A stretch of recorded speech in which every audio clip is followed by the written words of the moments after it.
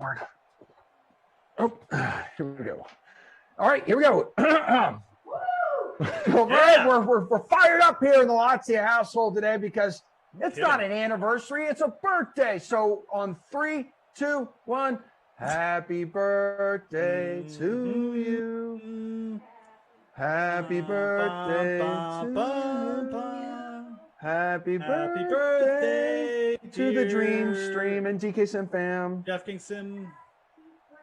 Happy birthday to you.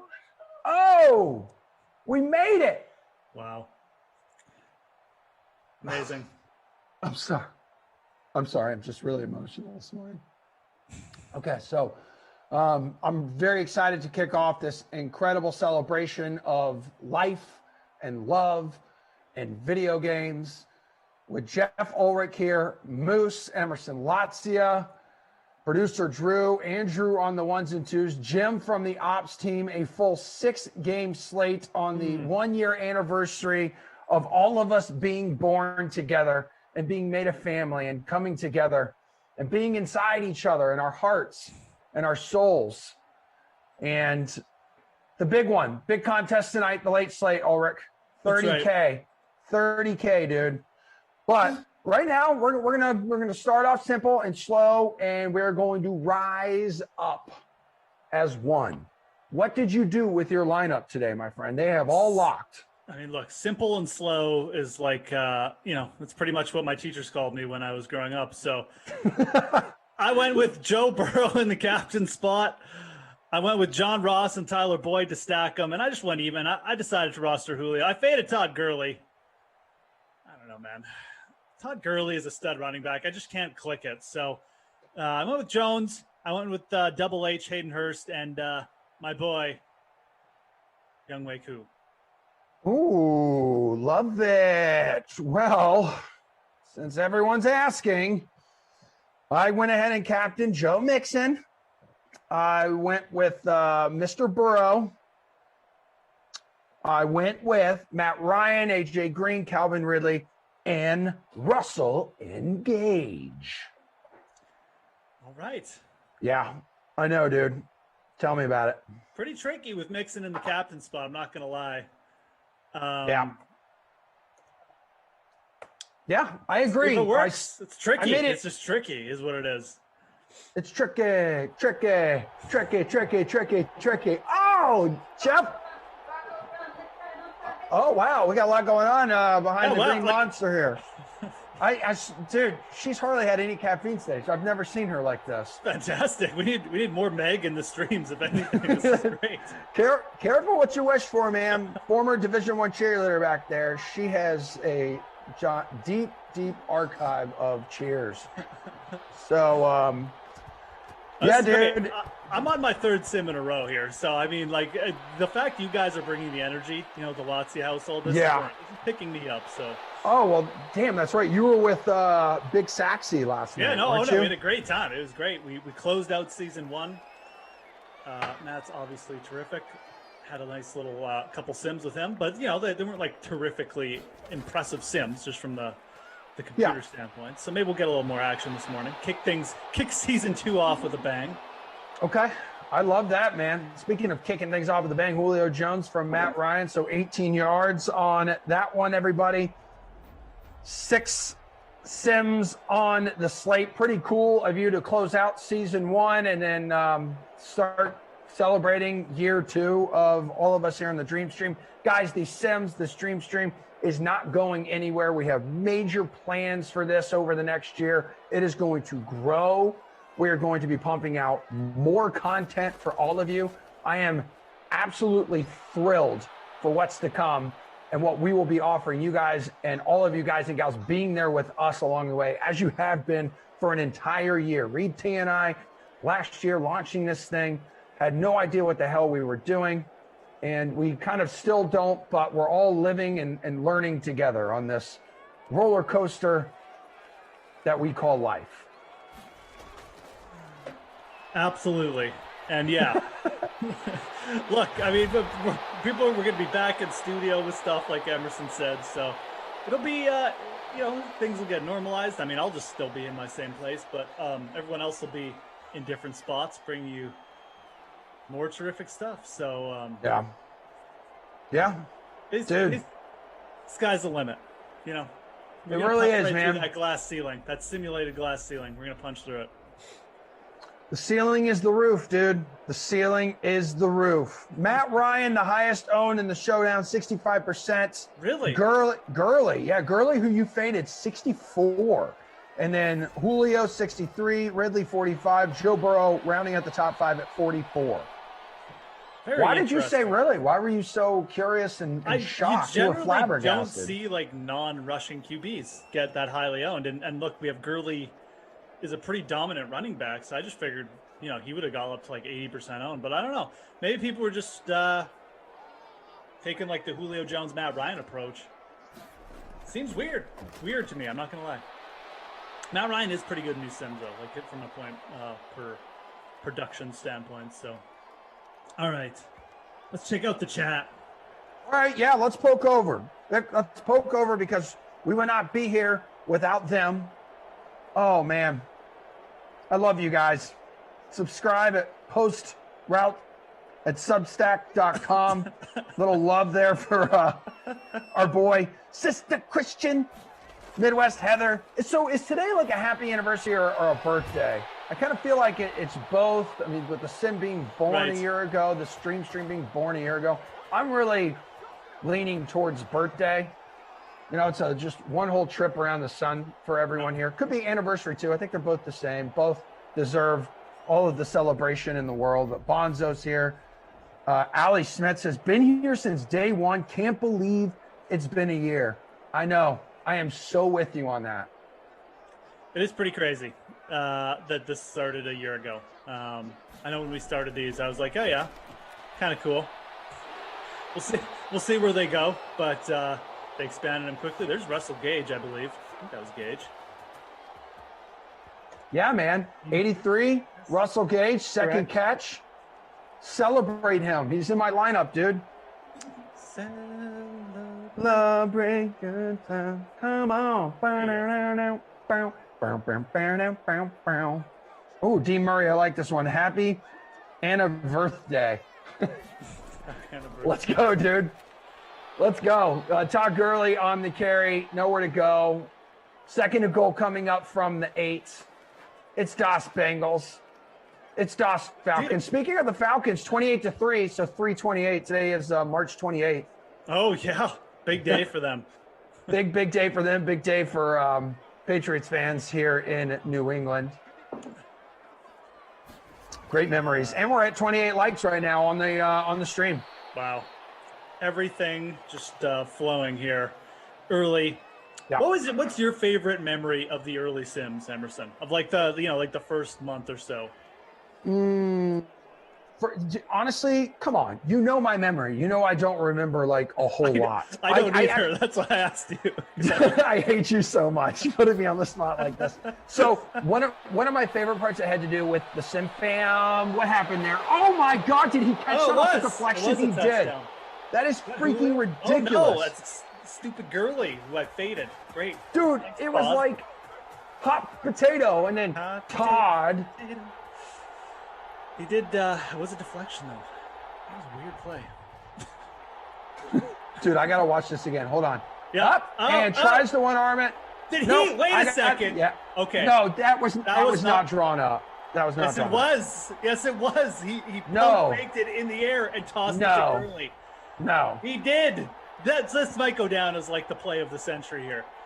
This is insane. I got to watch this again on YouTube. He absolutely went in the air, pump fake, and then hit Gurley on like the fadeaway. Okay, here it comes. I'm watching it on YouTube. Up. He did. He threw it to Gurley. He did. No. Right off the bat, season 2, bringing the draft. I love this, baby. Todd says, I made you a painting. 7-0. There's no other way I'd rather start off this sim than with magic, than with some play that Jeff thinks was drawn up, and I totally disagree. Dude, that's like Yeah. The sickest play I've seen in these sims was when DeMarcus Robinson went up, one-handed it on a 50-yard bomb, and then bounced off the defender like a trampoline, sprung up, and ran another 50 yards. That play, honestly, might have just topped it. That was incredible. It really was probably my favorite touchdown of year 2 here on the Dream Stream. There is no doubt about it. But going back to your question, I think one of my favorite parts, if I'm just talking first month here as Smoking Joe Burrow is sacked, was, remember at first, we weren't on camera at all. Oh, right. That's true. I forgot. That didn't happen, I think, until like a few months in. So one of my favorite parts, because you know how much I love talking about like just food and life and basically anything that's happening in the world besides what is on the screen in front of me. And so one of my favorite parts was people were like, this dude is definitely like 350 pounds. Like he eats so much. And like the cereal, like something's wrong with this guy. He has diabetes. And we finally popped on camera and people were like, that is not what I expected him to look like. So that was really fun. I should have just delivered my College Emerson photo to him. That's right. But that was cool. I mean, I probably just the interaction with the chat. It's what keeps me coming back after a year of doing these things. Did you have a specific moment that you really enjoyed early on? I have other favorite moments over the year, but you asked me just early on what my favorite moment was. Yeah, I mean, just working with Glash early on and just like the nightly, like what was he going to do to make this awkward or weird or like super entertaining was kind of my earliest memories. But and that was before you could see him. Before you could see him too. And that's the thing. Like, I forgot that we weren't even on camera right away. Yeah, it was like the first month or whatever. We were also doing like 3 a day for a bit, and then they bumped it up to 6. And yeah, I remember like just from a producer, like we Jay and Matt and Samir were always on these, and they were like the only 3 guys. Yeah, that was like early on too. With was it? I think the Mostert memory with Glash was early on, where that's where Meowster was born, where he worked, where I think it was 49ers Chiefs, and he thought Mostert was playing for the Chiefs, and Steve's reaction is still one of the better raw moments too on this sim in the first year. He goes, "What the hell are you talking about?" Which is an evergreen statement when you're doing a sim with him. But it was funny because we were getting names wrong left and right. I still get names wrong now. But that was hilarious. But it was like yesterday I was even playing golf with Samir, and I forget which tight end. I think he was talking about Ryan Griffin, like which tight end like he was. And I'm like, oh, you mean like for the Jets? I'm like, the only reason I really know that stuff is because of Madden. I don't care about a tight end too in the NFL. I mean, just the roster knowledge that we've gained from doing these sims is like incredible. I mean, the fullbacks, the tight end 4s, we're all basically just experts at this point. We all work as like, in the back end for like a big broadcast network. Just being like, that's a tight end 4. Dude, it was like, especially in the 2020 edition of Madden, like, holy hell, the fullbacks and tight end 2s and 3s. And it always seemed to happen when I'm on like a sim too. That's why we joked around. It was like a superstar trait of mine, where it was like the depth chart diver, and these tight ends would come out of nowhere. But now I see them on the waiver wire in real life. I'm like, he had a good run. I loved it. I loved that guy when he had that vulture touchdown in that sim back in May. Yeah. Oh yeah, here we go. Anthony on YouTube says the 6-minute quarters. I forgot about that. We started with 6-minute quarters. Oh, yeah. Then we went to 8. Those games went by in like 30 minutes. Also, do you remember, like, we started off with the one day with Reed and I, and then we just went to 3 a day. Yep. And then I think we eventually increased it to 6, like months in. We went right to 6. And then we started throwing content between. Well, yeah. Go ahead. I was just gonna say, when we went to 6, I was like, how is this gonna be possible? Yeah, me too. I didn't think it was sustainable. Just with the manpower we had, I was like, wow. No, I totally agree. As Joe Burrow picks up first down there on 2nd and 10, that's going to bring us to the end of the first quarter. 7-0 Falcons leading the Bengals here, guys. But I agree with you. I remember like all of us being on the Zoom call that day, and he was like, "So we're thinking about going to 6," and I'm like, "You want us to talk about these? Like, and we're going to 8-minute quarters, going to 6. I was like, dude, we're looking at like an hour 15. How do you want us to fill all this time? And then they're like, we want to add content between the games. I said, what are you talking about? And now it's like I could talk a dog off a meat wagon. I can literally talk about anything and everything and fill up an hour and a half if I have to. All of us can. Yeah, it seems so weird right off the top when he was like, yeah, like just a stream all day. You're like, whoa, wow, okay. Yeah, and like I said, we got big plans here too. We're going to be adding a lot more content coming up. Should be exciting. And then we had the paid contests, like when those came around, obviously giving people more chance to play these and different contests. So another milestone that was reached in year one. Dean Murray says when Rossi first started, he could not get a name right to save his life. I know. Even Jordan Lindenbaum's like, I remember that. I was at someone's house and had the sim on their TV in the background. I was like, who is this doofus getting everyone's name wrong? It was Jason Rossi, man. Took a page right out of Glash's book. Who's embarrassing the Sims?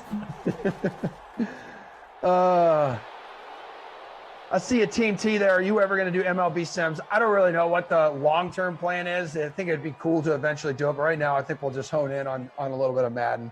But we'll see, man. We'll see what the decision makers have and what they decide to do. A lot of content, though. There'll be some baseball content, though, we'll be bringing you guys throughout the baseball season because that one, first pitch is this Thursday, y'all. Full 162-game season. Let's go. No, I know. Glad to have baseball back. Like I said, I was talking about baseball with Lamarca yesterday, and I said, I like having baseball in the summer and spring. I'm not like a huge baseball stat nerd guy, but I do like it as a sport. And, I just couldn't get into it last year, the 60-game season. It was so weird with the weird pitching rotations.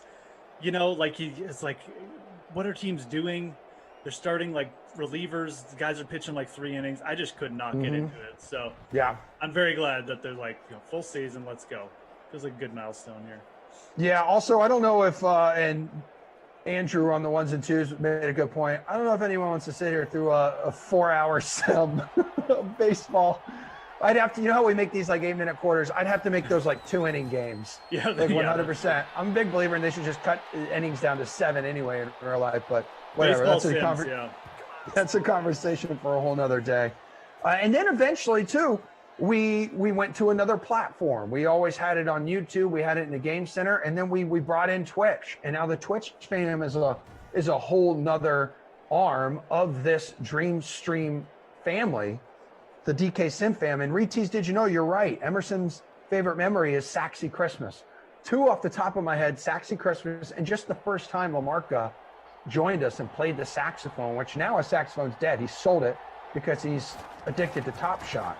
And could we have our first points of the day here for Cincinnati? The answer is yes. It is good. Randy Bullock from 40 yards. Did he actually sell saxophone? He did. And I'm not kidding you. I've said it a bunch lately because it still breaks my heart, but I have talked to him on the side through text recently. Everything is fine. He's okay because we were very, very close to starting a GoFundMe for him. Get the saxophone back to Matt. Yeah. It's like, Lisa's saxophone, that whole Simpsons episode. Yep. There is a big contest tonight, guys. When producer Drew told me about 10 minutes ago, there were 350 spots remaining in the $30,000 contest. Oh, is tonight. that it? Jeez. Yeah, so 350 spots remaining. It's $15 entry. I think it's first place gets $10K. So correct me if I'm wrong, producer Drew, because I don't have any of the information with me. I got it up here. First place gets $10K. Yep. Okay. So $10K to first, $30K guaranteed. It's almost full. So I'm gonna pop a lineup in here right now. Now down to 280 spots. So just within the past 10 minutes, there's been 70 spots scooped up. So you guys get in on that. Thank you as always for building a lineup in our free roll, which I am near dead last right now. So I'm perfectly fine with that because I've just been kicking everyone's ass lately. So it's about time I get knocked back down to earth. And, I'm humbled. We've got a little KC Tampa Bay matchup, too, I see there. And little revenge game for the old chefs.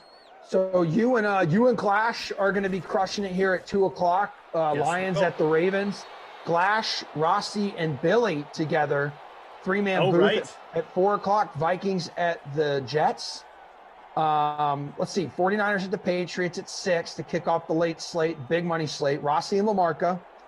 Chiefs at Bucks, 8 o'clock. Kaufman, Tom, and a special guest. And then Texans at the Saints with Lamarca and Tom and a possible special guest. Wow. Special guest galore. I know. I thought this was too much sexy to start off the sim with you and me, but apparently it's going to get even thicker and thicker with Lamarca coming in. 3-man booth. Billy will make his return. Who knows what injury Billy will have right now? He is Mr. Glass. What happened to Billy? Give me the lowdown. Did he suffering from? A few weeks ago, he broke his wrist on a Peloton, on a stationary bike. A Peloton. Yes, he did. Yep. That feels like it needs context. Yeah. It's there's nothing else you need to know. He's a guy who got hit by a car on a real bike and actually got out of that mostly uninjured. So he decided to get a stationary bike, and somehow, some way, he slipped, broke his wrist, and then to get his wrist looked at.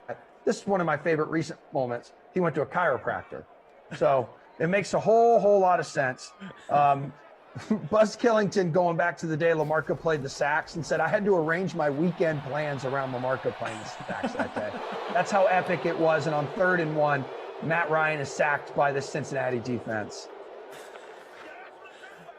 I love that people just arrange their day for these sims. It's amazing.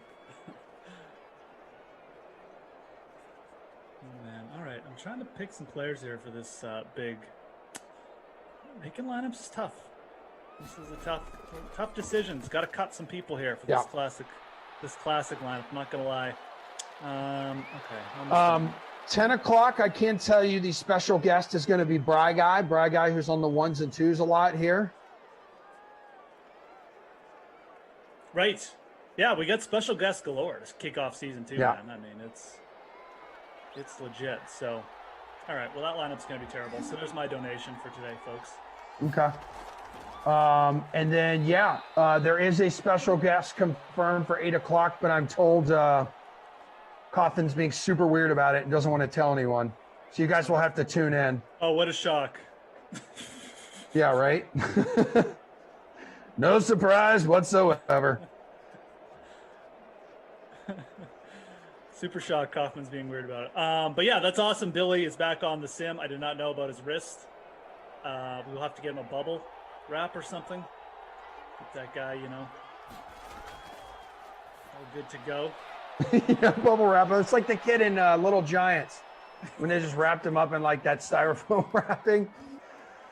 Bubble Boy Billy, we'll call him that. He'll love that. We have 425 people hanging out with us on YouTube today. This is all about you guys. Feel free to share your favorite memories over the past year. I know we did a lot of this when we kind of moved on to Madden 2021. It kind of felt like a year anniversary, but this exactly is the 1-year birthday, 1-year anniversary of the DK Sim Fam, the Dream Stream.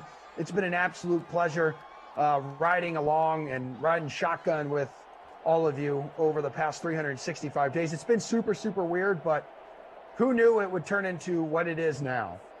And I'm extremely proud of what we have done together. And the only reason it continues to grow is because of the support all of you show DraftKings. So seriously, from the bottom of my heart, thank you, thank you, thank you. I know Jeff feels the same way. So does our all-star team behind the scenes who have been here for the whole time. Producer Drew, Andrew on the 1s and 2s, and even Jim on the ops team. And the ops team has been a very sticky and moist glue, keeping us together, continuing to add up scores manually from home. Yeah, man, they get the hardest job. Can you imagine if we were on the ops team and adding up the scores? Oh my God. No, it would be straight up hell, and it would be really, really awful. There's some folks in the chat who are very passionate about the scores being updated right as they happen, not realizing we're doing it from home, and the ops team has gotten it down to where it's almost being updated as it's happening. But if they're about 5 seconds behind, they're like sometimes they could be like those annoying people at a stoplight. The light changes green. It's not even half a second. Someone's honking at your ass to go, and it's like, dude, it just changed. Like, can we please calm down? There's a special place in hell for people who honk at you like that.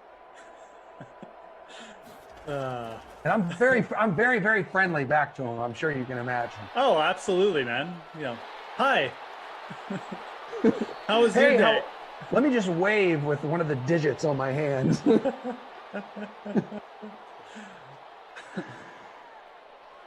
How have you been? You been okay? I've been good. Just busy, doing some more Sims with just doing a few more Sims mixed in there. Got still golf coming up, Masters coming up. I'm just kind of in March has felt like one big, just kind of waiting to get to April. Doing a lot of NHL as well. The NHL grind's fun, but I really feel like with the Masters coming up and summer and spring and some nice weather, I feel like March has just kind of been I'm just waiting to get through it. So it's been good though. A good little routine here. Nothing to complain about. Weather's actually been nice where I live too. So maybe that's made it go. Yeah, we've got about up here. We got about 100% chance of rain. Should be kicking in around 1 o'clock. So it should be super, super fun walking both dogs today throughout the afternoon and evening time. Shout out to everyone here on Twitch today. Buggy Boo, Wes is here, Blake, Piercy, Ree-T, I saw you earlier, my friend. A Germ. Oh, what do we got? Little Julio Jones. Me and Julio down by the schoolyard. In the red zone, Matt Ryan's been accurate as hell. I don't even know if he has an incompletion. If he does, it's 1 or 2. I see everyone hanging with us today. That big 30K contest tonight. It's a late slate, $10,000 to first place. Spots are filling up fast. A few minutes ago, there were 250 spots. Producer Drew will keep me honest and how many are left. $15 entry for late classic slate. 222 left now. Wow. They're being scooped up. Scooped. Oh, Ryan goes down. Down goes Ryan. Yeah, man. We'll probably do some shopping, this afternoon. Maybe just go walk around Target and see what Target really wants me to get, You gonna bring the dogs in? Nope, absolutely not. Georgie? How's Georgie? Yes. Georgie's doing how's Georgina? She's doing fantastic, dude. Really, really good. She's getting a little better on the leash, walking alongside her sister. Some really good content on the Sassy Springers Instagram page right now. That's the Sassy Springers. What an incredible name. What two incredible dogs. Has it been easier to get her to do stuff like walk with Winnie, kind of just by her side, teaching her? Yeah, she's kind of catching on. Yeah. Yeah, she's catching on a lot. I knew that would be beneficial in the relationship with the sisterhood. She sees Winnie go number one or drop a deuce. She ends up doing the same thing almost at the same time. Let's do it. That really helps. Sis. Yeah. Hey, my kids do that too. Okay, so your one kid sees the other dropping a deuce in the living room, and then the other one does the same thing. I mean, they're 4 Emersons, so they don't do it in the living room. But yes. Oh, okay. They're like adults now. Basically. They certainly talk like it. So. Hey, Dad, make me some blueberry pancakes. Pretty much. Here's your kicker that you decided to roster, trying good for yeah. There you go. 4 points for you. 41 seconds to go here, and the Bengals will have all 3 timeouts. just see. Yeah. Do your kids call you by your first name? Morning, Jeff. No. Not yet. One day. I started doing that when I was 12. I'm like, Moby, go make me a Hot Pocket. Oh, I mean, as soon as kids figure out that that really just sort of bugs their parents, that they do it right away. That's what I did too when I was 16 or 18 or something. Figured out that it just bugged my dad, and I'm like, oh, I'm just gonna call you, your name now. Yeah. I want my kids just to call me bro or dude. Easily, if we ever have one, bro or dude is going to be their first word. Or something that I can't repeat on the stream here, too. Oh, man. Hey, guys, we're at 66 likes. It's the 1-year anniversary. It's the birthday of the Dream Stream and the DK Sim fam. So what do you say? For yourself. Don't do it for us. Do it for Jeff and his adult kids. Yeah, totally adult kids. They definitely think they're adults. It's amazing though when they go from like hit that like maturity kind of growth patch. They definitely go from like 3-year-olds to 18-year-olds. Anyways, that's a whole other sim stream we could talk about. Yeah, that may be some of the new content that we're actually adding to the stream. just reality TV of me trying to like talk to my kids in a normal way, which never happens. I think that was Tyler Boyd there on the catch. It was Tyler Boyd. Good catches. Yep. Yeah, I got to be honest. I got to apologize to Twitch because I always forget to open you guys up. You got over 50 people watching. Yeah, the man. Chat is lit there, so appreciate all the comments there. Yeah, we got a good group. Piercy, it's a good family. Comments. Yeah, absolutely, man. Twitch, another one of those things. Like we added it kind of, mid-season. We it was like a plot twist mid-season. Oh, we're on Twitch now, so yeah, my apologies. I'm like 50% hit rate on whether I have Twitch open or not, and I didn't last night. So I do today, though, folks. I do today. Okay. I'm there. Yeah. I'm seeing you. And I've enjoyed it too because we've taken a lot of the friendships and relationships that we've like made. It's kind of crazy because for the longest time too, during quarantine, like we weren't going out anywhere. This was the only time I was really having like human interaction and talking to people, and it felt good to come on here and kind of distract my mind from the crap that was happening in the real world. True. So I've connected with so many of the members of the DK Sim fam, like either on Twitter or on my award-winning Instagram account. Like this is something that I truly appreciate and I continue to do. Like anytime you guys want to hang out or talk about anything, I'm always there, man. Let's do it. Share dog pics. I love when like someone on the DK Sim fam just randomly will like tweet me a picture of their dog or just something that they're eating or crazy food or a cereal. You guys know I'm a serial killer. That's a cereal with a C. So I always appreciate the interaction outside of the Sims as well. And just to that point too, like, obviously the interaction in the chat, talking other fantasy sports, you guys showing up for things like the NBA and PGA Prelog Live. That's all part of this. That's where we're trying to build it for you guys, give you a little bit more content. Obviously you guys are all big into fantasy sports too. So yeah, man, it has been cool. Absolutely. I agree 100%. Some people always tweeting me funny stuff. I love it, man. Like it's been really good, positive for all of us. Trust me when I say that. It's not just us being up here being like, oh yeah, we're trying to pander. Like we've all enjoyed this 100%. No lies. It's gonna be a long field goal for Fat Randy here. What is that? Just under 50? Is it? Which is just under 50 yards? I think it's only 4. Under 50. Yeah, 40. Okay, so just 4 points for you. And we do have breaking news, so he's going to go ahead and break it himself in the YouTube chat. No, that's like the Monday Night Football song. Oh. You got to do the breaking news banner that Jesse and I are known for on the sweat is. Right. Eric Winalda on YouTube. Emerson, it's me at 8 o'clock. Breaking news. Oh, wow. We were going to surprise Tom because he had a go at me yesterday, but yes, I'm joining the stream and I can't wait. So there you go, Kaufman. The secret is out. The cat is out of the bag. Yeah. This announcement is the cat's pajamas. I like the fact we're breaking it too instead of Kaufman breaking it. This is this is great.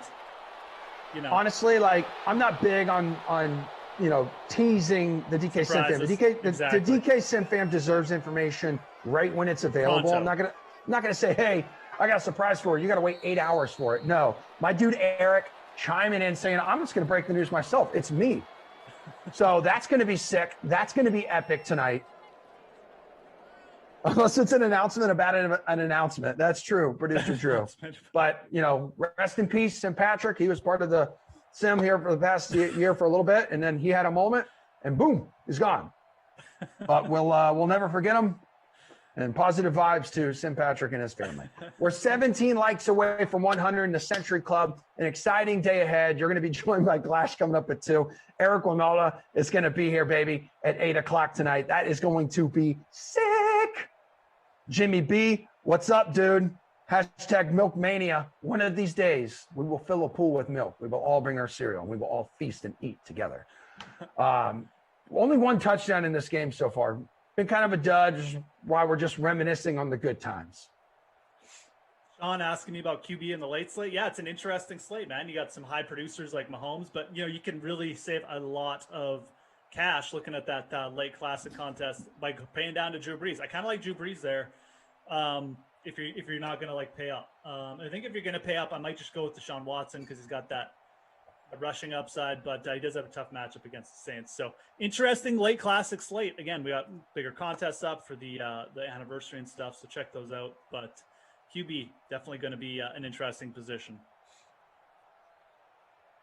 Yeah. If you guys have any other questions as you look at the late slate, I know there's a lot of cash up for grabs. I mean, feel free. We got one of the DK SimFam and Madden gurus with us right now in Geoff Ulrich. Also with a lot of news going on in free agency recently. If you guys want to talk football, I mean, it's Sunday morning, whatever weird stuff is on your mind, let's go. You know us. We'll take this conversation in any direction whatsoever. You getting pretty excited for the new football season with Trevor Lawrence and stuff and a few Urban Meyer. I like the Urban Meyer. I have ordered a shirt with the picture of Trevor's face on it, and it's in black and teal, and it just has hope. So that is it. And for the first time in a long time, I've got a little bit of hope. There's a little bit of light. It feels like at the end of the tunnel. So I am worried. What? About Lawrence. I hate you so much right now. but tell me why. It's not a talent thing. It's not like, oh, he's going to be a bust. It's I'm watching college stuff from him. He likes to run. He's a good runner. But his style of running is like, oh, I'm a linebacker. I'm going to send you into next week. It's not like, oh, I'm going to elude and protect myself. I'm just saying the first thing that pops to mind when I see him run is he's gonna get injured. So that feels like that might be my biggest worry with Trevor Lawrence. He's gonna try to do too much. And, I mean, don't you think that's something they'll put the kibosh on though? They'll be like, we don't really need that. We've got this James Robinson dude, this beefy bro right behind you. Hand it off to him. Let him do the damage. I don't know if you can put a cap on a guy that's athletic like that, but. It's kind of like Josh Allen, right? But Josh Allen is big and actually is a linebacker. So Lawrence is big too, but that's my only worry. I mean, again, I'm just projecting from what I was watching. If you all three of the top QBs are fantastic rushing quarterbacks, to be honest. But if you watch their tape, Lawrence is the guy who continuously just seems to want to get hit. So that's just something that stuck out. I'm just saying. Otherwise, it's going to be fun. I will say I really like the Urban Meyer hiring. I do. I know people from the college ranks are like, no, well, he's wishy-washy, but the dude just wins. So I feel like with the NFL, he's just gonna figure out a way to get a winning team there. He's just gonna do it. So I think he's gonna realize early on there are other people above him who he has to report to. You were the judge, jury, and occasionally executioner in college. You were the top of the pecking order there, but in the NFL, you're not. I think he's a guy who's going to come in and establish a culture in the locker room 100%. And I think a lot of the young guys are going to respect the hell out of him because of likely him, beating them in college football and seeing everything he was able to do recruiting. But this also isn't. Yeah. This is not a situation where you walk into one of these dudes' living rooms and they're drooling all over you, and then they're just going to be like, "Yeah, I'm going to come play for you." There's money involved and all sorts of stuff. This is a whole different beast. And we've seen guys, make the trip to the NFL, make the leap to the NFL, and some it works out, some it doesn't. And one of the great examples people look at is Nick Saban in Alabama. And some are just meant to be better college coaches. They just like that. And I hope it works out. I'm a freaking Jaguar fan, for crying out loud. I want him to prove the haters wrong. I don't know what to expect. Hell no. Well, give me something good, please. I think it'll be interesting. I wouldn't be shocked if they were pretty competitive next year. And they're in the right division to be competitive right off the bat with a Lawrence and Urban Meyer as coach, because the Colts are good. The Texans are going to be absolutely just a steaming dumpster fire. And then the Titans, the Titans are good. They got really good pieces on offense still, but their defense is still very questionable. So perhaps a team that could be had for second place. And if Carson Wentz falters a bit, who knows, man? I think that division could be a little closer than people think. I think Jacksonville will probably be make it like a competitive threesome, so to speak. So, Okay. Eric Winalda chiming in. Emerson, I might go eat cereal and intro my dog tonight in honor of Emerson the Great, king of the stream. Oh my God, what an absolute honor it is. Thank you very much. What did you guys have, Georgie? Like, was it more like, were you just waiting for her kind of like to be ready to go, or was it just like, oh, she popped up and like? Yeah, like, it was. Or what was the situation there? So the situation was, as we have 2nd and 10 here, and the Bengals trying to score their first touchdown of the game. The situation was when Rufus passed away last July, we put deposits down for a couple springers. We're just a Springer fam. That's what we love. It's a breed we absolutely love. Brings us a ton of joy. My wife grew up with them. So Winnie's the one who came out of like nowhere, and then we were going to push back. We still left a bunch of deposits out there. We kind of like forgot about them, and then they kind of called us up and they're like, hey, so we're going to have like a litter and these are going to be ready to go soon. I was like, well, holy hell, we've always wanted 2 dogs. Let's just do it. And, 3 weeks so far, it feels like 3 years. Is Joe Burrow wide open, back in the end zone. Touchdown, boys and girls. I think that's AJ. Couldn't tell. Yes. Yeah. AJ Green. Let's go. The Green Machine. Cincinnati taking its first lead of the game, but we have a booth review. Uh-oh, this will stand. They always stand. Oh, that's cool. Yeah, right. You just kind of throwing deposits out there, seeing what's available, and you got to do that with especially if you're doing like dog breeding. But that's funny, man. That's great. Yeah, 2 dogs. That'll up your that'll up your busyness right there. Yeah. But it is good to hear you have so much faith in America's team coming up in the 2001 season. Aaron L says, Jaguars, baby, let's go. Duval till we die. Ashley Edwards really wanted some Knicks in there, as did I, Ashley. I captained that son of a gun.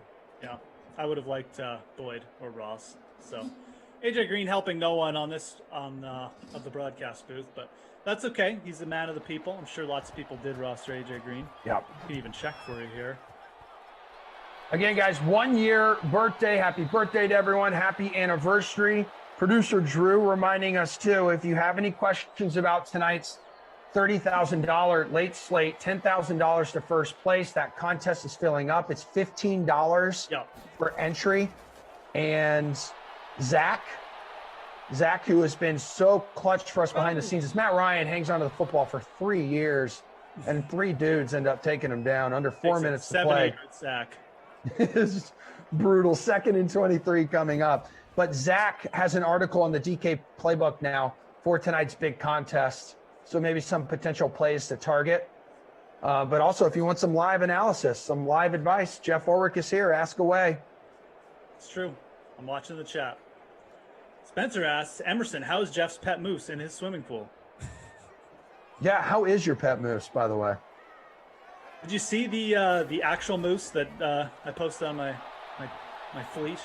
That was ago? Yes, I did actually. Yes, I did. My parents' dogs. I would walk and just ran into a moose. That's really frightening, dude. It is, but they're like moose are just like they don't do anything. You'd have to really rile up a moose to get them to like charge you. Like they just don't. Are you kidding me? No, it's like if you're in their neck of the woods. Like I remember that when we were living in Salt Lake City, and we'd go up to this lake. I think it was in Little Cottonwood Canyon, as Matt Ryan nearly sacked again, throws it away. Went up to Dog Lake, and people always say, just be careful around, especially like the springtime after the large mama mooses have decided to give birth to a large child moose. Oh, okay, and yeah, so fair enough. Yep. They said if you're around there and there's a calf, and she's like, milking the mother. And they said, you need to run. Like, you need to get away. And there was one time my wife and I were walking Rufus, and all of a sudden we hear a crack, a tree limb. I look over, and there's this ginormous 5,000-pound beast with a, 700-pound child. And we had to run. We had to get the hell out of there, dude. And we did. Fair enough. The moose didn't see us because we were camouflaged when we hiked, so the moose didn't see us. But we got out of there, dude. Maybe the American moose are just more aggressive. I don't know. Canadian moose just don't seem to care. I mean, you Canadians are much more chill, dude. I'll give you that. Look, these moose that we saw, they live close to civilization, so they may just be a little bit more used to it. But it is true. You know, if you're around, obviously, a big animal like that, and they have babies. See, like, even Bill says, good to be cautious. Moose are intense, dude. Yeah. Yeah, I think, dude, you may have come across like the friendliest moose. Like you came across like Bullwinkle here, dude. I think I'm just used to seeing people, those ones. Also, my parents are those are my parents walking their dogs. They're complete morons. So for all I know, they got like chased back to their house by the moose. So. Must Be says their dogs got eaten. Okay, so now Must Be is giving me crap on YouTube. Says that's so American. The guy from Florida tells the Canadian what moose do. I'm sorry. I know everything about moose, and I'm telling the guy whose nickname is Moose, he should know better. You don't go up and pet and try to have a conversation with these things. They will literally eat your face. Definitely won't eat your face. Yes, but it's like Panda Watch.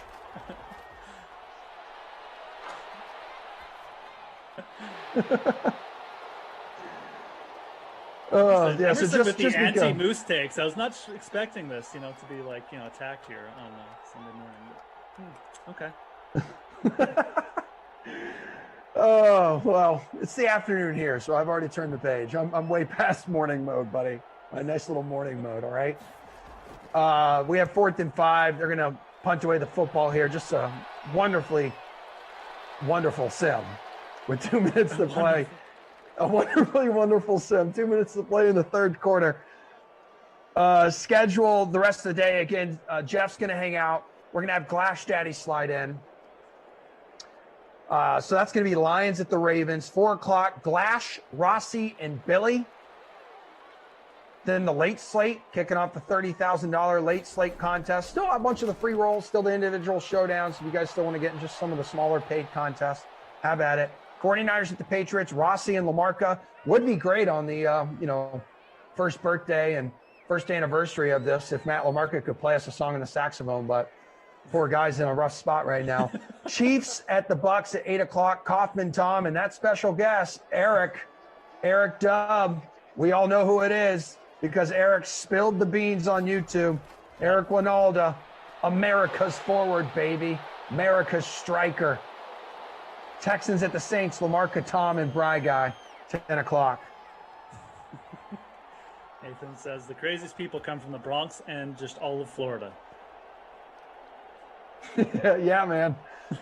It was weird, like, especially when I moved out of Florida. Like, people are like, I've never met someone who was actually, like, born and raised in Florida. You always think it's just people who are out of state who are crazy, who go down there and just make the state more crazy.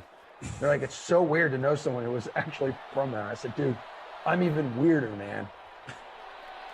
Stay weird, bro. Incomplete pass by Matt Ryan. 2nd and 10 coming up. 7 likes away, Jeff, from the Century Club. What would it mean to you to hit 100 likes right now? A lucky number 7 of people.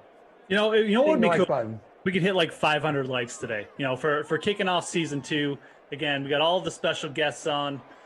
We got, plot twists, guys dropping in the chat, kind of just like airdropping in.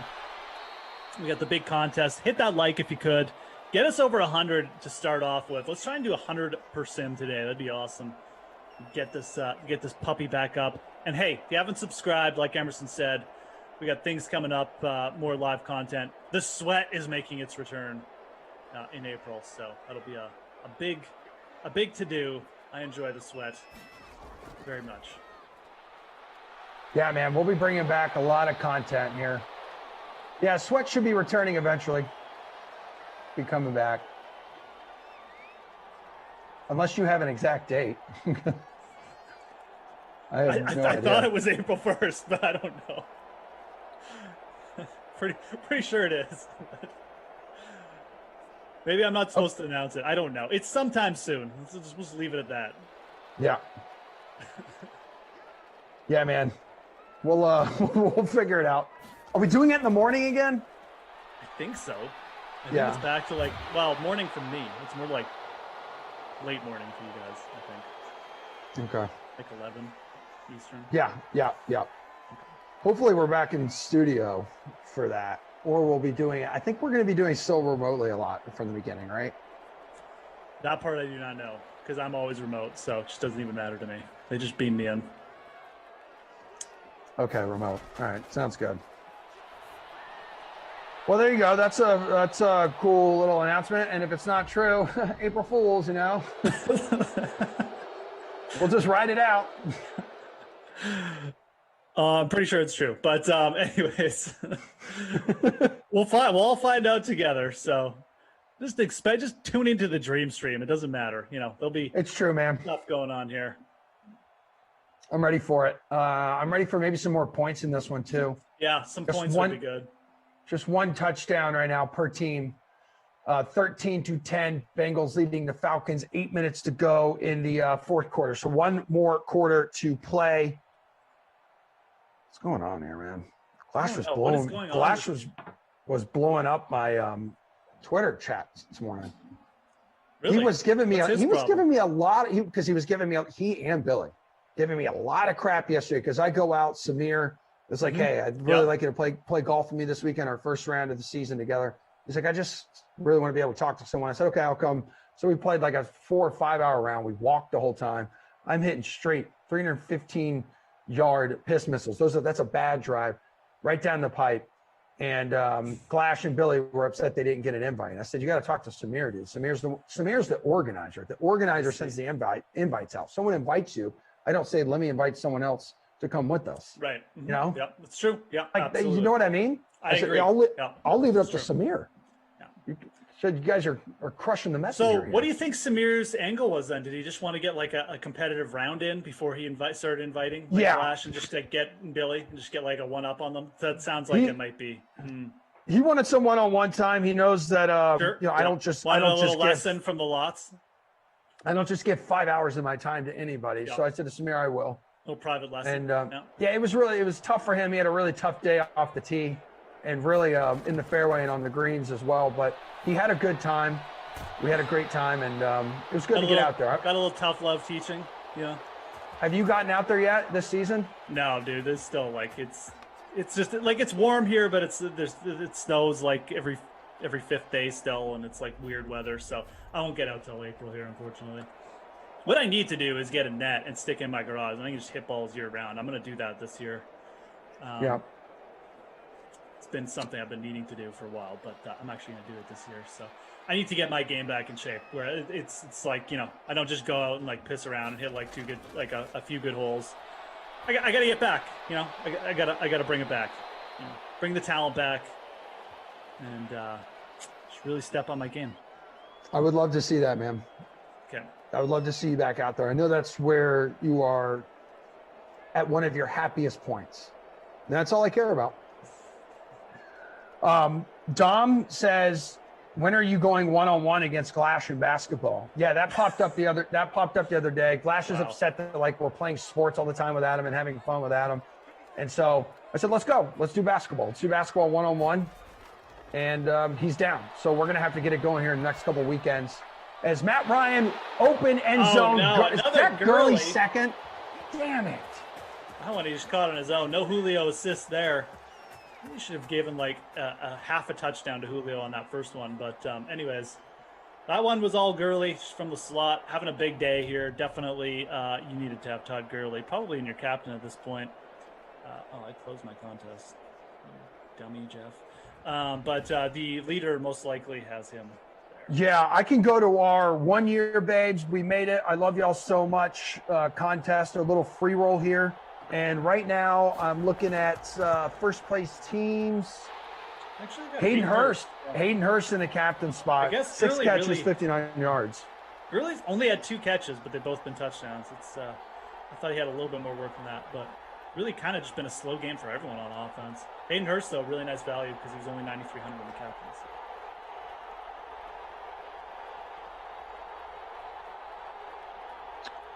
Let me pop over to the other contest that we have with a bajillion people in it. We have, how many contests did we get in for the first one today, or how many lineups rather? Just north of 9,000 entries. Yeah, Gurley captain spot, just under 28 points, dude.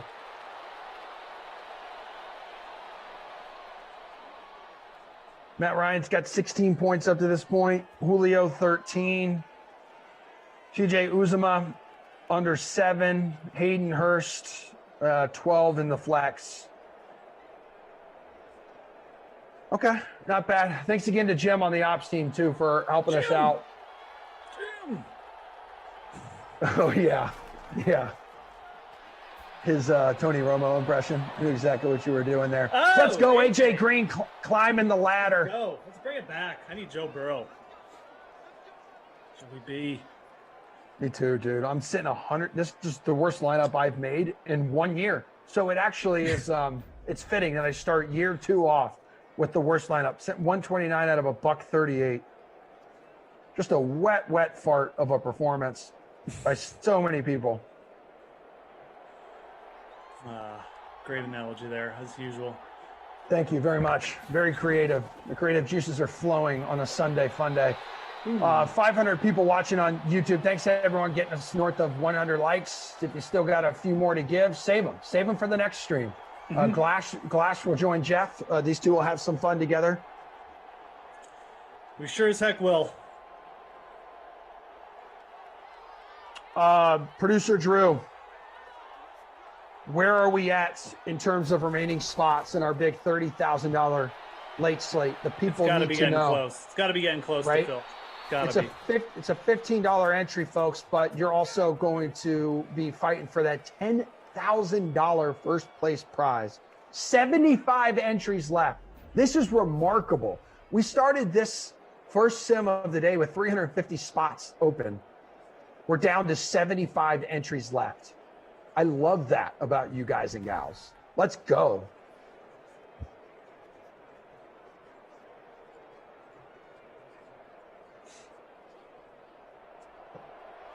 The usual suspects, team always here.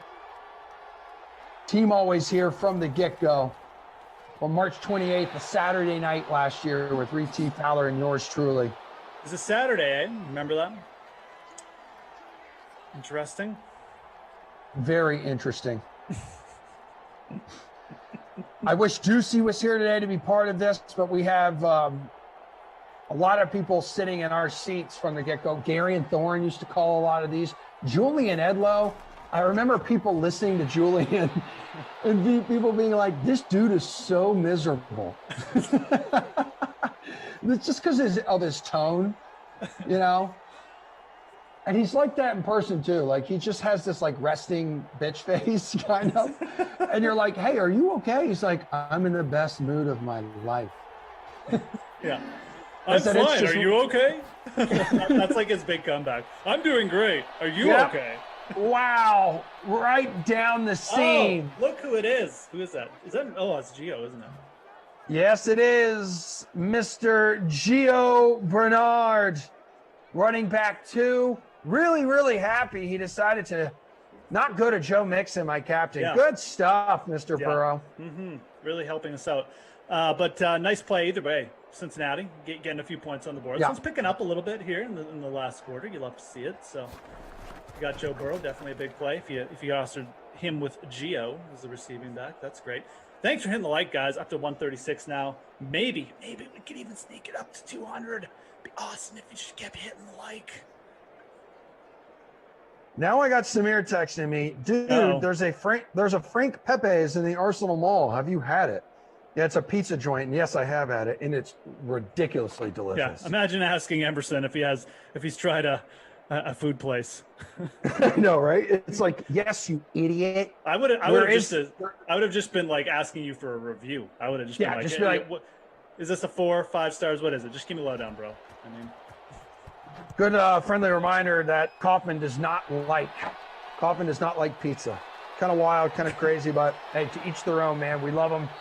Everyone's a little different. Stay weird, people. Bernard, by the way, 22.9% in the flex. So 22.9% of you and just north of 9,000 entries. Little smile on your face right now.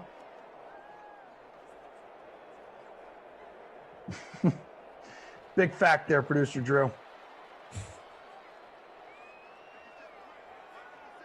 Yeah, the birth of the Krusty Kaufman was another milestone. You know, that was great. Yeah, you know what? And Sarah, Glash's roommate, honorary member of the DK Sim fam, especially the the broadcasting side of things. She has donated her creative juices to us multiple times, and absolutely hilarious. Yeah. So shout out to her. Shout out to all of our roommates who put up with us yelling and screaming about a bunch of random stuff all the time. Really was going for the gusto there. Yeah, absolutely, man. Shout out to all the significant other people supporting the talented Dream Stream crew, you know, the people behind the people. Yeah. People helping people. Because you at least have a house, like you have a room you could go to get away. Like I have a shelter. You have a bunker. It's like a doomsday bunker, and it's just your computer. It's like a doomsday closet. Games. Yeah. Yeah. Not us. Not in our little tin can of an apartment here. And I know there were you guys. Yeah. You guys are definitely like you and Glash, kind of the same deal. You know, yeah. You got to make do, and I appreciate that because we used to live in a smaller abode, and even though we didn't have kids at the time, like I'd always do stuff from my bedroom sometimes, or I know once Jay Pachetti sent me like this massive green screen thing, and like the room I was in, it literally went like wall to wall, like it was like the whole room. That's that. It's this like, thing behind me. My wife's like, "What are you doing? Like, we have no room to do activities." I said, "I know. I'm sorry." I took it out the first time, and it's just like up against the wall in the corners. I was just like, "What the hell are you doing?" Like. I'm like, well, it fits. I mean, I can make do here. Just can't use this room anymore. Yeah. It's the green screen room. But there's Gage there on a nice catch. So, yeah. Exactly. I mean, obviously there's other people working from home right now, but definitely doing like broadcasts and stuff, man. Yeah, I appreciate what you guys have to do on a nightly basis to make do in like smaller apartments. Yeah, early on too in these Sims, when we first started popping on camera, just for like a little bit, I think it was at the start and the end of the Sim. I was in my bed a lot. I would lay in my bed. The Emerson Bread broadcasts. Those were great. Yeah, those were wonderful. I do too. And you know what? From your floor too? Yeah, I was doing some from floor. Yes, I was doing some from the floor. I was doing my best to give Meg some space, but now that I have to have the ring lights to light up my incredible skin, that I can't do that anymore. I have to sit up at the kitchen table, the dining room table.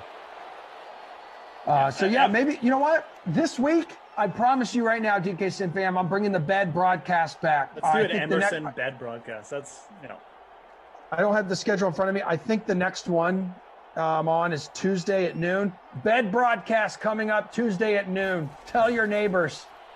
I won't be wearing pants. Oh. Matt Ryan sacked. They're down 3. Down 3, yeah. Second and goal. So, no, time isn't an issue here. They got 3 timeouts, still over a minute on the clock. So the question is, they're gonna be cowards and settle for a field goal, or are they gonna punch this in? Go play action. Come on, man! Go for the win. Maddie, do something. Maddie, oh my God! Maddie. Oh my! I hate him. I hate him. I hate him. I hate it. I hate him so much. I'm done. God. No, it's not over yet, babe. There's 55 seconds. It could go to overtime. Have some patience. We're going to go to Target. We're going to go to Sephora. We're going to all those places. Okay, I guess we're not going to Target. Never mind. Might be put off a little bit here. This is on 328 too. Matt Ryan taking like 3 sacks in a row here would be so. Oh my God, he's going to do it again. Dude, okay. Oh, no! It's a touchdown! Rejection! It's a touchdown, Matty Ice in his veins. Julio! And all of a sudden, Bed Bath & Beyond back on the Emerson Latzia schedule for this afternoon. We are so back, baby. Bed Bath & Beyond. Oh, my God. Let's go. By Matt Ryan. Jimmy B, yeah. I remember the would you rather questions. I love those between quarters. Those are fun. So we have a little something to talk about. I remember holding the mic too, Spencer and Buzz Killington. And I got this incredible lav mic, so now I can talk with my hands.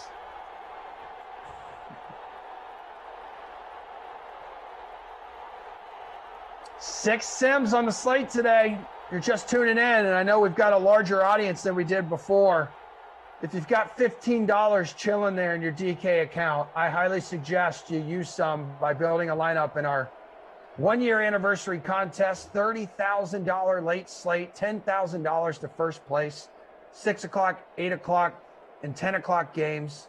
We got some great duos in the booth. Glash and Geoff coming up, guys, at 2 o'clock.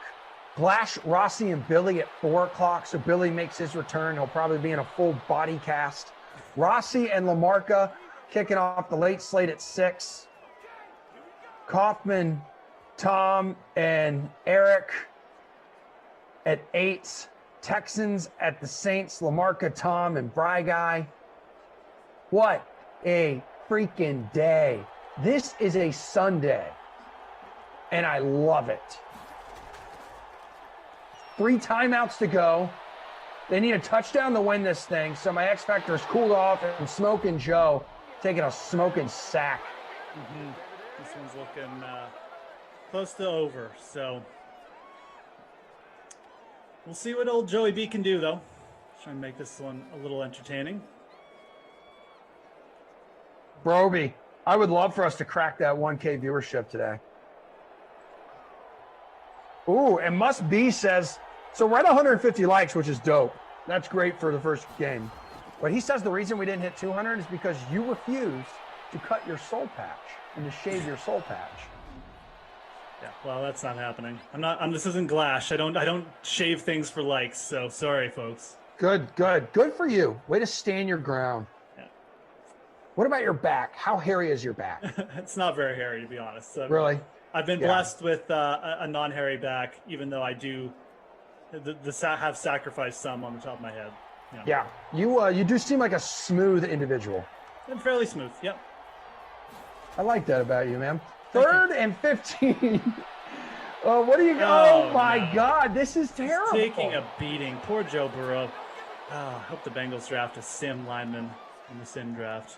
That isn't happening, but yeah, this isn't even gonna be close. Maybe they got one. They're from the 20. Maybe do a little out route to the 40 and then get one Hail Mary in. I don't know what they're going to do here. Probably just some weird chuck it down the field. Yeah, I mean, his throwing power is 86, and you get to that deep throw accuracy, which is 85 for Joe Burrow. I mean, he's not hitting the end zone here. And, yeah, I don't know if he's going to hit anybody with that throw. Was that caught? No, it was not. That was incomplete. So this is it. Yeah.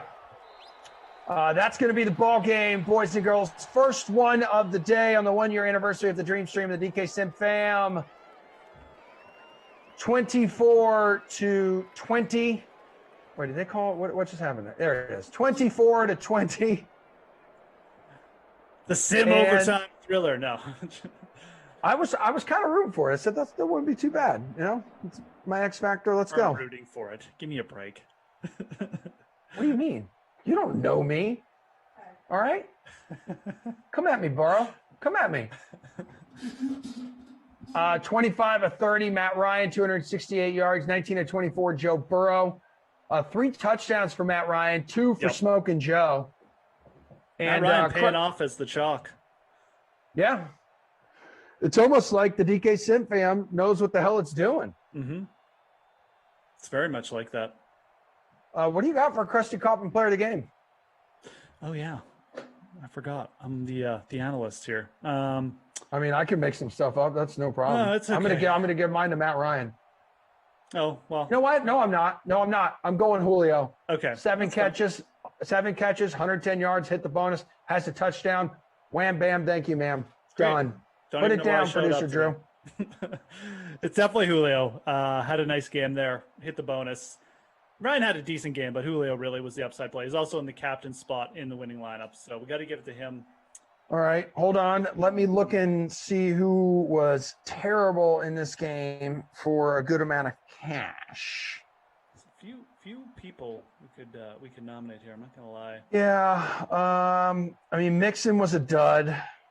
37 rushing bad. yards, 1 catch, only 6.9 points. That was in the captain's I'm gonna give you too. 2 choices: Calvin Ridley or Joe Mixon. Pick one. Well, both cowards were on my team. Ridley was all right. I'll go Ridley. 2 catches, 12 yards, 3 points in the flex. Out of here, dude. You will never, ever, ever earn a spot in my lineup ever again. Terrible.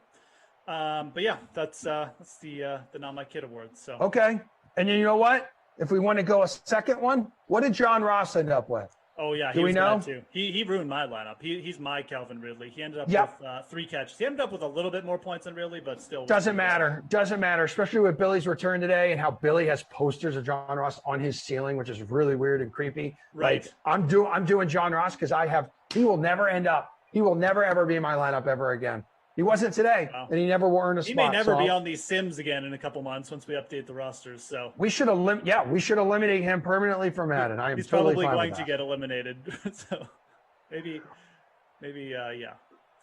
Producer Drew, one more time. How many spots do we have left in the big money contest tonight? 2:00. I can tell you, Lions at the Ravens. I'm out.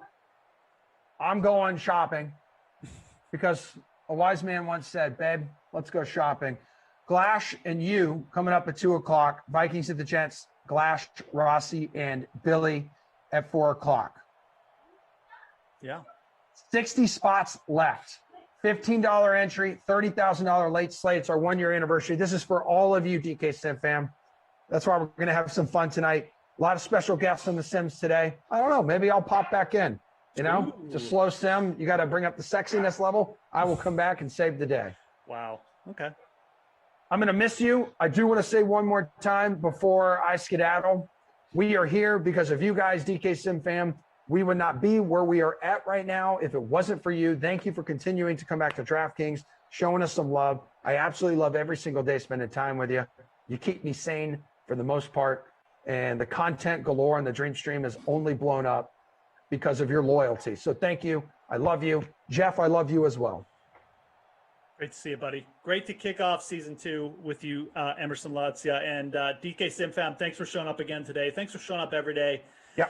I'll be right back. So, you get more of this, but yeah, let's have a good Sunday and get in that contest because it's about to fill.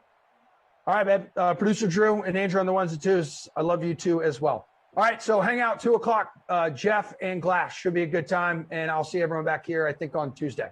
Peace.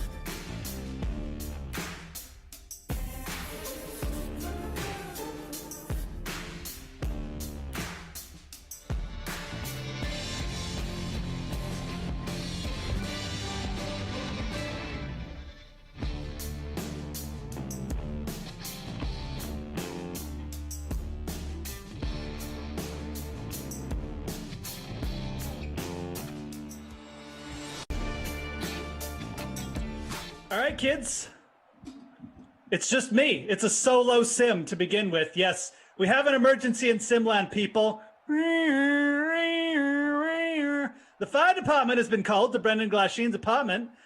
From what I've been told, Brendan was cooking a birthday cake for the sim. It was an ice cream cake, and his fire alarm is now going off. So we'll wait till we get word and that and under control. Hopefully everyone is safe in the Glasheen household, mainly Sarah. But it is me, Geoff Ulrich. I will be bringing you the sim solo until, Brendan gets the fire out of control. And yeah, that's pretty much it. You're stuck with me, folks. We got the Ravens. We got the Lions. Let's go. Let's do this. I will tell you who I rostered right off the bat. It wasn't Lamar Jackson. It was Marquise Brown in the captain spot for me. I did put Lamar Jackson in there and, snuck in a couple Lions players as well. But I mainly went heavy Ravens here. Lamar Jackson, kind of like the sim MVP, I feel, of 2021 Simville so far. So anyways, smash the like button for me. Smash the like button for Glasheen's ice cream cake. And let's go. Let's keep this loose and jacked and everything that Emerson would say, cool and kosher. And this is going to be a fun one because we're going to get Glasheen fire updates as we go. I will bring them to you, and we will and we'll do the play-by-play as we go here. I'm already getting an update. Glasheen says half my body is burned, second-degree burns, but I'm going to try and make a comeback. So we'll see what happens here. But I'm just joking. He doesn't have second-degree burns. But yeah, mainly Sarah for sure. That's who we're worried about. Noah says, how do you start a fire making an ice cream cake? How do you shave your eyebrows on the internet? I don't know, but Glasheen does these things. How do you lick fake snow on a broadcast? These are tales only Brendan Glasheen can tell. Anyways, we got kickoff here, folks. I didn't see who was getting the ball first. I think the Lions. Maybe I should pay attention to the game. There's Sim Matt Patricia. He fired. He gone. Prater. Baltimore seems to be taking this takes a lot longer pregame when you're by yourself. Not gonna lie, I feel like most times we just go right into it, but getting a lot of animation here as I'm noticing. Hope everyone's having a good day. Drop some stuff in the chat so I can so I got some friends and to talk to here. Who'd you captain? Who'd you guys captain? Like I said, I went with Marquise Brown. This is the return finally. Oh my god, a fumble right off the bat. Looks like Ravens got it back though. No, they didn't get it back. Detroit with the fumble recovery right off the bat. The Sim's like, okay, Moose, by yourself. Better pay attention, pal. I'm bringing the heat right off here. Detroit's going to have a great opportunity. Almost in the red zone right off the bat. Yeah, there you go. Detroit just flopped right on it. So maybe that was Duvernay on the return. I don't know. But turnover for the Detroit Lions DST right off the bat as well. Yeah, Moose Air can handle your broadcasting needs, folks. But definitely say hi in the chat because I will be there. My DK name is Wave Goodbye.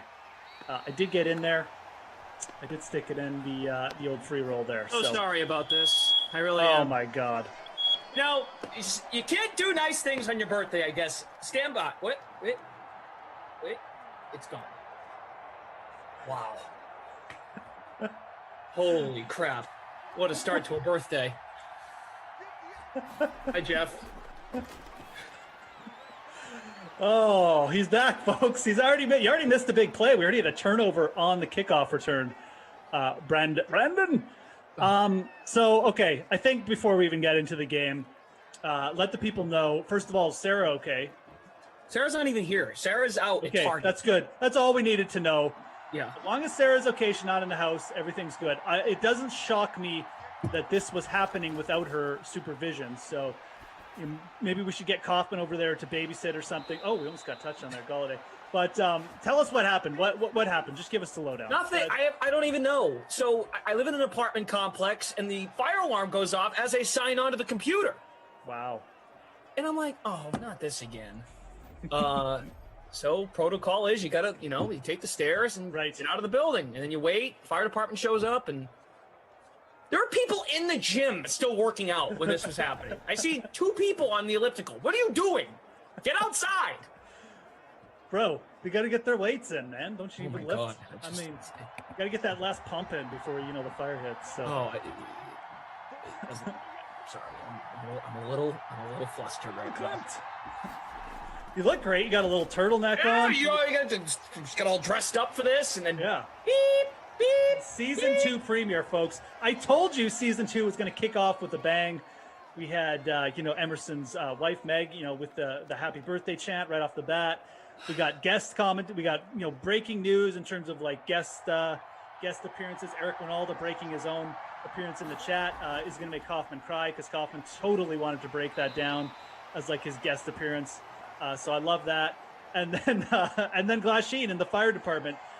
Dude, this is how you kick off a new season with an episode like this. It's just action-packed wall to wall. So maybe I should have a firefighter stop in and say hi. I mean, I was hoping for like a birthday cake or something, but if it's the apartments building, I guess we can't.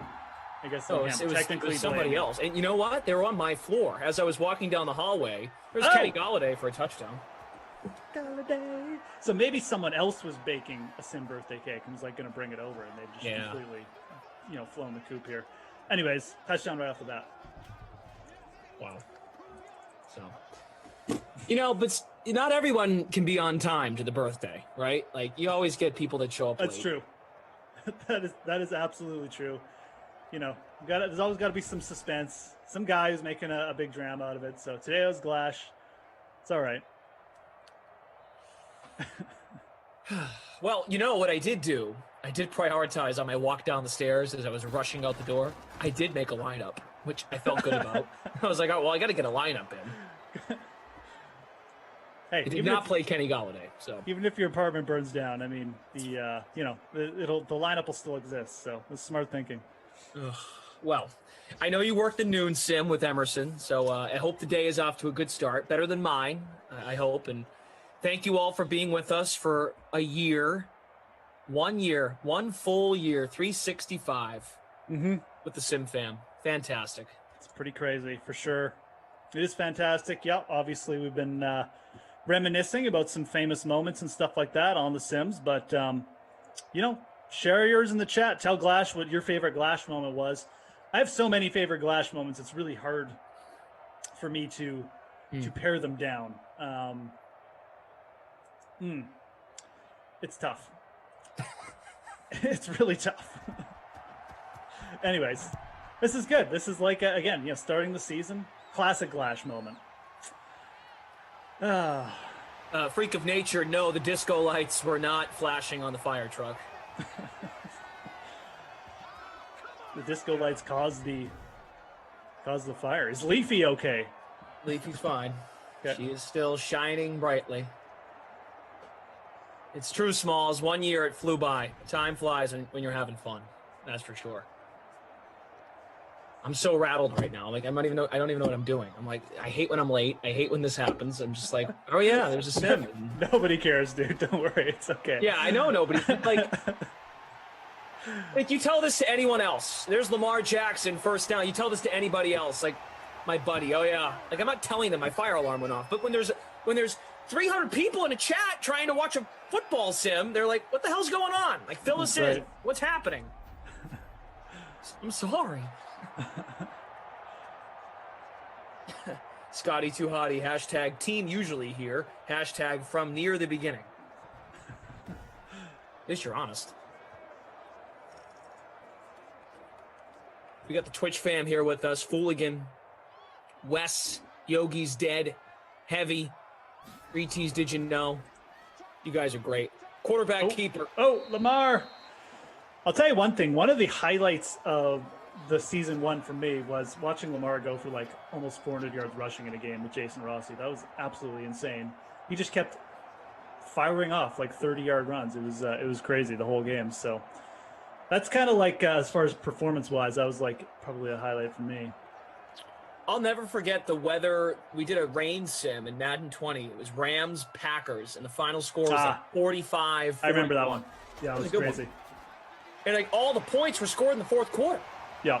All back was back and forth. It was very impressive. Jared Goff, one of his better moments.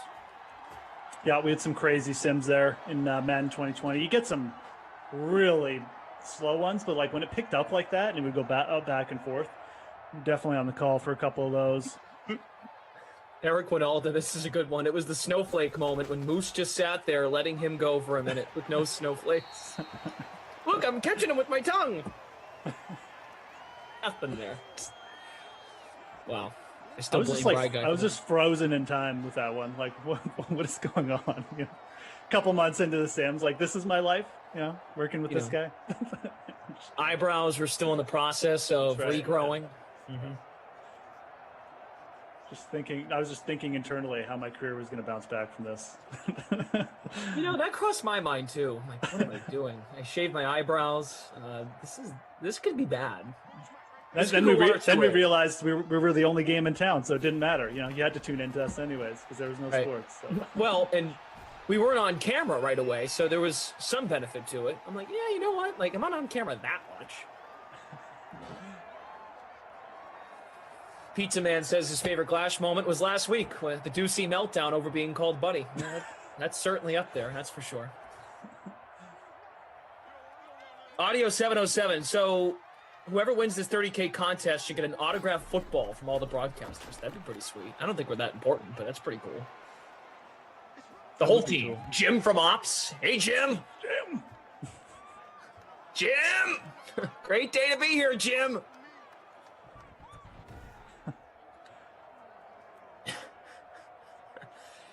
We have the Drew Stack on production, Andrew, our technical director. In true fashion, Chip and Skip filed their stories before deadline.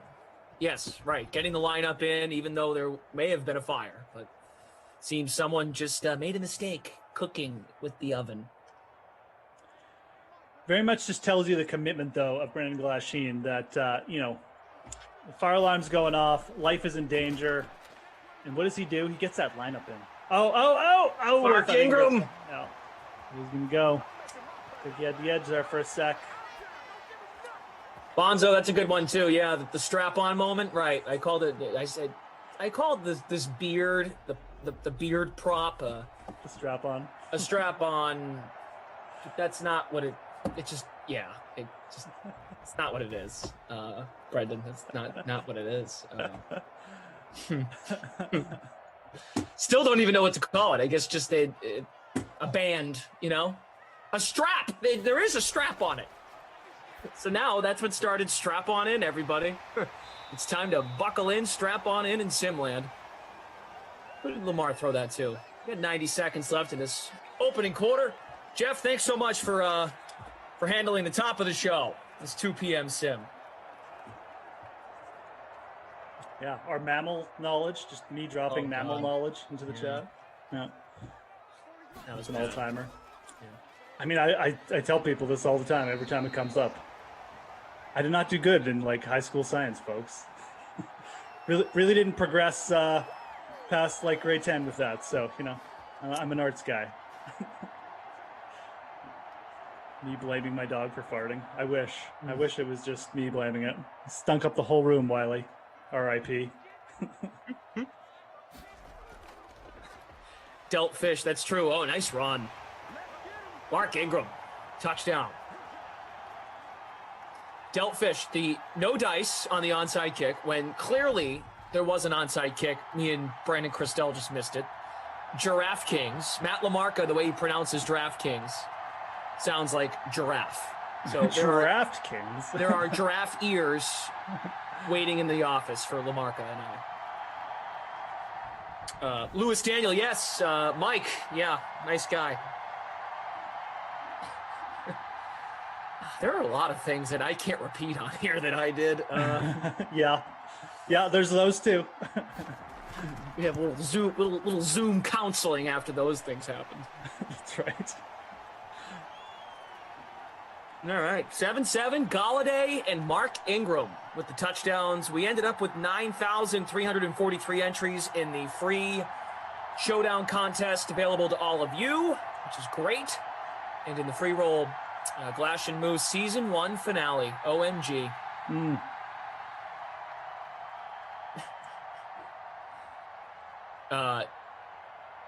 Andrew says live opening the packages. Yeah, there's still some packages at the office that I need to obtain.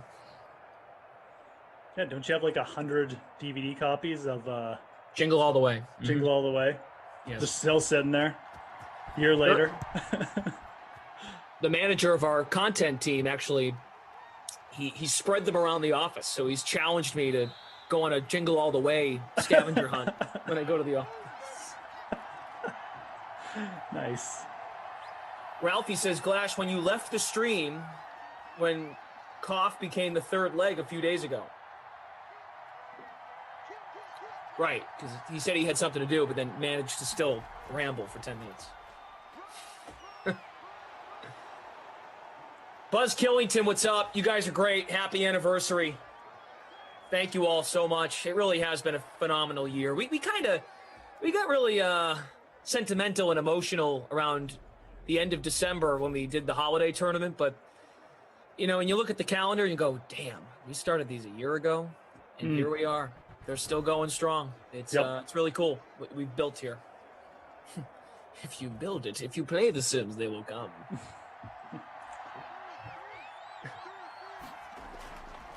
Yeah, Moose, Glash, I'll be here with a 3-man booth at 4 o'clock. That'll be great. Come on, Stafford. No. Billy Delaney, the babysitter, joining me and Jason Rossi. Yeah, that'll be fun. Obviously, Jason and Billy also doing like their pop culture podcast or pop culture pile driver podcast together. So they're used to working together. That'll be a fun one. Throwing a little Glash action, and you'll be off to the races there. But yeah, and then Kaufman's got his no more surprise guest, Eric Winalda. So again, thank you to Eric for dropping that in the chat. So is Winalda's going to go on the broadcast. That was actually Kaufman wanted that to be a surprise, but then Winalda came in the chat and just dropped it himself. So like I said, stealing the thunder from Adam Kaufman, really like that. Marquise Brown with a couple catches, no one else with too much. Well, That's because great. Emerson and I came on, we're running through the schedule for today, and we get to Kaufman's game, and you know the producers are like, oh, Kaufman's got he doesn't want us to let us know, he doesn't want us to announce the surprise guest. So of course Emerson and I are like, whatever, dude, we'll leave it for you. But then Eric came into the chat and just broke the news himself. So. Ready, Cough? Here's how it would go. 7:59. Hey, and look who's with me. There's the surprise. The end. He's on camera. Ooh. It is nice though of Eric to join us. It's awesome. Obviously, get under your table and pop up. Yeah. Ah! Come on, get under your surprise.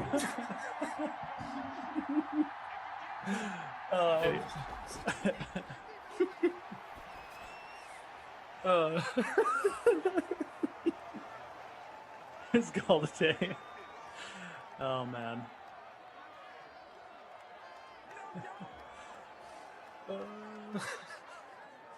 John Horn, we can't discuss. That's one of those things we're not allowed to talk about.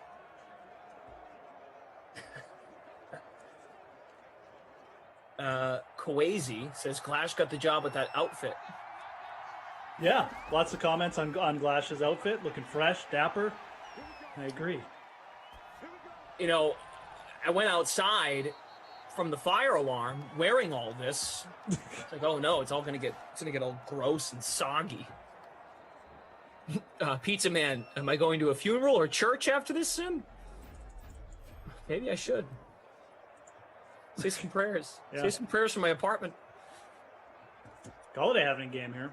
Yeah. Should be an interesting signing. I mean, I really like hitting Galladay as a player. So, I mean, I don't think it's bad for a team to commit to him. The Giants actually got, the deal the Giants got are okay, too. They can kind of get away from it after a couple of years. So it's not, even though it's like a 5-year contract, whatever, they can get out of it after a couple of years. They didn't pay him a lot of money, but I think it all comes down to Daniel Jones. Nice run, Kerryon Johnson to the 18. Lions are in the red zone. We're tied at 7. If you've missed the scores so far, Galladay has a touchdown. Been racking up yards, as Jeff mentioned. And Mark Ingram ran one in. Second sim of 6 on the 1-year anniversary when these sims started. March 28th, 2020. It's great to have you all with us. 5 wide here for Stafford. Backpedaling. Oh, And he's just going to take an awful sack. Jamie. I laughed. That was good. Freak of nature. You're going to wear that outfit to the foam party tonight? Yeah. That's right. That foam party at Chuck E. Cheese we keep talking about. Freak of nature.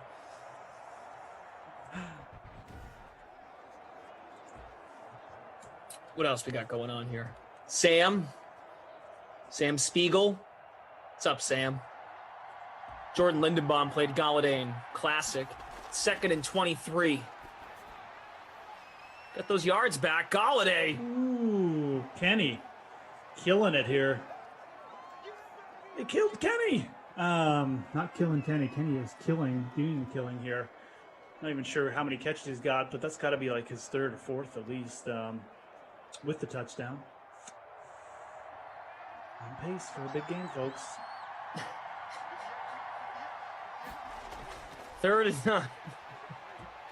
I love this one. Darnell's become one of my favorite people in this chat. There's Marvin Jones. Bless you, Sarah. Darnell, if you do the Elmo thing, I don't like that at all. But you had my tummy and my cheeks hurting on that buddy sim. There was a stream I did with Rossi. Yes, we made a ton of short jokes about Rossi, and he was just. We were pretending about Rossi having a car seat. I think Drew was on that sim. It was weird, but it was blast. It was fun. You were with Rossi, and you were making the jokes. Yes. Yep. Right. Rossi's a good sport. Big time. There's Amendola for a touchdown. Make it 13-7. All right, we're getting some points. It's pretty good. Yeah, absolutely. Whenever Detroit's in a sim, you never really know, but they're keeping pace here. So Galladay's been dominating. A little action to Amendola. I was going to play Amendola in my captain spot, actually, so now I really regret that. But anyways, nice start. What is my sim lineup? What is going on? Did I forget to put it in? Oh, no, there it is. No, wait. There it is. Okay. Yeah, I got Marquise Brown in the captain spot. Galladay up to 15.1 points. Yeah, I played Mark Andrews in the captain spot. And Boykin. Yeah. Andrews captained, Jackson, Marvin Jones, the Hawk, Boykin, and Kerryon Johnson. Yeah, I played Hawkinson over Amendola. That was a big boner by me. George in the chat. It's a great day for some football. Oh yeah, man. Even if the basketball is not your thing, the tournament, both men's and women's tournaments going on. We've also got the NHL, NBA, these sims. Some golf. Two golf well. tournaments. Some match play action. We got Scotty Scheffler, Matt Kuchar on the 18th.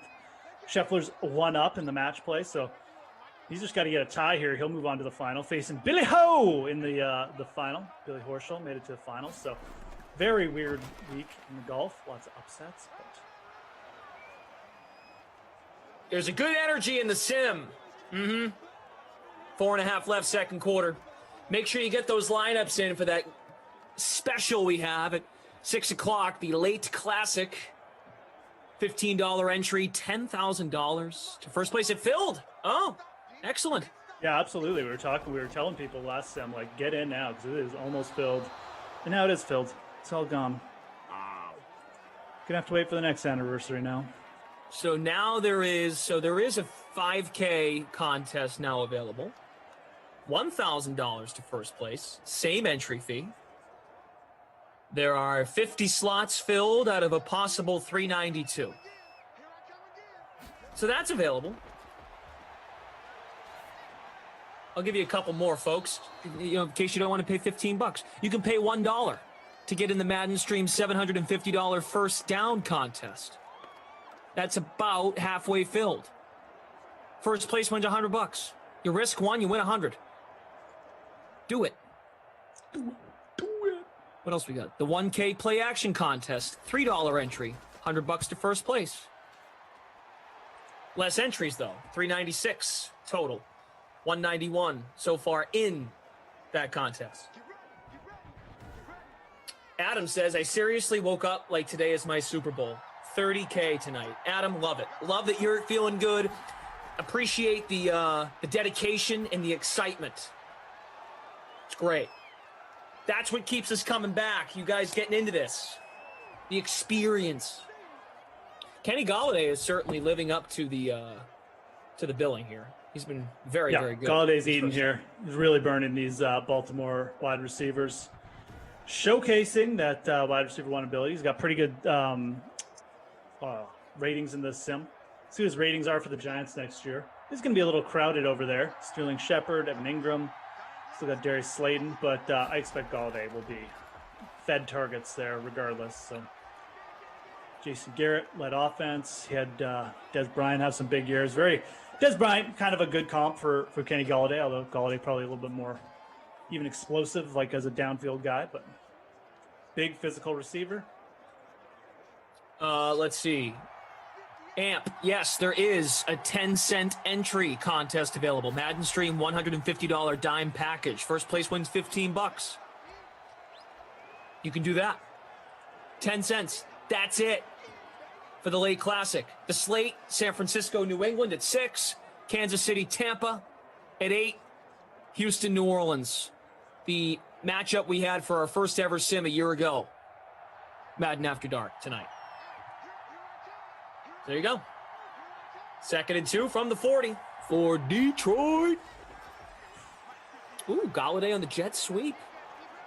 It's really hard. I really don't want to talk about like real NFL stuff because I'm just like reminiscing and thinking about all the wacky things that we did and how we got through the spring and really, the whole summer of just when stuff was not opened and we had to put up with each other for a long time. We really had no choice but to like you all. But I mean that with all the love and respect in my heart. Like you all and like each other. So we had no choice. We entered the Thunderdome together. Yep. One of my favorites was the creation of landmarks by the Sarah. Creation of landmarks is a great idea. Still to this day going strong. Krusty Kaufman now a sponsor of the Madden Sims. Really official airline. The airline is great. You know what I really appreciate about the airline is you took responsibility for your airline the minute it was created. That's right. Some people got their landmark and they just didn't want to take ownership. They didn't like it. They didn't think it was a good nickname. Metaphorically speaking, of course. Metaphorically speaking. DeAndre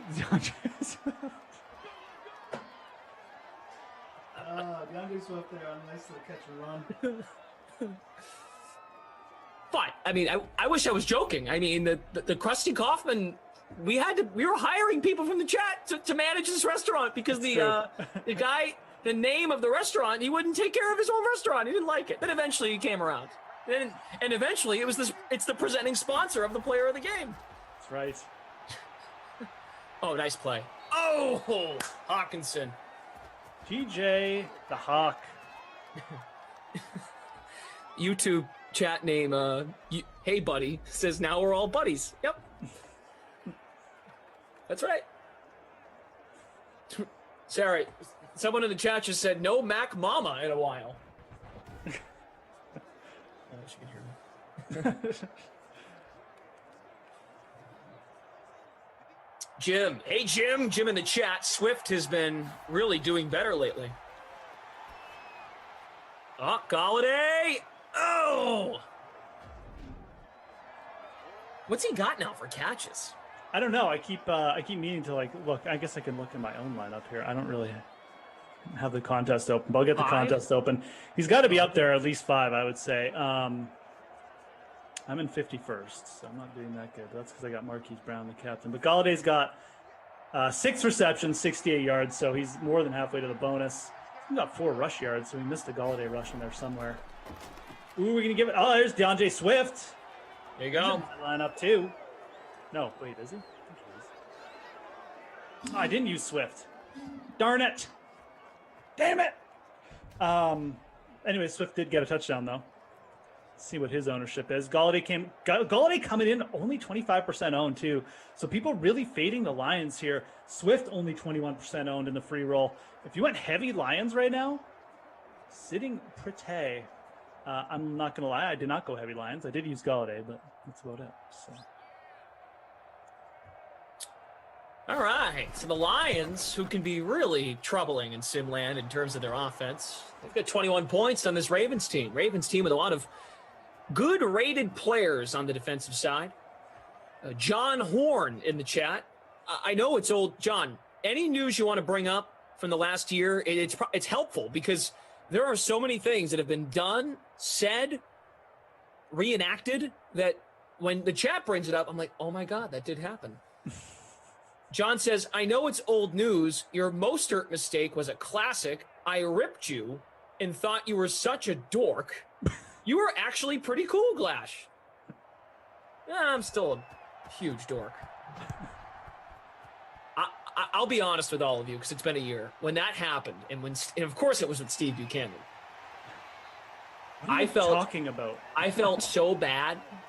I'm like, oh crap. Like, not a good look for the guy that calls games. Also, has play-by-play experience. I'm like, oh no, this is gonna haunt me for a while. How will I ever live this down? It kind of did. That's all good. I said it with so much confidence. That's Raheem Mostert with the touchdown. What are you talking about? Raheem Mostert doesn't play for the Chiefs. I'm like, oh. Yeah. Buchanan's, hidden like little Boston accent. Yeah. He doesn't play for the Chiefs. He doesn't play for the Chiefs. You idiot. I'm like, crap, he's right. But I had all these notes out. I had depth charts from the team websites. I'm like, oh, I'm ready to go for this, man. And I got the wrong player. I got the wrong teams. I looked at the wrong number on the wrong side of the sheet. And then, yes, Jimmy B, it went from that to we were messaging Raheem Mostert. We actually started a hashtag on Twitter, hashtag Raheem to the stream. Yep. And the whole DK Sim fan was tweeting at Raheem Mostert to get him to come on a sim.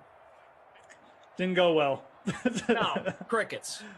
I think Mostert is one of those, I don't care about your fantasy team guys, though. So, no shock that he wasn't that interested in that.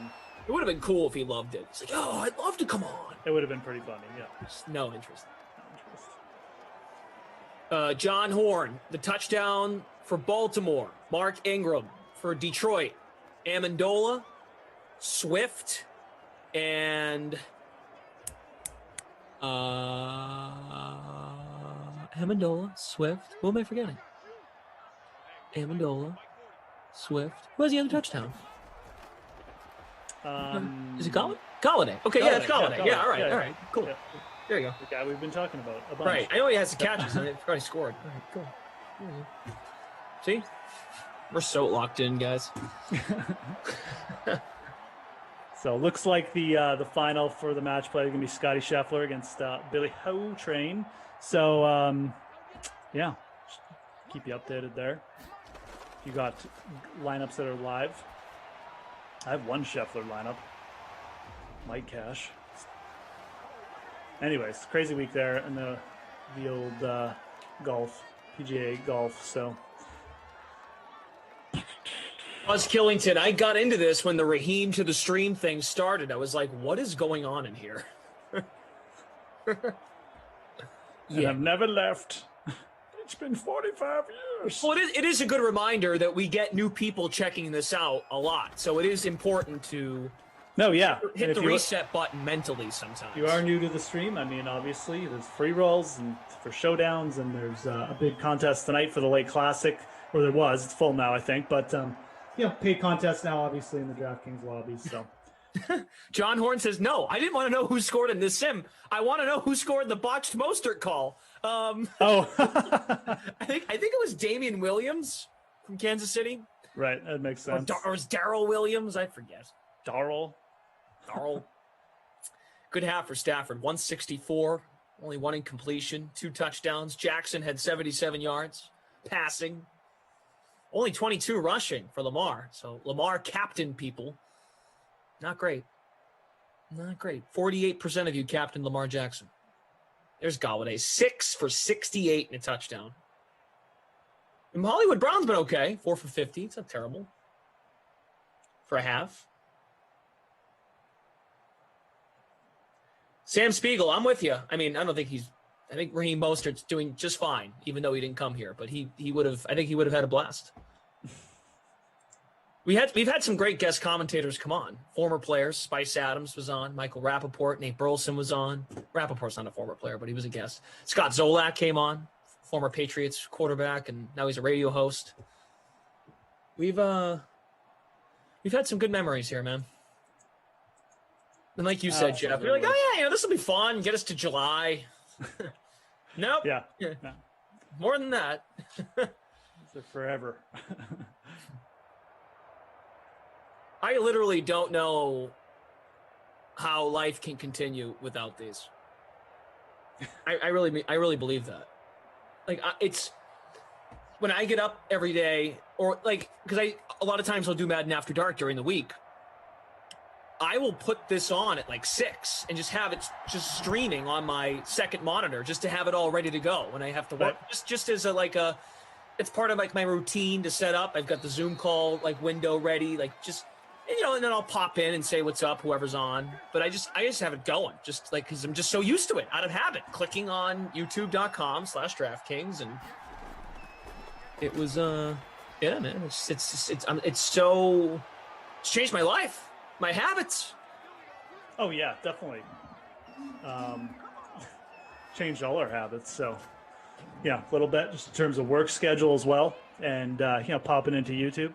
I do the same thing sometimes. I'll just be like, just pop into the streams or see what's going on, for our work. Right, and that's the beauty of it. Folks that have to drive or folks that do driving for work. I used to love those comments. Hey, I'm in the truck. Can't watch, but you guys sound great or whatever. Like, thanks for giving play-by-play a little bit. Right, yeah. I remember people telling us they'd put it on in the car or whatever. Right. And I think Emerson brought this up, not today, but recently. People would stream the game in their backyard. They'd have it up on like a projector. That's cool. That is awesome. Oh, like, someone told me they got someone to put it up in like a restaurant today or something. So, we're all over the place. Today? Yeah, today. So this morning, I think it was this morning, but yeah. So at a Buffalo Wild Wings, that is nuts. There you go. I mean, look, that's freaking cool. That's one of the beauties of the Madden. There's no football's not a year-round sport. So, well, for everyone watching, welcome to Buffalo Wild Wings. Is our audio on? You think there? Oh no, for the restaurant's sake, I hope not. But you kidding me? We're giving them some free press. It's true. Hit that like button, guys, for the sake of the sim, the Dream Stream's birthday. We started 1 year ago. If you love making lineups, checking in, having a good time. I think a lot of you would admit that you've formed friendships here. The monsters of the world, Choker, Lindenbaum, Jimmy B, Obi-Wan, Freak of Nature, Spencer S. There's Spencer. Spencer for a week. I remember asking Spencer if he could get something for us from the concession stand. Remember that, Spencer? Spencer remembers. Hey, Glash, you need anything? Yeah, sure. It's great.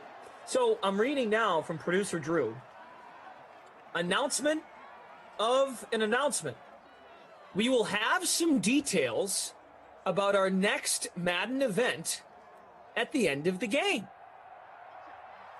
All right. That's so stick around for an announcement after this sim. I have no idea what it is. Oh, okay. All right. Details of our next Madden event. Okay, so there you go. There's some titillation there by Brendan Glasheen. It's like dropping the trailer. We're going to be dropping the trailer on the next Madden event here, I guess, at the end of this one. At the end of this sim, right? End of this sim, yeah. Like at the end of this game. Yeah. There is we're breaking news here. Here. Actually, no. You have to guess.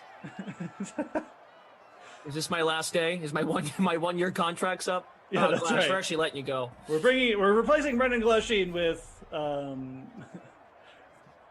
robot Brendan Glasheen. But no, that's cool.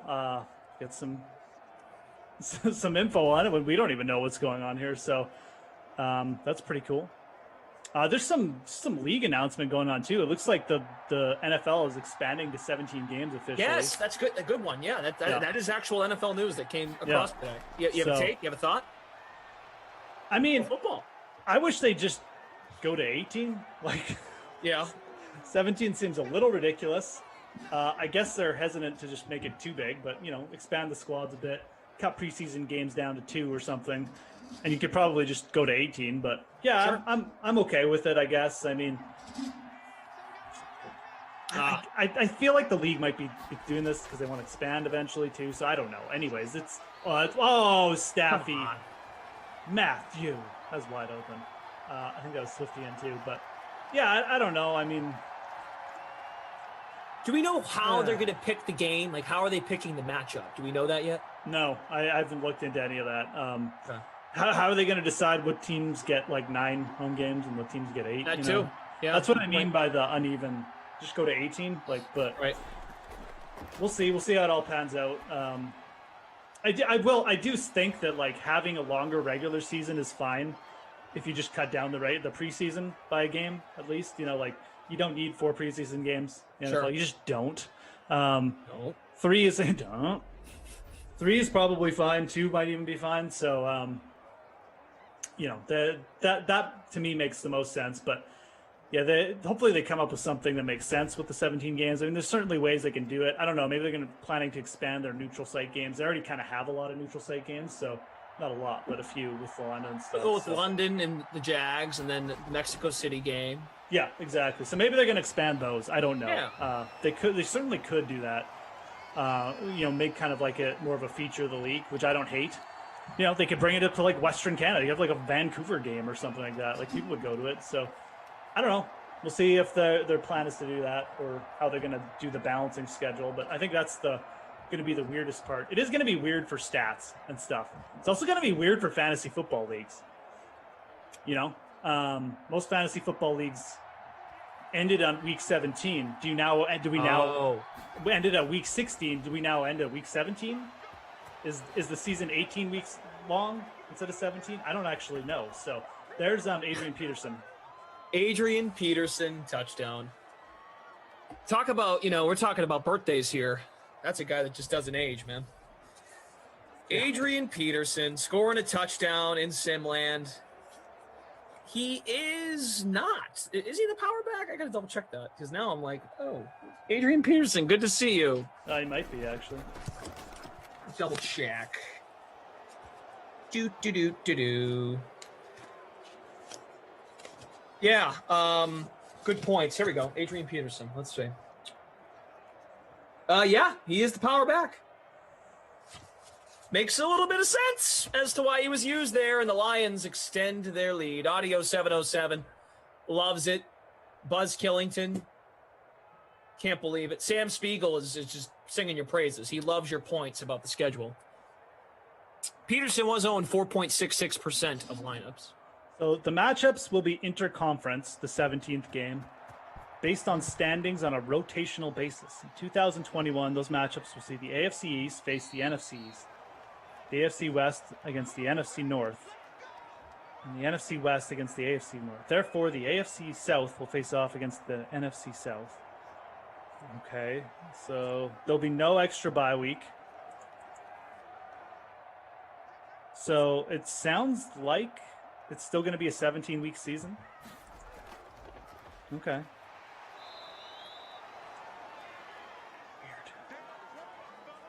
I did like how there was only one bye this past year. I like that. What do you mean one bye? Like the 1 seed got the bye. There weren't 2 byes. Oh, the new teams. Playoff spot. Yeah, for sure. Yeah, I think that's okay. Absolutely. The playoff expansion, I think that's fine. Yeah, I'm just trying to figure out if I don't think they're having 18 weeks, but just interested now that we've done it. Did you see that? Oh, sorry. Go ahead. No, I did. You go ahead. I'm done. Okay. I thought you sounded like you had something else to say. I don't. All right. Did you see that? I've worked alone the past year, and I've watched these at work this whole time and hung with y'all. Love that. Yeah, love it. Absolutely, man. Glad people are still turning these on and just using it to hang out like that and stuff like that. I mean, I think that's what they're well suited for. Obviously, you can do the paid contests and pay attention to them and grind those too. But as a form of entertainment, hopefully we're still keeping you guys a little bit entertained. Get over 400 people watching. Hit that like button, guys. We're almost at 200 likes. It'd be cool if we could get over 200 here. Like I said, let's aim for 100 per sim today. Let's get the 500 likes for the anniversary special for the opening of season 2. Detroit really dominating this game. 28-10, forcing another punt. Congo Cab Glash, seriously though, I want to thank all of you because I really didn't know where I would have been mentally if I wasn't able to get lost in Simland during that time. Thanks, DraftKings. You're welcome. You're gonna make me cry, man. Damn. We do get in here and give each other a bunch of crap. Really, it's since the day one, and really, you can go back to last week, and you folks know what I'm getting at there. It really just doesn't end, and I promise you, you never know when it's going to happen. It just happens. When you're doing 6 of these a day, 7 days a week, not exactly the case during the NFL season. And we had a couple, breaks. We had a break at the 4th of July. We had a break for Christmas and Thanksgiving. We've had some, but for the most part, we've been here every single day. So it's fun, We've all, believe it or not, we all as a department, we all came closer together because of this. Typically, sure. we weren't talking to each other this often ever. No way. We do short segments, say hi, but you like I said, you get thrown in the Thunderdome of the sim. There's Kenny Galladay, 8 catches, 104 yards. He's over the bonus. Having a monster game. He's also got a touchdown. But yeah, once you get thrown in the Thunderdome, that's when you start to really discover people. I didn't know Glash was this creative. I did kind of know Emerson was that crazy, but I did find out that like his jackedness and jacked upness just is like 100% all the time. I learned that Kaufman had perhaps the worst movie collection in the history of the universe and the worst palate in terms of eating as well. Yeah. Learned to Glash's partner is extremely creative.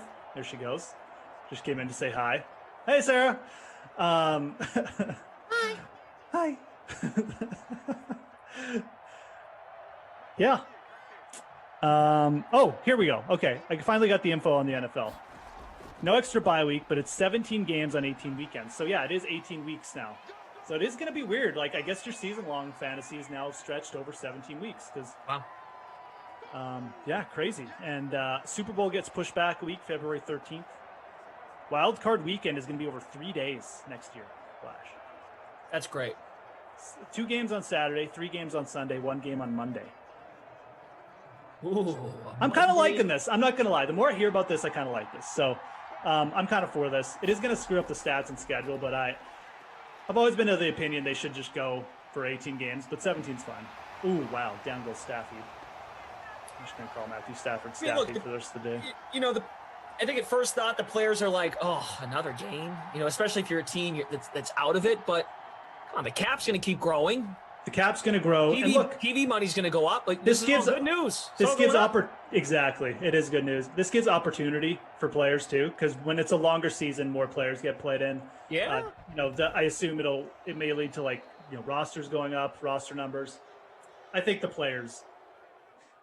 I understand. It's football is a crazy phisiccal game.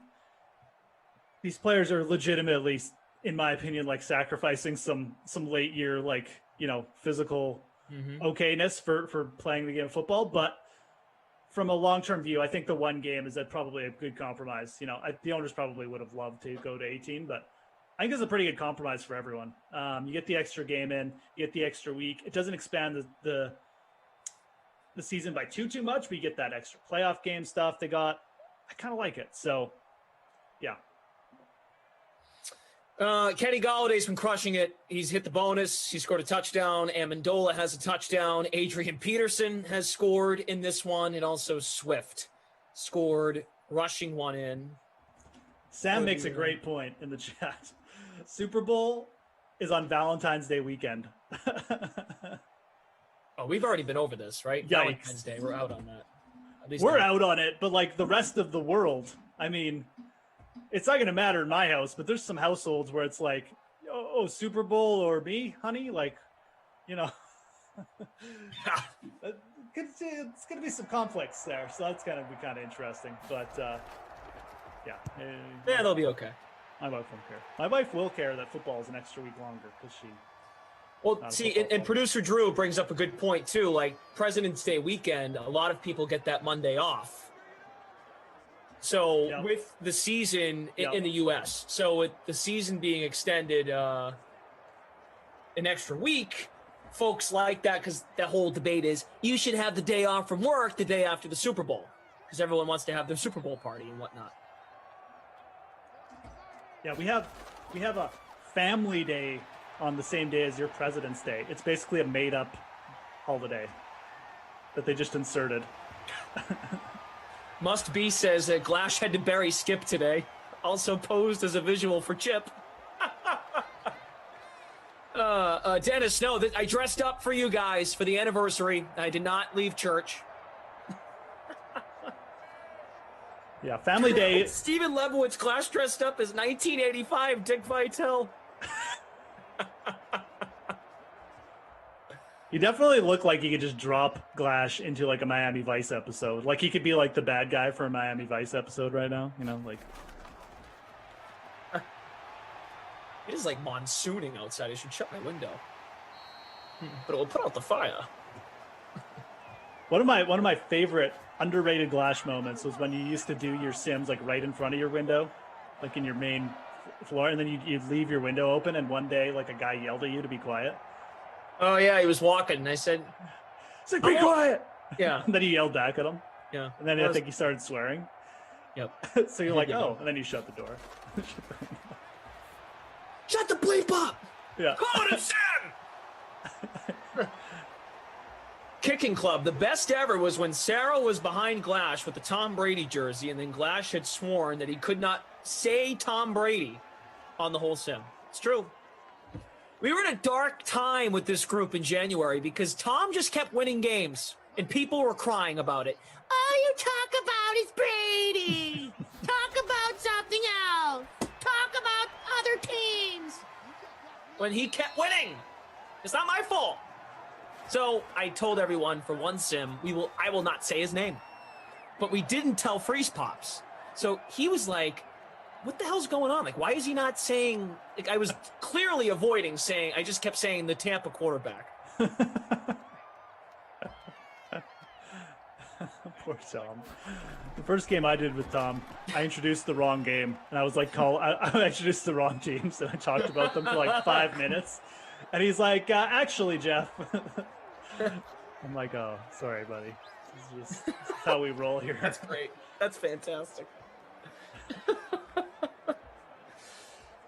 Jeff Friedman, the #1 Madden After Dark team. Always looked forward to it in 2020. Great job, guys. Thanks for making something good happen this year. Thanks, Jeff. I'm in 24th in the free roll. I really need Marquise Brown to do something. Touchdown here from Marquise would be good. For me. Yeah, I'm not doing well. I'm in third last. Mark Andrews with 1.65 points in the captain spot. Dorito McChicken in first place of the Glash and Moose Season 1 finale. OMG. Two-way tie for first in the public free showdown. Oh, fumble. Oh, no. Oh, Lions wow. Detroit just putting a capper on this one, folks. Not going to lie. That's going to pretty much do it. Many people bringing up the mammal conversation. The mammal. Hey, remember we did a push-up contest? Oh, yeah, the push-up contest. Oh, yeah, I still really regret doing that. Got me right after a workout. Very poor showing. Very poor moose showing.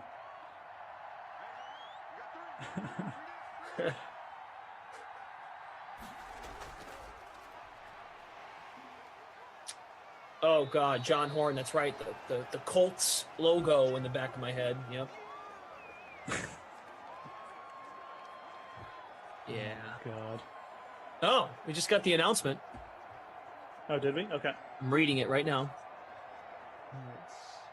Ooh. Oh. That's pretty cool. Oh, okay. Here we go. Yep. That's movement. So we'll read it after. We got a pretty cool. Wait, Jeff, hold on. Before you keep going. Yep. Should we let Koff do it later? No. I was joking. Okay, good. I was like, well, we ruined his first surprise. Give him a second one. We didn't ruin that. Eric Winalda did, and like I said, kudos to him for doing it. Because Emerson and I were keeping quiet about that, but the fact Eric came in and just blew it himself was, like I said, top notch, folks. No, it's not. No, we're not waiting. The people want to know after the sim. That would be a Kaufman thing to be like, well, you got to tune into the next sim to find out. We'll break it as soon as this one ends. We'll tell you, but it's a cool promo for sure for April. Looks like some free stuff coming on, as well as a few more big contests. But I'll let Brendan lead it all once this one's done. All right. So you want to stay in after this game to hear the announcement. Got some stuff going on. Hit the like for us giggling and getting excited about the announcement. Jamie says this sim is awful. Well, I mean, it's awful from the perspective of, I think most people obviously have some pieces like Lamar of Baltimore, but like Detroit has played well. Usually when I do a Detroit sim, it's like it's 28 for the other team and 10, and Detroit is the team that's being terrible. But this isn't a competitive sim. You're right. It's just surprising that it's Detroit out in front. Stephen Lebowitz, there is a DK Sim Objects Hall of Fame. Tommy Freeze Pop's microwave, Lamarca's saxophone, Kaufman's DVDs, Glash's costumes, which should be represented on wax figurines. Oh, remember this one? This is Johnny LaRue. Favorite Glash moment when he was watching the wrong stream and was behind the action for 20 seconds. That was a good one. That one is, you have no idea how weird that one was for me and the producers, because it was like 10, 15 minutes of him calling it on YouTube, and it was so confusing.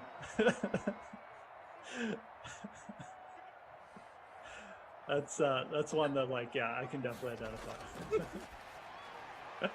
That went on for a solid 5 minutes. Oh, like, yeah, almost a full quarter for sure. I might have watching been quarter. I'm watching YouTube. Yeah, and like, you're like, wait, what are you talking about? That's not who has the ball. I'm like, oh, whoops. Watching YouTube instead of the actual Zoom feed. Buzz Killington, Emerson's original microphone. Was it bad? Dead. Was it a lav mic? No, he got the lav mic. He was using something else. I forget. Jeff Friedman, Michael Rappaport as a guest. He was going wild on the first drive of the game on a touchdown bomb. Must have been early April last year. Yeah, Rappaport was good. All of our guests were great. Spice Adams had a great time. Burleson was good. Oh! That's a catch. Yeah, J.K. Dobbins. Yeah. Down the middle. And Lamar trying to get some garbage time going for people here. CJ71, no, the announcement is not a like button going to Twitch. That would be cool, though, if Twitch had that. Just follow us on Twitch and turn those notifications on. Might be a couple more plays. No timeouts yet. Back in the end zone, and he's out of bounds. Look good. Yeah, again, coming up 4 o'clock. Third sim of the day. Wraps up the early classic. We will certainly break down what's coming later tonight with that 3-game late slate, that big contest, the Madden stream 30K 1-year anniversary.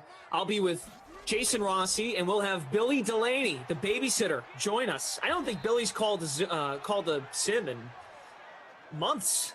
Nope, hasn't been. No, absolutely not. So, yeah, he was a regular part of it for a bit. Obviously, more into the video editing side of it, but still a Madden guru. So, absolutely, whenever you can get Billy on a sim, I like doing these sims with Billy when he was doing them. Just because I like to pick his brain about how Madden was played and stuff. Yeah. So important from a strategy standpoint. it is. Like, honestly, like it's obviously, like I said, he's more of the video and the editing and stuff. That's what he's into, but very knowledgeable about the Madden. So Yes, and our own Zach Thompson has an article posted on the DK Playbook Madden Streams info page. Search it in Google. You'll find all the depth charts, superstar traits, X factors necessary to help you make your lineups. 4th and 7. Ravens going to go for it. All right, they got the first down. Hollywood Brown. There's Hollywood. Roland Catet. I still like when Koff asked Moose his take on some sports thing. Moose wasn't paying attention and said, "What were the movie choices?"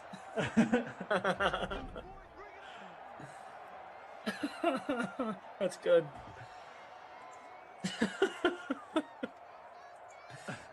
That's one of those days where it's like I probably was on my second sim. I probably had done like 2 the day before, and you just like, yeah, you get a little bit of a grind. I mean, look, I'm on my 4th in a row now. I'm holding up pretty well today, but yeah. And also, Kaufman can ramble for a bit. Well, I mean, obviously, as we know, but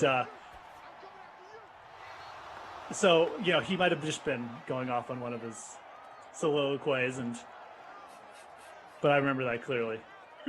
What were the movies again? I think I said or something. No, Jeff, I was asking about what do you think Trubisky's value is next year? Oh, no. He let me hear about it, as he rightfully should have. I wasn't paying attention. Rick Lewis, what game is the 30K? Rick, it's the late classic, so 3 sims make up that 30K contest. All right, I like how the Ravens are still like being aggressive here. Yeah, trying to get that garbage touchdown for right here. There's another one. That's the Snead, it looks like. They're not going to call timeout, are they? Oh, probably not. No, because the game's close. Because it's over. So, yeah, I don't think we're going to get... No, we're not going to get the garbage touchdown. I don't think they got time to snap it. Well, they're not going no huddle or anything. Oh, no, they are going no huddle. Excuse me. I think we're going to get a snap. I think we love it. 1 second. We love it. Play action. Yeah, little play action. Lamar. Oh. Out of bounds. Not even awful. Close. Give me a break. Should have just ran it. Anyways, that's it. Got a little bit of extra points, but no touchdown. Mark Andrews stunk. Yeah. I mean, Lamar Jackson stunk. This had to be one of his worst sims. 11 points. He had a 10-pointer, so not his worst, but pretty bad. He had touchdowns. He had a 5-pointer in week 83. Wow, you just don't see that from Lamar. Mm-hmm. Now he's had a couple worse sims, but this is still like bottom 5 sim for Lamar. So I'm just gonna go off right off the bat. Lamar Jackson, the babysitter Billy, not my kid award today. That's a complete stinker for a guy who's just generally the safest floor play in this game. We'll give are we gonna give Galladay? Oh yeah, we'll give Galladay the player of the game. The player Krusty of the game. Kaufman player of the game. Yeah. My stats were a little bit. It's good to have the presenting sponsor. Yeah. 27.8 points for Galladay. Hit the bonus, 8 catches, 104 yards, receiving touchdowns. So nice. All right, Jim. Jim is making his final updates here to the game center. Terry Lynn leading the free public showdown. A Sholo. Galladay captained. Stafford, Swift, Ingram, Amendola, Dobbins. And a note from producer Drew. Lamar Jackson had his huge 307-yard rushing game against the Lions. So Sim Matt Patricia made adjustments. Made good adjustments. All right. Should we do the announcement? Yeah, we should. And I wanted to just shout out quickly Dorito McChicken for holding on for the Season 1 finale OMG free. Wow, that sounds tasty, Dorito McChicken. Anyways. All right, here we go. It's my first time reading this, so I hope it comes out right. Coming in April to a screen near you. More March Mania. NFL Madden Tournament starting Monday, April 12th through April 19th. A 1 week long Madden tournament here at DraftKings. There's more. Free to play pools on the DK Sportsbook for the round of 32, the round of 16, quarterfinals, and semis. Of course, there's 32 teams in the NFL, so we start at 32 and work our way to a winner. There will be $15 entry fee contests, $30,000 in prize pools like today. So what we're doing later, that's a model we're going to use again going forward. We are not sure if this is going to be every single night during the tournament, but those will be available. Yeah. Teams will be seeded by standings last year. So the Chiefs will play probably like the Jags, something like that. So, again, some extra free stuff. You got to go over to the DK Sportsbook to put those free pools. If you don't know where they are, you go under the DraftKings Sportsbook. You can look under the headings. You'll find pools. They'll be up there. Again, it's just a great way to just kind of grind these sims. And but a bracket style tournament with some bigger contests. Look, I mean, I think everybody obviously liked the contest we had up today. It sold out really quickly, so there'll be more of those. Again, we're not sure the exact timing of them, but expect more of the same structure today. So some pretty good stuff here from DraftKings. Absolutely love the March Madness stuff. The bracket, I think that's a great idea. And I think that, more free stuff, we'll take that. So, yeah, DK Sportsbook getting involved with those free-to-play pools. That's great. So those will be available for every round. So a NFL Madden tournament starting April 12th. I know we've done tournaments in the past, but as Geoff pointed out, the difference is that we get some bigger prize pools now based on other ones we've done. Kind of similar to what we did around the Super Bowl. But in this case, it's a tournament because it's the season of brackets and whatnot. So that is starting Monday, April 12th. We will continue to discuss and bring this up as the date gets closer. But mark your calendars, April 12th through April 19th. We will be doing it up, tournament style, here at DK. There you go. All right. That was great. Great execution of the surprise. And yes, Eric Winaldo will be with Coffin later. So we should mention it again. Wait a minute. So they're going to have 4 people on the call? I don't know what's going on with that one. Like, is he? Yeah, I don't. Because he's got, don't have too many people. Okay, so he's on it. Yeah, like Tom Sherrod. I have no idea. I guess Winaldo's making an appearance, though. Maybe he's just popping in. No Sherrod. That's why. All right. Okay, so there you go. Winaldo in, Sherrod go. There you go. Okay. We found our answer. Yeah. This is things I should have not said out loud and should have asked before I said it out loud. But you know what happens. Really not that big a deal. It's just an announcer for the sim. Yeah. Okay, so that's it. You're done. Great job. You did the first 2. Happy birthday to the Dream Stream. Happy birthday to Anyways. I'll be back here at 4 with Jason Rossi and Billy Delaney. Triple stack. Is coming. Like it. We've got the Drew stack. We've got the pop culture stack. And then. Is there another fire? No, there was just a bunch of booms. God, I was just going to say, as that happened, I hope I have no fire alarm problems when I come back. Okay, I'm going to go and figure out what the hell's going on here. Thank you all so much. Jim from Ops will be back. The Drew Stack, Moose, good time as always. See you guys back in a bit. The Dream Stream anniversary. Have a great Sunday. All right.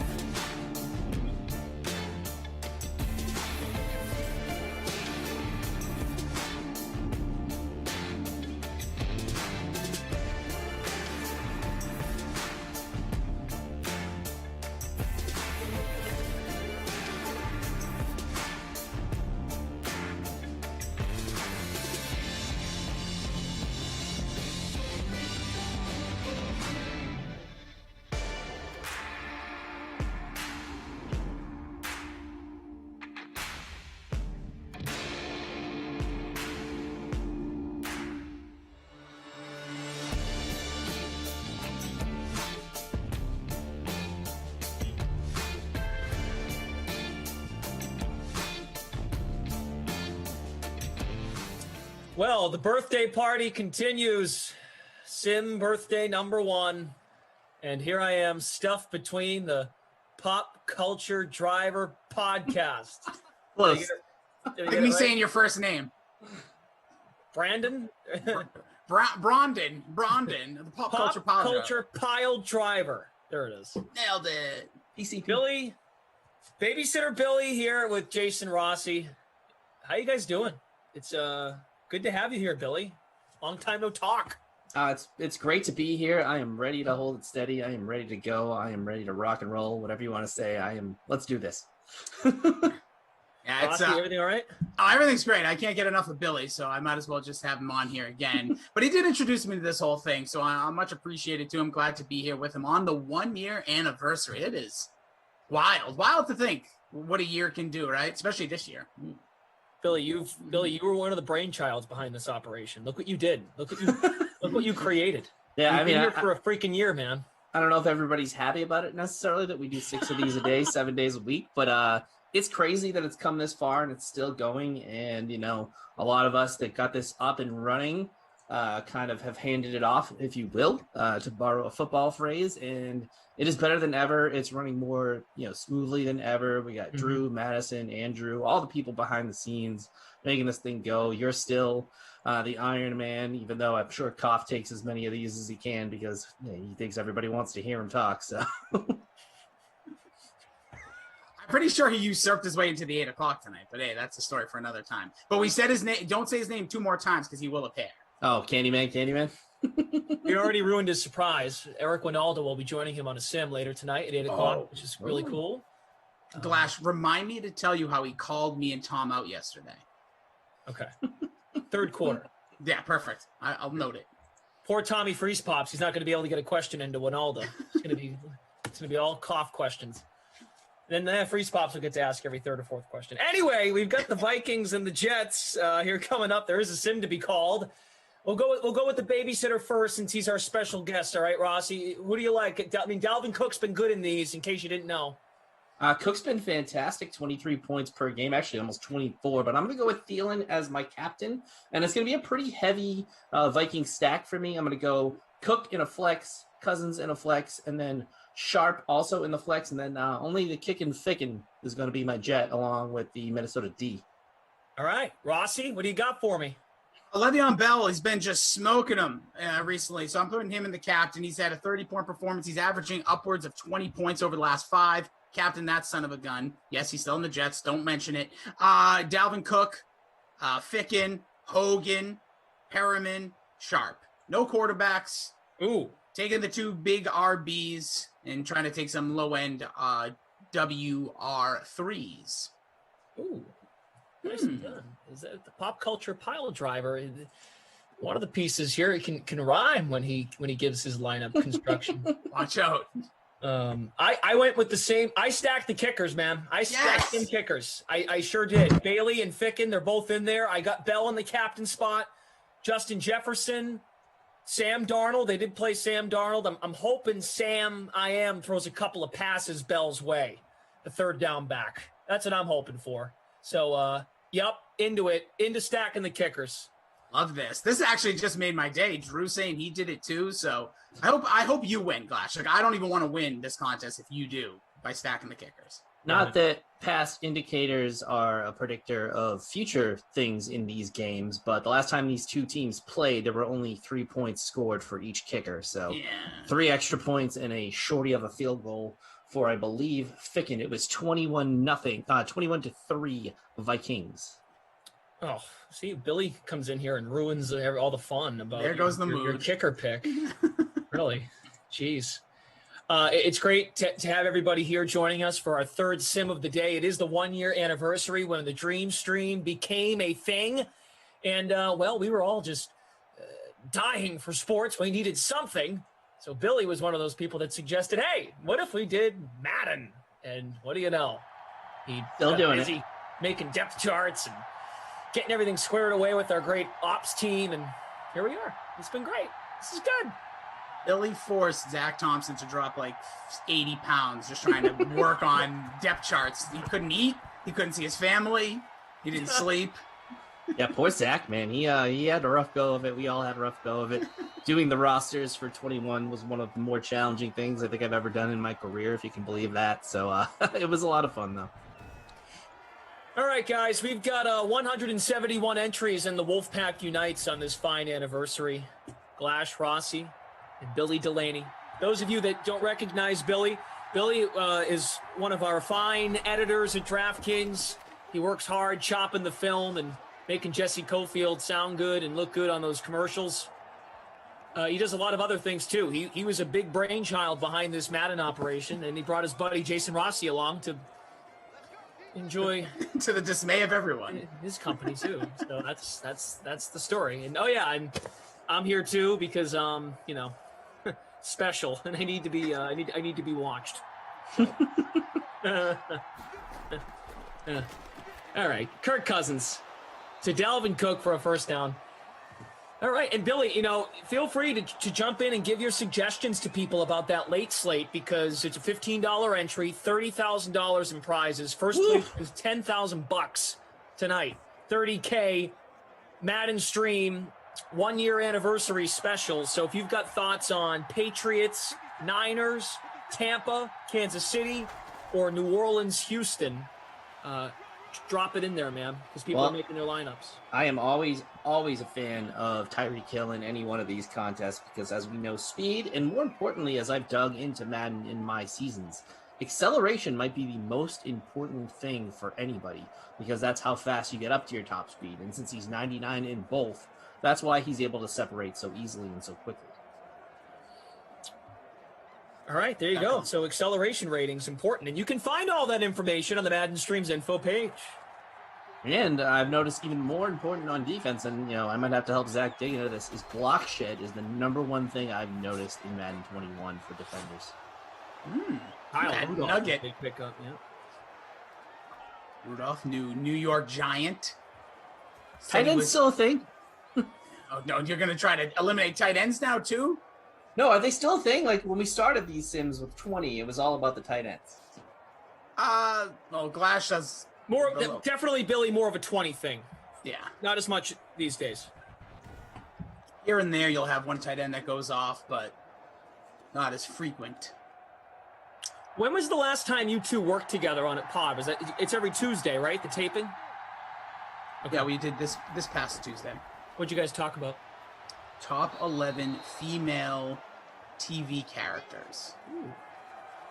Any come to mind for you, Glash?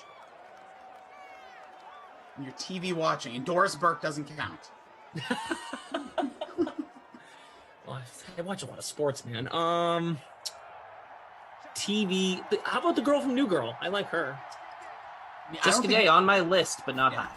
Yeah, did not make the official top 11 because I've never watched New Girl. Oh! In the end zone! Fumbles in the end zone. Come on! Wow! At the 1-inch line, that fumble came out.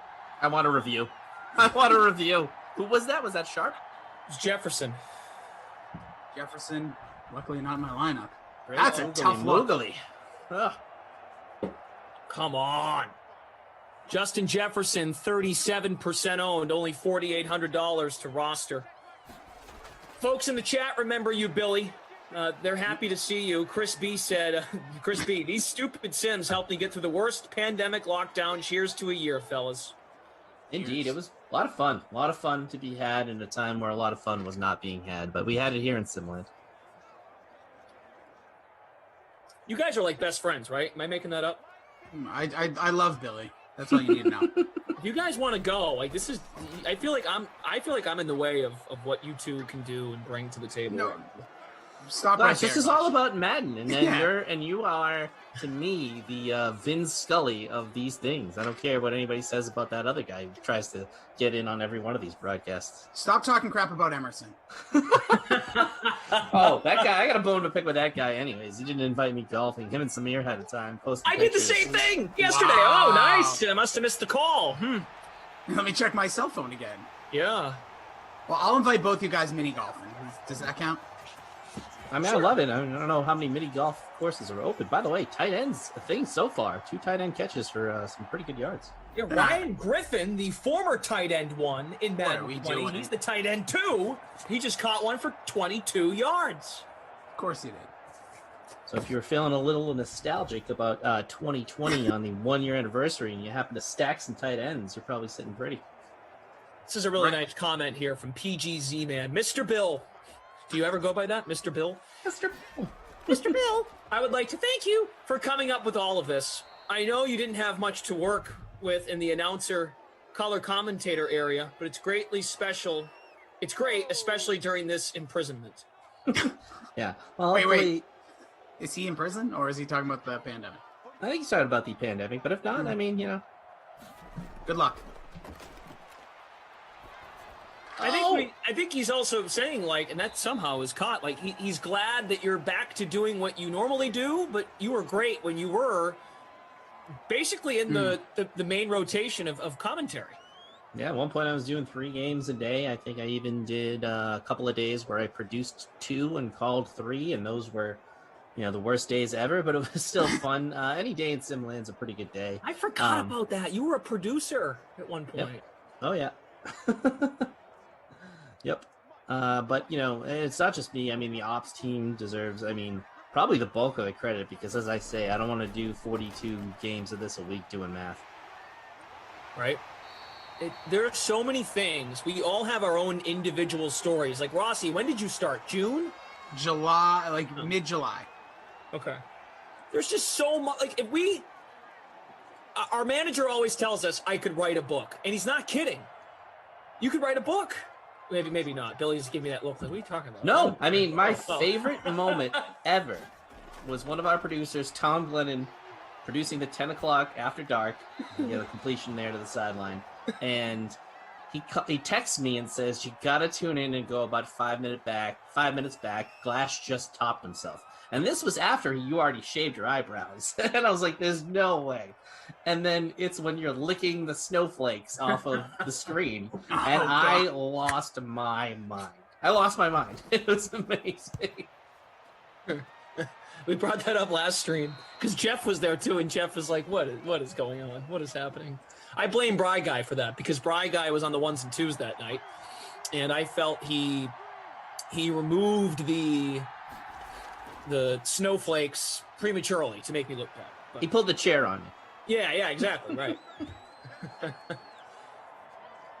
Freak of Nature says, Rossi is the Madden Sim Messiah. Is he really? Some people like me, some people don't, but I appreciate it, Freak. If we told our friends that, they would never believe that. Just don't, listen, that's a tough thing to say, especially this upcoming week, so I'll just take Rossi as the, I like Rossi. We'll go with that. It is the end of the Lenten season. Things get a little dark. But then they get really light really quickly. Rossi, do you have a favorite moment since you came on board in July? So actually, I've tried to think about some of these because they asked, I remember now we have a full game to talk about where me and Billy were on the Simper Bowl for like 13 seconds combined. One that comes to mind is when me and Billy first, like when I was first brought in, it was like me and Billy did like 6 straight games because they didn't want to unleash me to the wild. And one of our games, we were, calling the game, like, back when, like, it was basically the whole game was just being called. But I remember we got a walk-off interception for, I think it was New Orleans or Broncos. And Justin Simmons took it to the house. And both of us literally, like, screamed. Like, Glass, some of these games can get a little drawing if you, like, before it became, like, literally just conversation.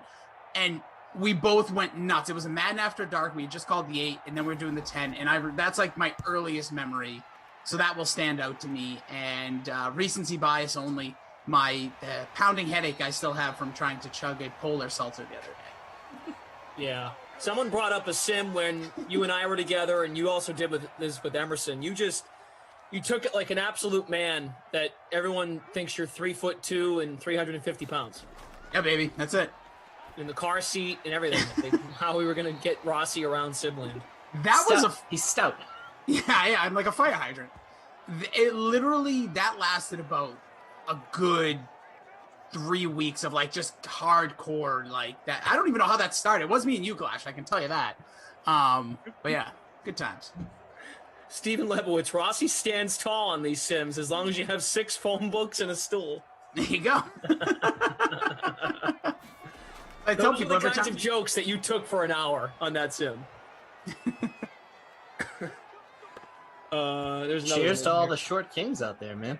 Yeah, getting it done. You know, if you look in history, tallest people back in the day were like 5'5", so I'd be like right on par. So we just had a punt. It's 3rd and 6, no score. Not too much going on here in the first quarter. Jets and Vikings. Dalvin Cook, as you all would guess, very highly owned. 34% in the captain spot, 83.8% in the flex. Edward Pride is asking Billy, "Are you still single?" Yes, I don't see that changing in the near future either. Slide in them DMs. No update. That's all you got. Just I've had a lot of very bad first dates. oh. Probably mostly due to me, but you know, It is takes what two it to is. tango. Two to tango. it does. It does. Well, Billy has told some epic stories about that stuff on the Pop Culture Pile Driver. So if you ever want him to regret what he said once, you know, you can listen to that. It's been a wild time. oh man, we got the Drew Stack with us as well. 9,580 entries in the free public showdown. Don't forget, there is another contest available tonight.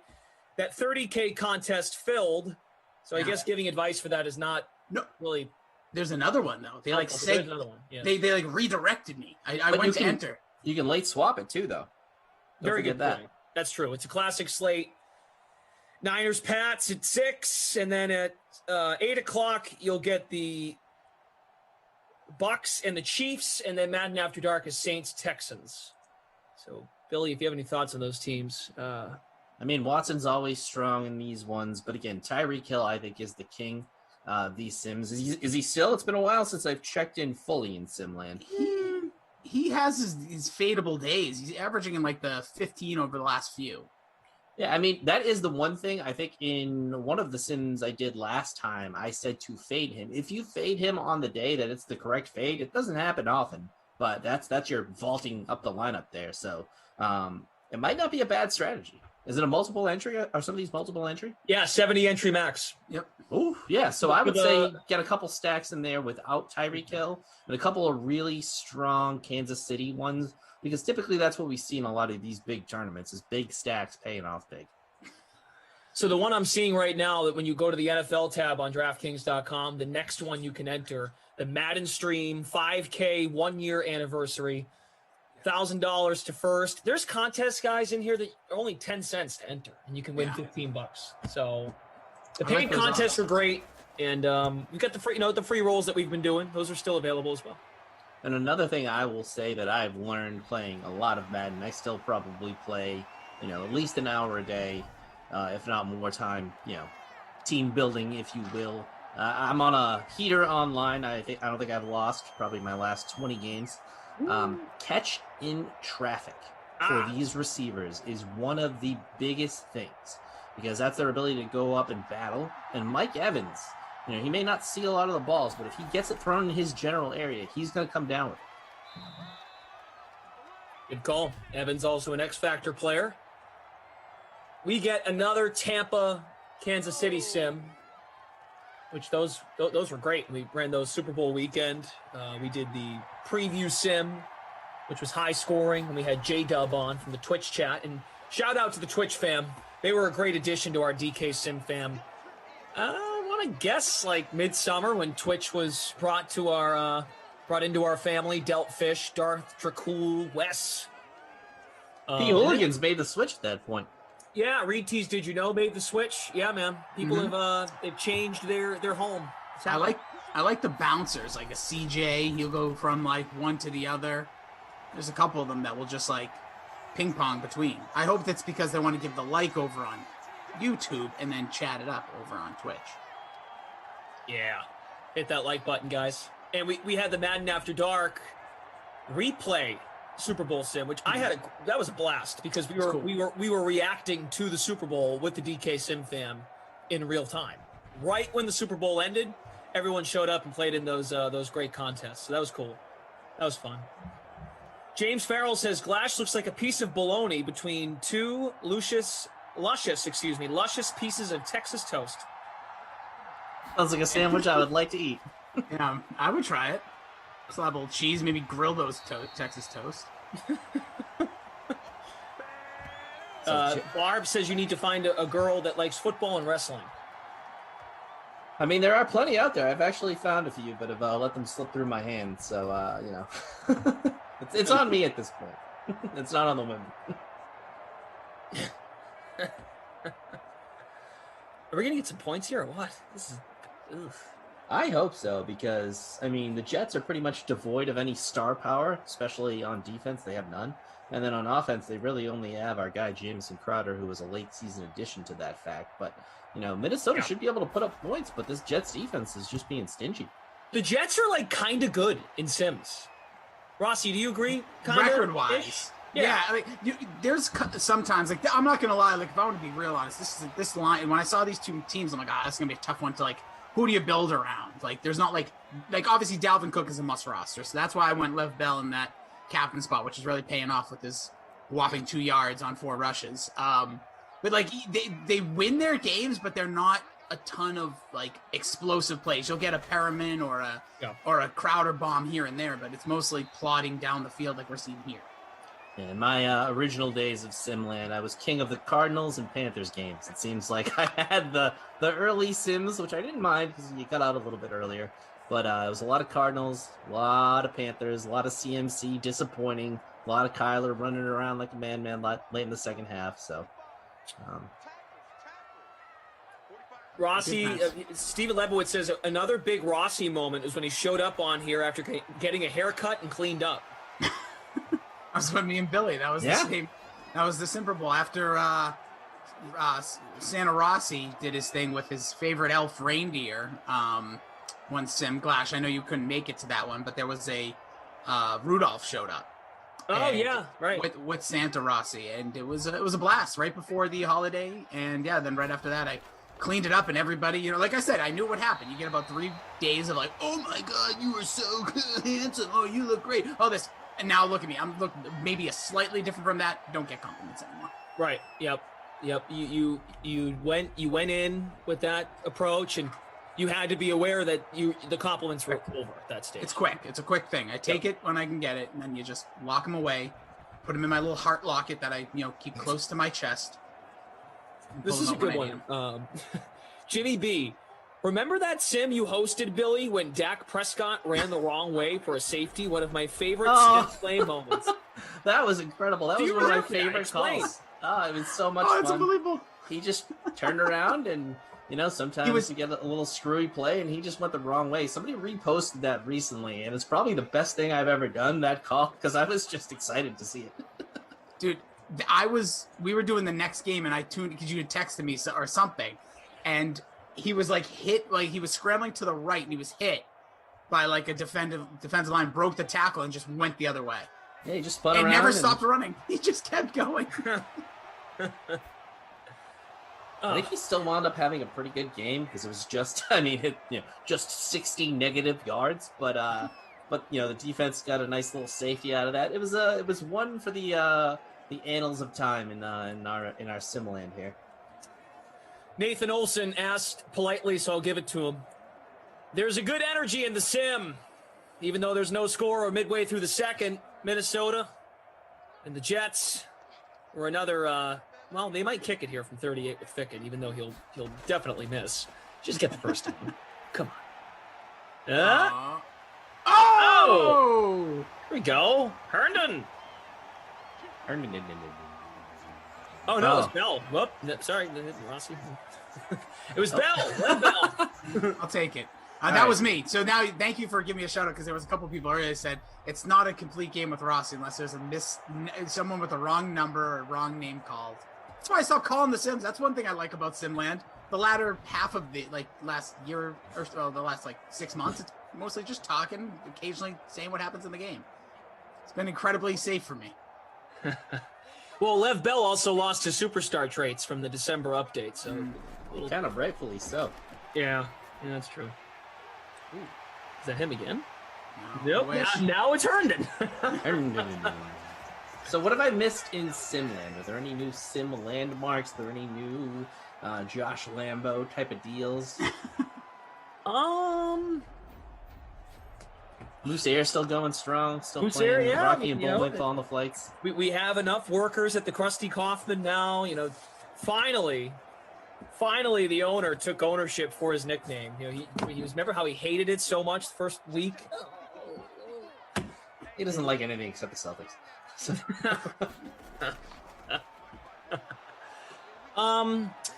No, I think everything's been fine. No more pizza deals have been gone for a while because someone ruined it. Oh yeah, young Barrymore almost got me on the hook for a month of pizzas. Thank God Tom Brady took care of Aaron Rodgers for me.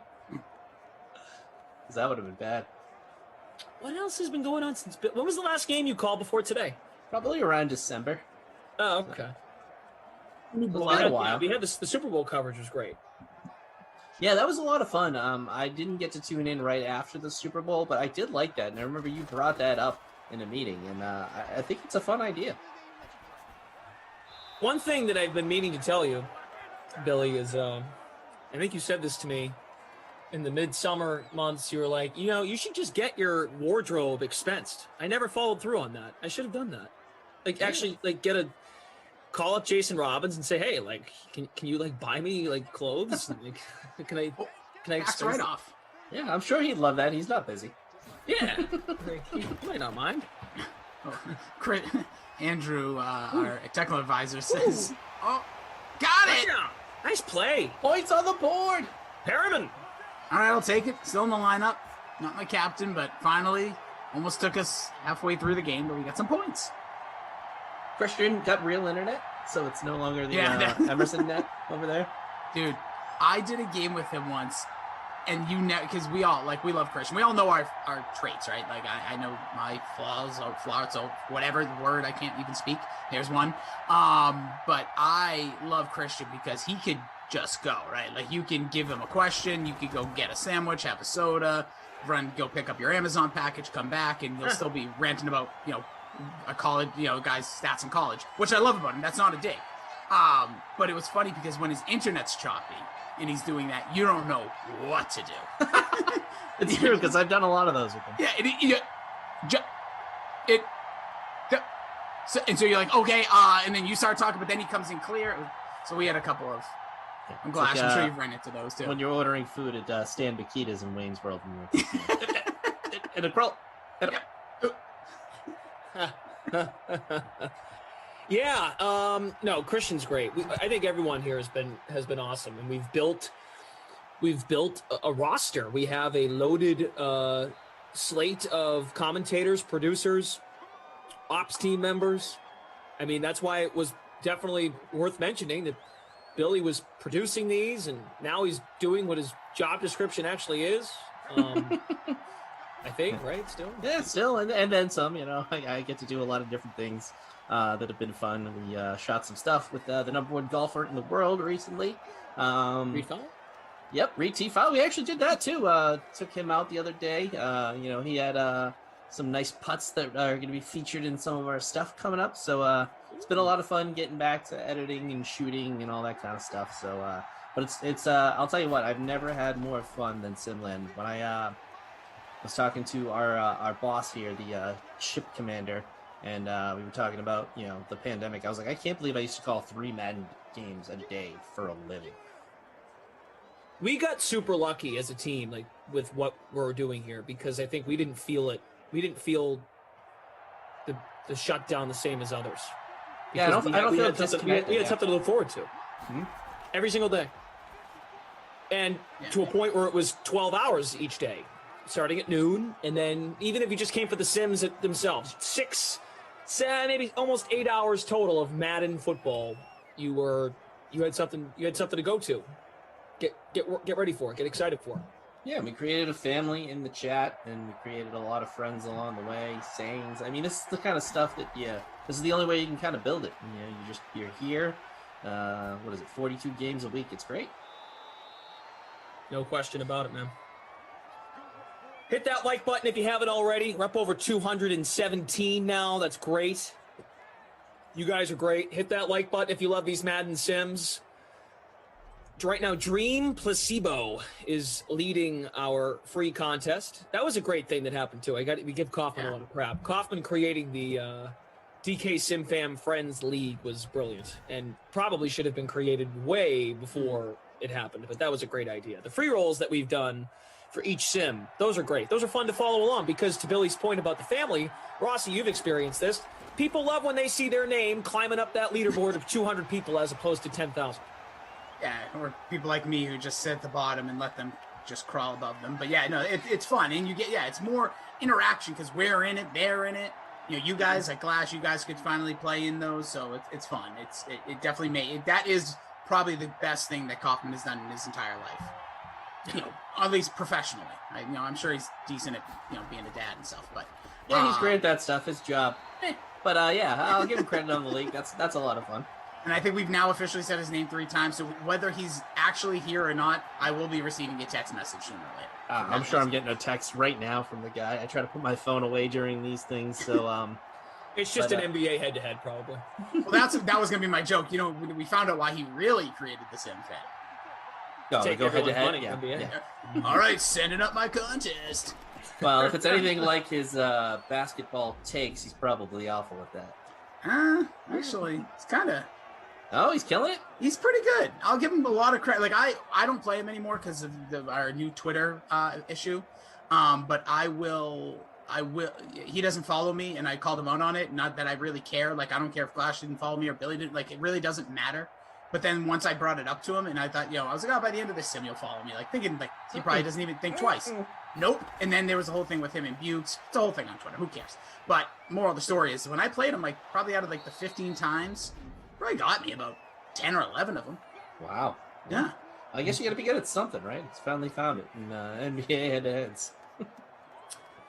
Patrick, not from Ops in the chat. I'm winning $45 between the classic free roll and the 25-cent contest. Scared to keep checking in now. Yeah, this is the point in the contest where I kind of just let it roll and then check in at the end. Well, it's just one score. It's hard. Like, that's like with our guy BK. He always will be like, oh, right now I'm in 10th place. I'm like, dude, it's one touchdown in the game. But that's always say. It has to be 3 scores for me to look.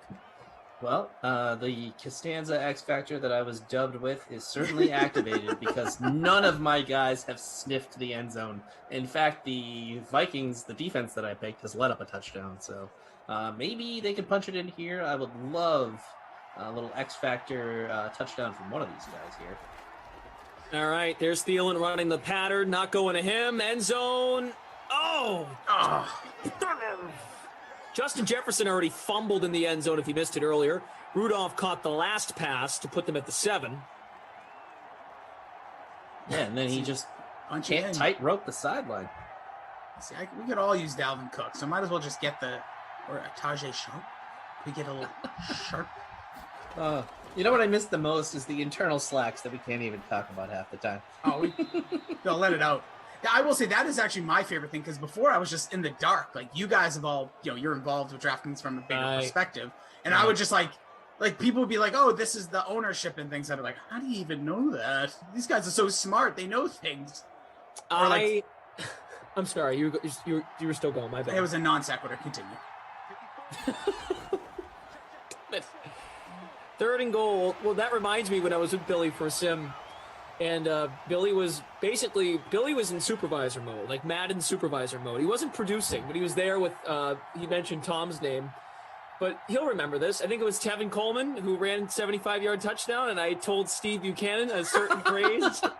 And Billy's like, you can't say that. And I'm like, come on. Like, it was great. I loved it. The stream got taken down the next day because it wasn't allowed. Yeah. I was definitely the most conservative of the producers. I need to say you this. let a lot go. Yeah, which was great, but, When I was brought on, Glash, you were the example, just so you know. I know we've talked about this months ago. When I'm sitting there with the higher-ups, as we all know, you guys mentioned Glenn and, the one-eyed pirate.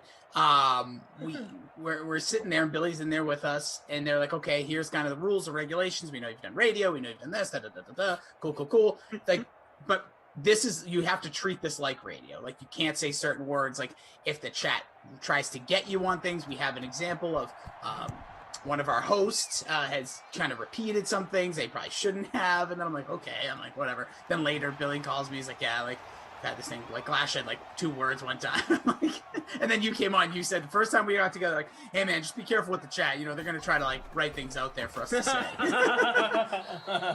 They're basically like a bunch of Bart Simpsons calling into Moe's Tavern on The Simpsons, like just trying to get you like, see more butts. And in that moment, you were probably like, yeah, man, thanks. And but really in your head, you're like, this idiot. Like, I know all the things. I've been filled in about what he said before. Well, listen, if I'm calling you an idiot, I'm an idiot. We're all idiots, but we're all idiots together. Yeah, it's true. Well, Emerson's forehead is back in the chat, and Sharp is killing him just like he's killing me.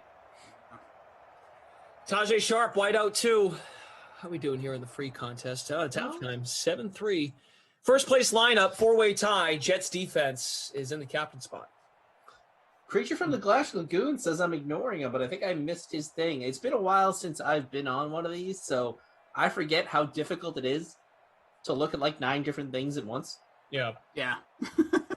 Multi-screen. You do it every day. You just get used to it. Yeah, copy paste it if you want. I'm not afraid. No, I have it right here. It says at Billy Delaney. Thought he could hide from me. Do you think that Wolfpack can protect you from me? At Brendan Glasheen, remind your co-broadcaster that I will, quote, not tell mom, end quote, when I'm done with him. Ooh. I don't know what that means exactly, but I don't like the sign. You're okay. You're okay there. I don't know what that means, but I don't care to find out. See, there you go. Rossi, don't do it. I just did. No, I think you're fine there. You're good. Yeah. I'm just looking through. The chat's on fire today. I love this. Very excited to have Billy back.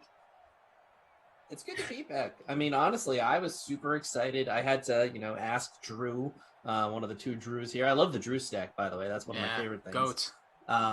What time do people come into these things now? Because when we first started, we would show up a half hour early. And then after a while, we're like, we don't need to do that. No. And then it got to like 15 minutes, and then 10 minutes, I think, is now still customary. That was kind of the same when I kind of parted ways from this.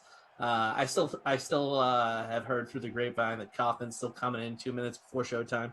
I am very confident to look right in this camera, and even to Jason Ross, we are 2 that get here on time. We show up on time, and we're ready to go.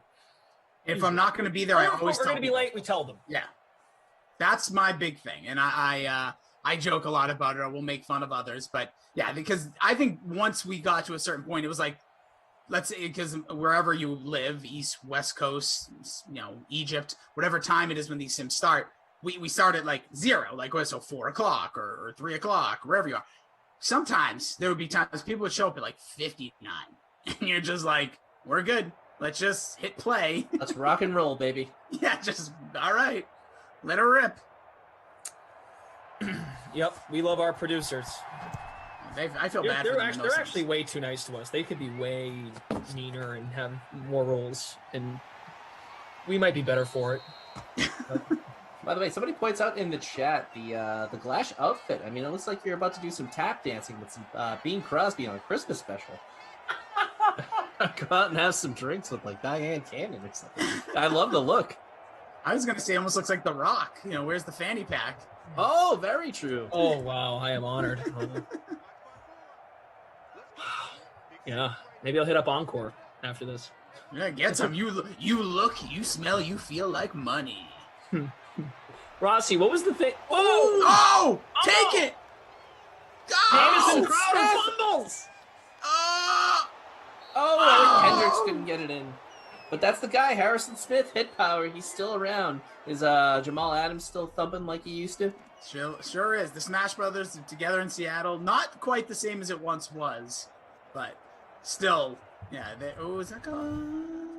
Harrison Smith hit stick, baby. Booth review? I guess not. I think we would have seen that already. Yeah. He got dislodged. So here you go, Dalvin Cook in play. All right, punch it in. Punch it in. Got it. He's in. How is that not in? Whoa, throw the flag. That was all the way in. I mean, I thought he was in twice. Come on. If he went in twice, it negates it, actually. Must be. Glash only does funerals.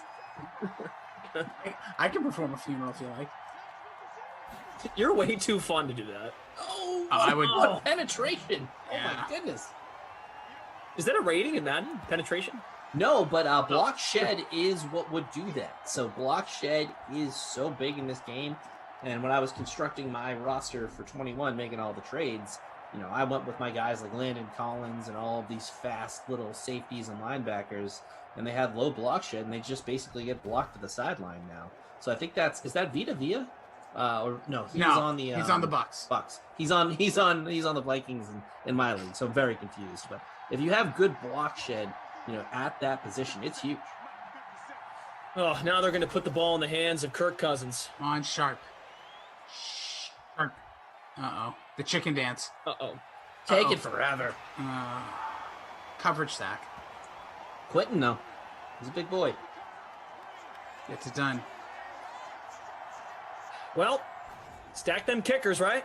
Hey, so far, let's see. And the Jets D. And the Jets D. Jets D in the captain spot for the winning lineup in the free public showdown. Rossi, what was I going to ask you?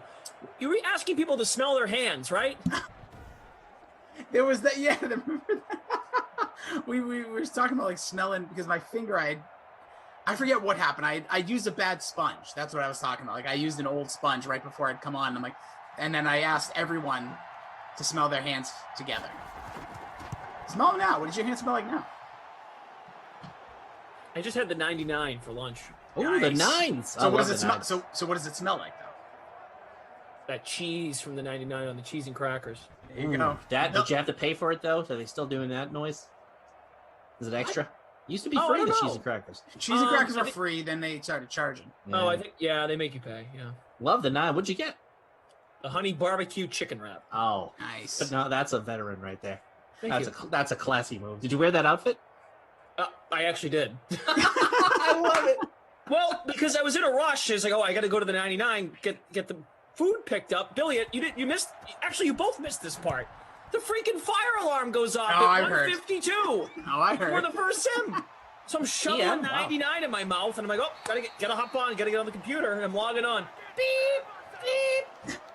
So Geoff Moose Ulrich did the first 5 minutes of the stream by himself. All right, everyone. Hello. We got the football game. Oh, I miss Jeff. I will stand by this statement. He is my favorite DraftKings employee. Sorry to everybody else out there, but I stand Jeff, and I stand him hard. Guy's the man. There's nobody that the wind could knock his house into the town over. Same guy, I think. Steady as they come. He is someone from doing these games. I this is gonna sound like really sappy. He's become like one of my like great friends. Like I love working with Jeff. Love it. Like I want to meet him. I haven't met him in person. I want to hang out with him. I want to go to Vegas with him and have a good time. This is kind of leading to that. So Emerson was going to Buffalo with his wife at some point during the pandemic, and Jeff up there in Canada. Where is it exactly? Is it Alberta? Alberta. Yep. So he's like, yeah, you should come and meet us. That's pretty close, right? Buffalo, Alberta. It's on the other side of the country. It's like I looked it up. I think it was like a 90-hour drive or something. It's like going to LA. Yeah, it's further, like much further. Right, because you have to go up. There's Great Lakes in the way. It was like, I don't know if it was like 90 hours, but it was crazy. Like Emerson, God bless him, but he didn't invite us to golf, so maybe not. Yeah. Let's not talk You about just him. think if you didn't invite him, just think of it that way for a Oh second. my, it would be tears. I would never hear the end of it. Yeah. No one with Yeah, bigger you'd be- FOMO than Emerson. Right. You'd be unfollowed on everything. No, he's not even that. He would just send you a text like, yo, or just an unhappy face. It would just, no context. You know what he means. He thinks he knows. I guess I don't know you anymore. Stuff Yeah, like that. you've changed. You've changed. That's what it'll write. Oh, ever since he got verified on Instagram, I told him he's changed. Oh, good call. That's a great one. It We bugs should him. all get on board with that. Yeah, Chat, I'm get on board with that. I'm going to do it right. I'm just going to slide into his Insta DMs right Oh, now. dude. Say that. Blue check mark. You're so different since you got that blue check mark. Yep. Bugs him every time. It's great. Nice little let's carry. go. Nice run. Stephen Lebowitz, so Glash, are there costume ideas that you had And then you said, I better not do this. Billy knows. There was one I was going to do, and then I had to get rid of it. It was on the 300th sim. Just let your mind run wild with that. But I saw it, and I alerted the proper authorities, including Clash, told them, and I was like, we might want to dial this back, but I think we still wound up working with it. I think we went to Matt Patricia. Yeah, kept the beard. Just kept rolling. That's what we're about. We're adapting. Adapt, react, readapt, act. Something like that. That's a Michael Scott quote there. Is that the exact one? That's right. I think so. Yeah, that's when he's giving Ryan. Yeah, I'll say it wrong 3 times in a row. That's when he's giving Ryan all the business tips. Love it. All right, 7-6. Jets have the ball. Who has the touchdown for the Jets? Do we remember? Yeah, it was Brashard Perriman. Yeah, it was a great throw. Actually, great execution on that play. Producer Drew wants a Rossi impression of Emerson not inviting Billy and Glash golf. Oh, God. Sorry, dudes. Listen, Samir, he ended up sending me a text. It was late. I was on the Pelly. I was doing Kilimanjaro. It only took me 45 minutes to do it. No bigs. But honestly, if I could, I would go back in time and I would take the essence of both Glash and Billy, shake it up in my bottle, and chug it into me. And you guys, so I feel like you were there golfing with me. Dudes, you know you're my dudes. You're my 2 chinchillas, my number 2s. And I just want you to know, like, I'm totally in. Next golf sesh, me, you 2, all the fam, we're going to have a blast. It's going to be awesome. But you were in spirit inside of me, all of you. Your beings, your essence were inside of me the entire time. That was great. You know what he actually did? He tried to make it my fault. He said, well, you never talk to me anymore, so this is on you.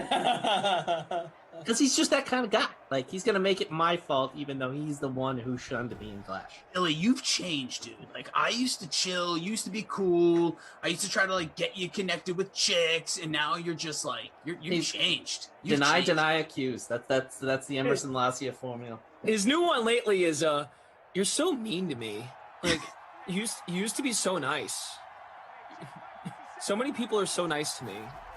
Why are you so mean?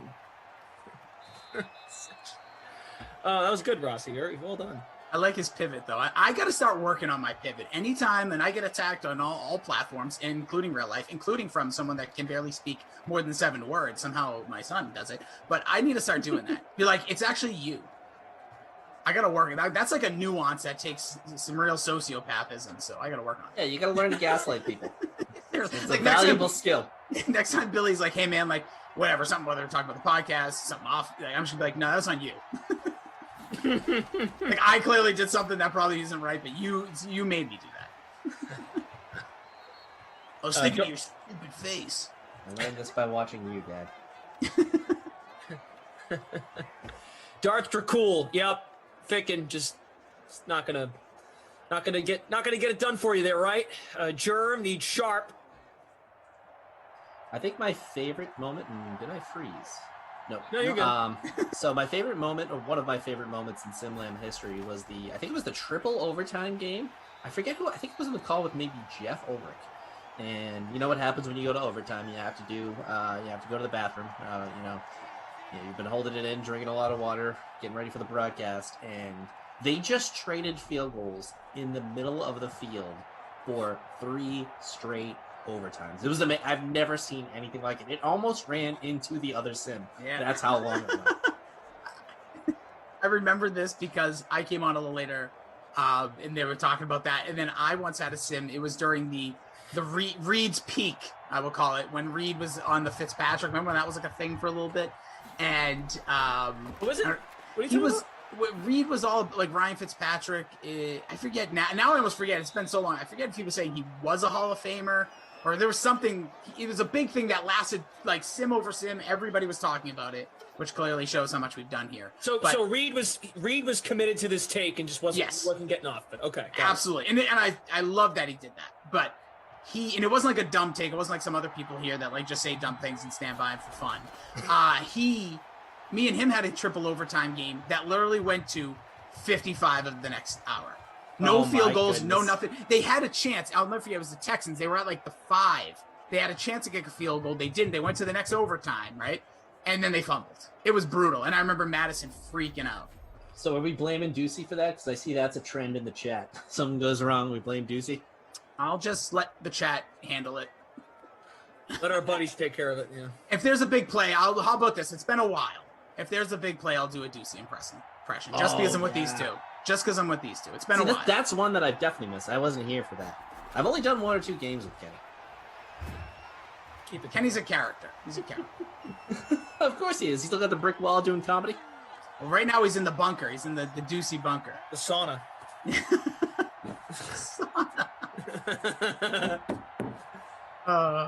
Sometimes you gotta sweat it out. Sometimes you gotta sweat it out. Right? I wish I had We do have a show called The Sweat. I mean, on brand. On brand. Oh man, imagine doing a segment from there. That would be great. I mean, my new thing now, Billy, is I do make mention from time to time that it's really too bad we don't get to see Steve Buchanan and Ed Lowe. They're too cool for us now. They can't call Sims. They've got this new fancy schmancy podcast, and God forbid you ask one of them two to call a Sim. I mean, you know. Yeah, they're big time in us now. So, but It was great when they came on originally. I remember I famously gave, I think it was Julian the advice in the first or second Sim ever that Christian McCaffrey would have a bad game. And he had pretty bad games throughout Madden 20, but the first 2 carries of the game, I believe, were 75-yard touchdowns. Wow, that is nuts. And he was just like, well, our guy Billy, who's like the Madden whisperer, told me that he was going to have a bad game. And he consistently had bad games, so... I will say, Bill, if you were calling recently, Christian McCaffrey's been pretty fadeable, so... Oh, he's been fadeable the entire run of all the Maddens, except for, bright spots here and there, because he's got the skills. It's just that team doesn't really get the ball to him in the areas you want him to get it. Yeah, he has a couple double bonuses in there, so that's why he still gets the fame and the fortune. He also had a kickoff return in one game, too. Ooh, really? Yeah. Really? Yeah. Yeah, you can thank me that and Zach hasn't on that happened in one. a while. A kickoff return for a touchdown. That has not happened in a while. That happened a lot in Madden 20. I've never been on the call for one. Dude, Glash, or on a broadcast for one ever. Oh. Yeah, it was a while ago. It might have been Madden 20, but I also, Glash, it was me and you who had the fake punt interception the other day. Yeah, that was nuts. Oh, that's great. It's embarrassing. Oh. Billy, no, not Billy. Jason, what did we? There was something you told me to remind you to talk about. Coffin related. He got mad at you. Oh, was that it? Was that what I said to remind me of? Well, I'll just tell you that if that's what. No, I'm thinking about if it was the Twitter thing. Basically. Oh wait, he's reminding. Oh, you and Freeze Pops got called out for something. Oh yeah. So yesterday, when me and Freeze Pops come together, we were just doing the whole Mount Rushmore of each sports team, right? The football teams. So Classic. Yeah. Listen. Did he? Oh, go ahead. I'll stop. Go. No. So he comes on. Is it Winella? Am I saying that right? Wendella? Waddell? How do you even say his name? I can't say his name. Winalda, him too. Yeah. And all of his cousins with all those other names. So Winalda's in the chat and says, how can 2 guys that are not in the Hall of Fame talk about Hall of Famers? And I was like, no, you're better than that. No, you really didn't just say that. Who the hell? People can criticize anything. Only peer review. Only peer review from now on. I know, that's what I said. I'm like, dude, you're in the media. I understand you're great. And don't get me wrong, I'm not trying to take away anything you've ever done. We were talking about Kurt Warner. Here was the argument. Kurt Warner, I still believe, and Terrell Davis shouldn't be in the Hall of Fame, I believe, because they worked for the NFL Network. Out of a sudden, next thing you know, they're in the Hall of Fame. That's all what I was saying. And we were talking specifically about the Broncos, and then he went in this whole thing. He's like, yeah, you aren't in the Hall of Fame. He didn't even go the pro route. I've had that for years. People say, oh, you didn't play. How can you? I'm like, what are we talking about here? That's what we're paid to talk about. You think everybody who's, commented, by the way, Dalvin Cook just getting in the end zone there, so finally somebody paying dividends on the Vikings here. Well, you think everybody who's ever commented on film in their entire life has directed movies? That's preposterous. That's never going to happen. Athletes play because they can play. We do this stuff because we can't. But I can tell when, things are awry on a basketball court. I can tell you that, Robert Williams should have been starting for the Celtics a year ago, and I was right. So, you can have a solid opinion on these things. Oh, give me that. He almost had a 5x5 in his first start. Guy's a freak. It took a year. But I will just say with that, but I appreciate every athlete. I think if people do stuff like Billy, you just said, oh, look at that little 2-pointer for you, dude. Yeah, feeling. I got a feeling. But yeah, I love the guy. I appreciate that Ronaldo's a part of this fam. Like, I think that's really cool. I'm glad he's going to be on later tonight. I think that's great. I just don't ever try to stop the conversation by saying something like that. Because then it's literally, there's the sideline. We see a couple of Jets warming up. Ooh, there's Jamison Crowder looking nice in his newer uniform from 2009. Like, that's what it would be. And that's not what anybody wants. Okay, so... Oh, I see. So you got called out from Ronaldo. Yeah, and so now it's interesting because Tommy's going to be on with him tonight, so I'm very intrigued. Oh, that's a good point. That's right, because it's Kaufman, Pops, and Ronaldo. I'm going to come. I think I'm going to make time. I'm going to tell my. Oh wait, do I call her dear again? Gosh, let's see. Hey, dear. No response this time. I think that game's over. But anyways, I'm going to probably at 8 o'clock tune in. And if he says anything that isn't just about professional athletes, I'm going to say, you can't comment on that, buddy. You think he was being facetious because Eric Ronaldo is a great guy? Well, I don't think it. Yeah, I think he just was mad about what we were saying. I think we struck a nerve, which I like. Like, people strike nerves with me all the time. I do a podcast with Billy, and he does it once a week with me. Mm-hmm. So it's the point of conversation. Make people emote, and I appreciate it, and I'm excited. But again, that's a tease also to make sure you tune in at 8 o'clock tonight, so Glash can slobber all over him. I'm sorry, not Glash. I mean, Cough. That was great. Well, hopefully Freeze Pops can get a word in. Oh, good luck. Yeah. If only the NBA trade deadline was at 8 o'clock tonight. Oh, there it is! They're on. Oh, I thought you almost got a Kenny. Almost got a Kenny. Called down from behind. He doesn't have the breakaway speed. I think he's actually under a 90 for a running back. Yeah. Brian Donovan in the chat. What's up, Brian? Thanks for being here. James Farrell says he thinks so. I guess Freeze Pops also said that wasn't really Ronaldo. He didn't believe it was Ronaldo in the chat. No, he didn't. We had to get confirmation because I didn't see it. So, like, when the chat's going, like you said, you can't keep up with it. It could have been a parody. No, right? It was him. Drew was with us. Drew, we confirmed. Yeah. And I'm excited that we got, like I said, to even get that reaction. Whoa. Do I see it? No. Is that the lacrosse player? Yeah, it is. Yeah. Oh, come on. I could have used that. Get in the end zone. Hogan's heroes to the 1, to the 2. I'm in 29th place. Let's go. Joker says Ronaldo could kick Rossi through the uprights. Absolutely. I'm sure he could. I'm short, stout. Hope he's got a real... I don't know. Imagine, have you ever tried to kick a fire hydrant? I wouldn't recommend it. No, I wouldn't either. But the dude's an athlete, so... It's true. I've seen Glash kick a field goal from like 36 yards. That would have been good from 80, so... I'm in the Malden High Hall of Fame. Nope, touchdown. Lev Bell. Get in there. There's the captain. Bill, don't let that just sneak by. So you're a high school Hall of Fame? I don't believe this. God, no. I never made any team except golf. Let me bring this to both of your attention. Rossi, the Malden High football field. It was crystal clear right now. It looks good. I think we should out there this morning running. Yeah. I think we should do another one, Bill. Pine Banks. I think we should. They did a little kickoff. We did it in legit frozen ice. Oh yeah. I saw. Stupid. It was really bad. Like, not cooking. You couldn't walk, let alone like Emerson's dog. Like, there was bleeding dogs. Sarah almost got hit with like 15 balls. It was crazy. There's a lot of tough talk that's been done over this entire year of Sims, and hey, we're gonna hang out when all this happens. So when everybody gets ready and we're finally able to go out, a lot of push is gonna come to shove. And Emerson, who fancies himself, we're all gonna hang out. Guy's hard to get a hold of, so I think he's going to... he bails all the time. Yeah. It's like his ship is going down. Dude, I miss you. Let's hang out. I can't tonight, though. Or tomorrow. Or next weekend. Hey. And then I'm going to visit my parents. Then we're going to visit Meg's parents. Yeah, and Georgie is still peeing on the floor, and I gotta scrub the floors later, so... Dude, my magic spoon just got in. I need to try all 4 flavors, do a quick review. Stephen Lebowitz says, great having the 3-headed announce team monster. Nice job, guys. Thanks. I think we're having fun. This is good. I like this 3-man weave. Yeah. And not a lot of 3-man booths. People would encourage me to come on back in the day when I would produce and call games every once in a while, and I refused to do it in any Kaufman Sims because he asked for it the most.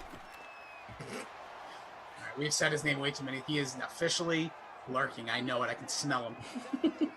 So Rossi will be here for the 6 o'clock, and first time playing Fortnite is in the chat because we've got that big contest coming up, the 30K 1-year anniversary special. We're reminiscing a bit, everybody. We started these Sims 1 year ago today, March 28th, 2020, when sports were shut down. This is what we came up with, and the babysitter is here, Billy Delaney. Would you like to briefly tell the babysitter story as to why we call it that? Because there are people here that are new and don't get it. Yeah, so it's a nickname, as Koff gives out all of them. They all kind of stink. But this one is a little bit fitting because I think we did a couple of test runs, and, I was kind of helping along with all of the stuff. But, they were like, can you come on the broadcast and help these people talk a little bit of Madden? And then, they were like, can we have you on all the games? So I kind of just helped people talk through, superstar traits, all of the different categories and whatnot as we get a big run here from Dalvin Cook. He's breaking it down the sideline! Dalvin Cook! There it was. You got it. Stuff like that with his his brakes, his acceleration, his speed. Nice little call there. I like that. What do you call that? That's the old school Ducey. Oh, that's the old school. When Ducey first came on, he would literally just scream the whole time. So I apologize. No, you don't. I liked it. I loved it. I apologize to people. You're not sorry at all. It's been a long time. That's the great thing about Zoom, though. It kind of levels your audio automatically, so I don't think that was too loud for anybody. Yeah, the microphone too. That was fantastic. So when you first started, Billy, I don't mean to trouble you there, but yeah, so when he first was on, we would see places. Yeah, Rossi, your mic sounds like crap now. What did you might have broke your mic. No, they squash you back when you do that, so he'll be back to normal in a minute. Talk. I'm back. Am I back? Oh yeah, that's better. Okay. Sometimes you have to tap on it like a soda you don't want to explode. First time playing Fortnite says, "Come on, buddy, come on, Rossi." Well, Jim Volper got the joke. He said, "Damn, I thought Ducey was there." Oh, I love that. Jordan Lindenbaum, shut up, Rossi. You're scaring my neighbors. I love how they knew it was you too. Billy, go ahead. Sorry, you were mid-story and Ducey interrupted. Oh, no. I hope there's more of that. That scoring is good. We finally got some points on the board. 21-14 here, Vikings. But yeah, it was just one of those things where, people know football in our company, but they weren't really familiar with the Madden. So I kind of helped everybody along with, some of the Madden terminology, what these superstar traits were, what the rosters looked like, what a cornerback one meant on these depth charts. They play the left side of the field instead of the right side of the field, just things like that. And you became the babysitter how? Oh, that was it? I thought the other joke was that you watched like Coffin's Kids. Oh, well, I think we're supposed to stay away from the talk of the youngins on these. Oh, well, that's true. Just not one. You can mention it.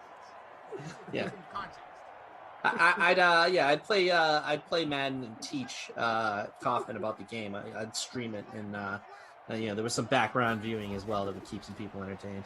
Rossi, I think you did break your microphone. I think you need to. I think you have to like talk up there, close into it. Yeah, you gotta do the classic unplug, plug it back in, maybe check your settings in Zoom there. How about now? Better? No. Worse? Now it sounds like bedtime magic. Is it me or is it the volume? I think it's you. I'm gonna guess it's you. So I'd go into your audio settings. Talk about karma. Breaks his microphone trying to sound like Ducey. Maybe the microphone did it on purpose. He's like, wait a second. We don't want any of this. Plenty of time here in the pocket. Nice little throw. Nice. Yep. Jamison Crowder. Way to hold on to the rock. Herb Dog. Can we get a scoreboard check? Sure can. So Dalvin Cook, Lev Bell have touchdowns. Lev Bell, Perryman has the first one for the Jets. You got a SimLab website? Yeah, we can't talk about that. But... Oh, I didn't know that. Oops. Yeah, that's okay. Shout out CJ, 71. Shout out. Am I back? Is this normal? Go ahead, talk, say something. It makes me feel like, people say I'm bad. Yeah, that's good. Okay. There you go. I unplugged. See, Andrew knows what's going on. Always. This is a great staff. We got two guys I'd be very like if Daniel was on, he'd actually come into my computer. Like he'd find a way into my internet, like hybrid his way in. He'd show up on my screen and start talking me through it. Well, yeah, this is what I miss the most is hanging out with all of you guys, the ops guys, Andrew, Daniel, of course, Michael. I miss Madison, always a delight. So it's been lonely at times being away from someone. I don't get this joke from Creature from the Glass Lagoon. He Typical. puts on the chat, "My throat hurts" is also what we anticipate Crust saying after his 8 p.m.s tonight. I'm guessing because he's going to talk so much. Oh, yeah. I mean, that's what he does. First time playing Fortnite. I'm pretty sure. Oh, what? I missed something. Producer Drew. Okay. All right.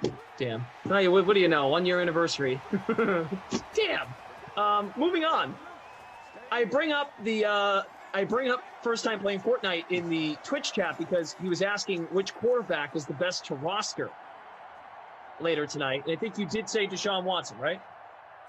Deshaun Watson is always up there. He always puts on a good show, even if the team doesn't do well. But Mahomes, honestly, if you're going into a big, as we get down to the one here, and I think that's the backup tight end once again.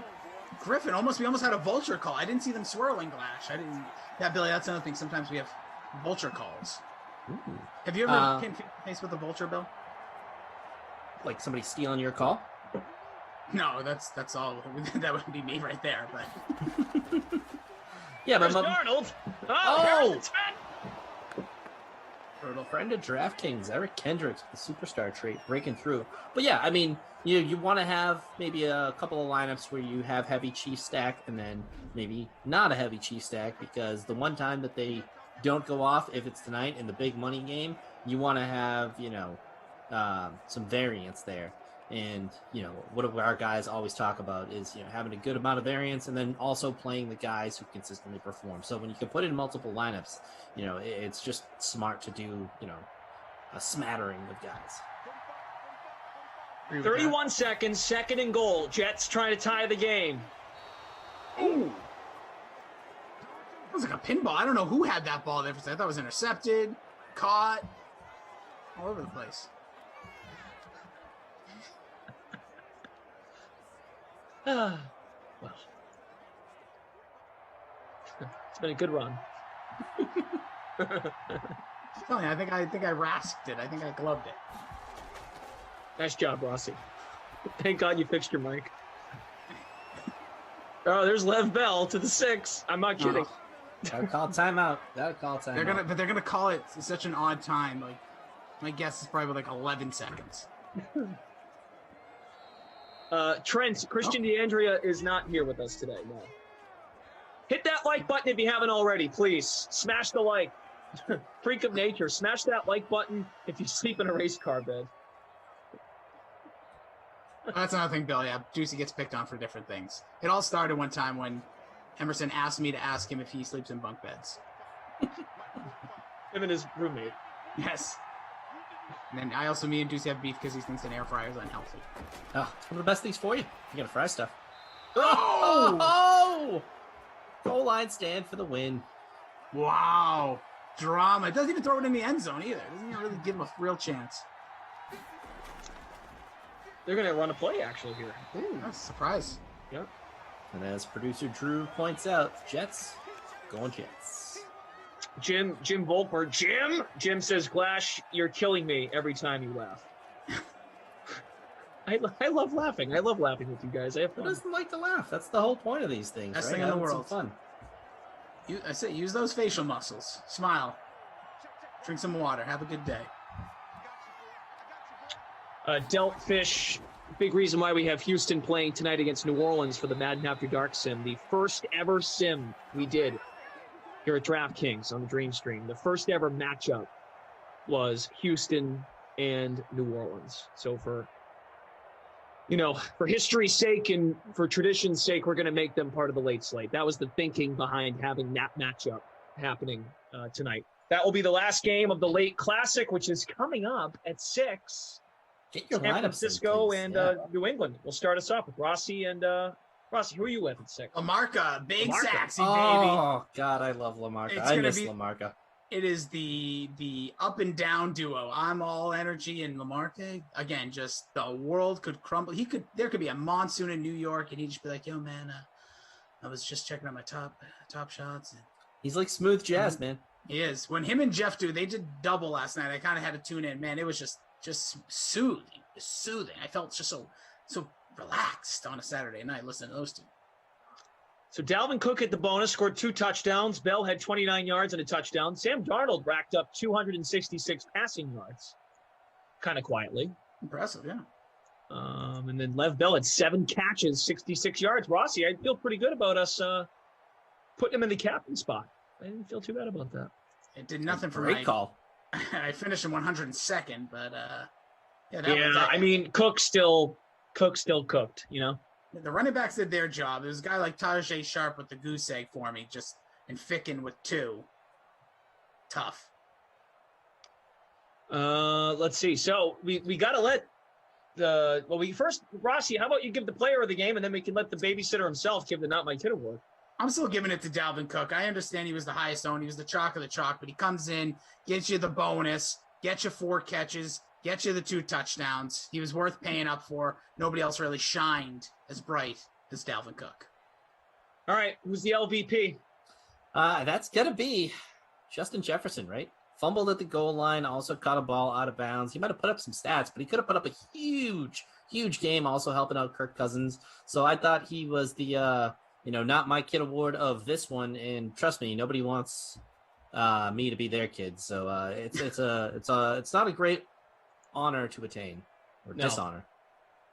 And you're still looking for love. So Glash is going to actually take. If I almost died the other day, Bill, chugging a soda water, and Glash is going to take over. So for my fatherhood. So okay, all right, fair enough. It's legitimately on record. Producer Madison is in the YouTube chat. Says hi, Billy, with all capital letters and 2 exclamation points, and then and Glash and Rossi. Oh, Madison's the best, and I heard I've seen she has a new puppy in her life as well. Yeah. Miller. Yeah. Rossi, see, back to your point, right? When you got the haircut, you go away for a couple days, and you look great, right? And maybe we should be like Billy and go get another job and take 3 months off, and then everyone will miss us, and we'll be appreciated. That's it. It's all what do they always say? What makes the heart grow fonder? Distance. It's like a wrestling return. It's like when Triple H came back. Yeah. So Huge true. pop. Huge pop.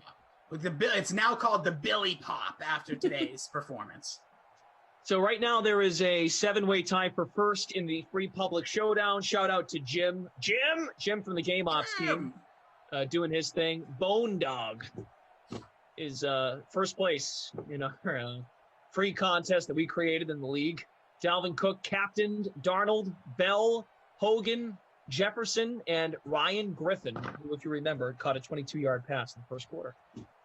Before we let you go, Billy, you want to throw out some plays that people should consider for the late slate, and this is it for you. And you're the Madden guy. So yeah, I am the Madden guy. So for defense in the late one, I think you also might want to stack the Kansas City in there. I'm really big on the Kansas City stack because why not, right? They have all the weapons. They have the great pass catchers. They have the guy Mahomes. And if he gets his X factor lit, that's an extra 15 yards down the field that he can throw to a guy like Tyreek, who's already a freak. So if you want to go with a pivot play at quarterback, maybe you go all the way, maybe you drop down just slightly to Watson. But there's really not a lot of bad plays. I think they stack this one, so it's going to be a lot of fun out there.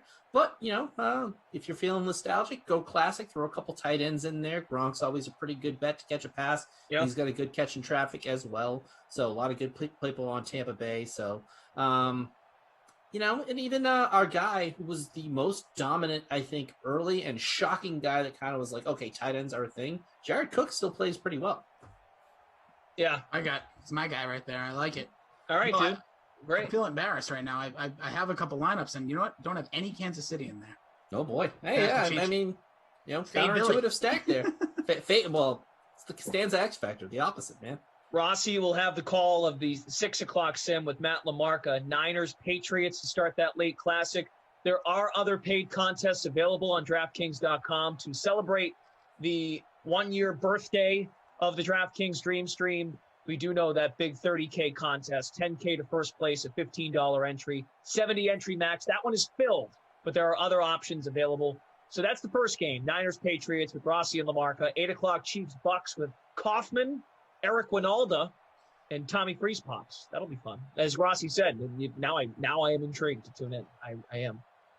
And then Madden After Dark as Texans Saints. That was the first ever matchup in Simland 1 year ago today. That's why that game is happening. Oh, Lamarca, Freeze Pops, and Brian Berard is coming on. Bry Guy. Another 3-man booth. Love Bry. Miss Bry. Fantastic. All right. And we have other news. Billy, Jason, I don't know if this is the first you're hearing of this, but we broke this at the end of the 4 o'clock sim. We have another NFL Madden tournament in the celebration of what's going on with college basketball. We're going to have our own tournament bracket style. We're coming back with a tournament, more March Mania, except it's happening in April. Starts Monday, April 12th, rolling through April 19th. NFL Madden tournament at DraftKings. There will be free-to-play pools on the DK Sportsbook for this entire tournament. Round of 32, round of 16, quarterfinals, semis, the whole deal. In Simland. My idea also might have gotten finagled in there. I'll have to check out and see. Keep that under the hat for now, though. You don't want to give it to the people unless it's there. So being innovative, even though he's not here commentating, he's still dabbling his toes into the Madden. There will be $15 entry contests with 30K prize pools. So similar to what we're doing tonight for the 1-year anniversary special, we'll have more of those. More to come on how often that will happen. And teams will be seeded by standings last year. So example, Chiefs would play the Jaguars.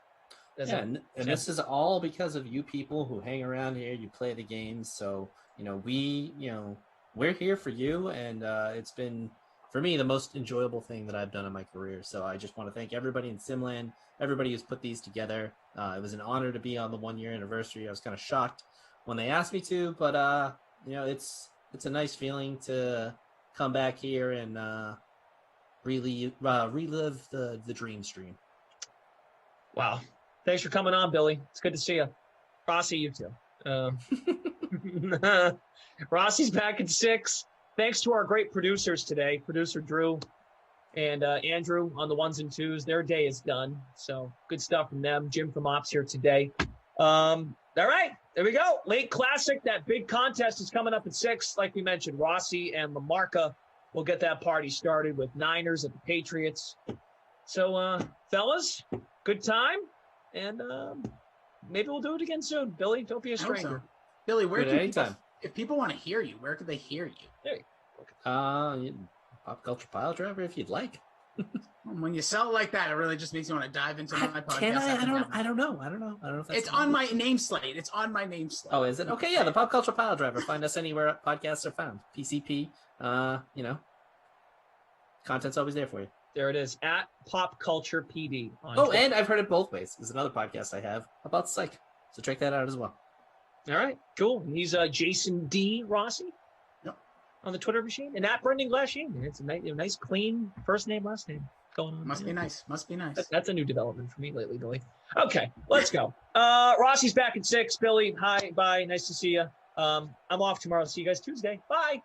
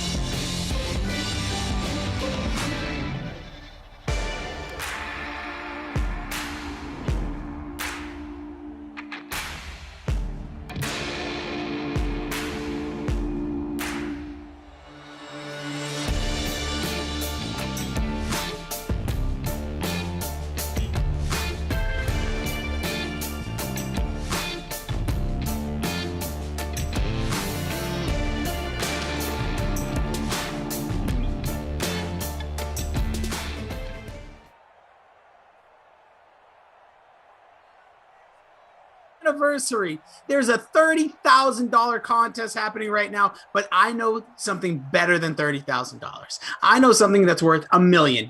It is the mind of the man I am with over on Twitter at Matt Lamarca. He writes up articles. He tells you the cheap plays, the good plays, and everything in between. He tells you about Top Shop. He's all over the place. He is the sexiest man in the DK Sim fam. He's got his hat cocked backwards, ready to rock. Always. 1 year later, baby. Matt Lamarca, how the heck are you? How do I respond to an intro like that? I mean, seriously, what an intro. I place the net worth on my brain at a little lower than you, but you know, I will gladly accept the compliment, and I'm excited, Cheers. man. I'm excited to be here celebrating 1 year of this sim. I mean, I haven't been around for a year. I don't think you've been around for a year, but still, what an accomplishment. It is. We're going to talk all about that. We got the 30K contest. We're basically going to be monitoring that and the 5K. Because if you're like me, I was like, no, I'm going to drop a roster. Let's have some fun. I did it about 8, whatever time. There's a contest with me and Lamarca in it too. You can monitor that one if you like, if you want to feel good. But I threw in a contest and they're like, yeah, this thing's filled up. And it put the biggest smile on my face, Lamarca. Very rarely do I get happy. I'm like Emerson sometimes. Like if I miss out on something, FOMO hits. But I felt good. And so they, DraftKings redirected me over to the other one. So I said, all right, this is cool. I'm in. So are you in any of this? Can you be in on this? I don't know your situation. No, I can. Yeah. I'm not. And I don't know if that makes me lame. No. But even though I've been involved with these sims and I've watched plenty of them, I've also done enough of these free rolls to know that I'm just not that good at Madden DFS. I'm here to provide entertainment to the viewers. Hopefully, that's my goal at least. Absolutely. Not necessarily the hard-hitting knowledge. I feel you. Now, here's something I need. You got a flag right off the bat. It's going to be an interesting sim. So we have all night. You got 3 sims tonight. You got your showdowns. You got your quarterbacks to play. I'll be honest with you. I went with Cam Newton for the showdown for the big money. So we'll see if he can perform for me. Just like Lamarca comes to perform every time, entertains, makes you laugh, makes you giggle, puts a big old smile on your face, and has this most soothing voice in the DK Sim fan. Yeah, maybe I'll break out some ASMR for the 1 year anniversary. That was one of my, that was a highlight for me, Let's talk about this. When did you join? Oh gosh, here he goes. It's starting. When did you join the Dream Stream, Lamarca? Boy, good question. June? No. July, August area, maybe? The thing is, I'm not good at stuff like this. What, memory? Yeah, like dates. Memory of dates. Like anytime I have to fill out a resume and it's like, when did you start working at this place? I'm like, oh God, I have no idea. Dude, wait till one day when you're refinancing something and they're asking you dates from 3 jobs ago. You're like, why? What? But I want to say you were here before I was. Yeah, I started working with DraftKings right as sports was starting to get back into motion. Okay, so like maybe, baseball season. Yeah, June? maybe like August area would be my guess. So I started in July, and I thought I saw your name on there, but I could be wrong. We could have also simultaneously joined. Either way, we've been here for a while. There's a sack. My quarterback tonight, Jimmy G. You can drop your guys' lineups if you want. Love to hear what you guys are doing. We got Jimmy B saying, Samuel for me and the captain. No money contest for me because he's in NY. Hey, man, listen, it's all going to break sooner or later. I'm in Boston. Oh, yeah. I'm in New York, too. Oh, yeah, so I guess I couldn't do the money contests. So there you go. There's your real reason. Jordan Lindenbaum did point that out to me previously. And that just goes to show I've never even tried to be in one. So... Yeah. But now you have a reason. We have James in there. Says happy anniversary, everybody. Lots of meowsters to purr, please, says Rossi's fat cat. Jim. God, I love Rossi's fat cat. He's laying right next to me right now. He gets very offended when you call him fat, too. So there's an explosion upstairs. I hear crying, but we're all good here. Happy anniversary. A bunch of people in there. Appreciate everybody. You guys are the reason we've been here, just so you know. So like someone like Lamarca being able to join outside of his duties, the write-ups, the big $1 billion brain. Wow, it's up to $1 billion. Yeah, dude, That's it goes up. Crazy inflation. It happens quick.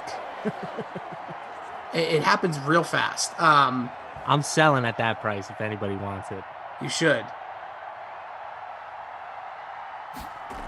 Sorry, I got a text from Cough and I got nervous. Because last sim we did a 3-man weave, me, Glash, and we brought Babysitter Billy back. I checked that out for a couple minutes. So I like to pop in now and then. I like that, dude. I like it. Now I'm going to be honest. To TP. By the way, big shout out. We got Madison with us, our producer, for the 1-year anniversary. She's going to be holding it down the entire night with TP, our guy Tom. He just makes everything just move quickly, smoothly, fastly, and make sure everything goes right. We also have Zach, the coolest name in the world, as our guy in ops. Are you down with that? Do you know any bad Zachs, Mr. Lamarca? Zach Morris. No, that guy dude sucks. Oh, well, he's a fictional character. And by the way, he may suck in retrospect, but when you were a kid, he was awesome. Yeah. I was never like a Saved by the Bell guy, but yeah, I mean, obviously he was like, the cool kid. Oh, no. Oh, are we going to get a safety? No, he gets the ball off. It's thrown. Incomplete. Yeah, he could say timeout and freeze the world, dude. Guy was awesome. He was a human video game. But I have come up with, me and Glash were talking, and I did tweet it out. I'm like, I think there is the Zach, you get a leg up in the world when your name is Zach. I think it just sounds cool. I think it has the aura of being like a good dude. Like, you have to mess it up. So I don't know Zach and Ops well. So aside from here. I don't know like any Zachs. Give me some examples. Well, I got a buddy named Zach, one of the coolest dudes I know. You mentioned Zach Morris. I'm sure I had a bunch of in my head earlier. Zack Snyder, who just did the Justice League. He seems like a cool dude who got hosed. Then he made a 4-hour movie that no one really wants to watch. Zach Brown, good call by Madison. He seems like fun. Thank you. It's just a damn cough, man, says Zach Galifianakis. Oh, yeah. How can't you like Zach Galifianakis? True. Hey, throw him in there. 1-year anniversary. Zach's. It's a hell of a day. Zach Gallen, excellent young pitcher for the Diamondbacks. Nice call. Nice pull. Zach Efron says TP. Who doesn't want to be that beefcake? Zach Thomas. How could we forget our guy? Zach. Gotta love Zach. Undersized middle linebacker for the Miami Dolphins, Zach Thomas? Zach Thompson, I also meant to say, but that's what I meant. Oh, ZT. His name is Zach? Yeah. Please clip that. That needs to be clipped. That's it. That made my whole, that's the year right there. I thought his first name was legally Z, and his last name was legally T.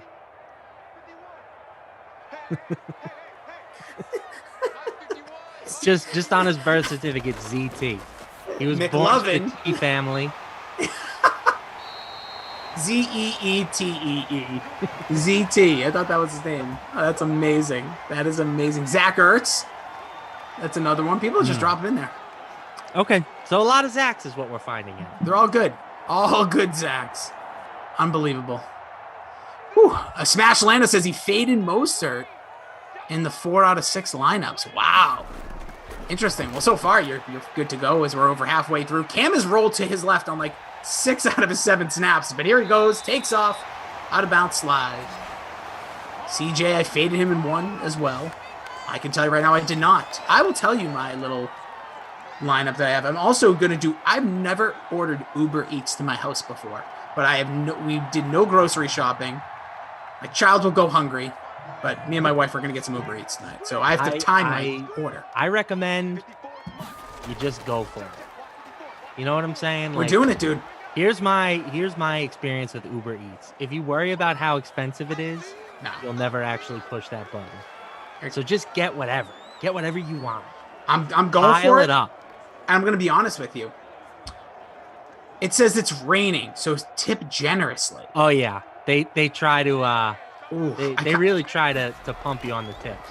Yeah, I don't know if I like that. When they like initially added that button, it was like 5%, 8%, 10%. This thing's sitting at 15%. 15 was like the most generous. Now 15 is like the low offer that they offer you.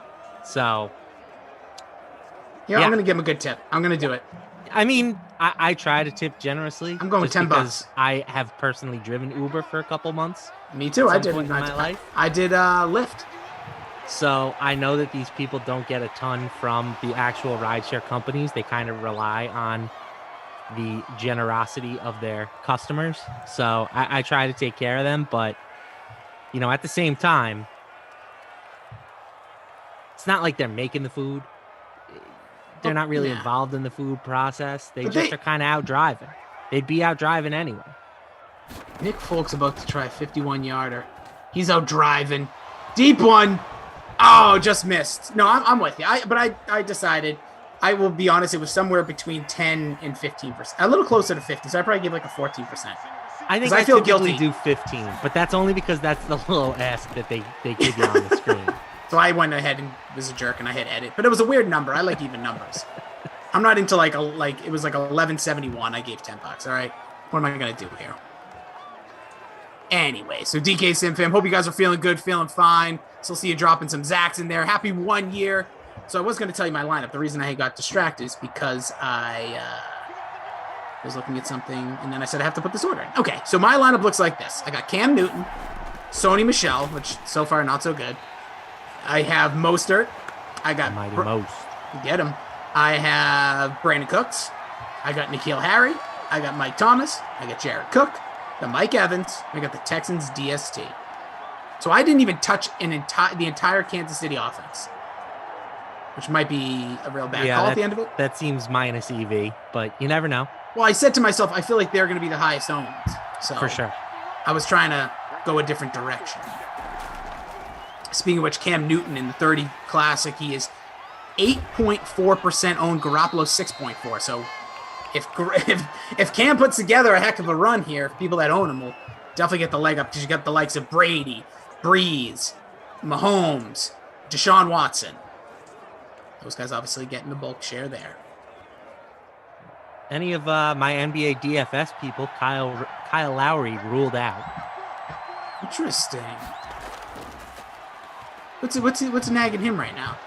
A foot injury. I think it's called footitis.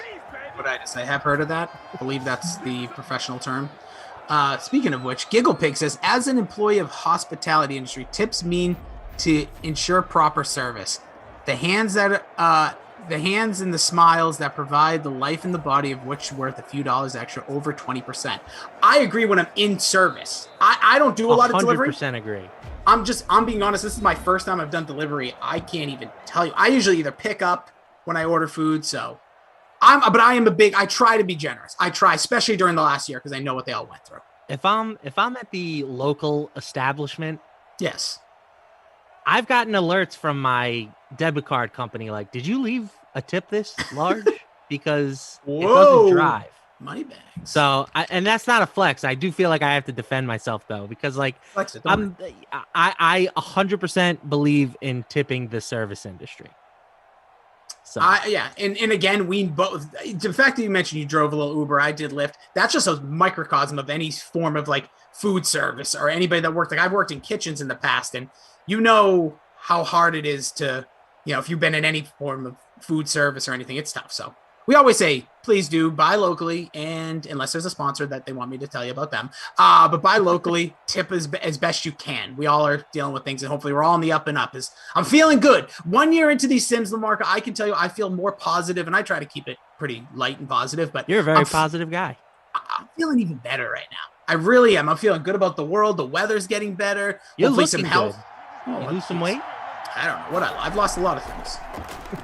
I've lost my mind. But yeah, by the way, I like the trim. You're looking fine too. Let's not misdirect this conversation. But I feel like things are in the world are getting better. That's how I feel. I feel like, and if we're all trying, everyone's doing their part, I feel good about it. I feel good about, hopefully one day I can drive. Me and you can go get like a Nathan's hot dog or something, share it. We can both start on each end. Lady in the Tramp style? Yeah, absolutely. Don't be jealous, Tom, Madison, Zach. You guys are invited too. We'll get different hot dogs for you. All right, we're here. It's zip.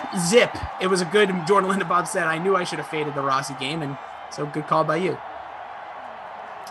CH, we see you. Rossi's fat cat. We already said that. Glash, is he back in? Is he in the chat? There he is. Says Lamarca, looking fresh, kid. As Garoppolo misses another just open throw in the flats. Yeah, I don't know what this says about me because I really didn't do anything different. I just kind of made my hair a little neater than usual. It's like, damn, good on you for actually trying today, Matt. We appreciate Standing up. Lamarca tried. Everybody get up. Come on.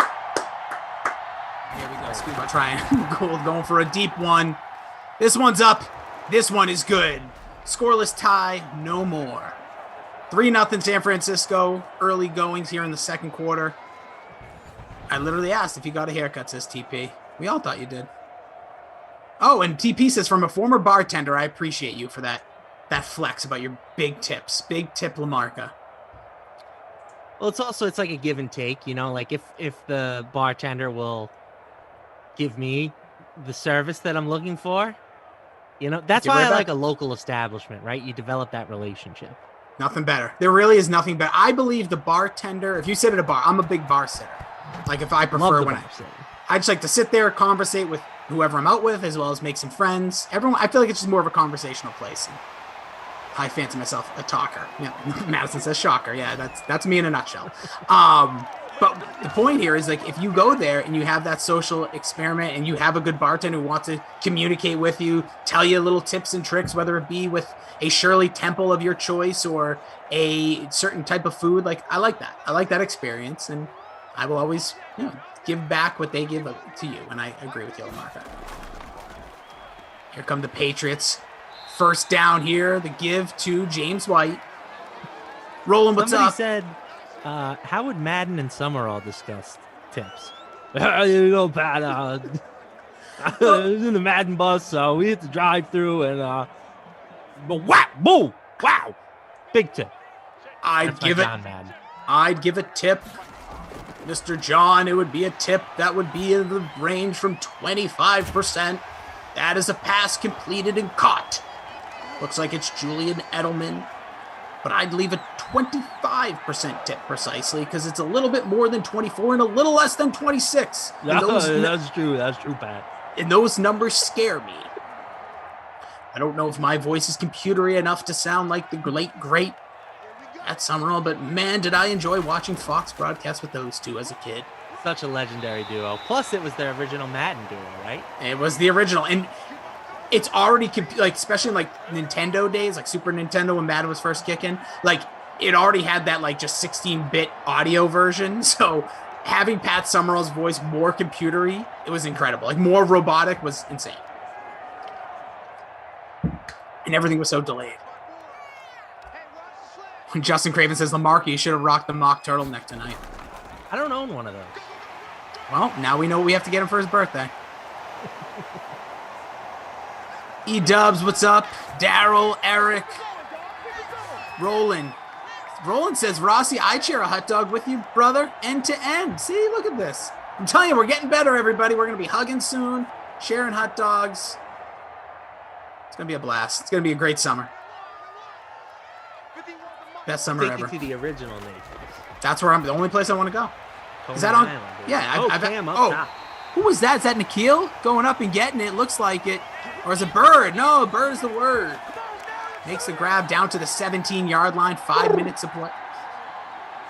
It's the play. Smash Lana says, I'm in first in the 1K, and it will not last. Never know, dude. Never know. That is like a psychological effect thing, though.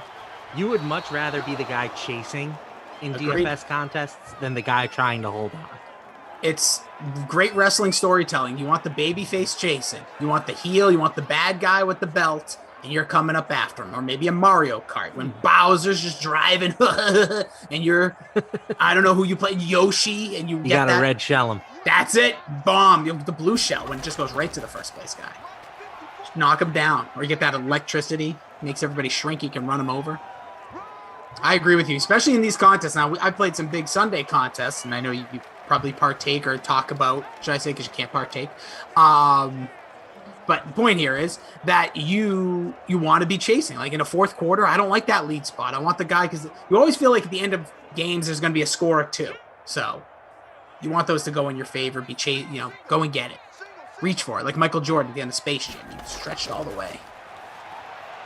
There's Cam looking. Caught there. Asi. Love that name. Doesn't feel like he's going to be a good ball player. But so much for the Asi hype train. That got derailed real quick. Yeah, a couple free agents walk in with a little Pro Bowl behind them. They're like, yeah, move out of the way, Rook. Hey, Justin Craven says, come on, Asi, hoy, hoy, hoy. The guru says, keep green shell attached to the rear at all times when in the lead. Absolutely. It's the right move.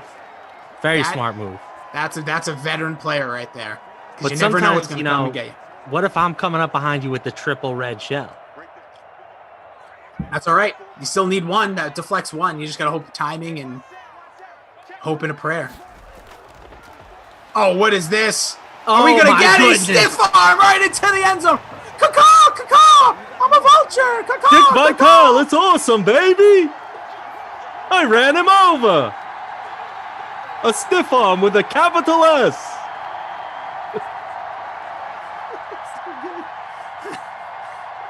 Honestly, Madison, I dare you to tell me the ownership on Vitell on this one.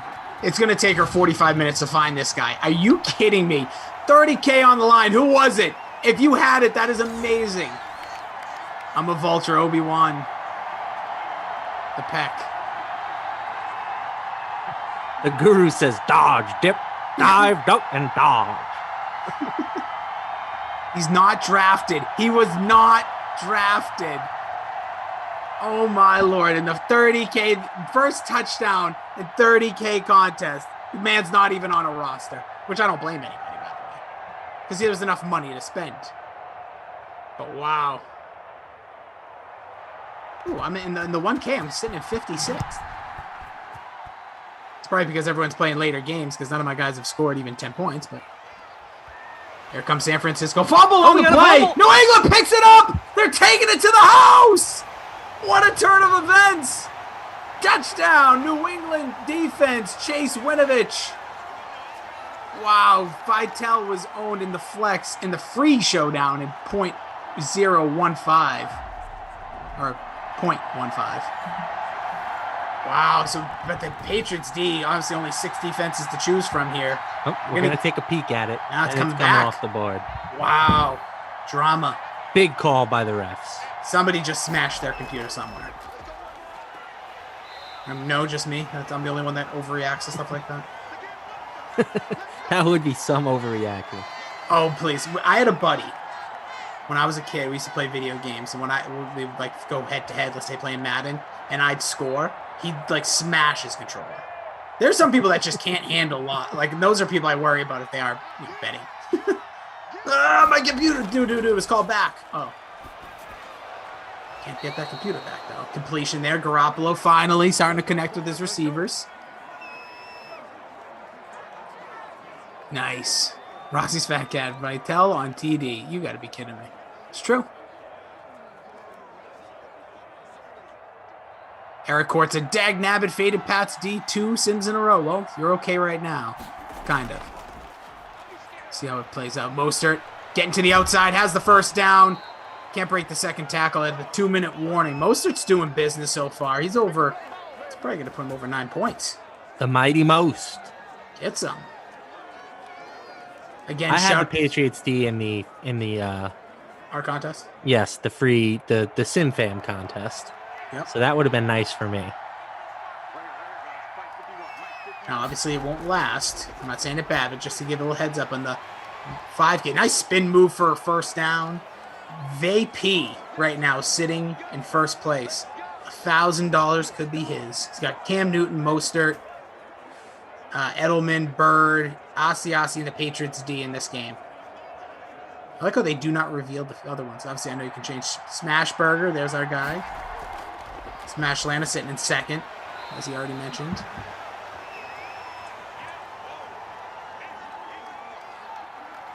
Cam Newton getting the boys hyped on the sideline. Yeah, he's just like, let's go. This is 30K online, dude. Who remembers holding down the Nintendo game like it was your hostage? That was my early rage days. JL, that's funny.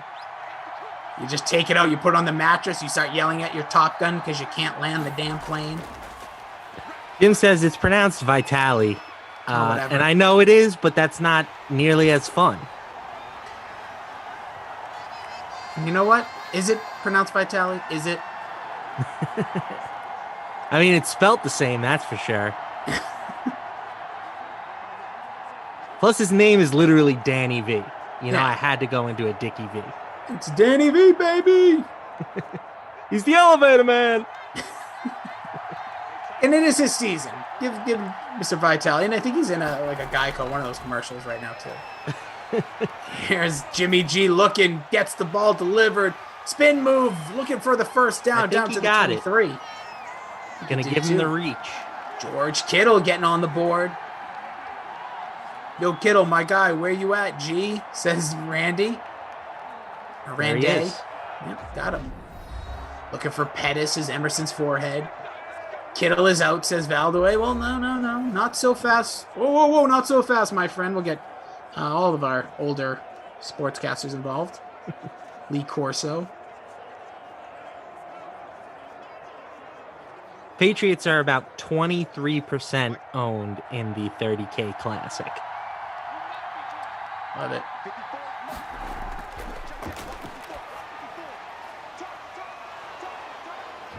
Here we go, another timeout. Trying to get some points on the board here. Keep shouting out who you need. Nail, Hattrick, Harris, what's up? Kittle up the middle, says Randay. Happy Sim anniversary. Happy first. Lamarca will be showing up at the 10 p.m. Madden After Dark in his birthday suit, blowing out candles the entire hour. Stay tuned for that. You're going to be joined by Mr. Freeze Pops, Bry Guy, as well. A three-man heave. Nice catch. Across the middle, down to the 2-yard line. Less than 50 to play. 1 timeout remaining. Kendrick Bourne making the catch. Prime Mostert territory. Let's see. That's what you want, right? That's what we paid up for. Let the time tick. Not worried about the clock. He's in there in the shotgun. Got 3 tight ends set. Patriots bringing in nobody covering the receiver at the bottom of the screen, but he goes across the middle. Easy touchdown. Work. Jordan Reed, I think. Is it Man. Reed? Wow. Caw. I'm a vulture. Caw. Wow. Again, the conspiracy theorists are loving this game. Oh, baby. Jordan Reed. Hope he's healthy enough to play next season. Love that guy's game, but whew. Madison, Tate. I saw Tate in the chat. Zach, work is getting cut out for them. Like, what is the ownership on these guys? Madison was too thrown off by the big reveal about your birthday suit at the 10 p.m. Got to stay tuned, Madison. Madison says he's not owned in the 30K either. And I don't blame you. You had 6 starting tight ends to play with. Right now we had a fullback and a backup tight end score. Wow. Free showdown. He was owned 1.2. So we have a guy that was earned in 0.1 and 1.2 in the free showdown, not owned in the 30 Grand Classic here, which actually is a good thing so far in a way, if you think about it, Lamarca, because everyone's still an even playing field. For sure. If your whole thing is somehow, for some reason, the Sims are rigged, which, again, I don't know how you could believe that, but if you do, why would nobody's benefit? So there's no reason to really be all that upset about it. It's true. Just one. It's all even here.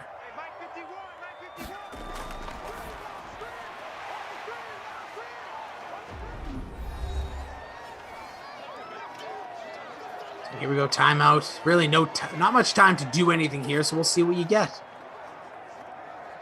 Luis, what's up? Giggle Pig? Danimal? Bro, never seen this, LOL. Vulture's stolen all of our points, says Sean. Again, there's a positive side to the Vultures.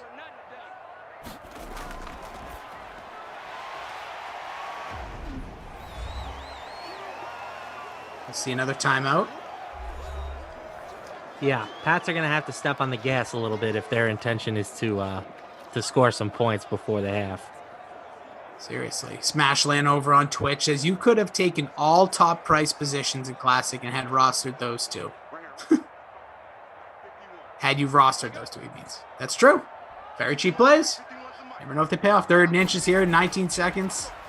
Here's Cam. The blitz is going to get there. Sack. They were going to call their last time out. So, I mean, isn't that also partially what we love about football? Like, every week there's random guys that go off, you know?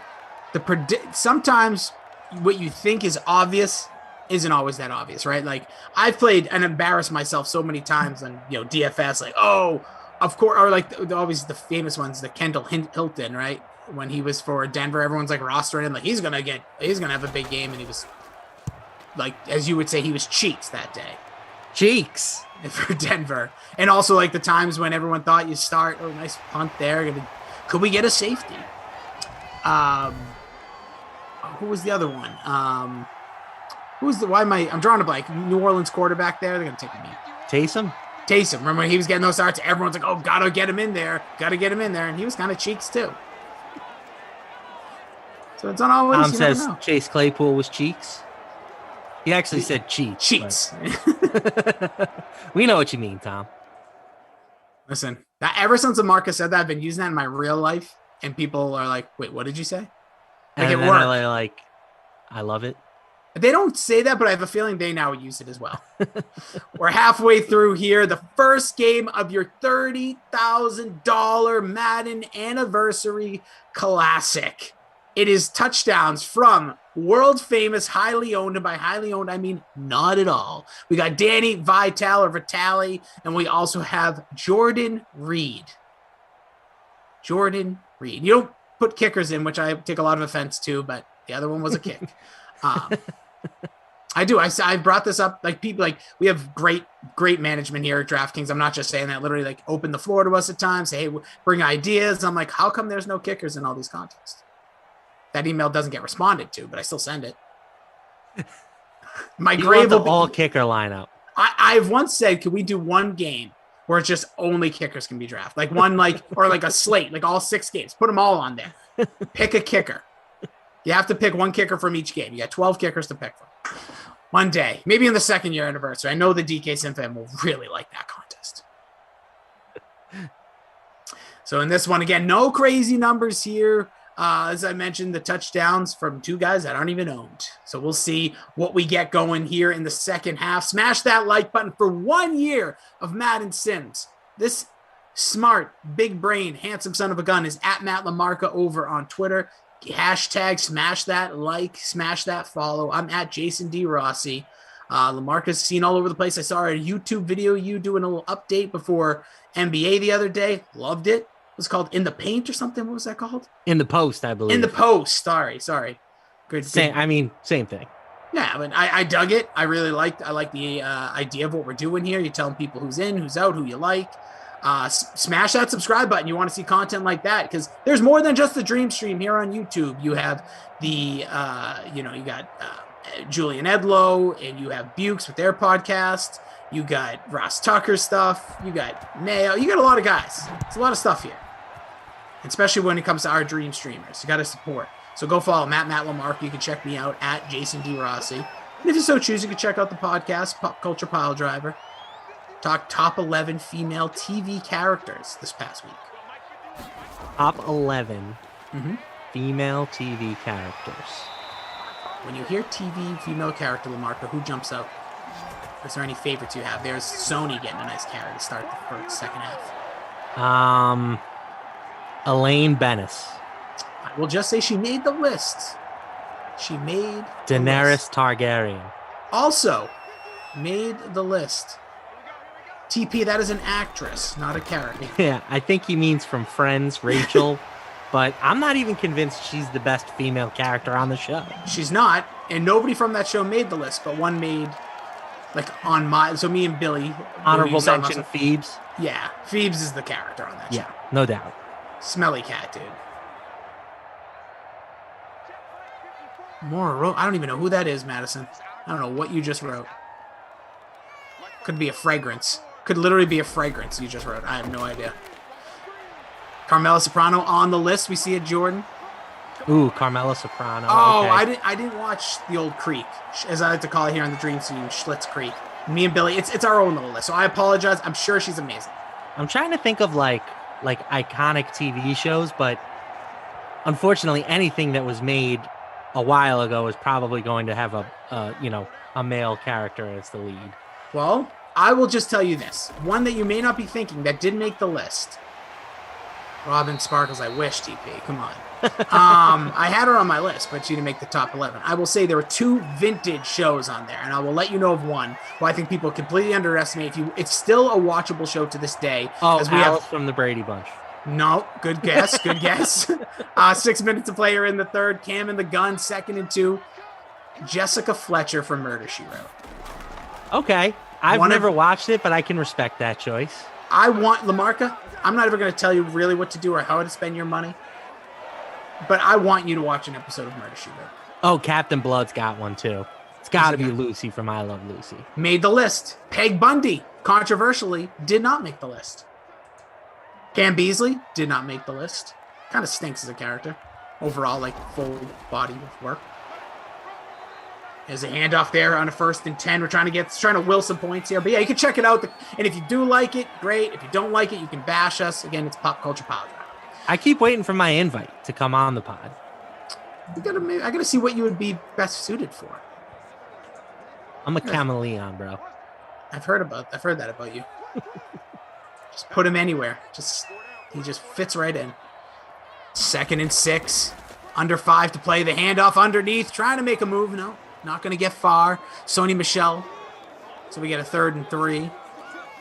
Jessica Lange in American Horror Story. That would be a good one, but she played so many different characters that I couldn't. What about Kima from The Wire?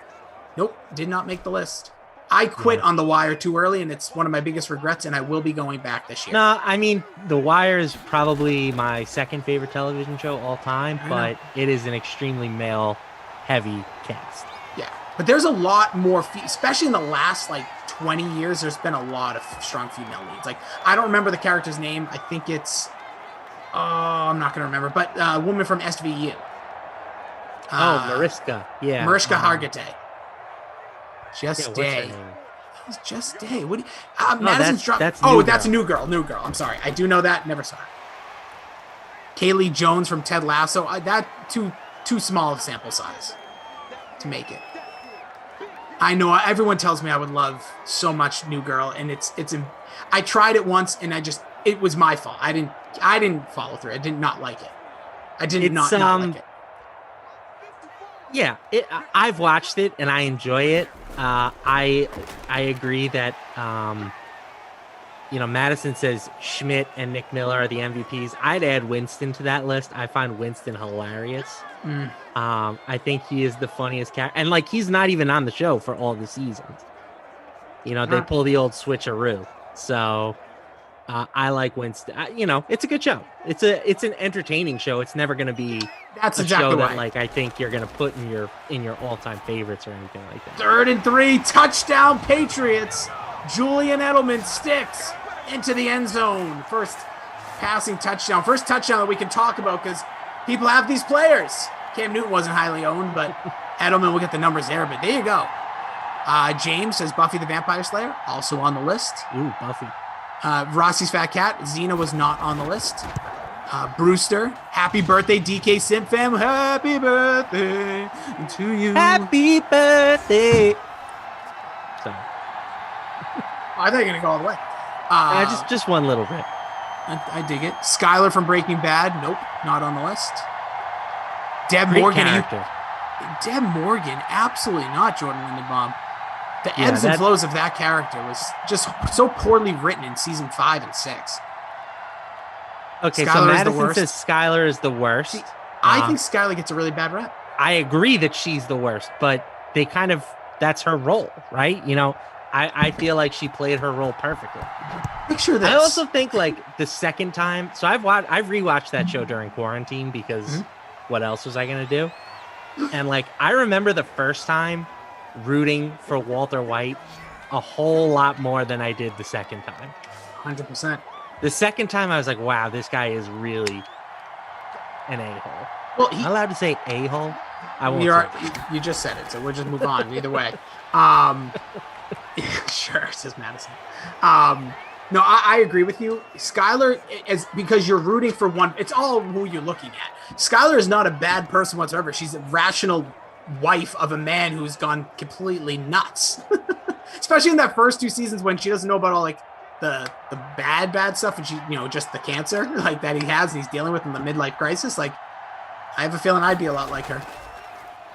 Here's the handoff to Moser. So right now it's 14-10. It's the beginning of your 30K 1-year anniversary. Happy birthday to all of you. Again, just a timeout from all this conversation, the fun we appreciate. This is the best part, I think, of the Dream Stream. We were talking about this with Glash and Babysitter Billy, that the game has evolved from play-by-play. Like, the game has evolved from just being like, 3rd and 5, Garoppolo in the gun. It's got 4 wide, drops back, looking, searching, has Mostert across the middle. It's caught. Nice stiff tackle. Stop there at the 35 will be a 4th and 1. They're going to punt. Like, great. Cool. But I think the conversations and the two-way conversation with the DK Sim fam is what makes this special. And to the DK Agreed. Sim. Guessing the female characters has been quite fun. But like me and you, like, and I know you do with everybody, like, you're just a good conversational dude. Like, you know your stuff. We all know our things. And I just find, like, having the DK Sim fam, having that nice punt there, stop down at the 3 with 1:28 left to play. So I just want to say this, because I'm not going to be able to say it later, and I'm not going to get emotional, so I wouldn't cry.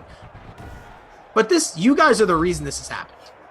Oh, it's actually your birthday, Randay. Happy birthday. But like, you guys coming in here, smashing the like, hitting subscribe, coming back day to day, ripping the dumb things I say, joking with us, conversating, helping the algorithm kick up, getting people involved, your friends, your family. There's been married couples in this chat. There have been people that are doing this during their job, people that were laid off from their job. We know how difficult this last year has been.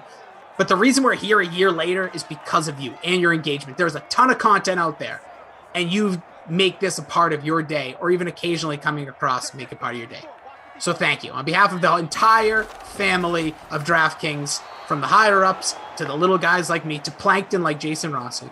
And Matt Lamarca's a couple stages up, so he's somewhere there in between because he's got the billion-dollar brain. But thank you. Thank you for being here. Thank you for choosing us. Thank you for one hell of a year and giving people like me and Lamarca a place to come and hang out and meet each other. Good job. Good job. I didn't want to say it that way, but you're right. And honestly, and again, the crack. Oh, off the back of a defender. I thought that was going to go the other way. And like the great crew we have, from Madison to producer Drew to Michael, Andrew, we have Daniel, we got TP here with us, Zach, the entire ops team, just amazing stuff. So that needs to be said. I will not wax poetic any longer, but we could go a whole hour just on you guys and the interaction. That was wonderful, Rossi. Thanks. I didn't know you had that in you, bro. It's listen, these things don't happen. You know what I mean, Lamarca? You know, you've been on this planet long enough. Even though I do believe you are an alien. But you know, things don't just happen. We don't just like, it's not me, I didn't do this. No. Me neither. Mr. Hawks, stop pandering to us, Rossi. Oh, there you go. Dana Scully says Queen, yep, on the list. You've almost nailed everybody here. Samuel TD coming soon. Ashley. That's the other thing. Men, women, people above 18 of all ages, some of the older, younger. I love it. It's awesome. It's been interesting. No two Sims are ever the same. The conversations, the way that they veer, you can never plan it. Like, I can only imagine trying to plan one of these things. It would just go off the rails so quickly. And just to echo Rossi's sentiment, the chat is my favorite part. I think it's everybody who works here's favorite part. We love interacting with all the goofballs out there. Whether they're praising, teasing, asking questions, hating sometimes even. It's all good. We love it all. The interaction's there. No, it's great. Dude, this is. And literally, yeah, you can see my face now. I'm being serious. Thank you. And if it's pandering, then that's just the type of person you are. You can't accept a compliment. Like when I said, Lamarca, you look snazzy, good, clean. Glash came in, didn't say a word about anybody. Said hi and said, Lamarca, you look fresh, kid. And you know what he said? He goes, I pulled my hair back a little different. Sure, you can see I got my... Dude, you just look fly, all right? My little ponytail right there. What's that thing? A little rat's tail? What is that? Oh, it's way more than a rat tail. It's a ponytail. Pony. Jump on it. Let's do it. Ride it Lamarca's pony. Dup. Dup. Dup. Dup. Dup. Dup. Dup. Dup. Dup. Dup. Dup. Dup. Dup. Tony.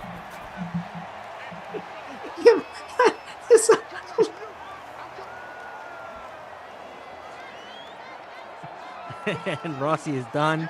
We have broken the Rossi.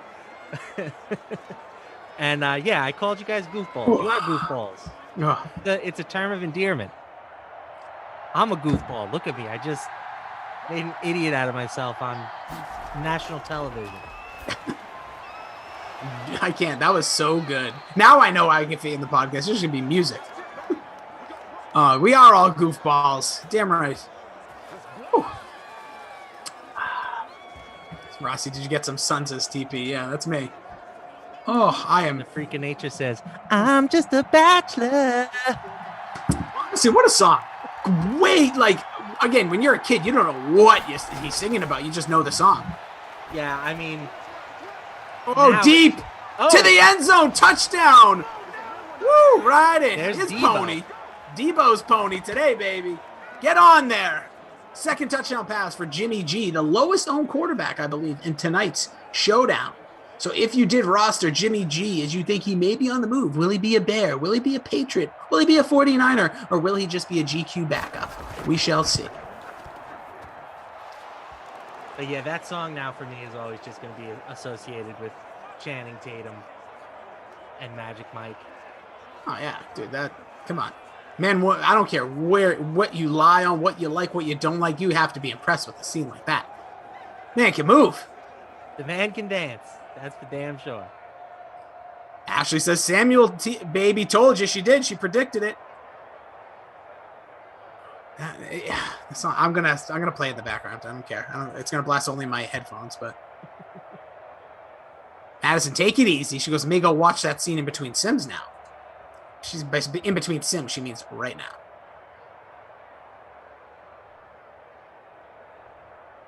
All right, Pat's got to answer back now. Yeah, let's see what they can do. Joe Mallet says, I think when you called them goofballs, it's better than echoing Rossi's sentiment. Yeah, I'm a real dink for thanking you. All right, scram, everybody. What do you want me to tell you? I love you, each individually. Nope, Madison says, I am a professional, full undivided attention to the sim right now. After the fourth quarter, forget it. It's going to just be Magic Mike for an hour. Getting prepared. And then she's going to go from Magic Mike to Adam Kaufman. That is like popping a balloon right there.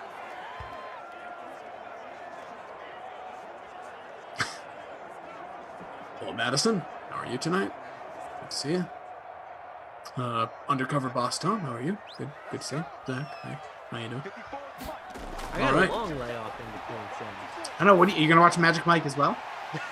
I might be able to squeeze both in. The double header. You know, I like to watch series from start to finish, you know? So if I'm going to start Magic Mike, you know I got to follow it up with the XXL. You have to. Well, listen, you do have, you have the in-between. You're going to be back 10 o'clock, Freeze Pops, you, Bry Guy, Brian Bedard, Mini Brock Lesnar, as he's known as. Mini Brock Lesnar? Is he big like that? Wait till you see him. Have you never seen him on camera? I've never seen 90% of the people that work here. Because they're cowards.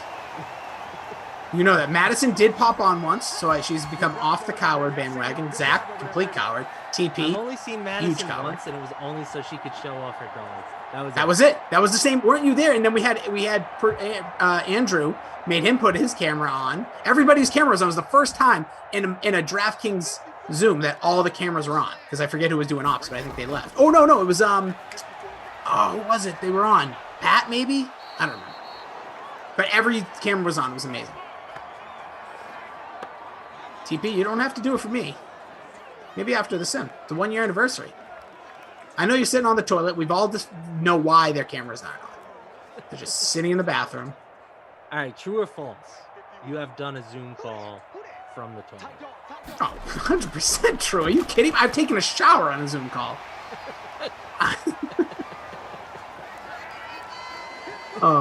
Yeah, you don't even. I could be going to the bathroom right now. No, that's a little off-putting. Oh, I'm sorry. Well, you got to do what you got to do. Hope everyone is doing well here. Hopefully your lineups are starting off well. And Mike says no more Edelman. I need a flush sound. It could happen. I could just walk it in there. I'm not actually. Captain Blood saying his 2 favorite Rossi moments involve spilled drinks live on camera. Oh my God, dude. That's why you're seeing, if you've seen me today, my beverages have caps on them. No more tea. You were with me recently. Water? Yeah, I got water in that was iced earlier, and then this is just my have to finish before. Should have already been drank by now. Water, yeah. Double water, dude. Double fist. Sack there against Cam. My day started off much different than usual in Lamarca. Had a weird start to the day, so my water should usually be done by now. Well, what'd you do? I usually like to start off my day with a little sweating. Right. To sweat, I remember you saying you like to head out to the treadmill and crank out about 7.5 miles. Yeah, just rock a marathon real quick. No, family matters did not allow that to happen. So I said, okay. And then usually if I don't start my day off that way, I don't drink as much water early. So it's been a catch-up game. And it's rained here. Is it raining where you are? It was pouring earlier. It's kind of stopped now. So same deal. So that's also set a weird tone because I did a quick walk, but it felt really cold. Nobody really cares about this, but I just wanted to let everybody know. It's very personal to me. Oh, Reed T recorded the moment of me learning ZT's real name. Yes. Yes. Did he? Where can we? Oh, it's on Twitch. Reed's T? Can you tweet that and tag us? I mean, he dropped it in Slack. Are you not in Slack? I am, but I don't. Can I download that? I want that to be out there. I want to tag Zach, and it'll be funny. Fair point. I'm not sure. Deep field goal try again. Nick Folk doesn't have the leg to try to tie this one here in the fourth quarter. He's missed 2 50-plus field goals, letting the kickers down, but you can't roster him anyways.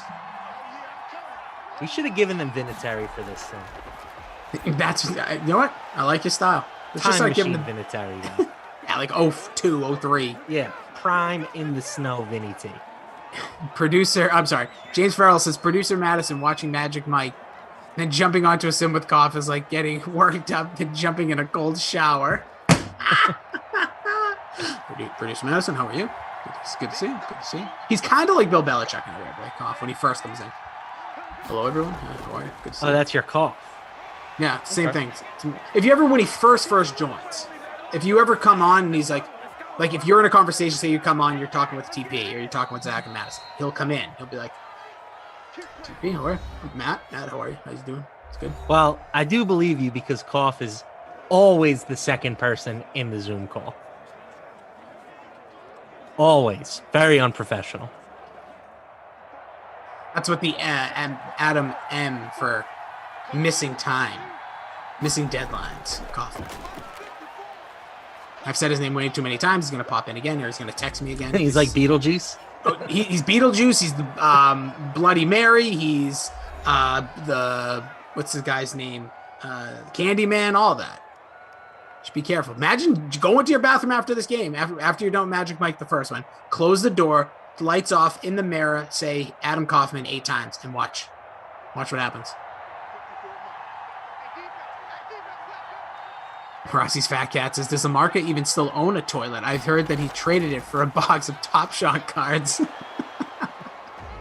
And now I go in the woods. No, I actually have a litter box, Rossi's Fat Cat. Smart guy. Easier to clean.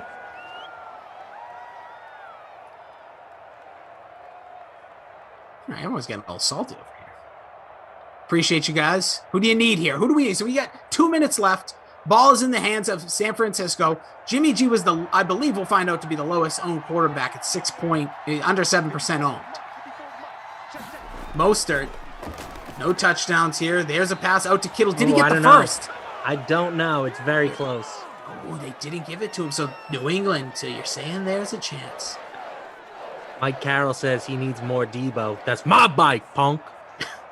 Get your bike back. I am not a Baltimore Ravens fan at all. But wait a minute, we're going for it here. Forget about my reference about the Ravens. Here comes Jimmy G to win the game. Has it blitz. Picked up, caught. That's going to be it. Last time out called by the Patriots. No way for them to stop the clock.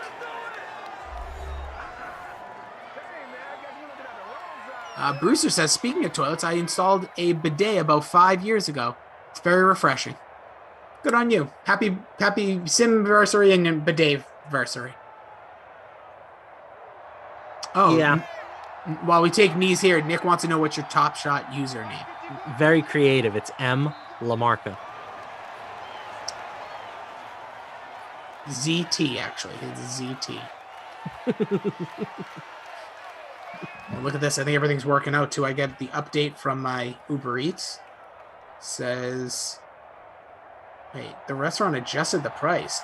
Excuse me? Oh, did you ask for extras? No. Well, that's just baloney. It went up like $10. Reasons oh for my God, we've got drama. Ball is on the ground, picked up by the Patriots. The 49ers take a knee on first. And then they always do that. And it then was they Mostert. decide that they need to run, and they turn it over. Wow. Let's see. Here's Cam at the 32. No timeouts. Drop off. So Mostert loses the fumble. I did ask for add-ons. I'm keeping in the play-by-play voice. That is the reason why I added for extra broccoli on something. So here we go. I also told him to take meat out of something else. That should decrease. Anywho, here time is ticking. 38, 37. They need to gain about 40 yards, honestly, because Folk has not been hitting from deep. So here's Cam searching, throws the ball, has a receiver. Oh, that's on PI. Oh my goodness. Pass interference on the defense.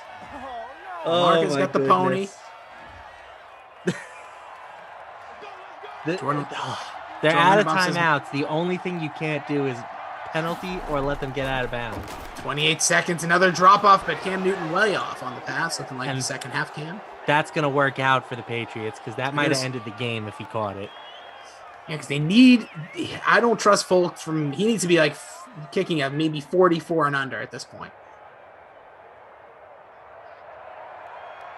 Here's Obi-Wan chatting it up, talking smack.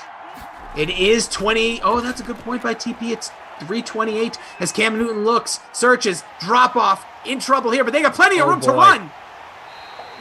I don't know if they got enough time. They got to get to the line and spike this thing.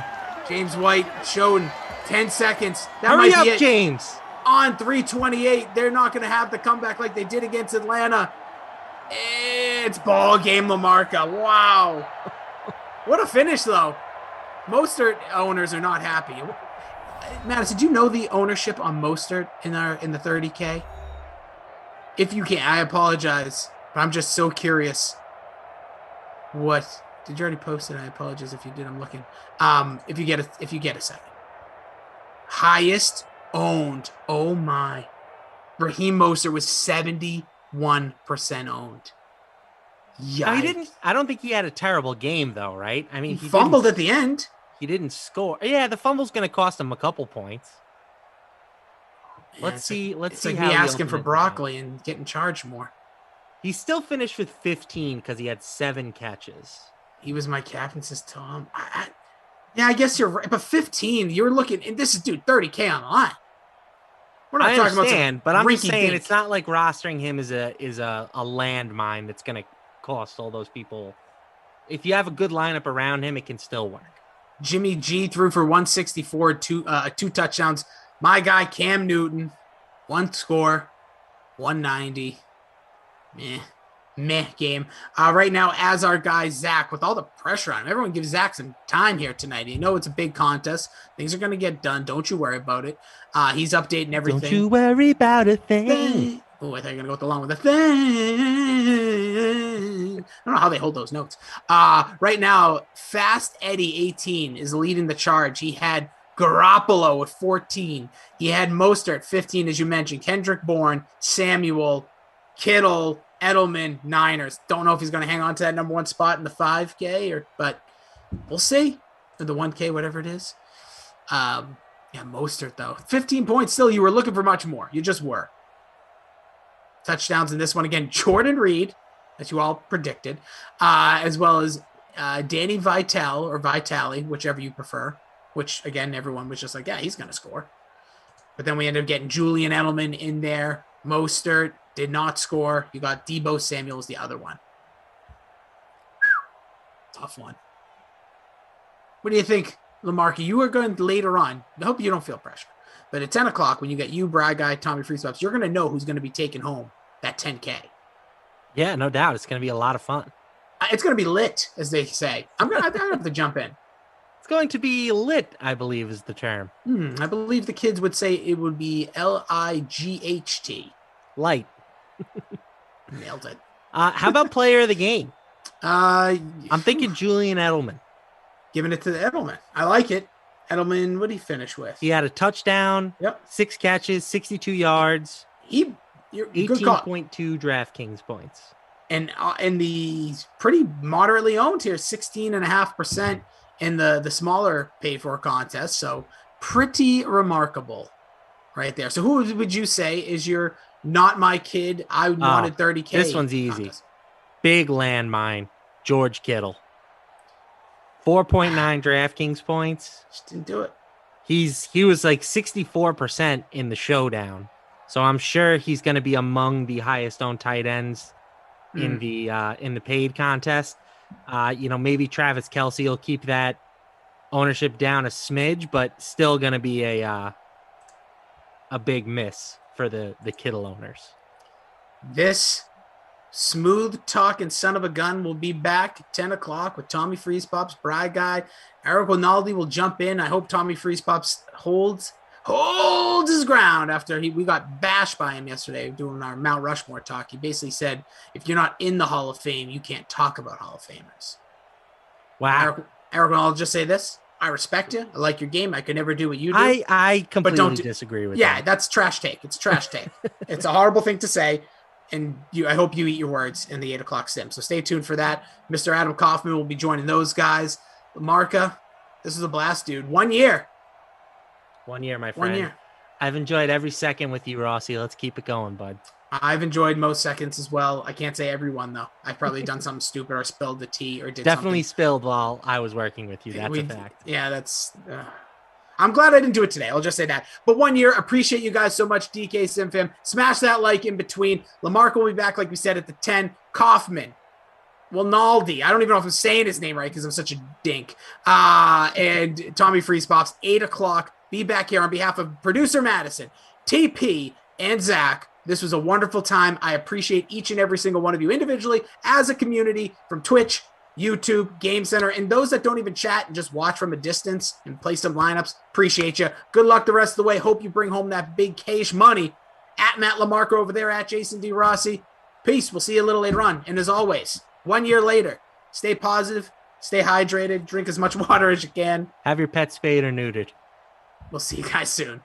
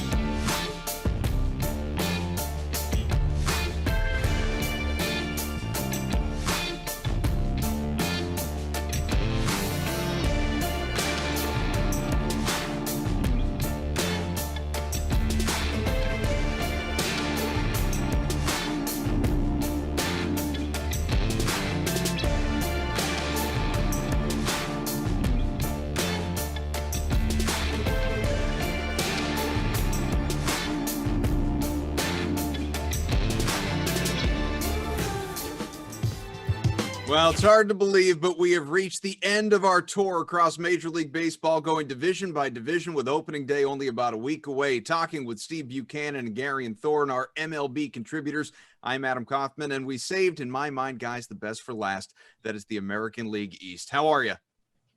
Pretty good. Fine. Great. Very excited. I know. All right, let's go to the Rays, guys, who, of course, last year took this division, advanced all the way to the World Series. You have Randy Arozarena, the Rookie of the Year favorite, picked up the slack of Brandon Lau late in the year after he went cold. Who is the standout fantasy option on this team, Garion? I mean, I guess from a pure upside perspective, it has to be Arozarena, because when you start looking at the positional players on this team who have the potential to do massive things, like Brandon Lau, even someone like Austin Meadows, who I think is pretty primed to have a bounce back season. Like, people forget that he was as good as he was in 2019, and that he immediately was in the COVID intake last season during summer camp. Like, it was a cursed season for him. So I think he's actually in a nice buying window at his current ADP. But Arozarena is the guy who can give you 25 home runs and 20 stolen bases. He's the only one who's going to provide that speed. Whether or not he can do what he's done for his career across a whole season is another matter. But, he's got a 167 WRC plus in 99 career regular season plate appearances. It's even better in the playoffs. So I don't know. At this point, I've just kind of got to trust him. He seems super talented. And if he's going to give you that 5 category potential, I think he's someone you have to invest in. Bukes, any better options? No, I mean, I think Gary nailed it there too. And just to kind of keep going with Austin Meadows. I mean, this is somebody in 2019 who had 33 home runs. Like, I think people forget that he has that type of power because of, and a lot of people had issues last year. Like, you look at 2020 and there's just so many players who you can say crumple up that year, start fresh, because that's not who they were. And I think Austin Meadows is a perfect example of that. And the window to buy low on him is absolutely present for you to take right now. So Austin Meadows has that power potential, can do a little bit on the base pass too as well. So those two guys, I think, are perfect answers for this one. Rays lost a Cy Young winner from 2018 this past offseason. That's Blake Snell. They do have a guy on their roster, though, in Tyler Glasnow, who on the DK Sportsbook has a plus 950 odds to go out and win this award. Bukes, how do you actually like his chances, though? Well, go back to the tape. I've already mentioned this like 3 or 4 times already. But sure, ask me the question like this is the first time. This is one of my favorite guys to win the Cy Young. You look at what he did last year. 38.2% K percentage through 11 games, 14% swing and miss rate. Both of those were new career highs. Now, obviously, the sample isn't as, abundant as we've seen in past years, but you look at the American League landscape as it is, I wouldn't say the Cy Young race is really like a tight one compared to, over like in the National League. This feels wide open. And somebody like Glasnow, who's going to get all those sexy strikeouts, is somebody that's going to catch people's attention as the year goes on. So as long as he can stay healthy, as long as he can keep getting those bats to swing and miss, he's definitely going to be in the conversation. And at the odds he's at right now, kind of feels like a steal in my eyes. So, Garion, what kind of season should we expect from Glasnow here? Yeah, I mean, Cy Young's interesting because I don't think it's quite as narrative-driven an award as MVP, but at the same time, you can really talk yourself into Glasnow having an amazing year and writers saying like, oh, wow, the Rays lost not only Blake Snell, but also Charlie Morton, and suddenly Tyler Glasnow leads them into the playoffs or to an AL East crown or whatever. Like, it's there. The path is there. And as Steve talked about, it's really strikeout-driven at its base. That's the most important thing here, that 38% strikeout rate. But the thing that I can't unsee when I look at Tyler Glasnow is just how, from like an analytical perspective and from his profile, he looks a lot like Shane Bieber to me. I mean, the one area where Shane Bieber tended to struggle prior to last season was he gave up hard contact. He gave up barrels. Sometimes when people didn't swing through the fastball, they hit it really, really hard. That's really Glasnow's only fault. And I think if you're going to kind of model your game after anybody, Shane Bieber's not a terrible guy to choose from. And also, Glasnow is a prime candidate to be someone who benefits from the changes in the baseball. Like, if the baseball's not flying as far as it was last season, that really helps someone who's got like a 17% career home run to fly ball ratio. So I think everything's trending in the right direction right now for Glasnow. Rays, as you would expect, right there in contention to go out and win this division again. But don't discount the Yankees, especially with all that talent on the roster. And let's start with the lineup here, Gary. And you've got DJ LeMahieu, Aaron Judge, Luke Voigt, just to name a few, obviously. But in terms of fantasy value, who stands out to you? It's Stanton. I mean, Stanton is just incredibly cheap right now. And obviously, we all know the kind of risk that comes with drafting someone like Giancarlo Stanton. But right now, drafting him outside the top 100 picks, it really mitigates a lot of that risk. I mean, he's just someone who has the potential to be a top 15, top 20 fantasy bat, even without stolen bases, because we've seen it before. You go back to the start of 2015, only Mike Trout and Joey Gallo have a higher isolated power. And in Stanton's last 2 full seasons, 2017 and 2018, he finished those 2 seasons combined first in home runs, fourth in runs scored, and fourth in RBI, hitting in the middle of this potent Yankees lineup. They've already said, he might sniff left field once a month, but he's DHing. We're going to keep this guy healthy. He doesn't have to do anything aside from run the bases. Just stay healthy and get to 650 plate appearances. And if he does that, I mean, it's not a question of if he'll return value, it's how much value he'll return. What about you, Bukes? Who do you like? If I told you that there's a player that, aside from last year, in the first 2 years that he played, hit 62 home runs and knocked in 167 runs batted in, you'd probably expect him to be hitting cleanup for almost every team in the major league. Gleyber Torres is going to be hitting 6th in this lineup. You are not going to get Torres at a lower buying point than you are coming into this season. 2020 was not a great year for him. They said, Brian Cashman said he wasn't ready for the second spring training that they had. His conditioning was off. That is going to be the complete opposite coming into this year. And you talk about the RBI opportunities that this guy is going to have batting 6th in this, like Garion just said, this potent Yankees lineup. Gleyber Torres is in an amazing position to bounce back, to keep racking up those runs batted in, to hit the ball out of the park, and people are overlooking him because of how poor his season was last year. Don't sleep on Gleyber Torres. This is going to be a monster bounce back spot for him in 2021. Steve, the Yanks are second only to the Dodgers on the DK Sportsbook in terms of championship odds. You can get the New York right now at plus 550. I guess the thing that gives me pause, though, is, especially after talking about the Rays, is New York definitively, in your eyes, a championship contender? This is so hard to say because there's no doubt they're going to get on base. There's no doubt they're going to score runs.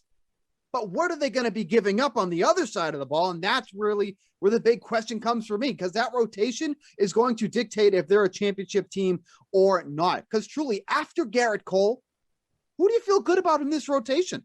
I don't really feel any good about anybody there. The ceiling for this rotation is sky high, but you have such a shaky floor that you're on as well. When you're relying on guys like Corey Kluber, Jameson Taillon, who have had their immense amount of injuries over the past few seasons, that's a shaky ground that you're on. So if they can get the ceiling, absolutely, they will cruise to the World Series.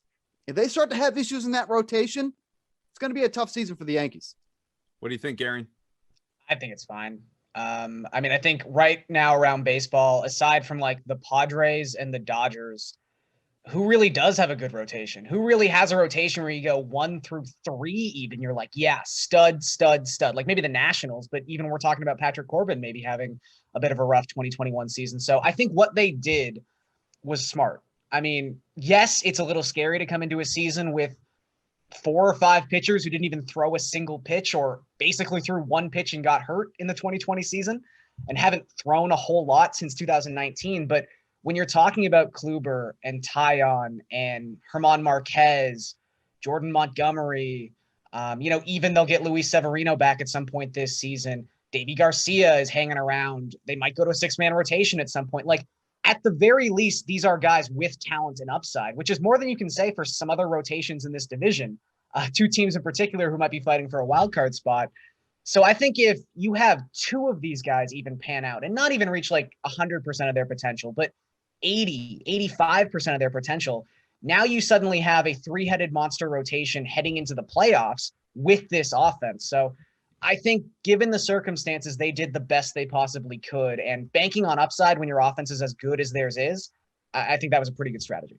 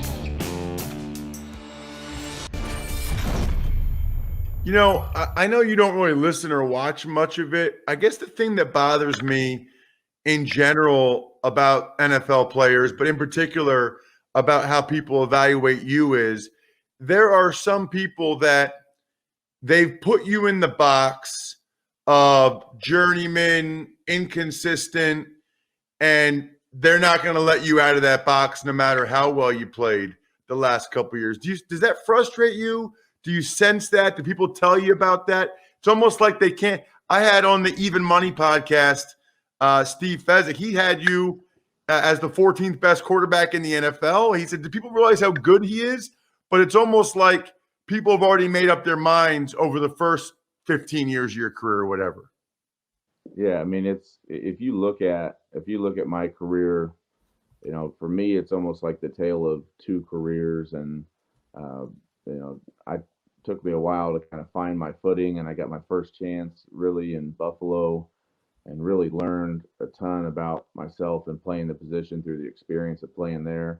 But when I got to Houston in 2014 with Bill O'Brien and George Godsey, that was kind of the rebirth or the beginning of the second half of my career, where they just showed me a different way to think about the game, and I was able to apply all that experience that I had in Buffalo with some of these new ways to think about football. And from 2014 on, I feel like I've been a much different quarterback than I was before that. And I think statistically it probably shows that, but people have their minds made up, which is fine. I know it frustrates the hell out of my dad because he talks to me about it all the time. That's usually where I get a lot of my news. But I like going in, meeting new guys, and doing whatever I can to help the team. So the other thing, Ryan, that's really been noticeable over the last few years is your personality, and the post game attire and stuff like that. So the question is, are you just now letting people see your personality? Is this how you've always been going back to the Harvard days?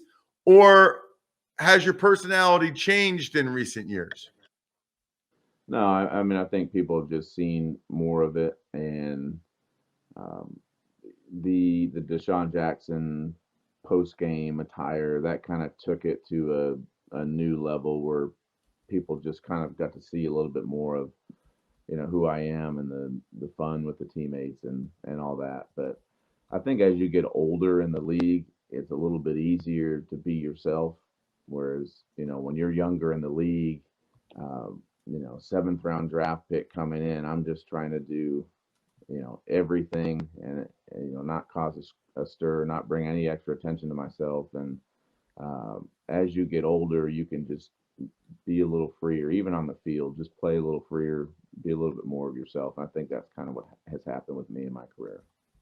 So the other thing is, in terms of the personality, which, by the way, it's been fun, because I think it's kind of a running joke. I'm sure your dad's told you that the fact that you went to Harvard, and I don't know why, like there's other Ivy League guys, but it's like every announcer, every game has to say it 5 times. Jay Fiedler went to Dartmouth or whatever.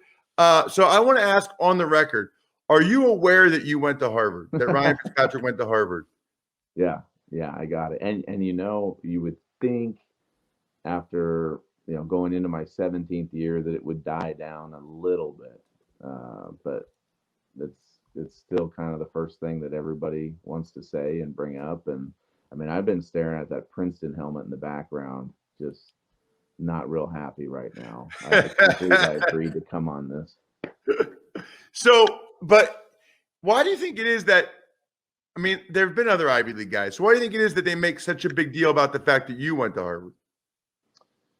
Well, I was the first Harvard quarterback to ever throw a pass in the NFL. So I think it's an unlikely story. And it's one everybody makes light of it, and I do think it's funny the amount of times it's brought up, but it's also something when I speak to younger kids, and I'll go for coaching basketball team or speaking at a school or something. I like to talk about it. Not the fact that I went to Harvard, but the fact that when I was in high school, I didn't really get recruited, but because I took care of everything in the classroom, it just allowed all those doors to remain open for me to play football in college, which led me to obviously making it to the NFL. But it's an important part of my story and one that I like talking to kids about, not because I went to Harvard, but because the academic side of it and, actually really putting a lot of your attention and focus into school is very important. And it led me to playing in the NFL, which is kind of a backwards way to look at it.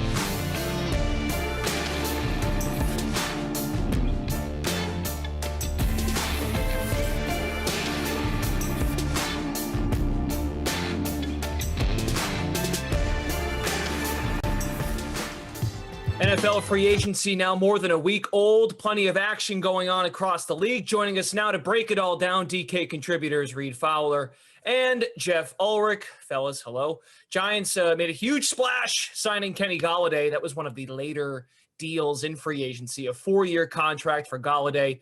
Geoff, what kind of fantasy upside do you envision for Golladay with Daniel Jones next season? Yeah, I mean, it'll be interesting. I personally considered Kenny Golladay, the number one free agent wide receiver on the market. I mean, this is a player who averaged 18.3 yards per catch in his last full year with Matthew Stafford and the Detroit Lions. And I think most people might be looking at Daniel Jones as a pretty big downgrade, but let's not forget, I mean, Daniel Jones in his rookie year pushed Darius Slayton to some really nice numbers, 8 touchdowns there. I think he could have some success with Kenny Golladay. Absolutely. Again, this is a move that's made by the Giants to kind of punish teams who are going to stack the box against Saquon Barkley. I mean, Daniel Jones's air yards and actual yards went down per game in 2020. I can't see Kenny Golladay not helping out with Daniel Jones's stats. I think from a fantasy perspective, again, in his first year, in his rookie year, we saw him rank around 15th in quarterback scoring. I think he could push for a top 12. I think the Golladay Daniel Jones stack could be an interesting one for best ball as well. All right, Reed. Geoff says top 12. What do you think? Yeah, right on that border, wide receiver 1/2 if you're looking at season long, but absolutely for DFS, he's someone that you can take a look at, especially if the pricing decreases, because what we know about this team, like Geoff was mentioning, is that Daniel Jones is kind of the question mark, right? If you look at his accuracy, his on-target accuracy, he was 9th worst last year, but going deeper into the stats, like Geoff mentioned, teams were stacking the box against Saquon. When Saquon wasn't there anymore, right? So he was asked, Daniel Jones, he was asked to make plays, right? And they don't necessarily have type of players back or last year to do that. Now you have not just a guy like Kenny Golladay, but you have Slayton, Ingram, Kyle Rudolph signed with the Giants as well. Not a huge signing, but still going to help out in terms of the offense. Sterling Shepard, and then obviously Saquon Barkley. Fantasy purpose-wise for Golladay, the only thing that worries me is a target share, right? If he's not getting up to like the 6 to 8 on average targets, which again, you love if you're doing anything, you're doing fantasy. That's the one thing, right? Because there's so many mouths to feed. I still got him because of that talent and because of his contested ball catchability in that wide receiver 1/2 border. All right, the Giants are not the only team in the NFC East making moves. The Washington football team brought in Ryan Fitzpatrick. They acquired Curtis Samuel to go along with Terry McLaurin. Fitz recently said on the Ross Tucker podcast, which you can view here on the DraftKings stream, I do this because I love being out there and I love playing. When the opportunity no longer exists is when I will hang it up. That's Ryan Fitzpatrick on the Ross Tucker podcast. Reed, what do you expect from Fitz and Washington with the Samuel, McLaurin, and then, of course, you got Logan Thomas back too? Fireworks, Glasheen. Absolute fireworks, my boy. Everyone knows who watches your shows or your games that you're calling on the Madden stream that both Geoff and I are on, that I love Fitzpatrick. I've been lobbying for Fitzpatrick to be in the Hall of Fame. It's not going to happen, but if you take a look at his career, it's pretty illustrious. And over the last 4 years specifically, 57 touchdowns to 36 interceptions. If you take a look at what he's done over the last 3 years, yards per average, he's averaging around 7 to 7.8 over like 2018-19. Last year, 9.6 yards per attempt. And so when you take a look at Ryan Fitzpatrick and what Washington football team needs, it is a guy like Fitzpatrick. And yes, Tyler Heineke is there. Alex Smith remains to be seen with what he's doing. But Fitz finally has a team where he doesn't have a guy like Tua or a rookie coming up behind him that the team and the fans might be wanting to supplant him. He's a guy that, trust me, when you take a look at what he's doing for fantasy purposes, he can get you there in that QB like high QB2, QB1 at his ceiling. Remember, like when he's out there, the last 2 times that Fitz has thrown over 500 pass attempts, and that's what we saw with Scott Turner's offense last year. He's finished as QB12 and QB11, Glash. So when you take a look at what he does specifically for fantasy, he's one of the best out there. If you're doing season long, you can wait on Fitzpatrick. You don't have to draft Fitzpatrick. He'll be there no matter what. So I love that signing. Wow, I'm looking forward to this team now in the next Madden. And it's good to have analysts here that do enjoy doing the Sims, and they don't feel obliged to not join, and they're not guest commentators. We won't name names. Geoff, how do you feel about the Washington football team and what they've done with Fitz and company? Look, I think Washington is a really interesting team for 2021. Ryan Fitzpatrick, is it possible he's just aging like a fine wine here? Reed alluded to a lot of the numbers. He had the second best QB rating of his career last year, 7.8 yards per carry. Look, and just to put that in context, Tua Tagovailoa and Alex Smith, they averaged 6.3 yards per carry. So Washington bringing him in, it does have a fantasy impact on guys like Terry McLaurin and Curtis Samuel. This is a help. The Washington football team was not good in yards per play last year. They were bottom 5. There's a reason why they went after Fitzpatrick. He's not afraid to make those downfield passes. And again, we're not comparing him to Tom Brady, but it's the same kind of mentality that got Tampa Bay down there. A quarterback, a veteran quarterback, he doesn't mind if he throws a couple turnovers, if they're long turnovers, if they're effective punts. Ryan Fitzpatrick has that same kind of mentality. I think he's going to really help Terry McLaurin. Terry McLaurin was 12th in targets last year. He only scored 4 touchdowns. His yards per reception went way down. This guy is ripe for positive regression with a guy like Ryan Fitzpatrick at quarterback. I admit, I was a little bit on the fence when this move first started. Now you dive into the numbers. I absolutely love this move for Washington. I think they're also great to take a look at for the NFC East title on the DraftKings Sportsbook as well. There we go. That's great. All right. Will Fuller headed to Miami on a 1-year deal, a prove-it deal. What are your expectations for Tua Tagovailoa? I think I said that right. In year 2 with a new deep threat weapon. Reed T, get us started. Will Fuller to Miami.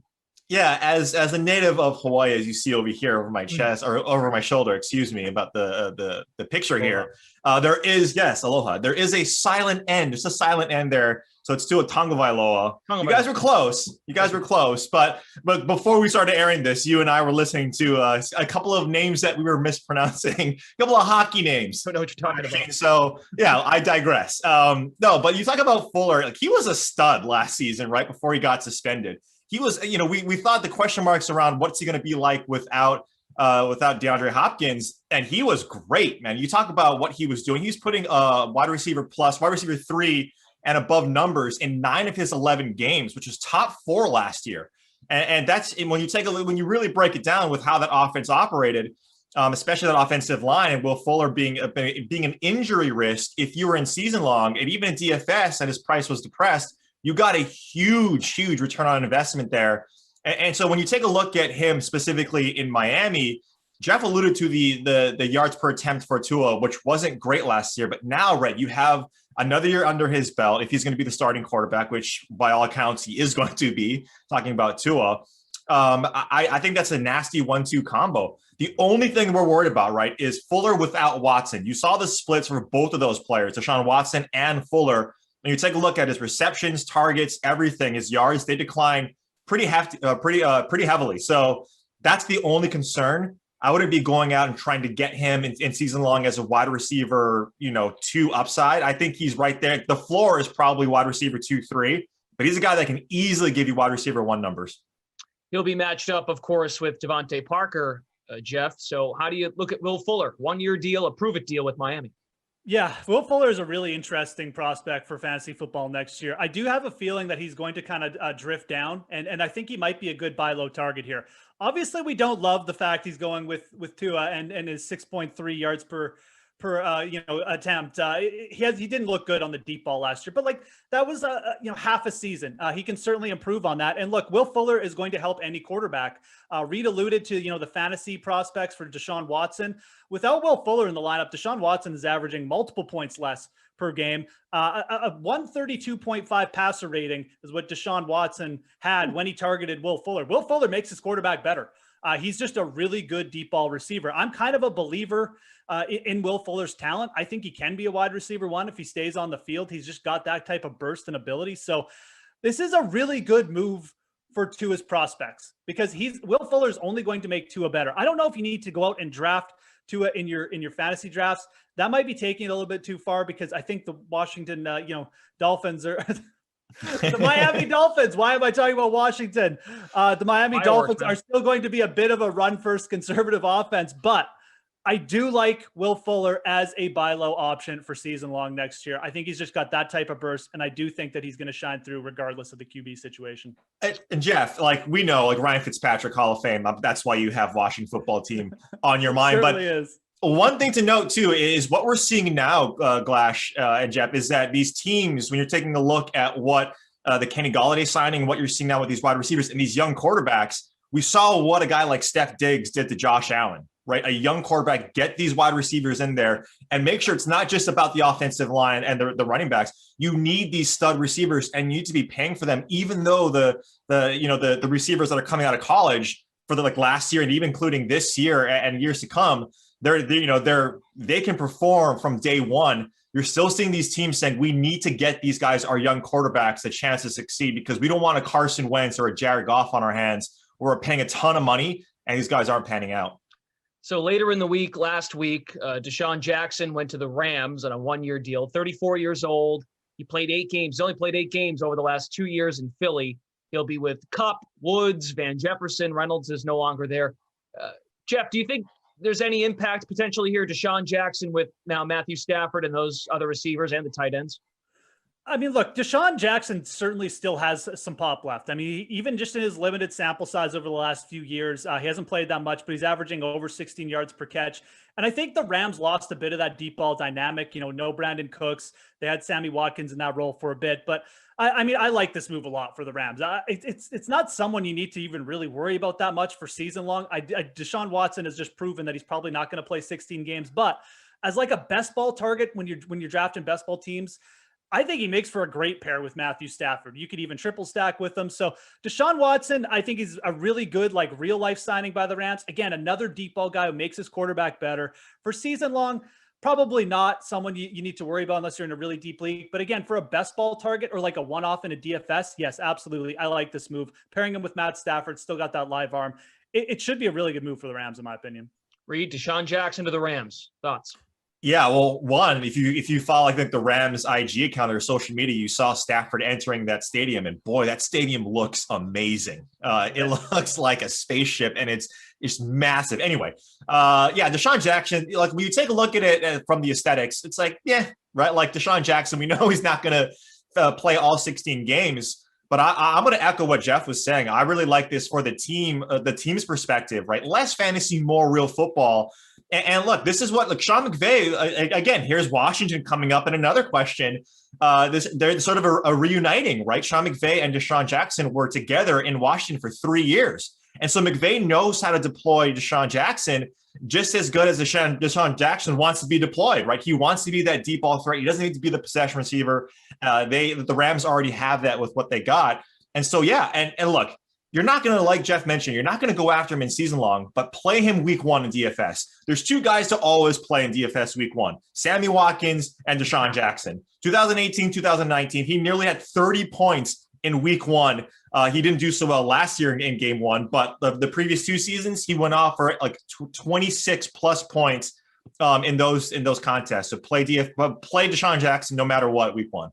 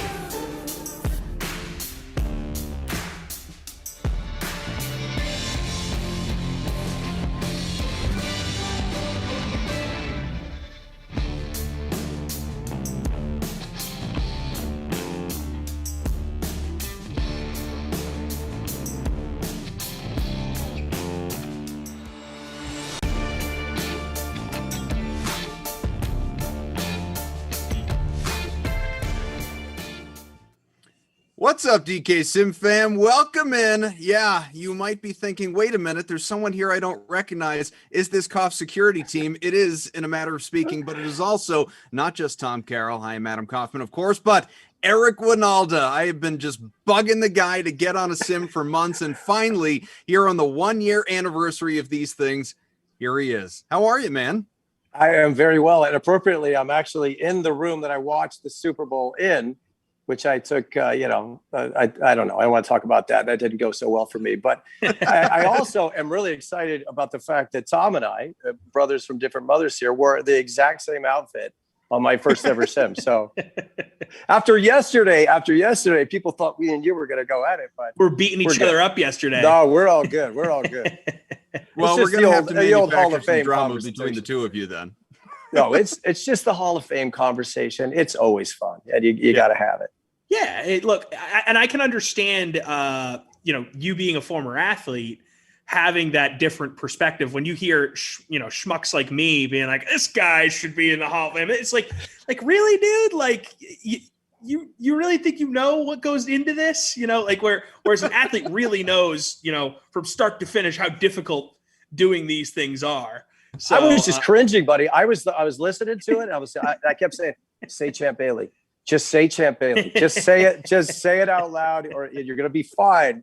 12 Pro Bowls, that he said. And I just know how, I got a lot of buddies who played professional football. Totally. And even though I'm in the soccer world, a lot of baseball buddies as well. And it's always funny to know both sides. And I actually, being in television as long as I was, right. I am both sides. I know it. So I'm actually talking about this from both angles. And I was just having fun with you. I just went real. Oh yeah, it's all good fun.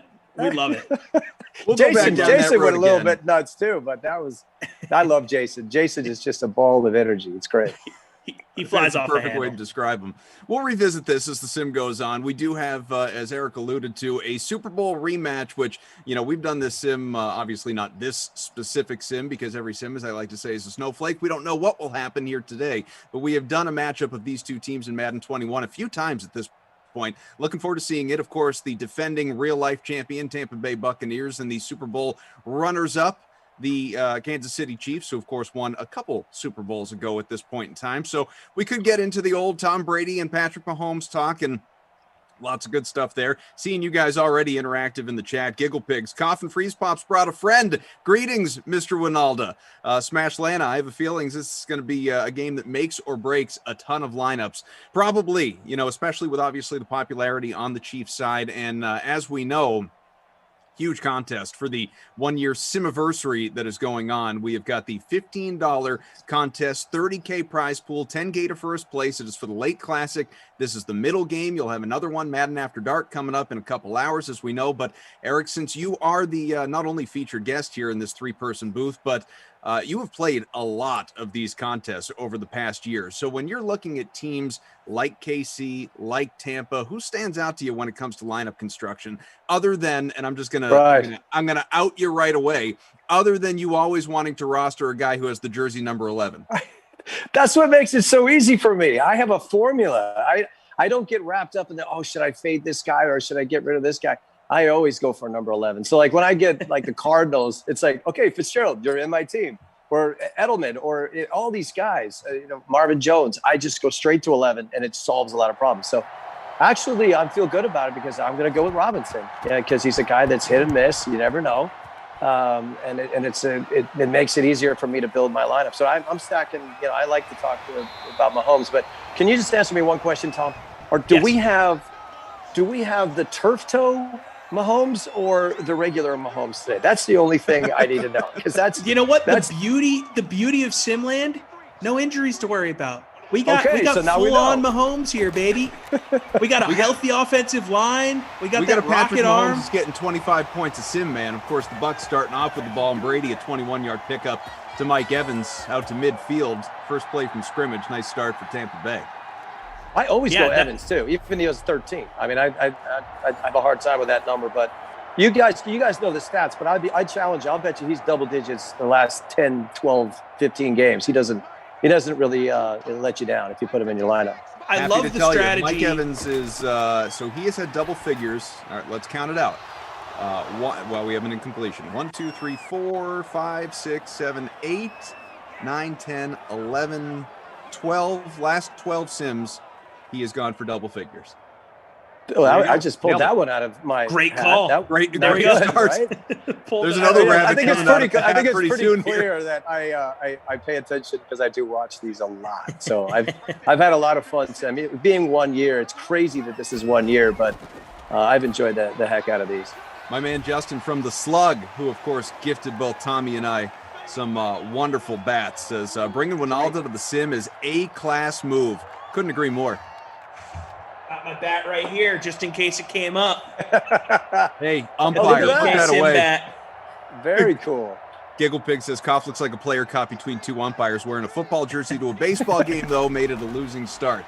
Yeah, I figure it's been a while. Obviously, this was such a thing for so many weeks and months on the Dream Stream that how could I not celebrate the 1 year Simiversary without a jersey, and went with the Shane Falco, because obviously, I look, Washington they're still the Washington football team, and I'm still pro Sentinels, so rocking the Falco jersey today. That's awesome. I honestly, that predates me, so now I feel in the know on yet another SimFam inside joke. Oh, there were so many jerseys the you should see the closet, or maybe you shouldn't. It might embarrass some, makes me blush. There are like 40 TV and movie themed athlete jerseys in there at this point that I was just rocking every day. I mean, that's amazing. You name it, he may be in there. You're talking like Space Jam, Mighty Ducks, the whole deal. Yeah. Wow. Yeah. And now Longest that I've started Yard, watching Bad Blue Mountain News State, I Bears. think I need to get an Alex Moran jersey. That Second is and 10 so for cool. the 39. I love. I'm by the way, looking this- at us right now. We look like umpires. We really do look. Totally. Like Yeah, you really do. You definitely do. CJ says, welcome to the DK Sim booth, Winalda. Good to have you here. And I love, you are you're a shining example of this. You know, we will talk movies and TV often, and you'll weigh in the chat, or you'll text me, privately and offer your thoughts. And we will, all of us, I love that the people out there will actually take our recommendations to heart. If I'm ranting on and on about how much I loved a show that I binged during this, weird past year here, people will jump on and I'll hear from people and say like, hey, great, thanks. That I'm really enjoying this show. I love that even you being a former elite soccer player never watched Ted Lasso until I was like, you need to watch it. Like, what the hell, man? You need to watch. Wait, I was hooked you too. even said other people in the soccer world have told me to watch it. I just haven't done it. But now that you're saying it, that's awesome. Well, but the thing is Ted Lasso was clearly going to be a spoof on some dumb football coach that goes over and tries to get involved in soccer, and they're going to make fun of it. But the storylines and some of those characters, I binged that thing. I think I started it when I was actually in Europe, and that I was through the entire every single episode after maybe a week. I mean, it didn't take me long. I was hooked. So thank you for that. I've passed it on to a few other of my friends. I said, listen, I didn't think this was going to be a good show either, but they're not making fun of. They are making fun of Americans, but watch it. Trust me, it's worth it. It's crazy because every time I've seen commercials for that, like in the lead up to it coming out, I was like, this is going to be awful. Anytime they make a TV show or a movie from an ad on TV, it's always bad, right? Like, remember Cavemen on ABC? Oh, yeah. Awful show. Oh, wow. I gave it a shot. Great 2 commercials. episodes.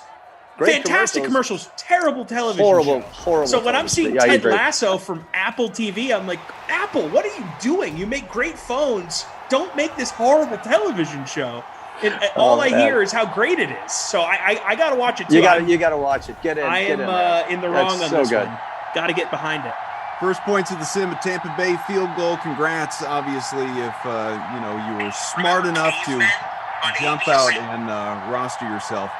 Ryan, suck up on the Bucs side. But one thing we have not done, we danced around it a little bit with Eric's, but we've not done it for three of us as we are about halfway through this opening quarter. It's going to fly by. You won't believe, Winalda, or as I like to call you sometimes, Melinda, how quickly this thing goes by. What do your lineups look like? Freeze Pops, when you start. I got Fournette in the captain spot for $10,200. Figured I'd give myself a little flexibility with all the studs that both of these teams have. So I threw Uncle Lenny in there. Let's see if he looks like Lombardi Lenny here on the Simversary. Is that what we're calling it? Then I got CEH in there. We just make it up at this point. Yeah, there we go. We'll go with that. Got CEH in there for $8,800. Chris Godwin for $7,800, which I think is a great value play. Travis Kelce, $8,400. Mahomes, and my punt play, the 90s child star Ricky Seals-Jones for $2,000. What about you, my friend? Well, you know my deal. I always I put 11 at captain. That's just part of my formula. I love that strategy. And it works. Usually I'll go that route, and I'll pick one quarterback and I'll stack them with whatever my receivers are. And I went with Mahomes tonight. I always put Kelce in my lineup when Kansas City is playing, although the last couple of games have been rough. He still eats up the money, but I put Evans in there, and then I went for Miller at the end because who knows? Maybe he gets on the end of something. And I guess, would you call it a punt play? That's my guy. So Miller, I think he was cheap enough. Oh, hold on, what was he at? He was at 5,000. So I figured he was round up the lineup and see how it turns out. Mahomes perfect, 2 for 2 early. Sammy Watkins with the catch there. 1st and 10 from the 39. 3.5 to go here, opening quarter. Virtual Tampa Bay, where anything goes. It's 3-0. The Bucs are leading. KC with the ball. So I went, as I feel like I'm prone to do when KC is involved, Travis Kelce in the captain spot, because he is just one of those high ceiling, high floor guys that is just much cheaper than either Mahomes or Hill. Good opportunity. Although I have gone Robinson like Eric, I've gone Sammy Watkins, for some pay down options. But Kelce tonight, along with Mahomes and Hill, so got that stack, a pretty aggressive one. Harrison Butker, so could use something from the other kicker here. Okay. And then on the Tampa Bay side, as hard as it was for me to fade Tom Brady in a matchup like this, Chris Godwin and Scotty Miller is who I've got. Scotty. I love Scotty Miller. So we both went Miller. Okay, good. Yep. So that was I don't know how much of a punt play that is, because what I've noticed in Sims is you really never know what's going to happen. There's always somebody that comes out of the woodworks. And I remember when this thing started, I think the best play, hands down, probably would have been Waller at Vegas. And then after all that time, it was like, where'd he go? He's gone. And you couldn't even get 5 points out of that guy. So it's been even from the very beginning with Mostert, with the whole thing, with thinking, okay, this guy's gonna, and Glass just was was so disappointed that he never got the ball, and Coleman got the ball every single time, so you had to have Coleman in there. So it's changed, it changes. It's been a year, which is crazy, but I think there's always, like, McDonald was another big play with Pittsburgh, and now it's like you would never put him in there now, never. No, there's definitely. I know some of the guys earlier on that were, broadcasting games today, or I don't know, broadcasting feels like a stretch of what we do here, but just talking over games. They were talking about just how, the Madden 20 sims, and we did almost 1,000 of those things. Obviously, there were so many. Short dump off, good for a first there, and very close to the end zone, down at the 1. Mahomes couldn't quite get CEH to finish. He'll probably rush used and that finish one. it, which. Yeah, well, assuming CEH just runs in himself, Mahomes owners will not be pleased losing out on the touchdown points, but we will see. But how big the tight end element was in Madden 20, and it's like you always had to have the tight end 1s or even a tight end 2 or 3. Depth chart diving. There it is, predictably CEH with the vulture score. We got a fullback touchdown. I take it back to the coordinator. Anthony Sherman with the score. Wow, that's not right. The one game I don't have the Shermanator in my lineup. Oh, I hate it so much. Awful. You know what? That's perfect. I'm not even upset that I called the wrong name, because third vulture of the night. Pike is telling us on our Slack chat here. Wow, it's pretty cool that on the anniversary of the Dream Stream, we're getting all these vultures. Is there anything more dream streamy than vulturing a touchdown away? To paraphrase American Pie, he is the Shermanator, a sophisticated football robot sent back through time to change the future for one lucky lineup builder. What were the numbers on him, on the Shermanator? 0.4% owned in the large free showdown. We'll check on the classic, and I can't imagine many people have him in our smaller free showdown here, obviously, that we created for the commentators, the fam, everybody involved. But we'll take a look. I'll see if he pops into any leading lineups. I do not see him in there as of yet, so I'm going to say he's not, but we'll see. And he's not owned, period. He's not owned in the 30K showdown. So that touchdown helped. I mean, I guess people shouldn't be unhappy necessarily because it didn't hurt anyone, didn't help anyone either. True. Ambivalent score. And this is why your 11 strategy is so smart, Winalda, because it works. It does. Yeah, because there's no real predictability to these things. There really isn't. Like, you know, you can follow some trends, and you know, guys have certain overalls, right? So they're gonna be inevitably good at being fast or catching the ball. So you want to kind of lean certain ways here and there, but generally speaking, on the back end of your lineups, it's just a crapshoot. So I never love the Sherman, 11s. so no sweat off my brow or anywhere else. I remember there was a game, it was Miami, and I took somebody silly, and I was texting you, Adam, but in the middle of it going, I can't believe I took this guy. He's number 42. He was a running back for Miami Dolphins last year, and he was like for 1,000. And I got him Laird? No, it wouldn't have been Laird. Yeah, it was Laird. It was Laird. But Laird was he was low. Of course, our Laird and Savior. But Laird was always, he was a guy that was, for me, was must roster because he was always cheap and he was always involved. But I captained him. So I captained him, and he had 2 touchdowns, and I was so mad because I couldn't figure out the rest of my lineup. I went all Parker and everything. I went to the high numbers, and nobody did anything. I think it was like Wilson had 3 touchdowns, and I got nothing out of him. Oh, it was so funny. It was hilarious. We've reached the quarter break. It is 7-3 KC in front. If you are just joining us, that voice that you may not recognize because he is here on a sim for the first time. He's actually been on the Dream Stream once before talking about these sims, but here actively commentating a game, as I might say. Eric Winalda, a international soccer legend, and I'm not blowing smoke. It is true. But, I think more significantly here, he's one of us. He's just part of the DK Sim fam. And now, obviously, and not even an honorary commentator or commentary member here of the team. He's, maybe part of the rotation if he gets bored enough and wants to join us regularly. We'll look at the numbers here. Neither quarterback is doing a ton, obviously, but again, it's through 1 quarter. Mahomes is actually the leading rusher with 17.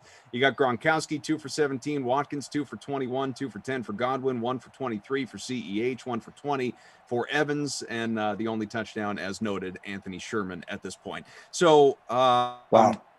How about this? Good question for you in the chat from Buddy, formerly known as James Farrell, as of course our man Freeze Pops showing off the bat there. Hey, Mr. Winalda, what's your don't give him that kind of respect. Just Eric is fine.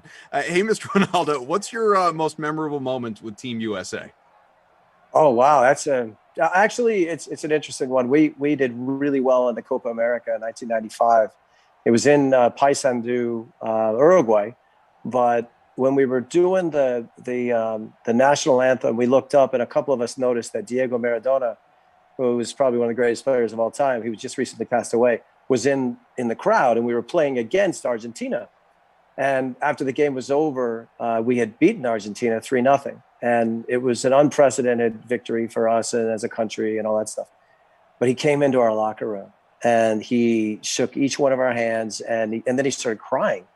And we had to get a translator, and we all said, well, what's he crying for? And he said, I'm not crying because Argentina lost. I'm crying because the Americans played such beautiful football tonight. And it was like, oh my God. And he went around to each one of us and shook our hands and looked us in the eye. And when I stood up, I realized how short he was. He's 5'3", right? So like Rossi short. Yeah. But not Rossi wide. Right. So when Tab Ramos, my teammate, I was number 11, he was number 10. We usually sat in order. When he stood up, he was so happy that he was actually taller than somebody. So but it really was a great moment because it was a turning point in U.S. soccer where we'd finally beaten somebody big. We deserved it, and our team had arrived. So I guess that's it. That's a long story, but there you go. No, I've got a soccer question for you, Winalda. Let's hear it. Look, I am American. I root for Team USA when they are in the World Cup. Are we going to ever win one of these things? Is it going to ever happen? Like, realistically, in the next 25 years, do we get one?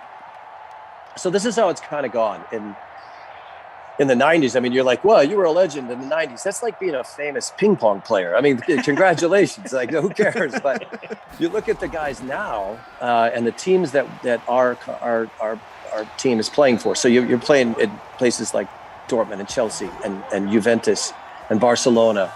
And it's different now. Back in my day, we were just trying to earn our shot because we were American. We had that stereotypical belief that we couldn't play because we were American. So we didn't get those chances, but it's a lot of work coming to fruition now. This is a great team that we have. So I would, if you're a casual soccer fan, now's the time to get behind these guys because they're the real deal. I watched them this morning. They won again, 2-1 against Northern Ireland, but not the greatest opponent, but we are so deep. We have so much depth.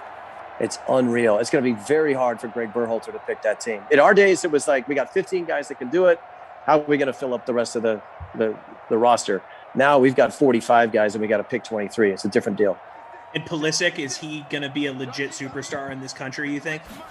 I think to a certain extent, but what's going on in Chelsea isn't fair because they've changed they've changed systems on him. It doesn't really suit him with their new coach. But as far as the U.S. national team goes, we can ride those coattails. That kid's good. He's fast. He's quick. He's got good options around him now. He doesn't have to take all of the responsibility. So it's kind of like having a really good quarterback that just got 3 great receivers, and now he can just pick and choose which direction he wants to go. So I'm really high on it. I'm really high on our team. It's taken me a long time to get there. I mean, 10 years ago I was ready to change my citizenship and get out of here, but now I'm all in.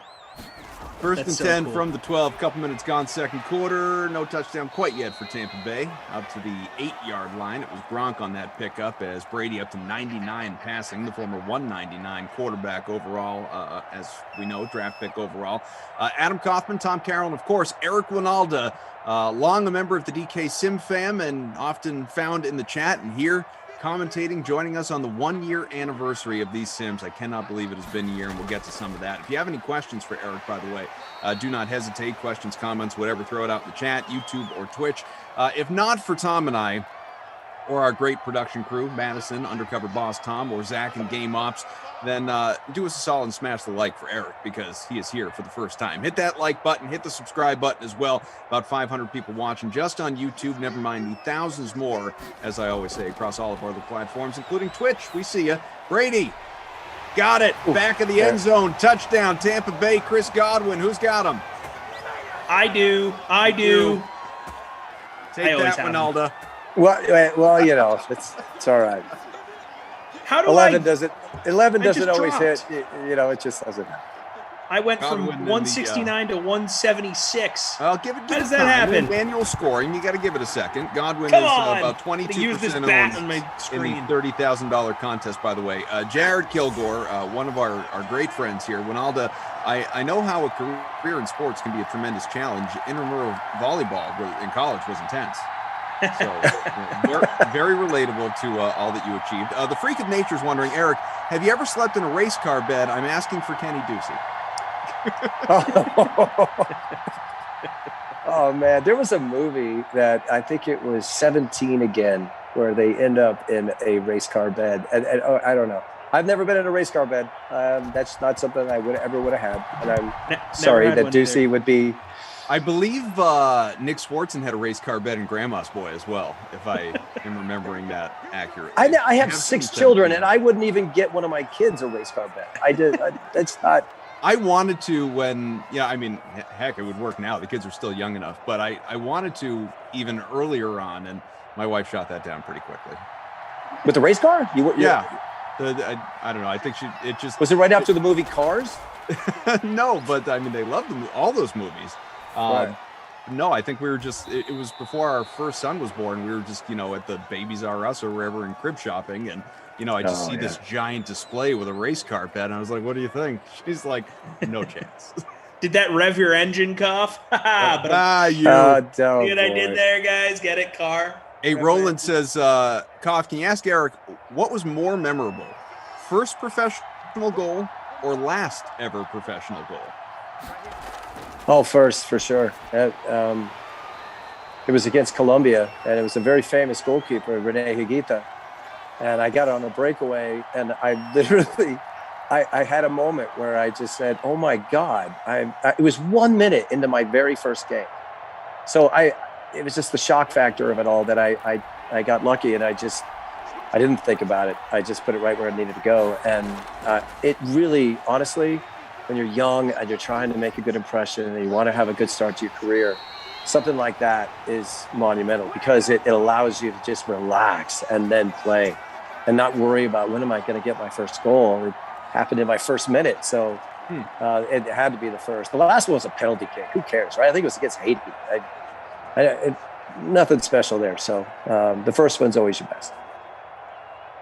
Okay, so you played for a bunch of MLS squads here stateside, right? You got the Miami Fusion, you got the New England Revolution, Chicago Fire. Which MLS team did you enjoy playing for the most? And there is a correct answer here. It's the team owned by Robert Kraft, of course, right? Well, most people would think that. I wasn't there long enough, but I love the Kraft family, and my funny story is Coffer playing pool with Tom Brady at the rack when he was nobody.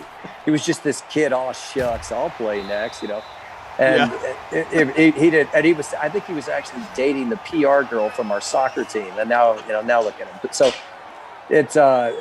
there wasn't a lot of memories really in New England. I wish there was. I did score their very first playoff goal. That's the one little stat I can throw at you there. But Chicago for me was unreal. It was a great coach and Bob Bradley, a great city, and they really just welcomed me. And I was at the end of my career. It was the last year of my career, and I led the team in scoring, and it was a great way to go out. You've told this story before to me, and I think you shared some of it anyway when you were on for an interview on the Dream Stream many months ago, but I think it's cool to revisit. Dave says, Eric, did you ever consider becoming an American football kicker? Yeah, you know the story, Adam. So I do, but I think it's worth retelling.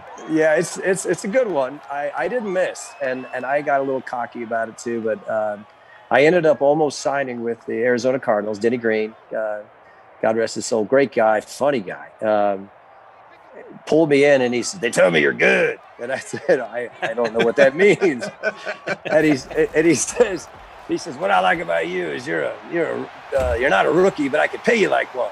So we're going to send you to Scotland." And I said, "Why would I go to Scotland?" And it was back then when they had the NFL Europe, and they said, "We got to get numbers on you." And then I said, "With all due respect, coach, I can do this. I don't need to go to Scotland. I've already been there 5 times and I hate it." So either you make a decision, you sign me or I go do television. And he said to me, I'm thinking twice about telling this story, but he said to me, he says, "Tell you what, I'll bring you back for a publicity stint for 3-9. And I said, "Coach, why would I want to be on a team that's 3-9? And he said, "Get the hell out of my office." And that was it. But that was the same week. Neil Rackers was there. It was a really interesting tryout, but I could have done it. I regret it like you would believe. It really came easy to me. I'm not trying to whatever. I mean, I know, Tom, you work with Morton Olson,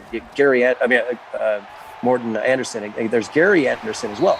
And Gary Anderson was the guy I talked to about kicking because he had a soccer background. And I think he still has that father-son fly fishing deal up in he's up in Minnesota. Canada. He lives in Canada now. And he told me the secret to his career was the fact that he was waist deep in freezing water half the year. And he just waits till some rookie screws up. They call him up and he finishes the season for him. But I thought I really could have done it. I had a 2-step drop. I did do that 3 back and to the side. It screwed up their timing. But I remember I was halfway through the tryout and I said, "Do you guys mind if I kick a few left-footed?" And they said, "What?" And I said, I'm getting a little leg worry. I'll just hit him with my left. And they said, "What are you talking about?" And I hit about 20 with my left, and they didn't know what to do. They didn't know what to make of that. But the funnier story, Koff, is when we used with Adam Vinatieri in the bubble, when we were kicking in New England, and we would put the trash can behind the actual field goal. And we would see who could put the ball, not just kick it 40 yards, but who could put it in the trash can. So I actually hit the trash can and then I put it in and I was celebrating, and Adam goes, "Get the hell out of here before they see you," and I get fired. So field goal kicking is something I really should have done. It was something I probably could have done. It's just lift weights all week and don't get hurt. And I would have been very good at it. So I regret it every day. Damn. I know. That's awesome. It's not. It's actually not. No, those stories are fantastic, though, man. Yeah. Oh my God. Well, I was so embarrassed because I went up to Adam. I was all excited. I said, "Hey, you went to San Diego State too, SDSU?" And he goes, "No, I went to South Dakota." I was like, "Oh, damn!" I felt so stupid. He's a great guy, though. Yeah, he's done well for himself, that's for sure. Let's see, taking a look here in the $30,000 contest, by the way, with about 2,300 entries, we have Po Daddy, 21st entry, hanging out in first place right now by percentage points of a point, and we'll see how long that lasts. Keep posted on everything. As Mike Evans takes the ball to the 11-yard rack, first and goal for Tampa Bay. See if Brady can take his team to a touchdown before the break. And our small free roll with 182 entries, the prime time, the 1-year anniversary with a special guest free roll. I'm sitting 95th, which is just bad. TR Philly is in front. Where are you two guys in this free roll right now? Oh, I'm deep. I'm deep. Let's check. Well, I don't even want to look. Yeah, I'm always cautious. I'm 105th actually. 100. 105th is better than normal. It's better than normal. Eric says, "Happy anniversary, YouTube Madden stream. Love you guys. We love you, Eric, and everybody else. Even Obi-Wan, who is my harshest critic. I love you too. I hope we can break these barriers in year 2 of the Dream Stream, Obi-Wan, you and I. Second and goal. Brady drops back. X Factor lit. He's got time, space, back of the end zone. Feet in. No. So close. Hey, I told you today, Adam, criticism is the first sign of success. So let's not go getting a big head on us, all right? If people care enough to comment, I guess you're doing your job, right? Yeah, that's how it works. So, and we can spend considerable time on this, obviously, because we really haven't even scratched this itch yet, although I know a lot of the people who have been on for the first 4 sims so far before this one here today have. I mean, if ever there were a day, is Brady easily gets that touchdown. Is it Gronk? Nice. Yep, Rob Gronkowski. That'll help some people out. If you got the Brady Gronk stack, good on you. We'll look at the scores as they are obviously manually updated, so give it a moment. They'll get there. I mean, I could go on and on about anything, but certainly about Dream Stream memories. I know Tom could, and he's only been here for a matter of months, but you having been here since, well, a long time. Have you been here since day one? Have you been here from the very beginning? Did you come in a little bit late? And, what stood out to you along the way? I just, like I told you before, I mean, I think I ran into it because I had just gone into quarantine. We had to shut everything down at the professional level. And I ran into it online, and I was like, what is this? And I watched my first game, must have been day 2 or 3. It couldn't have been much more. It was certainly still in March. So I think what stood out to me is just, it's kind of cool how it's all just kind of mutated into this family of people that have really enjoyed this. And the first part which I would, and I mean this with all my heart, is it really was an escape for so many people who couldn't see live sports, and they couldn't really have that part. It was kind of taken away from them, and it really filled that void. It really did. And the fact that you guys and your personalities came out, and the little, Glass became Glass. He started shaving parts of his body, his face, he's licking snowflakes. He's just absolutely out of his mind. There was so many good moments in there that there was always something that brought you back. And I would always think if I got busy or something in my life, was the kids or the family, I would always figure out a way to just check in. And I'm glad I did, because it's been a great ride. It is a year, but it's so terrific for just all the people that are on the chat right now. It's funny that I know some of these people in the sense that I know what they're going to write, I know what they're going to say, because I've been a part of it, and I really have enjoyed it. It's been a really cool ride. About a minute to go here in the half. 17-7 Tampa Bay. It really does. it amazes me, and you fall into this category, obviously, as someone that's often in the chat, or even if you're not in the chat, you're playing the contest, you're listening, you're popping in periodically. Just the fact that, a year into this thing, that people are still here, that people are still coming back, that the audience really has not, dissipated. And we knew, obviously, when, the 4+ month shutdown of live sports ended, there would be, some regression of the audience, because I mean, who wouldn't choose to watch live sports? I get that, but the fact that so many people, I mean, at least ballpark 1,000 a sim across our platforms, are still here throughout the days for these 6, every couple hours starting at noon Eastern. The fact that all of you guys, and so many of you, are here for all 6 during the day, every single day, it amazes me. I'm in awe of it. I'm eternally grateful for it. Couldn't even begin to put into words what it really means to me, and I think I speak for everybody on that, in that sense. But like I said, Eric, it goes back to you being one of the people out there that's in the chat that's just drawn back to this great fun product that we've this family, for lack of a better term, that has been cultivated here. You said it. It's fun. It's a lot of fun, and anybody that's listening right now or is in the chat knows exactly what that feels like, whether it's 10 cents or $2, that when you get in the green, but it's just, for whatever reason, when you just push into that free roll, and you're at, like, now you're making 10 cents. It's funny. It's not about the money. It's clearly not about that. You're going to make 10 cents if you, I just like the fact that I got it right, or I picked the right guys, and it gives me a sense of achievement. Let me give you a little insight here, though. When I worked for Fox, I used DraftKings stats. And it enabled me to see the game in a different way as an analyst. And I never told the guys that were in the control room, and I would be rattling off these stats like, well, this guy's had more crosses this week than any other player. And they're like, what's he talking about? Where'd he get that? They had no idea that I was getting that from DraftKings. But they would come storming out during the break, and they would say, what did you say? What was that? And I would say, well, I just, it's a real deal. It's a real stat. So just go with that, because I didn't want to say it out loud. But then they would research it for hours and come back and go, damn, he's right. That actually was what. But what I realized, if you just gone to the right site, didn't need to take you hours either. Right. But what's interesting about DraftKings stats is it really was a great gauge of personal performance of players in real games.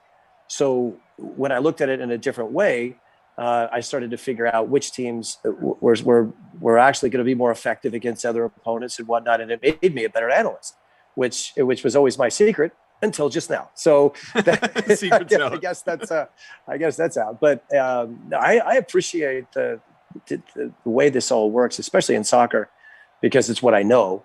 But it has allowed me to see the game in a different lens, and I've liked that part. I have never known this much about football because of Sims. I would have never known who some of these, these backup tight ends and what are, and so it's really made me more knowledgeable in the game, because I've got a lot of football buddies that don't think I know anything, and now I'm like saying, oh, this guy's a pretty good tight end or something, and they're like, how did you know that? And I don't tell them either. I don't tell them that this is my source. This is where I get all my info. Keeping it a secret source.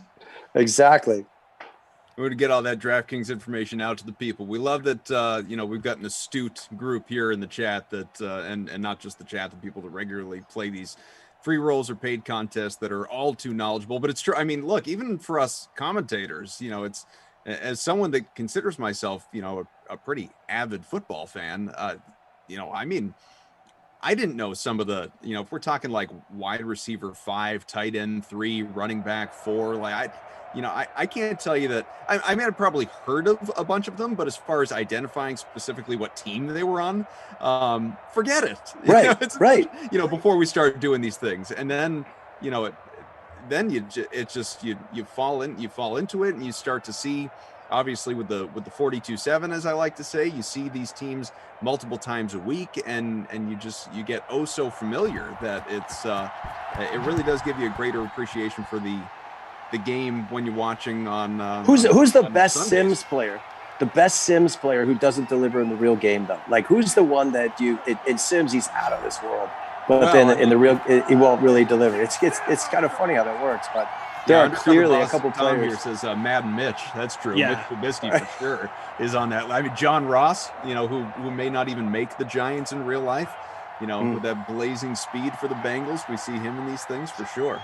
Yeah, Trubisky for sure. The guy would especially on those Wednesday deals, I would bet that he was going to at least fumble twice because he was going to run, wouldn't slide, run right into somebody. So it always was something fun to watch. But no, I was always curious about that because, when you watch Sims, and clearly it's a simulated game and whatnot, but you still see attributes in players that they are true to who they really are in the real world. So it's kind of cool. Devin Funchess, another Madison, guy, way better Funchess. in than he is in real Devin life. Funchess, absolutely. He's a favorite of mine, definitely. I love to captain him. Producer Madison, I didn't want to graze over this, says a top 10 moment happened for her last sim that evidently Matt Lamarca only just learned that ZT's first name is Zach. That's amazing. That's incredible. I love that so I need to watch much. the clip. I guess Reed T clipped it. I need to check that out. That's unbelievable. Well, but think That's about all the amazing. stuff we've learned about you guys. I mean, I didn't know that you don't like pizza. Yeah, I mean, like the pizza thing. What is that? And then who else has got some weird stuff about him that everybody's got a little something. Ducey's got some issues, and that's Glash is all over the place. But right, and that's another one of the cool things of these sims is it becomes sort of like a live podcast every sim. Right, it's just great conversation. Well, hopefully you guys think it's great conversation. That's why you guys keep coming back. But everyone sort of lets their guard down and just lay it all on the table for the sim fam. Like people know so many embarrassing stories about me. But if you take some of your names, like Geoff Ulrich, right? That sounds like the basis for a 70s rock band. I mean, it's like you could take the names and you can basically just build a rock band out of those guys because it's just like Delaney. There's just cool names in there. But I think Rossi's probably the one that caught me off guard the most because he came in late, right? And then he was always doing something crazy in between with the ball or something. And then he had a beard, and then he didn't have a beard. And I didn't even know who he was one time. But his energy levels. Oh, his thing is what? He never drinks coffee, right? See, I wouldn't have known that if I wouldn't have paid attention to these things. Yeah. But you would think that guy, above all people, was on his 6th cup of coffee at all times. He's got the coffee IV. Yeah, but he's just naturally just high energy, baby. Fantastic. Yeah, it's great. A lot of kind words in the chat about just the anniversary memories and the fact that this has been around for a year, obviously, and as you mentioned earlier, what a distraction it has been, especially all of us, front-facing members that get to provide that distraction. Old man dog fan, we wouldn't watch if this wasn't entertaining. Anyone can make a lineup and check later to see if they won a quarter. The Sim Fam makes it real, which is so true. I mean, I've said this 1,000 times over, but I can't say it enough. I mean, the games are fun, and hanging out, with Tommy or whomever it is that I'm working with, for an hour or two each day doing these things, it's fun. It's a good time. Does it feel like real work? It does not. But I really don't think, I mean, yeah, like we get paid to be here. I get it. But I really don't think I would do as many of these as I do if not for the chat. The chat it drives the conversation of these so often. It just drives the entertainment. You guys, I like to think most of us have a thick skin, enjoy when you pick on us, or fellow commentators pick on us. I tuned in earlier for the three-way broadcast there with Flash and Billy and Rossi, and those guys were just all over me for like an hour. So that, it's fun. It's a good time. And it's without you guys here in the chat, we just, it would be difficult to be as enthusiastic, as excited every single time we get to do one of these. So truly, I mean, I thank all of you for just continuing to come back and be as engaged and interactive as you are. And it's all about the community. All about the community, man. That's what I love about it. I mean, like you said, Koff, yes, we are being paid to do this, but it's the community feel that makes it fun, that keeps me wanting to be as available as possible to do these sims all the time, because I just love hanging out with all the dudes on the team and interacting with the sim fam and making lineups, baby, getting the rush. see if I finish in the top 10. Yeah, exactly. Maybe I kind of, my target's more top 100, but yeah, man, it's all about the experience for me. Totally. All-encompassing experience. LT says the sim sometimes just an excuse for a podcast. LOL. This is one of my favorite podcasts, and I've heard some crazy stories and laughed a bunch. And it's true. No question these things have evolved. Real close to a touchdown there. Out to the 8, Sean McCoy, seldom used here in these sims. First and goal, 3 for 39 for him. Out to the 8.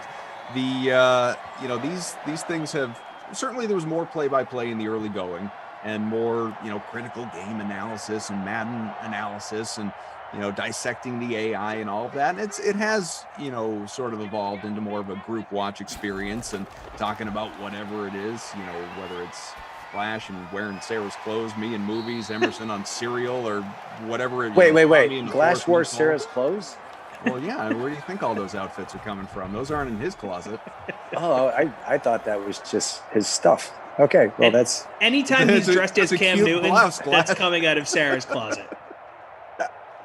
I think he mentioned that today. He said he should get this expensed. It's just not... that's not one of the expenses he's going to get. But you know what, guys? I'll tell you this though. I mean, it's very applicable to soccer because all kids play FIFA. I mean, it's crazy. My kid's 12, and he could tell me the lineup from some middle tier team in France right now because he knows all the names. But when you watch Sims, for me, there is a bit of a cool factor there when you get it right. But I'll go back to what you guys just said a minute ago. I think the reason why I kept coming back wasn't really that I was playing the game; it's just to see what ridiculous things were being said, and how the interaction went with the people that were tuning in. And you know what I think? I think about 1/3 of the people, even as many times as you say it, 1/3 of the people hit the like button.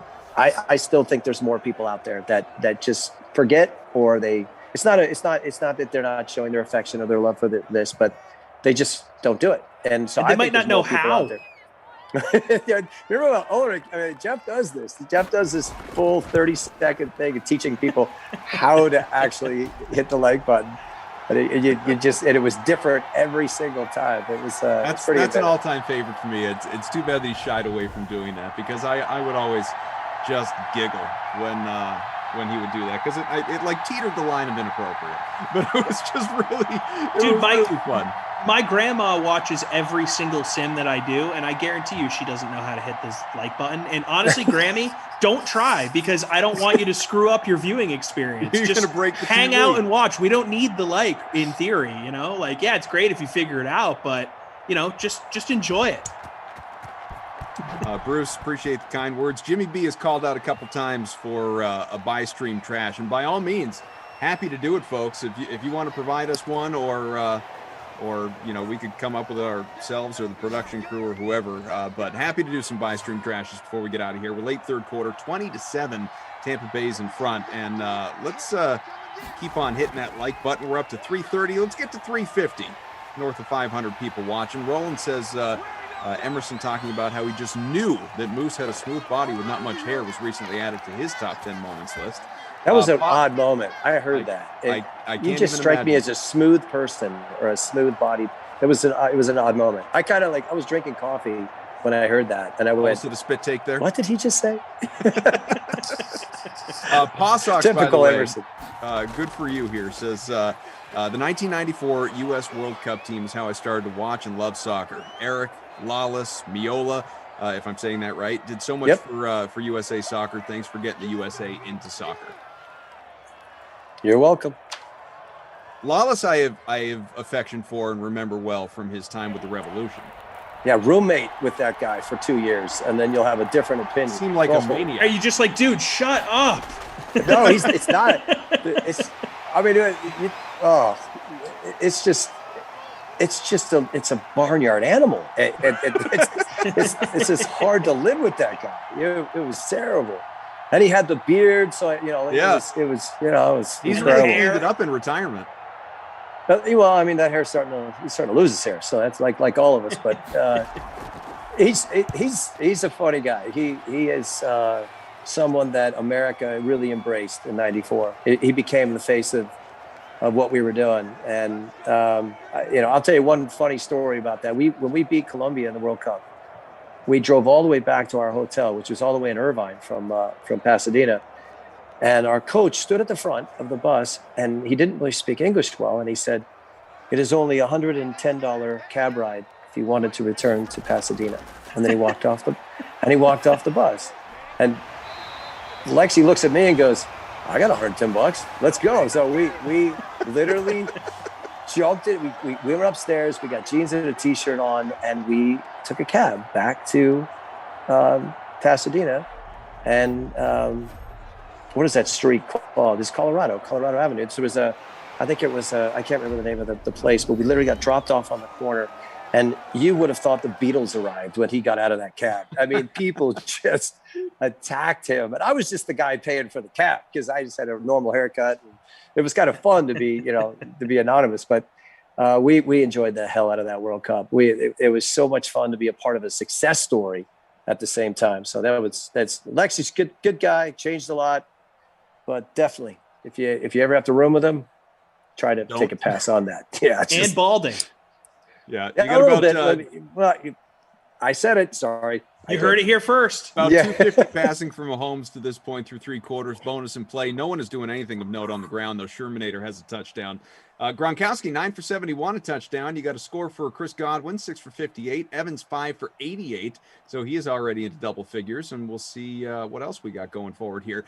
People were marking, how did they make this just like the Super Bowl? It does have that feel, doesn't it? 20. I was just going to say that. It's what is this? The Super Bowl? Yeah, Gronkowski's showing up. And we've got some buy stream trashes that are coming in here. Truman also notes, I watch the games on the DraftKings website, and there's no like option, but I come over to YouTube to throw you one. Great job, guys. Keep it up. It is now the Truman Show. We appreciate you. Thank you so much.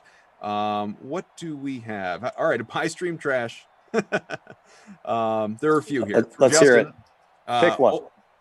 Old school PCU Animal House. Very easy for me, but I like this because it crosses over really kind of 3 generations of that type of comedy. What do you have, Eric? How would you rank these? Wait, what were they again? So old school Animal House? PCU and Animal House. Do you know PCU? No. It's lesser known. Jeremy Piven and David Spade, among others. Jon Favreau is in that movie. Very good. I don't know if it's streaming anywhere, but I would recommend you check it out. Write it down. PCU. I'm writing it down. Tom, you go first. Politically correct university. I am going to buy Old School because Old School is like one of the movies of like my middle school development of loving comedies. Like that's just right there for me. So Old School. I'm going to stream Animal House because even though it's older, it's still an absolute classic. I think it still absolutely resonates today. That is held up. And then I'm going to trash PCU just because of those 3, that's third for me. But PCU is hilarious. Love Old School Piv Daddy. Absolute legend. So yeah, PCU. It's a good movie, but I have to trash it in this scenario. Yeah, I gotta flip it a little bit. Animal House, for me, there's just so many lines. There's certain movies that come on that you just never will. You just throw the remote and that's it. You're done. So that's just parachute in.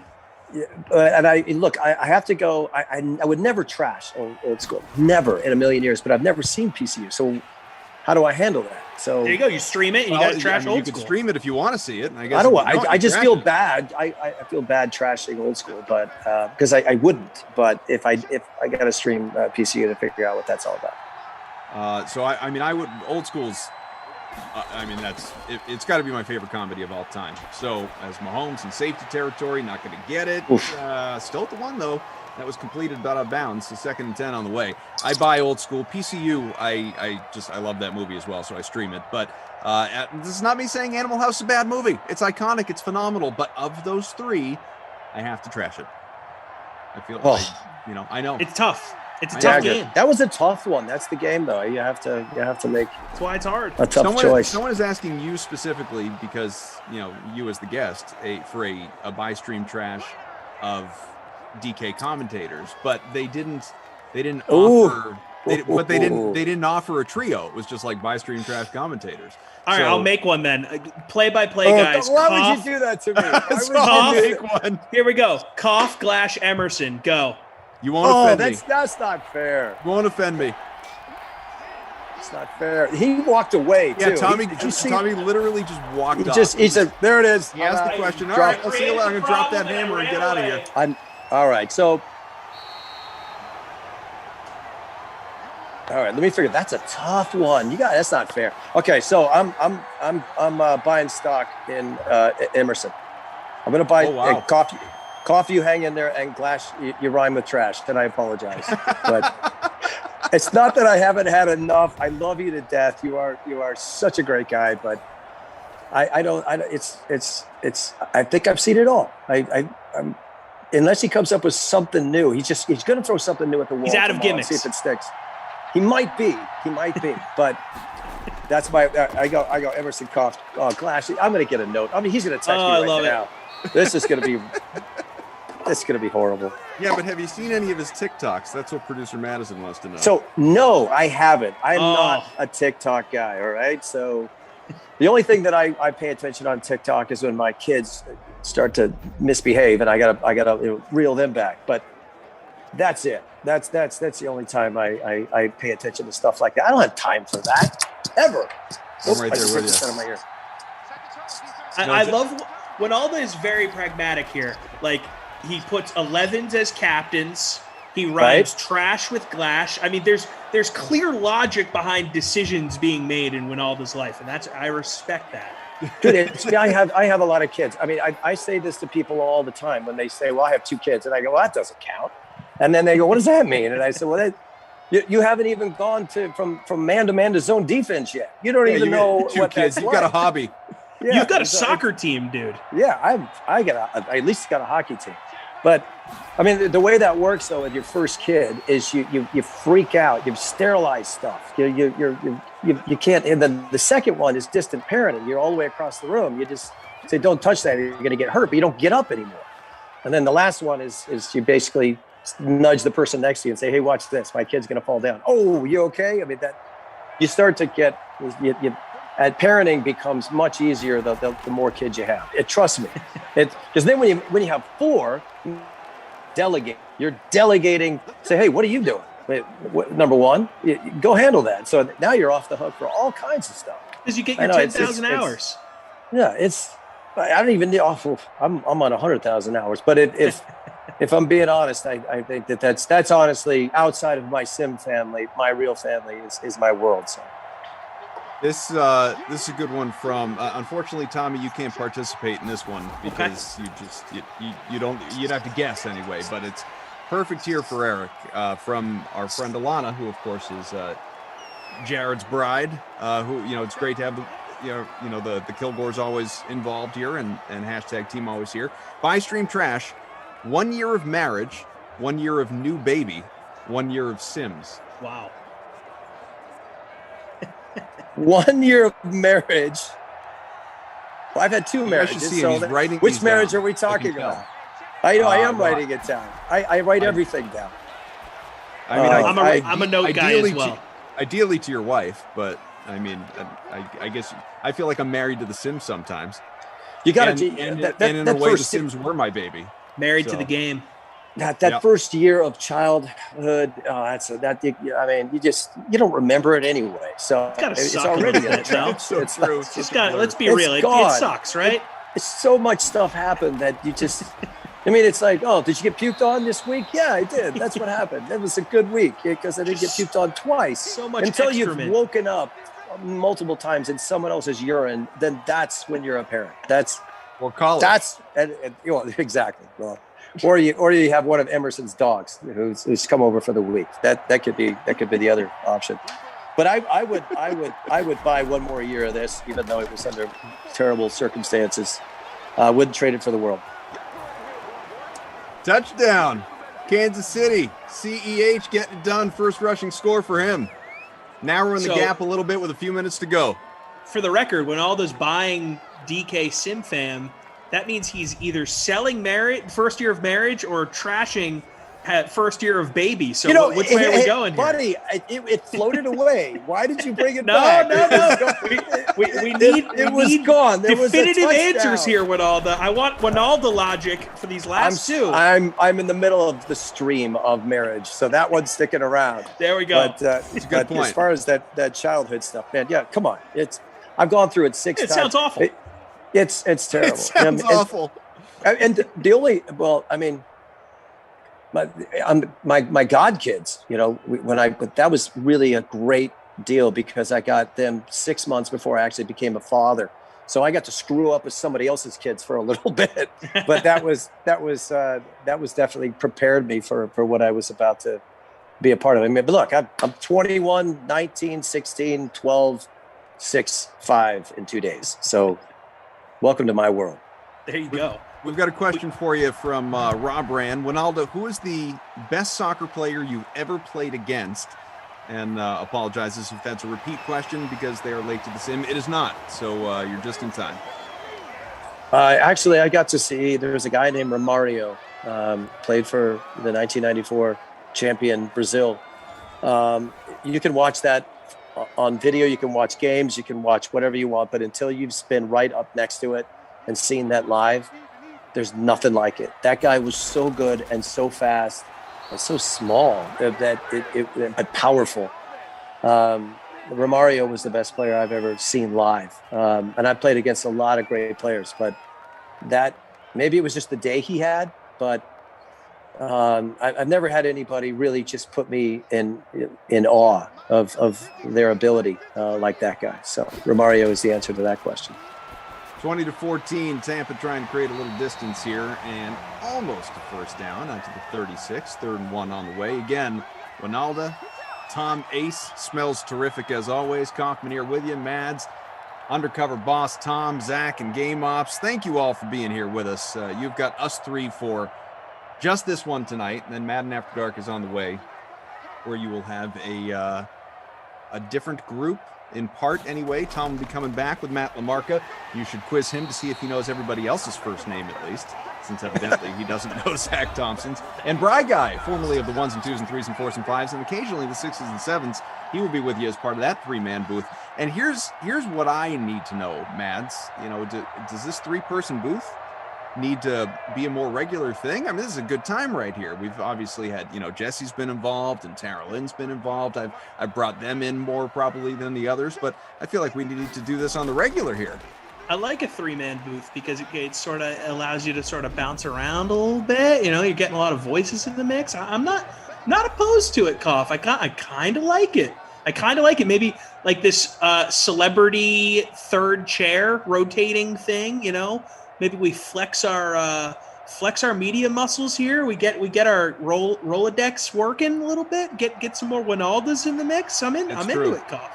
Does it make you at all insecure though, Eric, knowing that we had Morton Anderson in the chat the other day? Absolutely not. I think you are no longer like the lone, really famous former professional athlete to hang out in the DK. No, I think Tommy's right. We got to find the Rolodex. If I'm the most famous guy on these things, we got to figure that out. we could do better than that. But I love talking to people like Morton Anderson. I said Morton Olsen earlier because Morton Olsen is the most famous soccer player, so I always do that sometimes. And I love Sims because guess what, guys? This isn't a network, and you can screw up. Yeah, exactly. Wait. When you screw up on a network, though, man, you get a name on. You get an email. That. No, they're already here. It's. I tell everybody, you want to do network television, and they say, "Oh, it looks so easy." They have no idea how much is going on and how difficult that can be at times. And I was very lucky. I got to work right next door to the football show, with obviously the big boys, if you will, with Mike and Terry Bradshaw and those guys there's the reason why it works kind of like the way you guys work is because they all know each other and they're buddies and that banter is real. It's funny and it's good and it makes good TV, just like this program, which makes a good show because people can actually see the personalities come out of the various people that do it, and it's good entertainment. At the end of the day, it just is. I would say of the Sunday NFL shows, that is definitely my favorite because it feels the least rigid. One right here is right? Yeah. Well, I mean, look, obviously, I'm biased, but yeah, same thing with Inside the NBA on TNT with those guys, with Charles and Kenny. Well, that and is Shaq, hilarious. Ernie. That is the best you could- show on TV. They're just having a That's good so time for 6 hours watching basketball. Like it's awesome. But every once in a while, Chuck will have a moment where he has to lay the hammer down and let everybody know how he really feels. Yeah. And Shaq is you can say whatever you want about that man, but he's a genius. I love everything that he's done in his life, even though you can't understand what he's saying when he's talking, but he is still one of the brightest guys when it comes to really understanding a moment. And I love the fact that those producers just let those guys be them. And when Shaq wants to walk off or Chuck wants to talk for 30 seconds longer than he's supposed to, they just let it happen. And they said, we'll just figure it out on the backside because this is the show. It's not overproduced. No, it's so true. And it's so good. I mean, that's why Kurt Menefee does a great job on the Fox program. And he's got Howie to kind of be the leveler. And now Gonzalez is kind of part of the mix. But I really enjoy getting to know those guys. I mean, it's so fun just hanging out with Terry Bradshaw. It's like, and you never know what he's going to say, but it's so great. I think we ran out of time, and I kept Hour talking. on the nose. No, nothing to apologize for. I'll run down some of the numbers, and then we'll get some closing thoughts as well. Brady, 258 passing. Mahomes, 150. I think I flipped them at the third quarter break. But Brady, 258, a couple of touchdowns. Certainly had the better day. Tough day for the Chiefs if you stack them in the classic contest. Going Which after I did. The 10K first place. Fournette, 11 for 31. CEH, 7 for 60 with a touchdown. Of course, Sherman Hader, the only rush he had was for that score, the vulture touchdown. McCoy, 4 for 38. Mahomes did have 3 for 30 some on the ground. You have Gronkowski, 10 for 80. Big day out of Gronk and a touchdown. Godwin, 6 for 58. Hill, 5 for 58. Evans, 5 for 58 or 88 as well. So he had a big day. You had, those were really the ones that stood out. CEH, 2 for 30. So knowing full well, obviously, the stats are not fully updated. It is manual scoring. And, oh, God, dreadful for me. 182 entries in this one. 161 is my placement right now, barring any stat adjustments. But the projected winning lineup here in our small contest here is Gronkowski in the captain spot, who had 36 points there. Hill, CEH, Godwin, Evans, Watkins. You are here, Eric, so why don't you give out some awards? Who is your Krusty Koff player of the game here in this one? Well, I mean, under the circumstances, I want to give it to the Shermanator. The guy shows up once and when nobody picked him. Come on, this kid didn't even impact lineups, though. Guys, who cares? He gets it. Give it to him. Yeah, exactly. Fair enough. He gets the award for showing up. The true vulture touchdown on the 1 year Simiversary. I appreciate that. What about the Babysitter Billy Not My Kid award? Where's that going? Well, can we run past Robinson's stats again? Because didn't show 11 up let him today. down. Just look at your captain slot. So number 11 with your almost 3 points. Congratulations. Oh, come on. He's for sure. Is that that's what we're calling it? Because that guy's not my kid. I don't want anything to do with it. Yeah. Not my kid, not my problem. James here says, wanted to let you guys know that the three of you have done a fantastic job. Very entertaining. Thanks to all three of you. Jared says, Winalda, thanks for coming in tonight. It was awesome. Hope to see you again on the stream for sure. We would love to have that. Many other people saying the same thing. What else do we have? Thanks for joining, Eric from Must Be. Love Big Heg Tom. Koff's the man. Thanks. Cheers to Winalda from Greg. Thanks for coming tonight. Good time, guys. Eric Winalda, thoroughly entertaining, says James. Thank you. I'm going to read all of these just for your. It's okay. I'd rather hear the one that says, "You suck." In the black hat gets as big as Tommy's.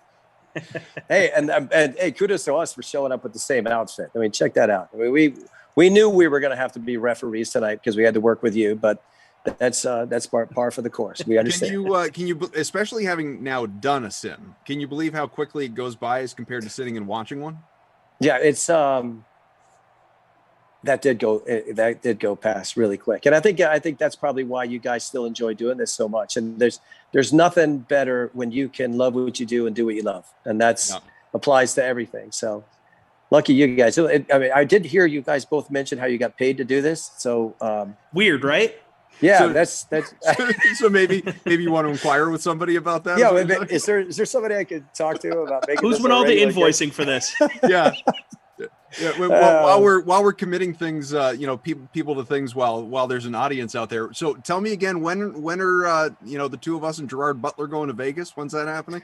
You know what? That's it. I haven't talked to him in years, but we'll figure it out. He's up for it, and Vegas is open now, so yeah, welcome back. You just don't take a left on Las Vegas Boulevard anymore because it's just full of people. So Vegas is back up and running. So we'll figure it out. That is your dream. I know that's your wish. He's a handful. He's fun to be around. And he is quite Scottish, so like you have to understand him too. So you're going to say come again a few times, but great guy. Great guy. I like that. And to update people on the 30K 1-year anniversary contest with 10K going to first place at the moment, wreaking havoc with the fourth entry has an 8-point lead on the field. Brady, CEH, Mostert from earlier. Evans, Godwin, Samuel, Gronk, and Kittle with still a DST to go in Madden After Dark, which of course will feature Matt Lamarca and Tom Carroll and Brian Berard, Bry Guy, as you all know, for the Texans and Saints, which will be coming up. Will you be, Eric, just hanging out in the chat and watching that one? Well, I'm going to go to dinner with the kids and the family. Sure, but I will catch some of that. I go. guarantee you.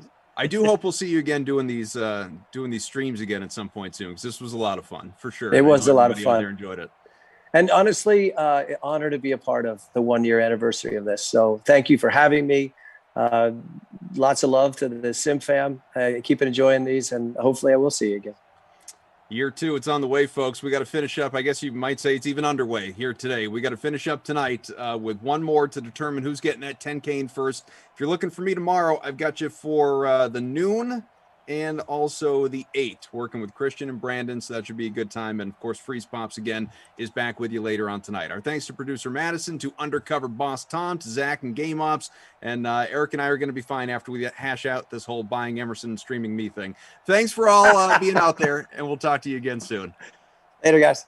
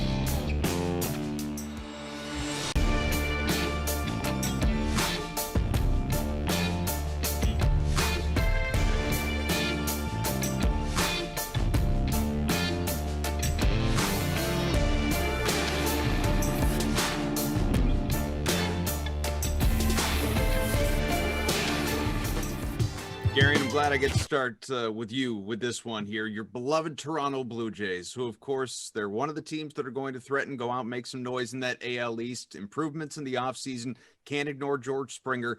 And obviously bringing him in to already complement Bo Bichette, naturally Vlad Guerrero Jr.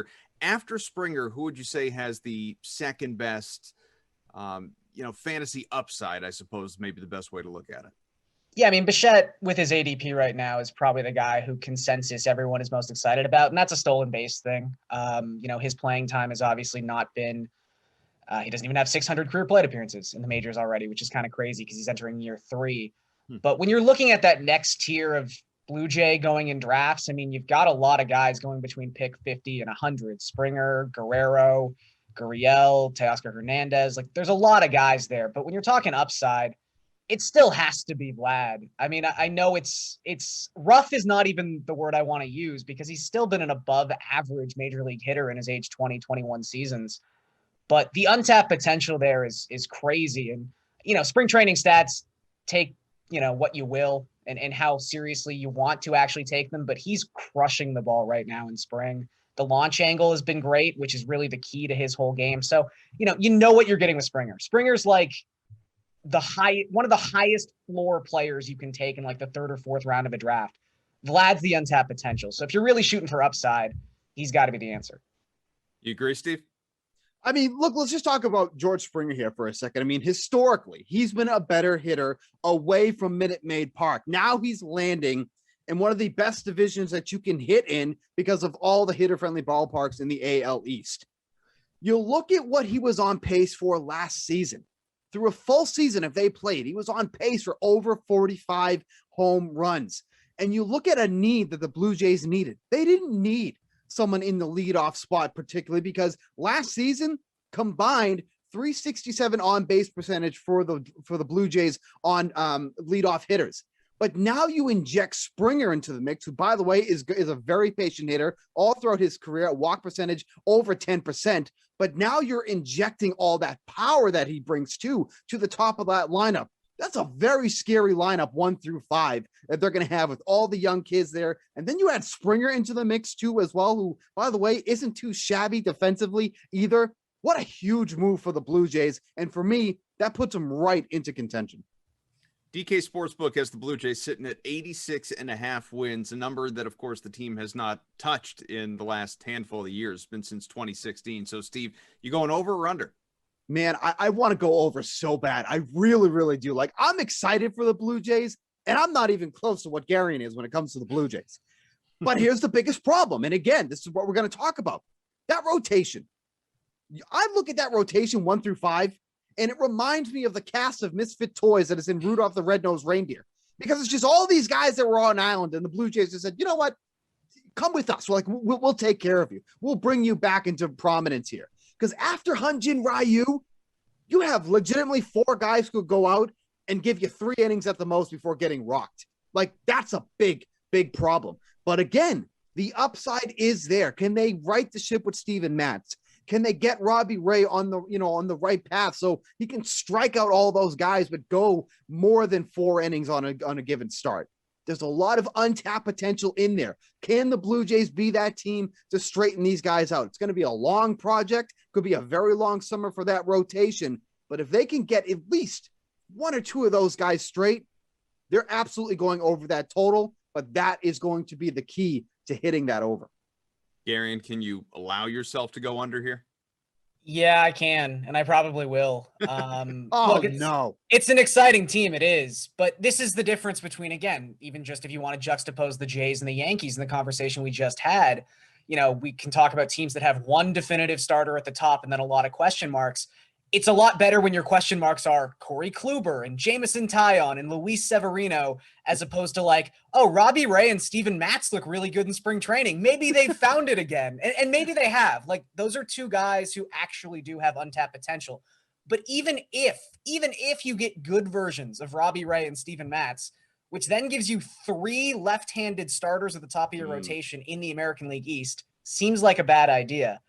Then you're still relying on Tanner Roark and Ross Stripling, and there's just not a lot of depth here. And the fact that Nate Pearson is currently not going to make the opening day roster with his groin issue, it's apparently not major, but this is someone who has had injury history each of the past 4 seasons. Kirby Yates is now going to be out 4 to 6 weeks in the back end of their bullpen. Like, the pitchers that you could actually rely on coming into this season, Yates and obviously Pearson were pretty high on that list for the Blue Jays, and they're already hurt. So I just think the pitching's not going to be there. I think this is an 85, 86 win team. Maybe they go over, but this pitching's bad. JD Martinez had himself a bad shortened 2020 pandemic season that he admitted going into it. He really wasn't prepared. He sat and the will they, won't they play and just didn't go out and really align himself the way he normally does. And he is a guy known for his preparation. He hit 213. It was just really poor. And now he's 33 years old, Gary. And so what is the ceiling for this guy, even as he does get the opportunity to view video back at his disposal? I mean, it's still very high. And I think the fact the video is back can't be overlooked. I mean, he pointed that out any single time someone put a microphone in front of his face last season. And look, even with the age starting to creep in, we are talking about someone who was in the 6th percentile or better in expected WOBA the past 5 years prior to 2020, which, we're giving a lot of guys a break for weird 2020s. I don't see why JD Martinez should be the exception to that rule.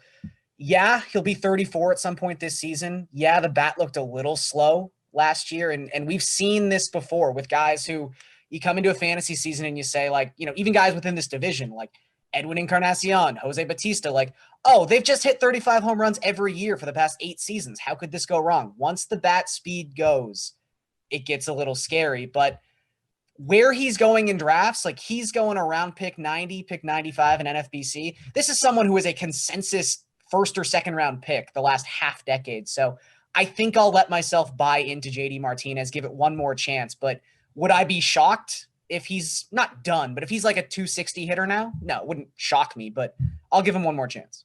Struggling again this spring for the Red Sox, Bukes. You inclined to, like Gary, and believe the ceiling's a bit higher than what we've seen?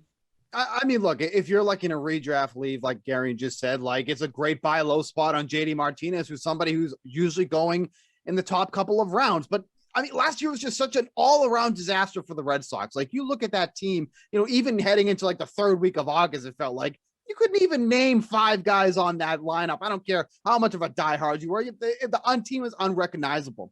But what is a little bit concerning is that he was chasing pitches out of the zone a lot more than he ever has since 2015. Now, is that more of a case of just trying to make something happen? Maybe. But it's something to keep in mind, too, when you're looking to take him in 2021. You don't want to see that coming into play once again. But, with the injuries, with everything that happened last year, it's easy to overlook that. But that could be the first warning sign, one of the first warning signs that Martinez is starting to decline and go in the wrong direction, because that's something that he has historically not done in his career. So it's a cautious one here, but if you get the upside that we've seen with him consistently pretty much all throughout his career, he's a great mid-round pick. Life comes at you fast, Bukes. It's 2021. It feels like we are dog years away from the Red Sox winning the World Series back in 2018, all the turnover. But you, of course, have old turn new manager Alex Cora back. This team on the DK Sportsbook plus 275 to make the playoffs. Cora believes that's going to happen. They're going to contend this year. What do you think? I mean, I would hope that, my manager would say that if that was my team. I wouldn't want to be like, nope, not going to happen. At 275, it's not the worst bet that you can make. I do think the AL East has one of the best chances of having potentially 3 teams come out of that division, because if you look at some of the other ones, you're probably going to get maybe 1 or 2 out of the AL Central. I think you'd be really asking for that for a lot if you think you're going to get 2 teams out of the AL West. So the AL East probably is the path to getting 3 teams out of that division. I'm not saying the Red Sox are one of them, because I'm a big fan of the Blue Jays. I think that they have a good chance. The Yankees obviously a shoo-in. The Rays are kind of on the fence there because, they did lose some important pieces. But at 275, with the other 2 divisions not really in play for me, it's not a bad bet. Do I think they're going to make the playoffs? Likely not. But for the value you're getting here, it's certainly not the worst bet you could take. Couple-year playoff slump right now for the Red Sox, Gary. And what do you think? They get back? I think Steve pretty much laid it out. It's not a bet that I'm looking to make, but at the same time, it's not terrible odds for a team that does have the potential to be like a top 5, top 10 offense. They've still got bats, and if JD Martinez does turn it around, they could score a lot of runs. Who knows what you get from Chris Sale when he comes back? That's a big question mark. Their rotation, their bullpen still has a lot of question marks. I think what it comes down to, though, is, as Bukes was doing, you kind of have to run through the American League and just say, are the Red Sox legitimately better than the Rays, the Jays, the Twins, the A's, and the Angels? Maybe even the Mariners. I know Steve loves the Mariners. So you've got 6 teams, 7 if you include the Red Sox, all basically fighting for 2 wildcard slots.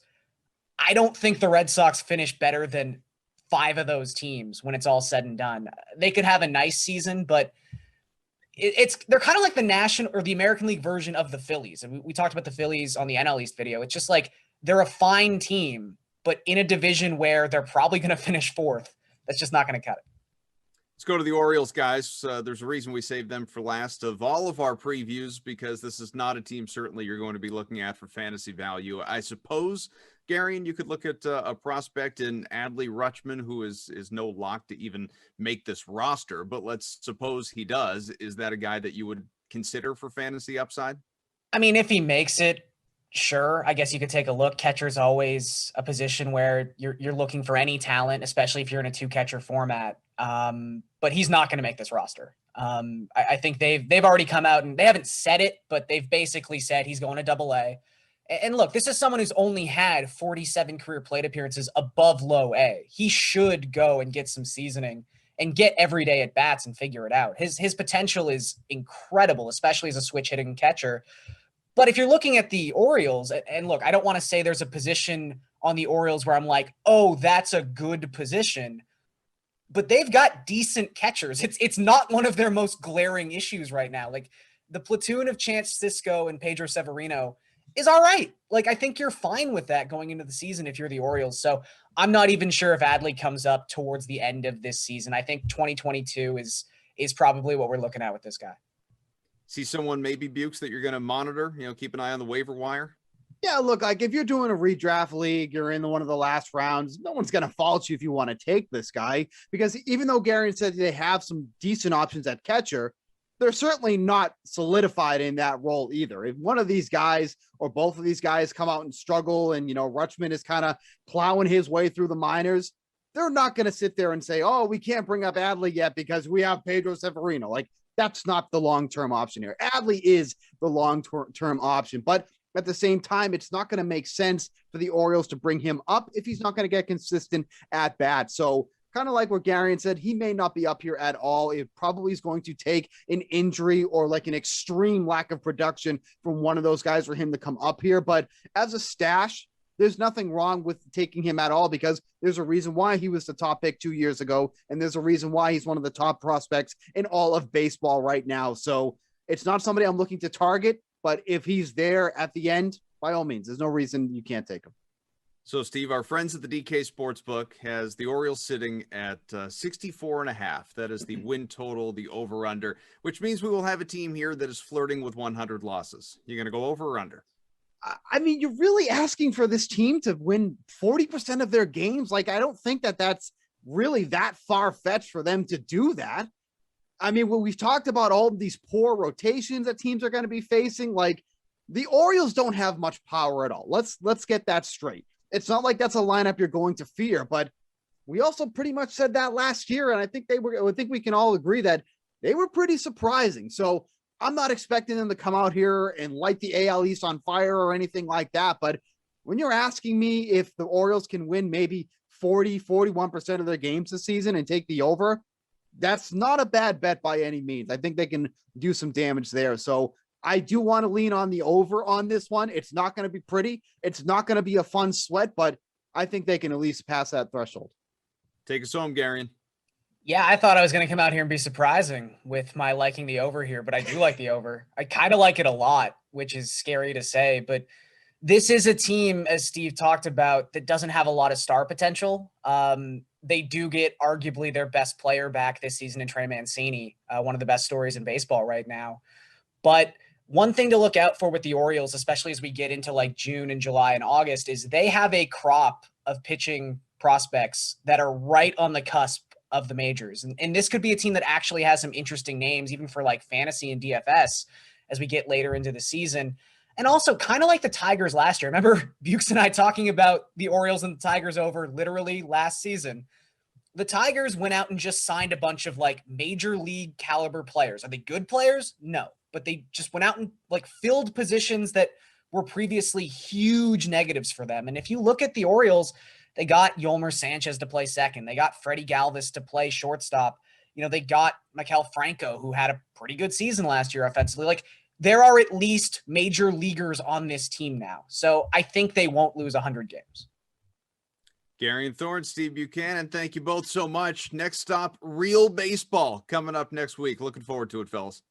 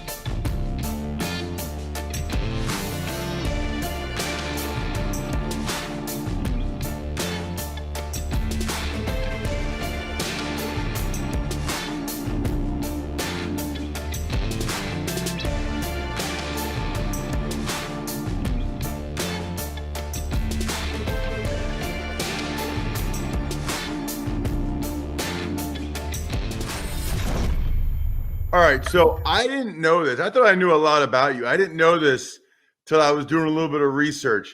Did you really propose to your wife at a McDonald's next to a gas station or something? Is that a fact? Well, it was a classy McDonald's because it was a McDonald's / gas station, and it was in Earth City, Missouri. The practice facility for the Rams was there. It was right across the street. It's a very long story, but the quickest I can tell it is I bought her a ring. We had a joint bank account. We went to the Gap to get a winter coat. She thought they double charged her. She said, "We're going to go home." This was before you could do everything on your phone. When we get home, I'm going to check the laptop. We got to see if I got double charged. So I had to find a way from the Gap to my house to propose to her. I said, "Hey, you want to go to this steakhouse? You want to go sit by the lake?" "No, it's November. It's cold. Let's go to McDonald's." Okay. So we sat at McDonald's. I was looking her in the eye. She's doing the sweet and sour sauce everywhere, licking her fingers. So the ring slid right on. It was wonderful. That is unreal. What was her reaction? Now, it's a funny story for everybody else to hear, but if you know my wife, it's perfect. I mean, there's not a more perfect place to be engaged, and I think that's probably why we fit so well, because she thinks that it was romantic. So I think I found the right one. Okay, well, you definitely found the right one, but wait, she thinks that was romantic? Oh yeah, I mean, think about it. If you got a 10-piece chicken McNugget in front of you with the extra large Coke, and the chance at maybe a McFlurry afterwards, I mean, there's not a whole lot better you could do with a meal there. Dude, that right there was a good ad read, man. That was like, I mean, I see that's the stuff you should do, and you get McDonald's to pay you for. And I know you're in it now, man. And trust me, I was there. Do you have any idea what you want to do when you're done? I don't. It's something that I keep having to think about a little bit more each off season, but and what I try to impress upon young guys too, which is a different message from other people, is while you're in it, make sure you're doing everything you can to stay in it. Make sure and that doesn't mean they can't have other interests and things, but when football is your job, do the best you can to continue to make football the number one priority. And I get pulled in a lot of different directions right now with all the kids and everything else. And so when I make the time for family versus when I make the time for football, I try to be fully invested in it. So I'm not sure yet, and I don't think I'll have time to figure it out. How much longer do you think you'll keep playing, and what sort of will be the factors that determine whether or not you keep going? For me, at this point in my career, I think the determining factor is going to be, does somebody want me out there playing? And, I think I was very fortunate the last few years to get an opportunity to be out there, to play, to showcase what I can still do, and to have, other suitors around the league. So the reason I play right now is because I love playing football. It's not because I love watching football. And so as long as I continue to be able to play at a high level and have a team that wants me out there on the field, I'll continue to play, because physically, I've been very lucky in my career and still feel great. So I got to tell you, though, about twice a year, you'll get to the goal line and you'll like spear some dude, or you'll put your head down to score a touchdown. And look, you know me, I'm a meathead, Ivy League meathead, but even I'm like, dude, Ryan, what are you doing? Like, are you an idiot? Like, what does your wife say? What does your dad say? You've made a lot of money. You got 7 kids. I mean, you'll like try to run some guy over, and then your eyes will roll in the back of your head. And I'm like, God, he must be the dumbest Harvard guy. I bet. What is he doing? I mean, my wife would say, "Get up." What is it? Get up. Come on. I mean, she'll give me a hard time on some of that stuff. She's more, when I get sacked, she's not the wife that cringes and hopes that I get up. She's pissed that I didn't get out of it and make a play. So it's just part of me. It always has been. It's part of the way I play football. And, usually stuff like that rubs off on the guys and brings energy. And so that's just who I am as a player. So it sounded like when you were talking about how much longer you'll do it, I don't want to put words in your mouth, but it sounded like you want to play, because at this point, and you know how it goes, you played so well that you could probably be a backup, for, I don't know, 2, 3, 4, 5 more years. I don't know, maybe as long as Brady, who knows, the way you've played recently. Is that something you'd be interested in after, people don't want you as a starter anymore? Or if you're not considered a starter, would that be it for you, do you think? Yeah, I mean, at this point, if I'm not out there playing, if I'm not considered a starter, if they're not going to give me an opportunity to compete, then that's the point where I'll probably hang them up. Just, again, I do this because I love being out there and I love playing. So when that opportunity no longer exists, then that'll probably be the day that I decide to hang them up. Last one. I have to ask you this because I've had when I tweeted that you were coming on last night, a bunch of Dolphins fans wanted me to ask. I'm sure you already have a stock answer to it, but they want to know what you really think about Tua and his chances in Miami after you spend a year with him. Well, I will say, Tua, it's amazing how much criticism and different things have been thrown his way. It's very difficult to play quarterback in the NFL, and I think we keep forgetting. I'm a fan too, so we keep forgetting as fans that fact. It's very difficult, and the guy was a rookie last year and came in and went 6-3 or whatever he did. The two things that really stick out to me about Tua is I think he has elite accuracy, and that's very important. And I think he's going to learn, from last year. He's going to learn through this offseason. He's got some continuity with George Godsey and Eric Studesville as coordinators now. Where to go with the ball, how to eliminate things pre-snap to really be able to unleash that elite accuracy. And then he throws with anticipation, and that's something that's difficult that you don't see a lot with quarterbacks coming from college to the NFL. So I'm a huge Tua fan. My kids love Tua. Sometimes they play with him on Madden, sometimes they play with me. But I'm looking forward for big things for him. I think he's going to do great. And just in terms of being a leader on a team and a guy that people can follow, he has all those qualities. So I think we just need to have a little bit of patience. He was a rookie last year, and I think he's going to do great things.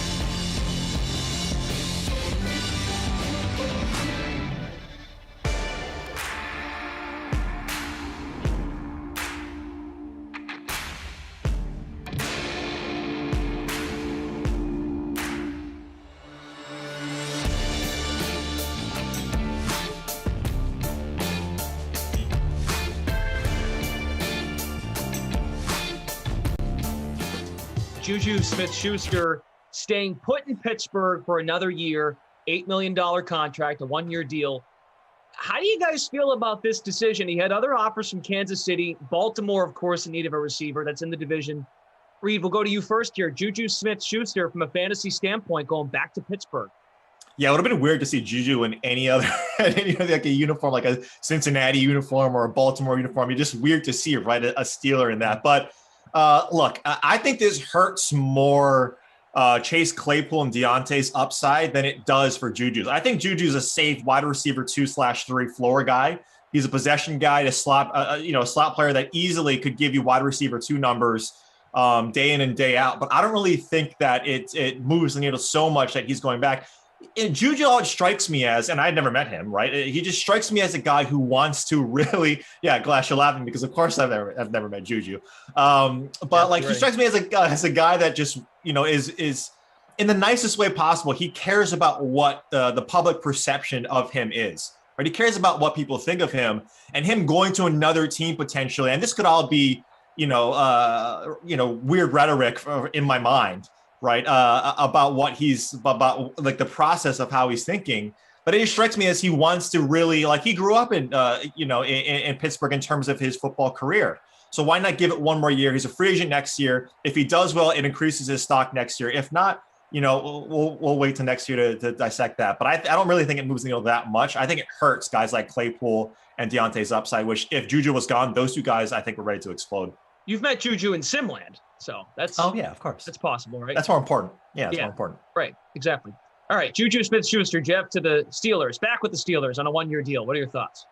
I mean, I hate this move for fantasy. Absolutely hate it. I just felt like Deontay Johnson was in a position where he could have led the league in targets potentially. Chase Claypool was in a position where he didn't have to worry about coming off the field and only getting 60% of the snaps. And both those guys were in the potential to just explode. Now you've got Juju back in there, who had 97 catches last year, but his yards per reception has fallen off an actual cliff. I mean, it's well under 10 now.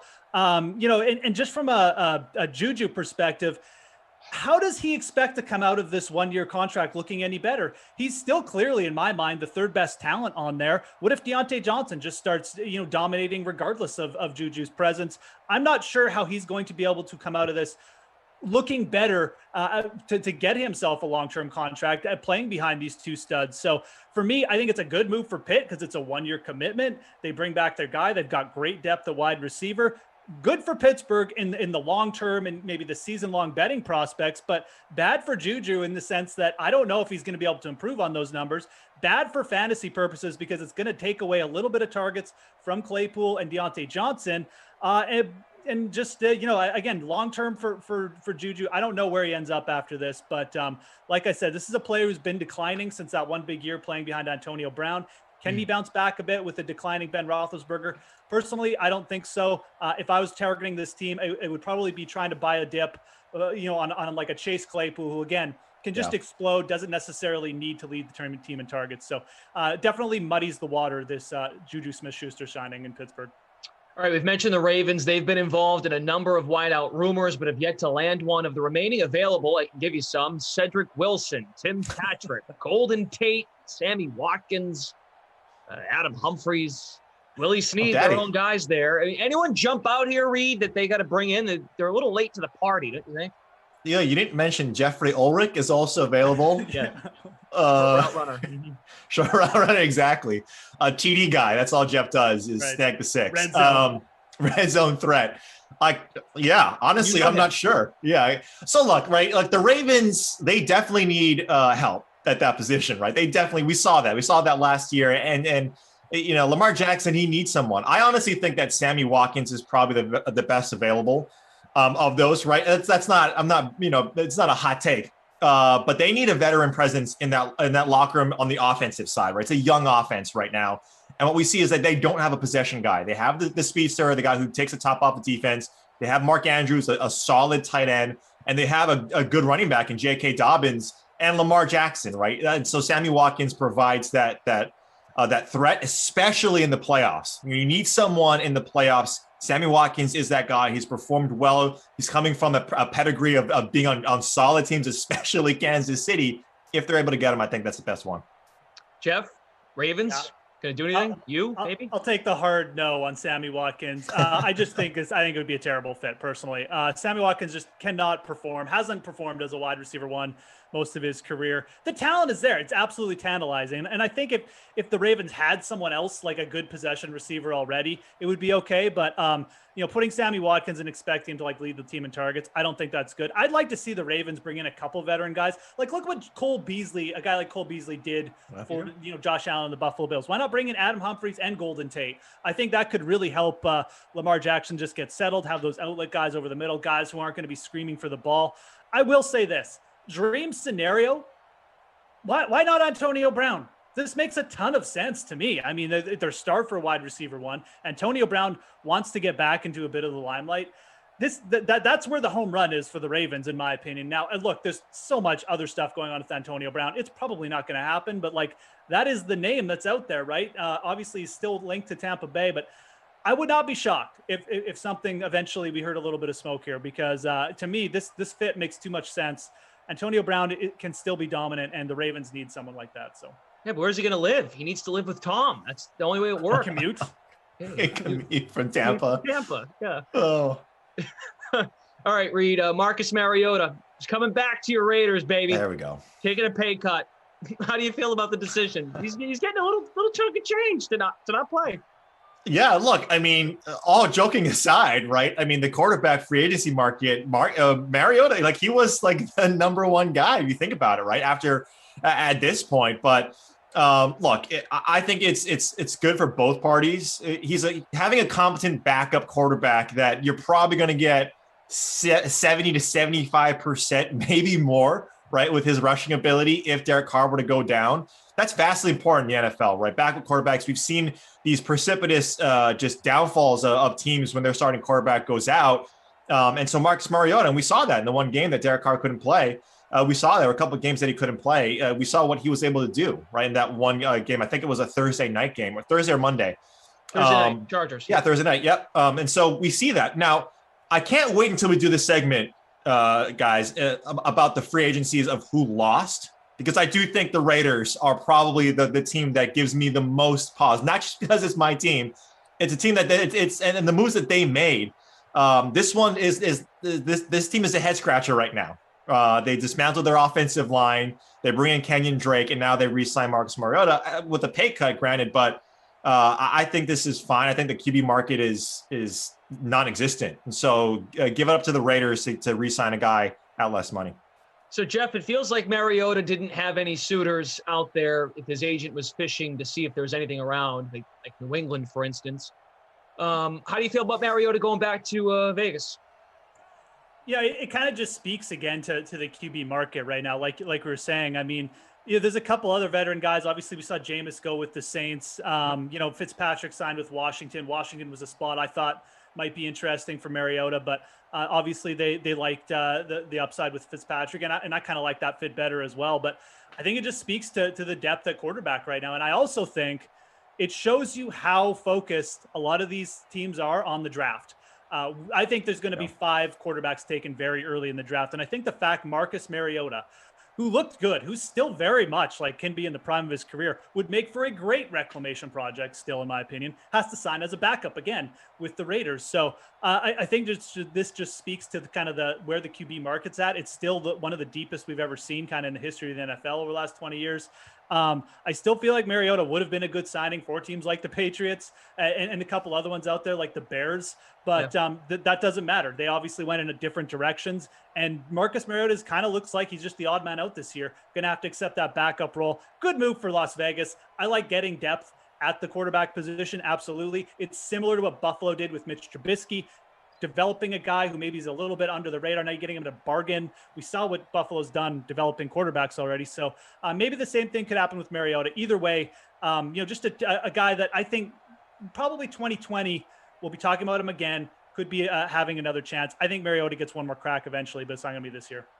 All right, so technically free agency is not over, but it's pretty much over. Like all the big moves have happened. So Reed, we'll go to you first. What team do you think is the most improved as we get ready for the season? We still have the draft, but after the big free agency signings from last week and even into this week, what's your gut telling you? Yeah, sorry, Glash. It is not the New England Patriots, even though you got your dual tight ends. That's not the team. I'm going to the Washington football team. If you didn't see my excitement, or if you didn't notice it, we talked about Fitzpatrick. You're going to hear it now. I think that's a great landing spot, and it's not just Fitzpatrick. Curtis Samuel, I think, is an untapped resource right now in terms of fantasy potential. We've always talked about Curtis Samuel being that guy, but we saw him being deployed as sort of the Swiss Army knife on offense on that team. And like you can play any position really. And so Curtis Samuel, along with Terry McLaurin, that helps Terry McLaurin out vastly. You still have Logan Thomas there as well. And it's not just on the offensive side. They also signed William Jackson III on the defensive side. So now you have a top defense, right? We know what that defense can do. Now you bolster up the secondary. I think this is it was a great offseason for Washington football team. And especially in that division, I think they got a good shot. Jeff, most improved team from free agency. Yeah, no, definitely on the Washington side. Definitely in my top 3 for sure. Like all those moves, like I said, getting Samuel back in there. I'm going to give a shout out to the Kansas City Chiefs because they did what they had to do. They got Joe Thuney. That's what they needed to do. And they even brought back Kyle Long, and they could even draft another O-lineman in the draft now. That's perfect. That's all Kansas City needed to do. They were smart. They went and got the best guard out there in Thuney. That's it. That's all I need to do. It's a great offseason for the Chiefs. But I think looking at it from a bigger perspective, I actually really like what the Titans have done this year, the Tennessee Titans. You know, losing Corey Davis, Jonnu Smith, that looks bad on paper, but like Corey Davis, were you really going to pay him that much money? No. I think Josh Reynolds is a fine pickup to make up for Corey Davis. You still have A.J. Brown there. So I think they were smart in replacing that. But the big moves they made were on defense. Let's not forget, the Titans made the playoffs despite having one of the worst defenses in the league last year. Yeah. They were terrible. They had a Janoris Jenkins.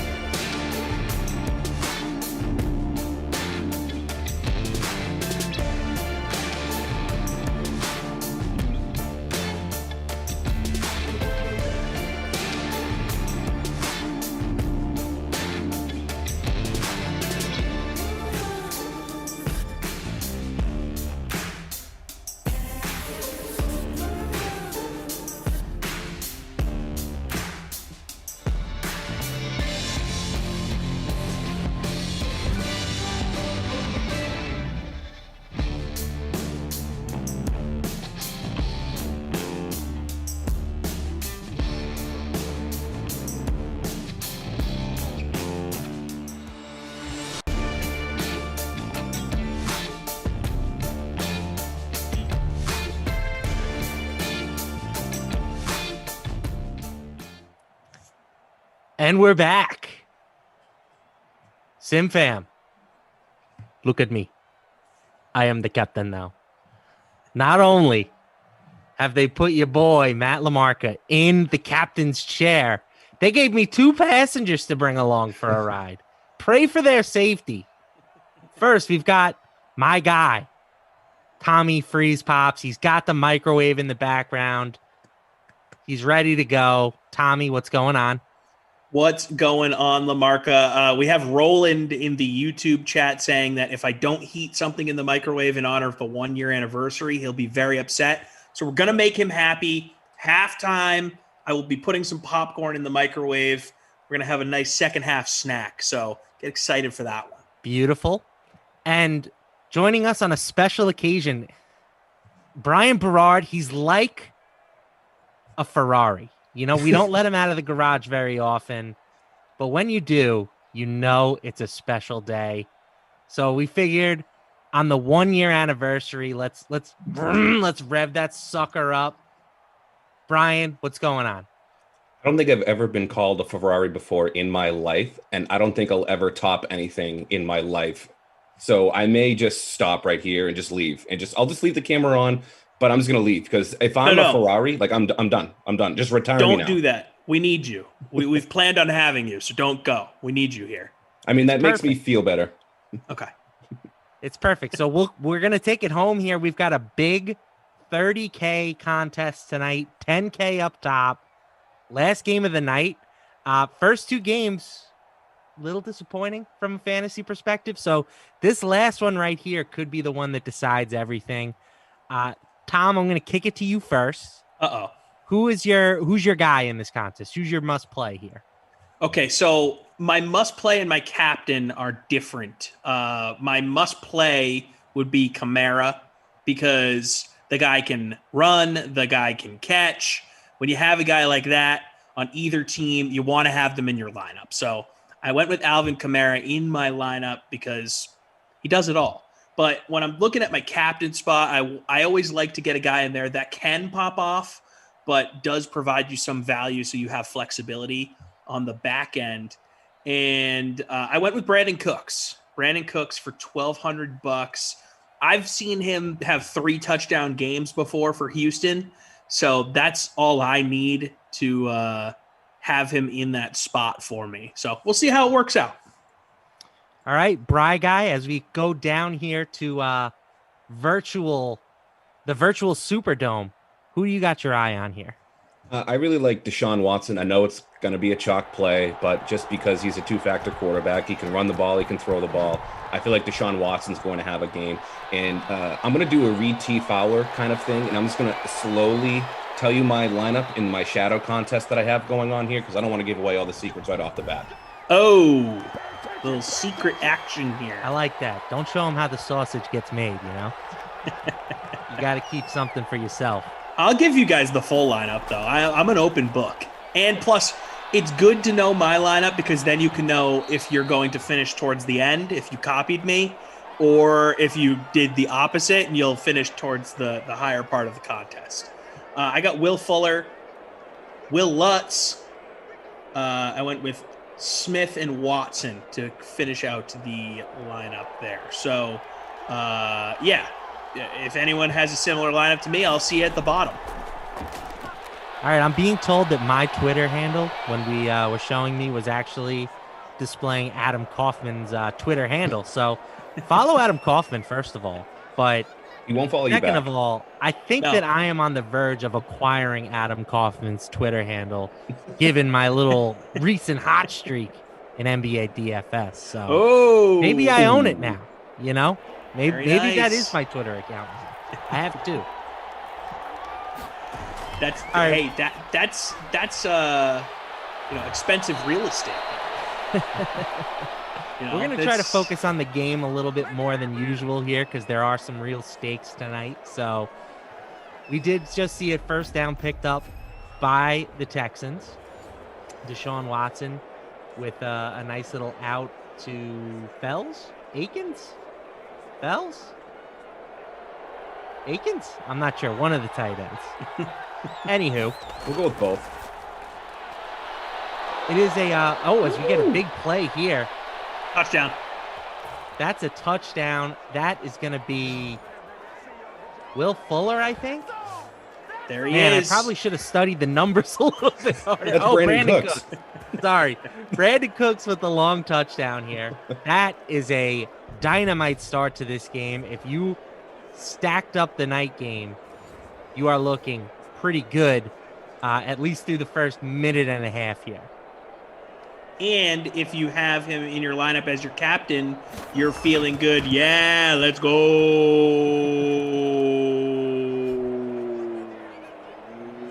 Oh. Wow, did you sneak a little breath in there? Oh. It's not as impressive if you breathe. You know what, though? I like the transparency of it. You know, I'm not going to try and hide the breaths. Like the goal guy, that guy is an absolute legend. Like, what is he'll go for like a minute 30 just. Yeah, he's like, goalie, no. Like, I don't even know if it makes sense, but it sounds amazing. Doesn't have to. It's kind of like the guy that does the home run derbies too. Like, it's the same thing. Back. So I want to get to know Bry Guy a little better during this stream. So Brian, we know you work behind the scenes a lot on these sims. What's your official role here with DraftKings? Yeah, what do you do?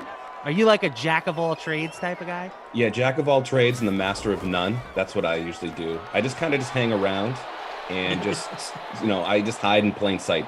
No, a lot of what I do is I'm a video editor and I make a lot of the graphics. And for just about a year during this pandemic, I've been the tech director behind the scenes of these sims and occasionally sneaking on camera when advised to. And I even once did a Vince Scully production when Emerson and Reed showed up a little bit late. So it was kind of just me to just announce the game while also being a tech director. So that was a fun day. But mostly I work behind the camera because I have been told I have the face for radio. Well, I can say pretty confidently I think you're the best looking guy out of this trio. So 100%. It's not even a question. No concerns there. Jason Rossi did describe you as mini Brock Lesnar, which I'm not sure if I see Brock Lesnar, but definitely got some solidity to it, you know? No, I'm saying he's got like a Brock Lesnar neck, which is not an insult. You've got the neck of a Brock Lesnar. Anybody who wants to compare me to Brock Lesnar, I'm game. I'm in. No, I've heard the Brock Lesnar one several times. And that's why. So you may see some people in the chat. I know Robbie Noble will probably call me this eventually in the YouTube chat if he's with us right now. He'll call me Brockpot. So here's a little backstory to that too. So you have to understand that the first time I was on camera, I was with Adam Kaufman many moons ago, and a lot of my teammates from my softball team, I play in a slow pitch softball league, they were watching, and my nickname on that team is Chick Pot, which is short for Chicken Pot Bry. And so it just got shortened to that, and then Robbie Noble just called me Brock Pot because of Brock Lesnar. So there you go. We're all cut up. Really good nickname, to be completely honest. Yeah, I mean, It's that's really a classic baseball/softball nickname right there. I love it. I love nicknames in general.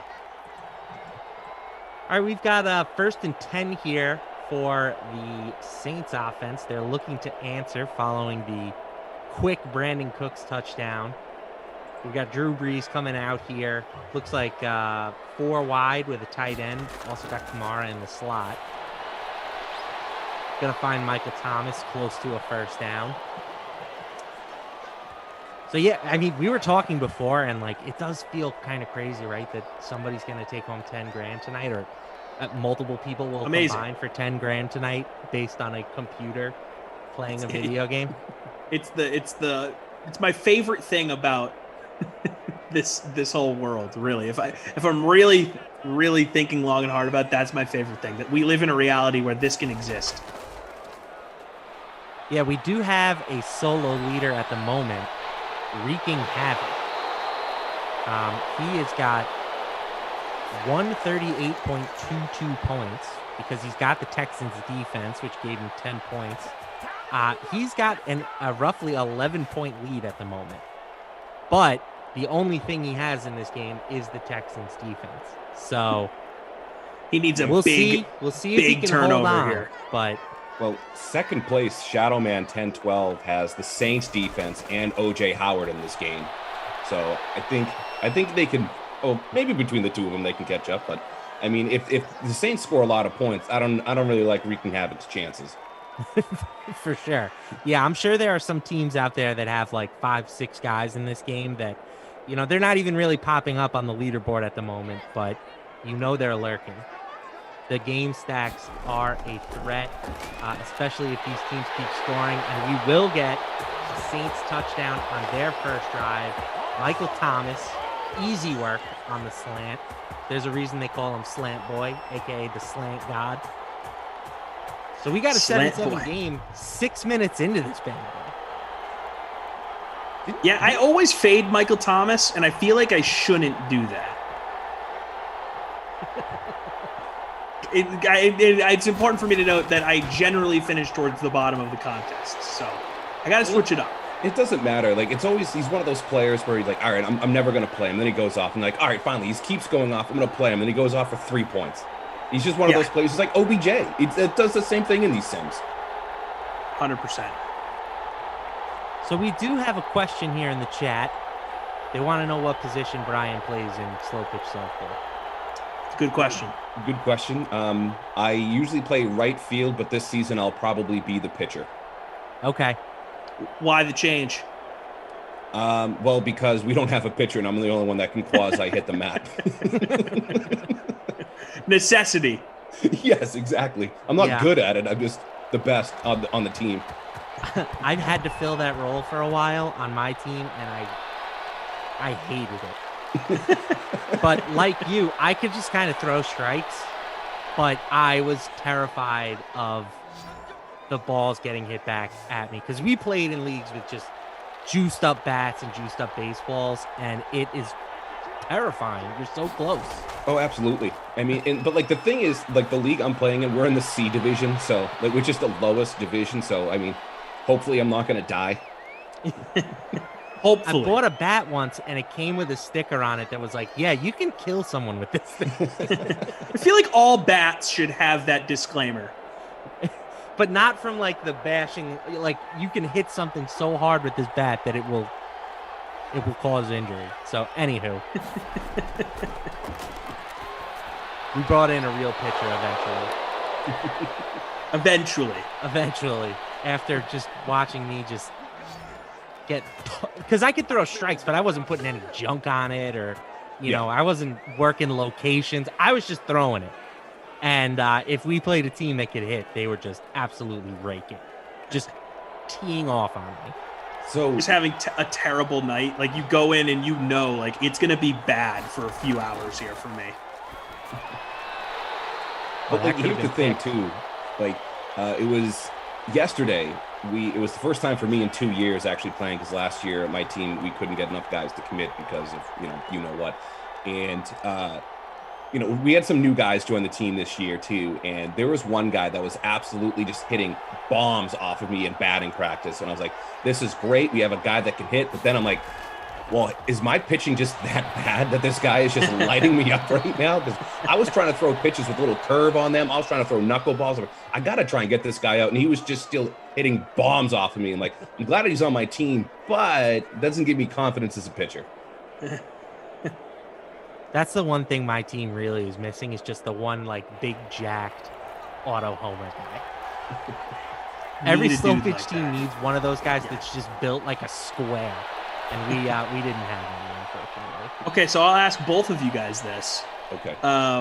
What is the name of each of your teams, if they are appropriate to be shared? So my team, we're usually sponsored. So like, we were sponsored actually my first 2 years. We were sponsored by like a Little League baseball program. Which was kind of funny because like in slow pitch softball, like we all know what you're doing during the game and after the game. So you're going to like the convenience store with like your Little League t-shirt on, buying some Diet Cokes, and you're like, exactly, you're crushing so many Diet Cokes. Yeah, exactly. So like we were sponsored by it's called Giants Futures. It's a guy from around where I live. He was drafted by the San Francisco Giants. So oh, he's nice. a scout for them. So he kind of made like his own like private baseball club called Giants Futures. So like it was great just going into a store and getting some Diet Cokes, and they're like, "Isn't that the?" I'm like, "Yeah, but don't worry about it." Then the last couple of years, we were sponsored by an automotive place called Jim's Auto. So we never. Really that's way less cool. Way less cool. I think I'm okay to say my team name. We are softball. Right. If you have to think about it, maybe a little bit dicey, but all right, let's let it fly. Softball After dark. Big Sticks, and we have a picture of Teddy Roosevelt swinging a baseball bat on the front of our shirt. Yes, that's incredible. I want that. That is so awesome. I'm so jealous of that. Honestly, I don't belong to a men's league softball team. It's one of my biggest regrets as an adult that I am not affiliated with one, but there is a loose plan to move back to the Northeast at some point in the next few years here. I live in the middle of the country. For those that don't know, I live in St. Louis, but my brother and his best friend have a slow pitch softball team named the Jabronis, which is also a men's league hockey team. Basically, anytime you can do a men's league for anything, it's just Jabronis for each. And they have all this like gear, they have like the hoodies and the hats, and just it's Jabronis across the board. I love that. We got a question from first time playing Fortnite. Oh no, sorry. That was not for this. But we had somebody asking about the touchdowns. So let's run through the stats at the end of one quarter. Breeze and Watson both off to fantastic starts. Not so much production on the ground.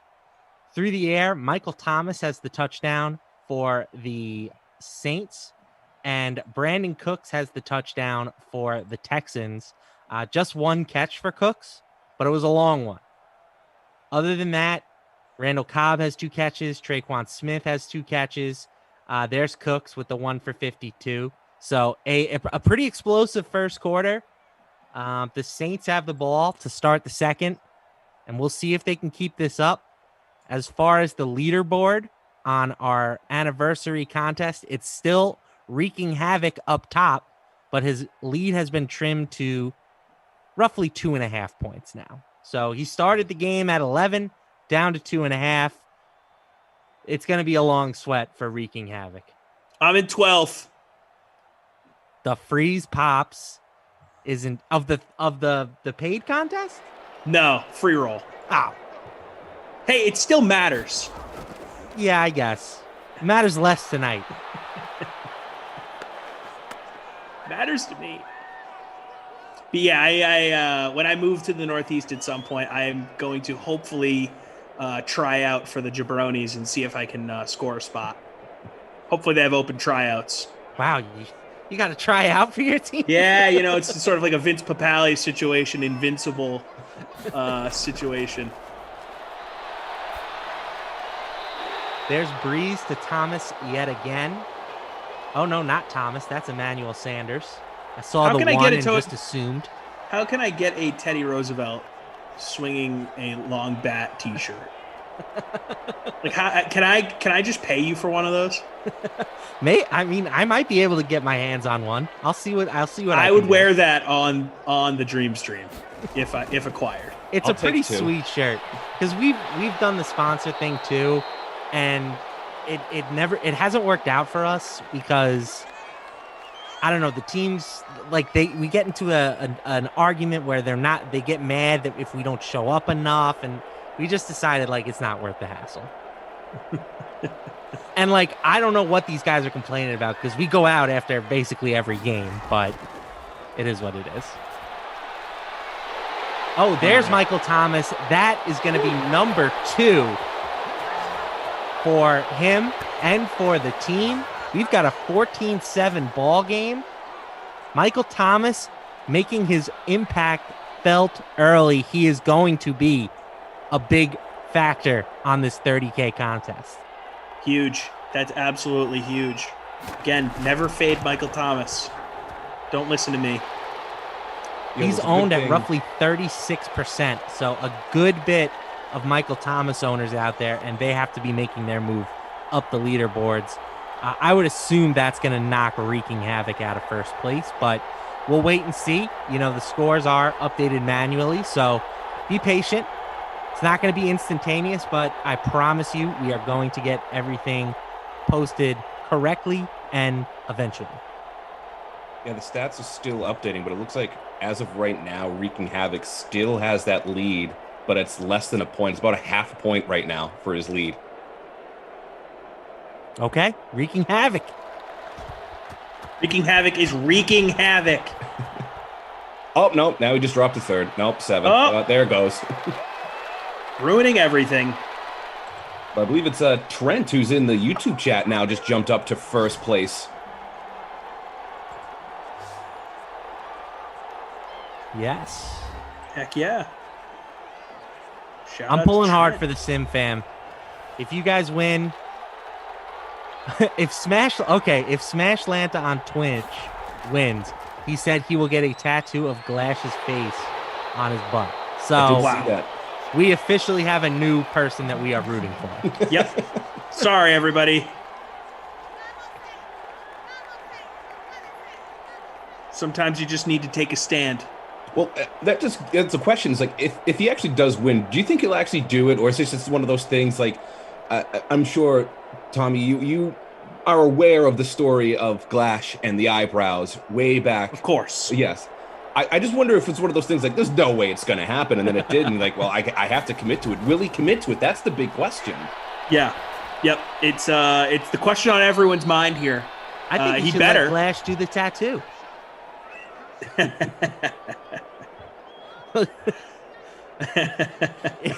If he'll allow Glash to do it, we'll find a way to raise the money to get one of the tattooing machines and get these guys together.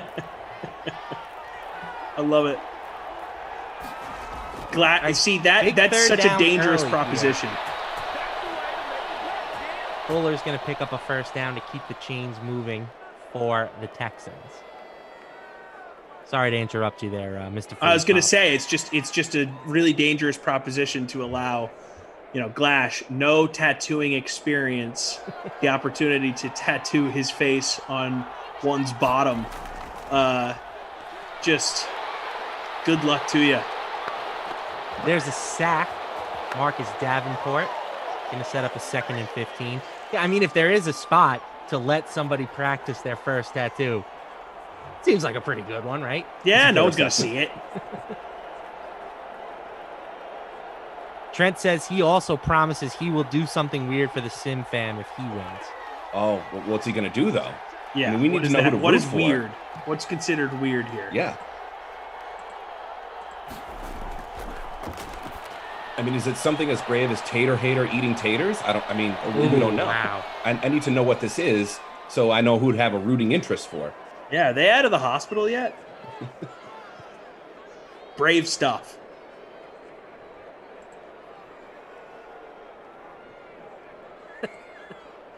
Roland says he will contribute his eyebrows to Kenny Ducey's mustache.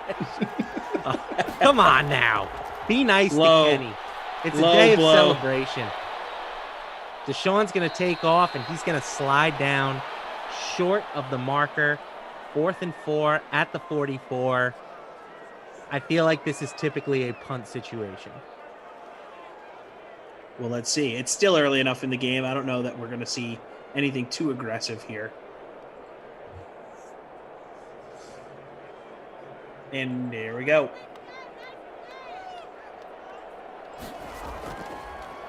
Lamarca, were you and I working together when there was a fake punt? And a fake field goal in the same game. Yes. In the same game. Yeah, it was wild. Bonkers. Special teams coach that game was just on one. Ashy Darry, which is pretty clever. I would assume that's a playoff Ashy Larry, iconic Chappelle Show character. Says Deshaun Watson needs to start scrambling. Well, he tried there, but came up a bit short. Michael Thomas has his X Factor activated, but we're going to start here with a Kamara dive up the middle. I have to assume Kamara is going to be one of the highest owned players in this slate, so I'm sure a lot of people are excited to see him get going. Yeah, I was telling you pregame. He's my must start anytime I have the Saints. Got to get Kamara in the mix. Especially if the Saints start building up a lead, too. You know, just going to try and milk the clock with him, too. Just chug it along, baby. Well, they're going to feed him again, but he's going to get stuffed after a 1-yard gain. So we've got 3rd and 3 here. Low-key, kind of an important stop, I guess, for the Texans' defense. They don't want to let this one get a little bit out of control, although it would be nice for a fantasy perspective if you are on the Texan side of this game. And we did say earlier that someone that has a chance to win this thing has the Texans' defense, if I believe. Well, not going to matter there. We get Emmanuel Sanders just absolutely wide open across the middle. He's going to pick up a nice little chunk right there. Manny Sanders. I'm a big Manny Sanders fan. Dude's a gamer. Who did he just signed with? Who did he sign with? Emmanuel Sanders signed with the Buffalo Bills. Right. They brought him in. Which is a very interesting spot for him. The John Brown replacement. I was just going to say, it's like having a better version of John Brown be in the John Brown spot. Oh, well, I don't know if I'm willing to go that far, but... Come on, dude. Manny Sanders? Gamer. I like Manny, but John Brown... John Brown's always in the tub. And last time I checked, you can't be in the club when you're in the tub. Legit game-breaking speed. Got to stay on the field, though. All right. You know what I'm saying, Lamarca? I think I'd still rather have John Brown, though. I mean, give me Manny Sanders. Manny Sanders was kind of quiet last year for the Saints. But that's because Drew Brees was quiet.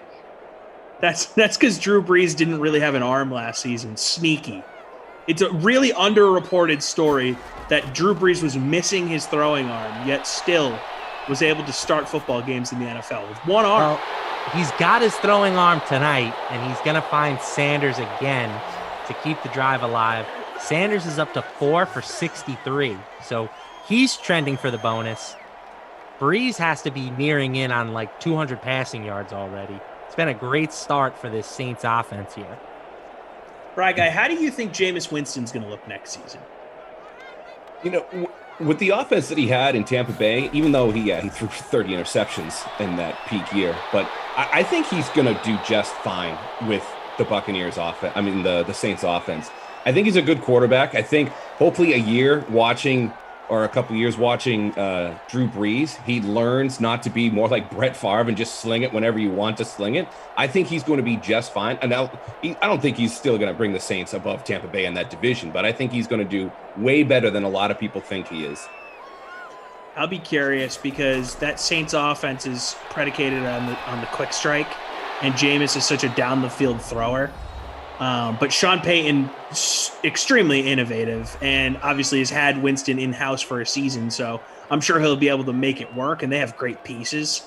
But that's going to be a team I'm going to be super curious to watch next season, how they play with Mr. 30-30 himself, Jameis Winston. I mean, the real answer is they're probably going to work Taysom Hill in a bunch, too. So I don't know if either of them is really going to have a ton of fantasy value, but they could combine to make a really interesting quarterback. Oh boy, we got a fumble here, but the Saints dive right back on it. Randy W over on YouTube says he's got lineups in 21st, 31st, 91st, and 175th. All right, good luck, Randy Dub. Excited to hear what your sacrifice offer to the DK sim gods are. You know, so far we've got a Glash rectal tattoo. So I'm excited to see what else you can offer up. And there's another first down. Traquan Smith again. We got some breaking news coming out of college basketball here. UCLA, the 11th seed, playing in the play-in game, moving on to the Elite Eight after beating Alabama in overtime. Woo! Bad for my bracket. My bracket was done within the second day, I think. I still have my champion, but not much else. I had the University of Alabama getting to the final weekend, so not happy that they lost. But that 3-pointer to send it into OT was sick. I did. Yeah, that was beautiful. So now it's going to be Michigan versus UCLA in that bracket. Last game of the second week here second weekend is going to be USC versus Oregon. Winner plays for the right to get just mollywopped by Gonzaga. Yeah, they have so many NBA dudes. Watching them today was so impressive. I have come away just pretty much resigned to the fact that they are going to win the championship this year. And you know what? Good on them, because they've been a top-tier program for the better part of 20-plus seasons, and it's such a small school out there in the Pacific Northwest. It's good for college basketball for them to get a title, in my opinion. And it truly legitimizes them instead of being considered this weird mid-major that just wins because they're in a bad conference. Now, okay, they win every year. They're always in this thing, and they have something tangible to point to here. So I'm rooting for them. So Drew Brees just had a chance on third down, basically had enough time to build a house in the pocket, but decided to deposit the ball about 15 row deep into the stands. And now they will take the 3 points here going into halftime. We did have a question on YouTube from Roland. He wants to know if there's going to be a change to the rosters for the second half or for the second year of Madden Sims. Not immediately. We will probably be updating the rosters at some point, but we will give you guys plenty of heads up if that's the case. We wouldn't just change things and not tell anybody. That wouldn't be very fair. That wouldn't be very nice either. Right. Today is a day of celebration. Right. Absolutely. Positivity. I mean, it for the most part, it is. Tommy, I know you're just like me. You're a big Boston College guy. And I watched my BC Eagles choke it away against St. Cloud State in the national quarterfinals here of the hockey bracket, and just a defeat that just really brings you down. Then again, I don't really think a defeat brings you up, so that was kind of stupid to say, but I was mid-sentence. I had to commit to it. I wasn't going to just. You got to finish the sentence. We've all sometimes. been there. Yeah, got to finish the sentence. Yeah, look, they haven't really been living up to the legacy on the ice of the last few years, so it was nice for them to be in the tournament. But it's just for whatever reason it hasn't clicked the last few seasons. So absolutely monster first half there from Drew Brees. Over 200 passing yards to go with 2 touchdowns. Again, very little production on the ground. This has been a pass-heavy sim. Emmanuel Sanders, Michael Thomas, both with 5 catches, both trending towards the bonus. Thomas has both of the touchdowns for the Saints. The lone touchdown for the Texans is Brandon Cooks. Was his only catch of the game so far, though. 52 yards, 1 touchdown. Will Fuller leading the way with 3 catches for the Texans for 42 yards.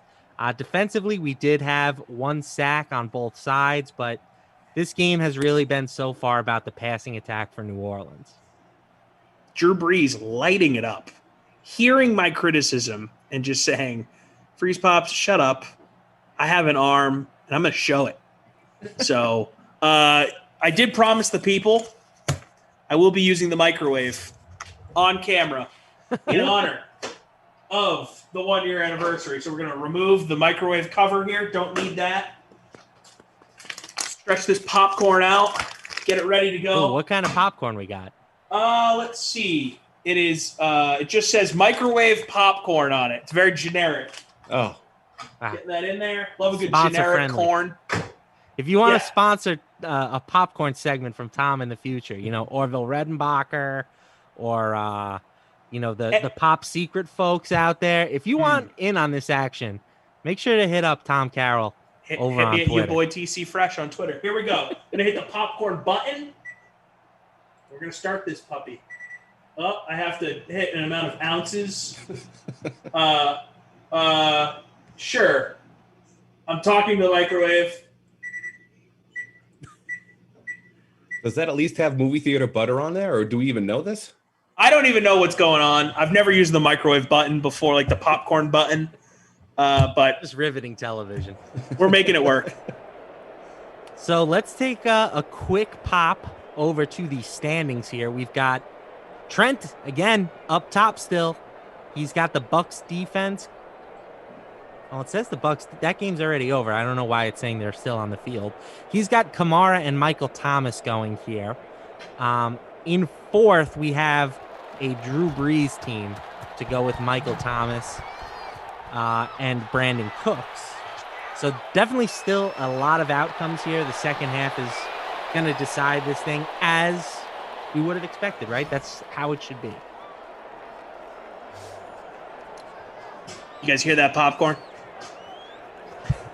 You definitely can hear the popcorn. I like this from the Freak of Nature on YouTube. Just use the bat to start the microwave. I like that. Probably won't start it at all, but, points for creativity. And then if it doesn't work, then you can go Office Space on it. For some reason, people really want me to hit the microwave with the bat, and I don't understand why. People just want to watch the world burn. All right, Saints have the ball here to start the second half. They've got a chance to give themselves some real distance on the scoreboard if they can get some more points. Kamara is going to get close to the first down. Looks like it's going to be about a 3rd and 1 coming up. Here we go. 3, 2, 1. All right, you can smell that buttery deliciousness. Oh, Sin to Mint says the guest has the Blue Lagoon eyes. Absolutely intriguing. I'm assuming that means you, Brad Guy. Yeah, I don't have blue eyes. I mean, I do, but I'm not the guest. We have already established what I am. I am the captain. Yeah, if it's something nice, I'll take it. See that steam coming out of the bag? I don't know if you can see that. Obviously, our viewers can't, but... Right. D-Rich says, no one is catching that guy in first. I'm not so sure about that, D-Rich, but we'll see. This thing's covered in butter. That's good stuff. Glorious. That's really good stuff. Might need to add some salt. Frank White wants to know who's the third wheel, and that is the legendary Bry guy, Brian Berard. Bry, you want to plug your Twitter? I don't know. Are you big on the social game or? Yeah, I got about 400 Twitter followers, so I'm pretty sure I've made it in life. I'm a celebrity. I'm still waiting to get verified. I'm trying to get that check mark. But my Twitter is at Rocky Berard. There you go, at Rocky Berard. Give him a follow. Yeah, don't be like Adam Kaufman. Is that Manny Sanders again? That is Jared Cook, I think. Cook, yeah, you're Jared right. Cook with his third catch of the game. Middle of the field so far, doing pretty good for the Saints offense. Sounds like the microwave gave people a lot of audio problems. I apologize. That damn microwave. We knew it was going to break things. We are working on it, though. We're aware. So we're trying to find a solution. There's Kamara picking up the first down. This Saints offense is a well-oiled machine at the moment. It just doesn't seem like Houston's going to have an answer, which is kind of in line from what we saw from the Houston defense all year, right? I mean, they were awful during the regular season.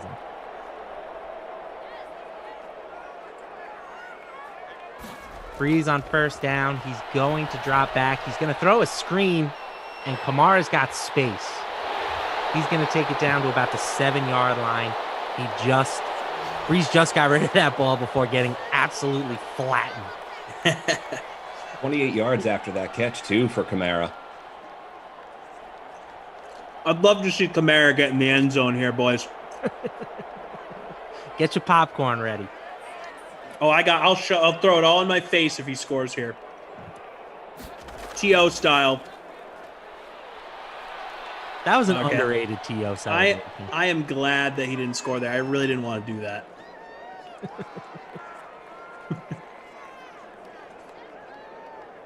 I think it might be his best, to be honest. I'm still partial to the pom-poms. The Sharpie is pretty good, too. Yeah. I don't know, but the visual of the popcorn in the face is pretty good. There's another one from Breeze where he's just getting rid of it. He's just giving it to the fans. What would you say is the greatest end zone celebration of all time? Randy Moss, Lambeau Field. That is a disgusting act. Best ever. How are you going to pay that fine, Randy? Straight cash, homie. The best. Love him to death. That is a good one. Drew Brees again with just all day, but J.J. Watt's he's gonna get there eventually. Joe Horn with the cell phone is also incredible. I was going to bring that one up. I like that one. I mean, the fact that he waited until I think the third touchdown to break it out, too. That's how confident he was. He hid the cell phone in there and didn't do it after his first or second score. Decided, yeah, I gotta whip this out now. We're gonna get another field goal here. Still a 2-possession game, 20-7. But time is starting to tick here for the Texans. They've got to get going here. Maybe another big play for Brandon Cooks would be nice. I'm also a big fan of any Chad Johnson celebration or Chad Ochocinco. I'm not sure which one he's going by these days. Maybe it's Ochocinco Johnson, but the one where he used the pylon as a putter, the Irish jig that he did was great. River dance. Oh yes, the river dance. A lot of love for Joe Horn though in the chat. The Dirty Bird's overrated, sorry, and I know my man Morton played on those teams. Dirty Bird's an overrated celebration. So let's take a quick peek at the standings. Still Trent up top. He's got about a 10-point cushion at the moment, but no Drew Brees. So the folks that have Brees are chasing. He also has no one on the Texans side. So anybody out there with Brees and with Texans receivers, that's what you're looking for really as your sort of differentiator to make up ground.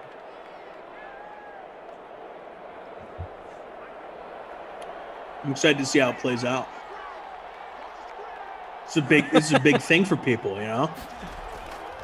TP says Hingle McCringleberry is his favorite. Don't you do that third pump.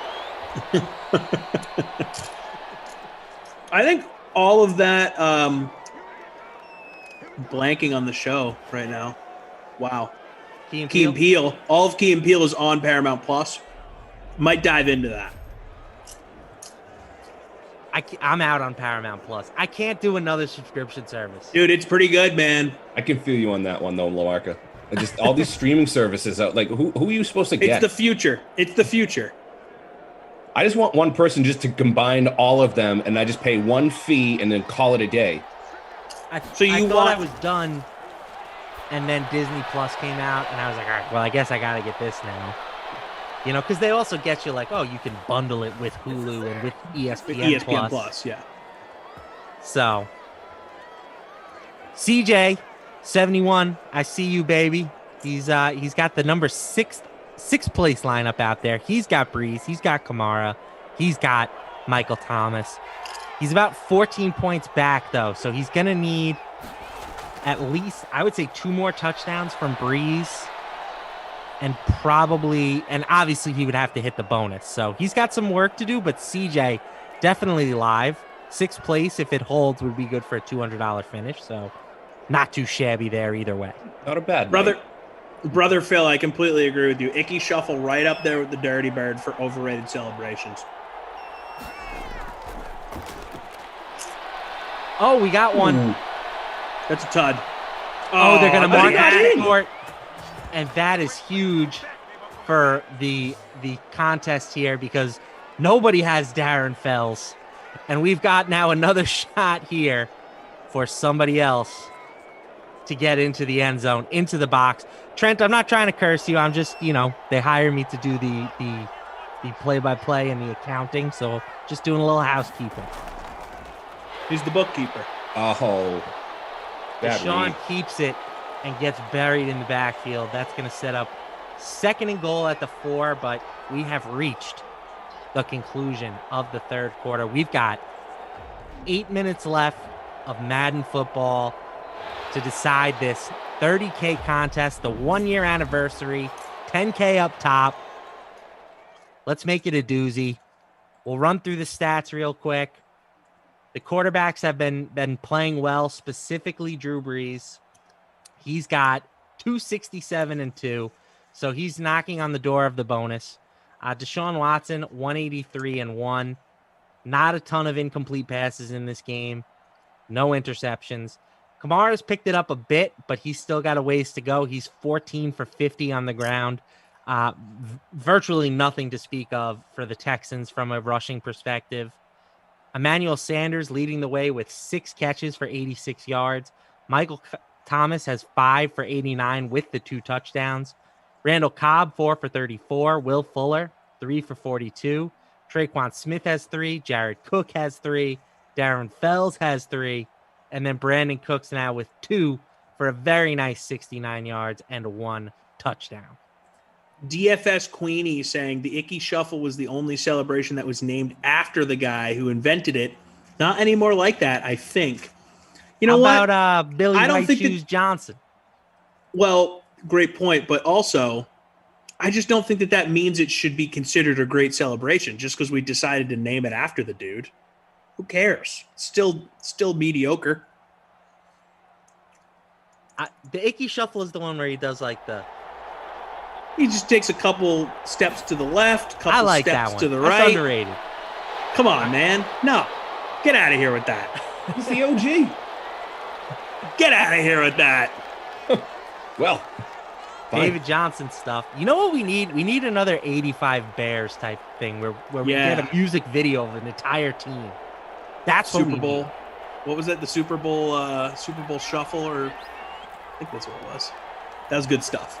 Wow, Roland says, Braga, your piercing blue eyes and pink lips make me not allow my wife to watch The Sims. Hold on. Part 2. Oh. Luckily, Lamarca helps balance it out. Amazing. Touchdown, Randall Cobb. Oh, boo. No one wants that. I do. He's my captain. What's up? There might be some Randall Cobb teams lurking, but we are getting to the point where you can't make up a ton of points in a quick time. So, Trent, the lead remains. It has shrunk a tad, up about 9.5. We'll get these scores updated from that last touchdown and take another look back and see what's happened. But I don't see any Randall Cobb team that's really within striking distance with just 1 quarter left.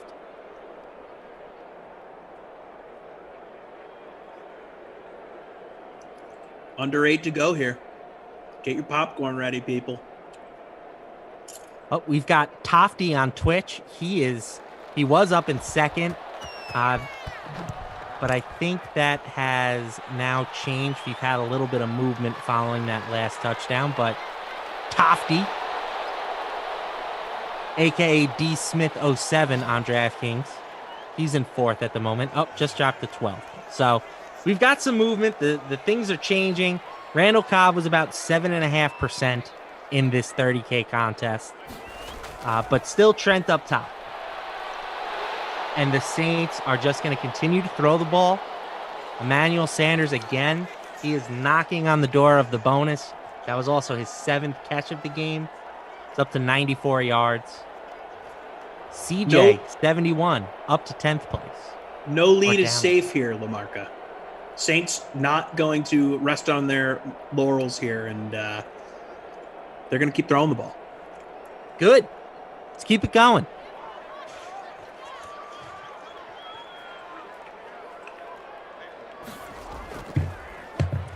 Kamara's going to pick up the first and not much more. Move the chains here for the Saints. SRQ Forever on YouTube says he's in 6th and 11th. Good luck, SRQ. Guys, let's say the Texans move Deshaun Watson at some point this offseason. Are they the worst team in the NFL heading into next year? I would say yes. It would be close, but you still can't count the Jets out. I'm sorry, Lamarca, but you just can't count them out. The Jaguars, I mean, we really don't know. Fair point. We don't know what Trevor Lawrence is going to be. I think he's a stud, but I don't know what he's going to do with the Jaguars. But yeah, if they get rid of Watson, they'll be up there. I'll say this: they'll definitely have a top 5 pick in next year's draft if they get rid of him.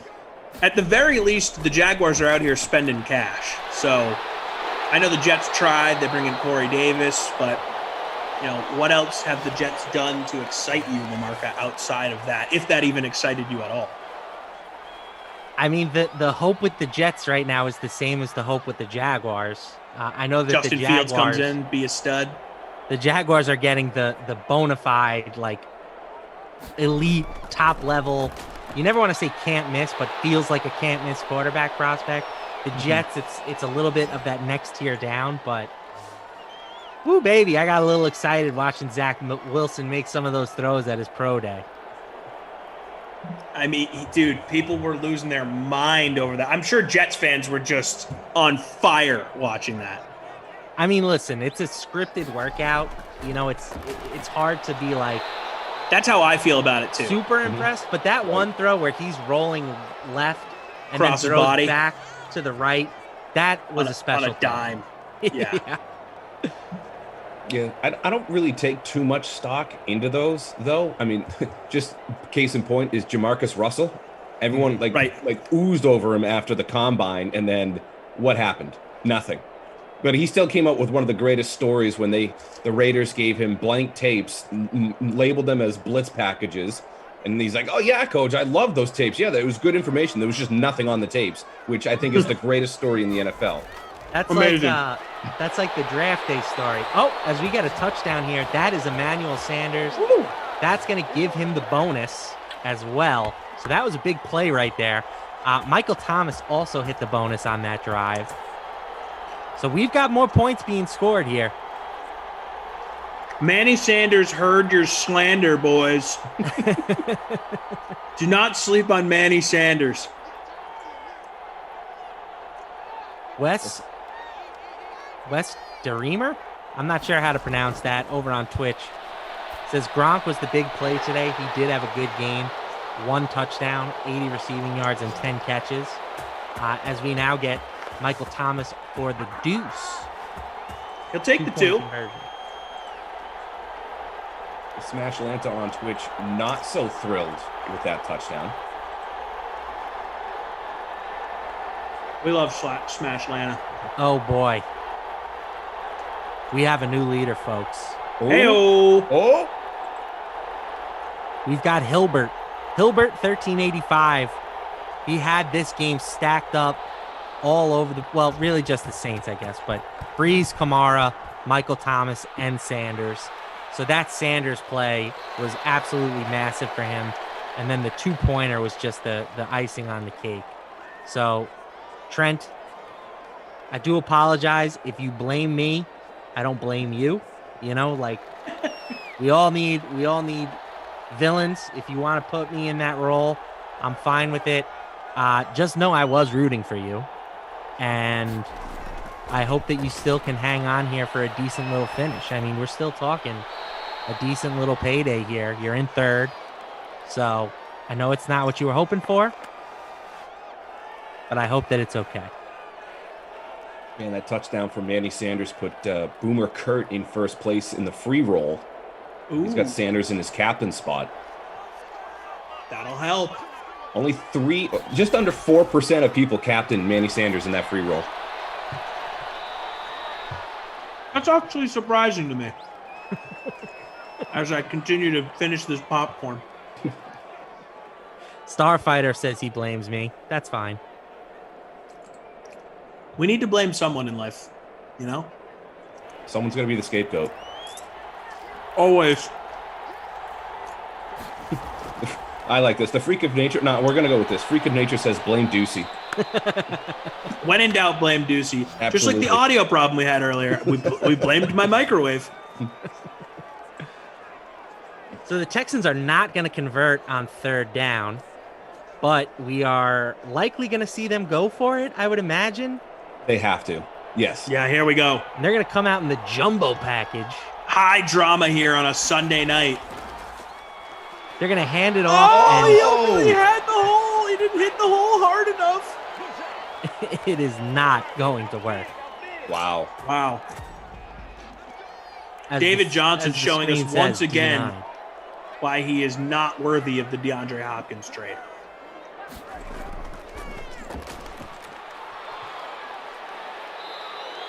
Kamara, seems like it's time to start feeding him. Feed this man. And Hilbert has Kamara in his lineup too. So going to be hard to catch up to him.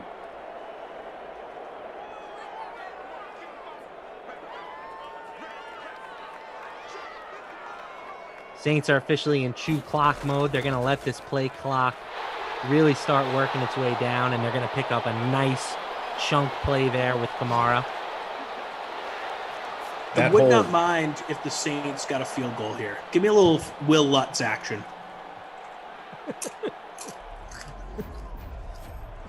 That hole that they opened up though for Kamara, I mean, that was huge. I mean, I'm pretty sure that that evergreen boat in the Suez Canal could have turned around in that thing. Nice. Very topical reference. How amazing is that? That with Is all that the thing still technology stuck, we or have have they today. moved it yet? Yes. What are we going to do? They Can need we to just like, get a sink it. Why can't we just get a bunch of dudes on one side and a bunch of dudes on the other side and say push? A little tug of war battle? I like it. That would have to be a lot of dudes. I'm talking like thousands of dudes here. We got to get a lot of dudes in the mix of this, but we could do it. Kamara was the second highest owned player in this contest at over 59%. Apparently that ship being stuck is going to affect like toilet paper stock. Oh yeah. You know? Stock up on that toilet paper now again. Yeah. It's about that time, right? About this dark time last times, year, though. that's when people were doing it. Kamara, is he in? He is No. short. And the Texans are going to use a timeout. A March tradition like none other. Stocking up on toilet paper. We'll see if this is a vulture situation or if they're going to reward Kamara. He's been the driving force here on this series. They have to give it to Kamara. They have to. Feed the man. And they will, and it will not work. Remember when people were mad at Sean Payton for not letting Kamara pass Gale Sayers' record of 6 touchdowns in a game? Yeah, I mean, he likes to split up the love, but Kamara, it hasn't. I don't think touchdowns has been an issue for Kamara. Yeah, no, and look, he had 6. All right, let's not rip Sean Payton too much. And he's gonna walk this one in. If at first you don't succeed, try again. A good lesson for all the kids hanging out at 11 o'clock East Coast PM time. You know, if you fall down 2 times, get up 2 times, I guess. There you go, Lamarca. You know, I think the expression is get up 3, but that doesn't make any sense. Right? You can't get up more times than you fall down. Yes, you can. Explain. Well, if you get knocked down, and then you get back up again, to quote Chumbawamba. You get knocked down this. Oh no, you got a point there, sir. You got a point because you're already standing up. You get knocked down and you get back up. So maybe you got up one time. Yep, you're right. Look at this. Maybe it's a figure of speech, though. You know, I get what it is. It's like giving 110%. Another thing that you can't do. 100% can't do that. I hate 110% can't do that. Absolutely hate that phrase. Give 110%. The worst is when a boss says it to you and you're thinking in your head, you give like 50% at all times, bro. Like, why don't you give 75 and then I'll consider the lumber gets laid, and we are going to get a scoop and score by the Saints. Wow. I wonder what that will do. That's shocking. I am shocked. If you're the Texans, absolutely flattened. If you're the Texans, you need to get back up, even though you got knocked down. Get back up twice. Fast Eddie in third place has the Saints defense. We'll see what happens here with the stats update. He's trailing by 7, so he'll get to within 1. That should be an 8-point play. Freak of Nature's calling for it, so I'll give it to him. Oh, Tommy boy, the pipes are calling. There you go. For those wondering, I did not open a second bag of popcorn. We do not know why the audio is being weird. I did finish my bowl, for those also wondering. It is in the sink, ready to be washed. Since we're talking about pet peeves, you know what's another one that bothers me? ATM machine. What about it? It's ATM. If you want to say machine, you have to say AT machine. Yep. Okay. Oh, what a snag! This sim will not stop. Deshaun Watson goes up top to Brandon Cooks. That's going to get him over the bonus. This sim is loony. Fast Eddie officially moves into first, by the way, after that scoop and score. 8-point play, 2 for the fumble, and 6 for the touchdown. But what about if the Texans can get into the end zone here? That's going to take points away from the Saints defense. Right. So this thing is far from over, folks. Lamarca, what about when people pluralize RBI? Because it's technically runs batted in. So you don't need to say RBIs. No, I disagree. Because if you say he had 1 RBI, it's still the same thing. But so you can have 2 run batted ins. But the abbreviation is runs batted in when it's 2 RBIs. So you just say 2 RBI. I guess, but that one never has bothered me. That one bothers me. Okay. I always just go Keith Hernandez anyway and say, oh, I got a couple of ribeye steaks there. Oh, he stayed in, got out of bounds, stops the clock. And more opportunities. How about Brandon Cooks with just a very quiet 3 catches for 116? DFS Queenie is got your back, Tom. He says you can't sing the real notes of the song for copyright laws. 100%. I also put my own spin on it. Deshaun's like going to take off. Go in. If he wants it. And he decides, all right, I'll take it. Took a few more seconds off the clock there. So I don't think that's going to have a huge impact on the standings, because I think a lot of these teams up here are going to be Breeze teams, not necessarily Watson teams. But the loss of points could knock Fast Eddie out of the top spot. So we will see what happens on the update. We've got 24 seconds left in this game. We're probably going to get an onside kick attempt, but assuming that the Saints get the ball back, this thing is officially over. Yeah, but we just saw what happened on the last kickoff situation, so anything's possible here. Anything's possible! Very true. Shout out Kevin Garnett. It was a ball fight, Chuck. You ever see that interview? Oh, amazing. My all-time favorite. Garnett is the best. Ball fight out there. My favorite ever is when Craig Sager's interviewing him before an All-Star game. Oh, and he told like, Craig, where'd you get that suit? And, he says whatever the name of the store is, and he goes, burn it. Everything. Burn that suit. The jacket, the pants, even the socks. You got to take that thing, you got to burn it. And the Texans decided that they are going to wave the white flag. They kicked it deep. The Saints, no problem.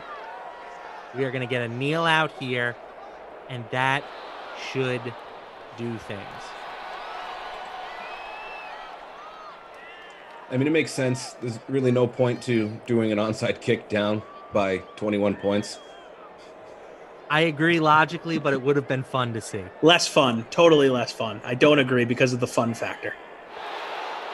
Tofty, I see you. I feel your pain. I've been there many times. You're up at the top, but you don't got the horses late and you get past.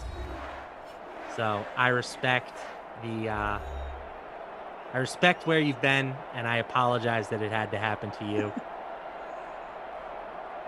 It's lonely at the top.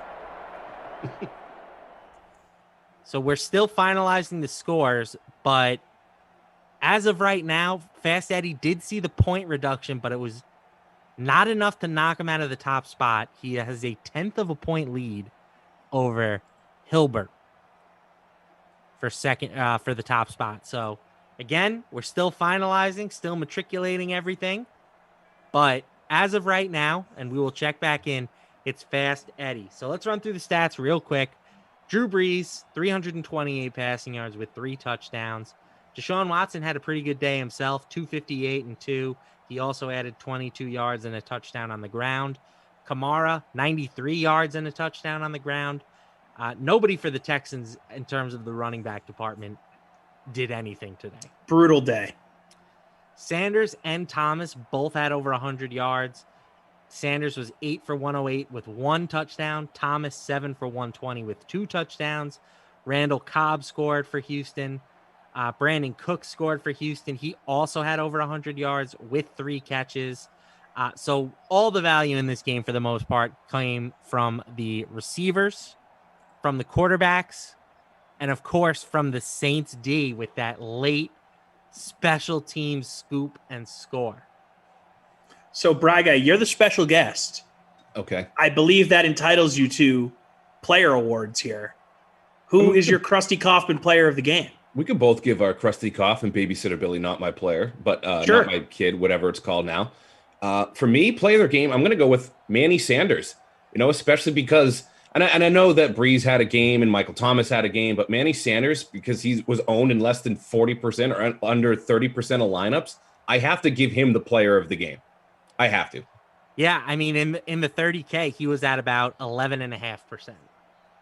That's the guy. Lion's Choice gives him a free small ice cream cone if he's ever here in St. Louis. Congratulations, Manny Sanders. It is your player of the game. All right, and what about on the other side? So my Babysitter Billy, not my kid, not my problem. I'm going to give it to Cook. He was owned in a quarter of the lineups, only got you 5 fantasy points. I'm going to have to give him the Babysitter Billy, not my kid award. Yep, I agree with that. You're expecting more, especially from Drew Brees. He loves those underneath the defense guys. So Jared Cook, disappointing. Not my kid, not my problem. So I want to take this opportunity to thank everybody behind the scenes. Thomas, Madison, Brian, you're normally behind the scenes, so I'll throw you a shout out as well. Why, thanks. Most importantly, though, I want to thank the Sim fam. 1 year of doing this, and again, it would not be possible without you guys. I mean, as someone who has worked on these things, I still can't believe how many people watch them. I'm glad that you enjoy them. I'm glad that we got to hand out some money tonight, and I hope that you keep rocking with us for another year. And who knows what's coming after that? Year 2 on the horizon. We love all of you. You make this worth it. You are the reason why this exists. So keep showing us the support. We'll keep showing up. It's a blast. Being a part of this family has been such a blessing for me. Joined in October. Just been the thrill of my life, honestly, to be a part of the DraftKings. I mean, let's thrill of my life. Let's pump the brakes a little bit, Tom. Dude, have you seen the bat? Yeah, I mean, that is true. That is a sweet bat. Have you seen the bat? That is a sweet bat. I mean, come on. This is the thrill of my life, man. I'm getting word from Tom TP. We call him that because you know why, because he's the number 2. The stats have been finalized. Fast Eddie takes it down. A slim 1/10 of a point margin. Woo. Hilbert is going to take second. Arnie in third. Pulpy in 4. Sharky in 5. Sharky's also got a lineup in 9th. So congrats to everybody that finished in the money or near the top in particular.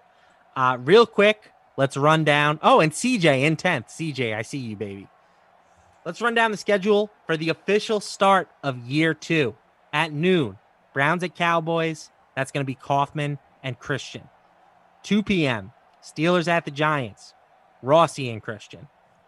4 p.m. We've got the Broncos at the Panthers. That's going to be Rossi and ZT, who I now know his name is Zach Thompson.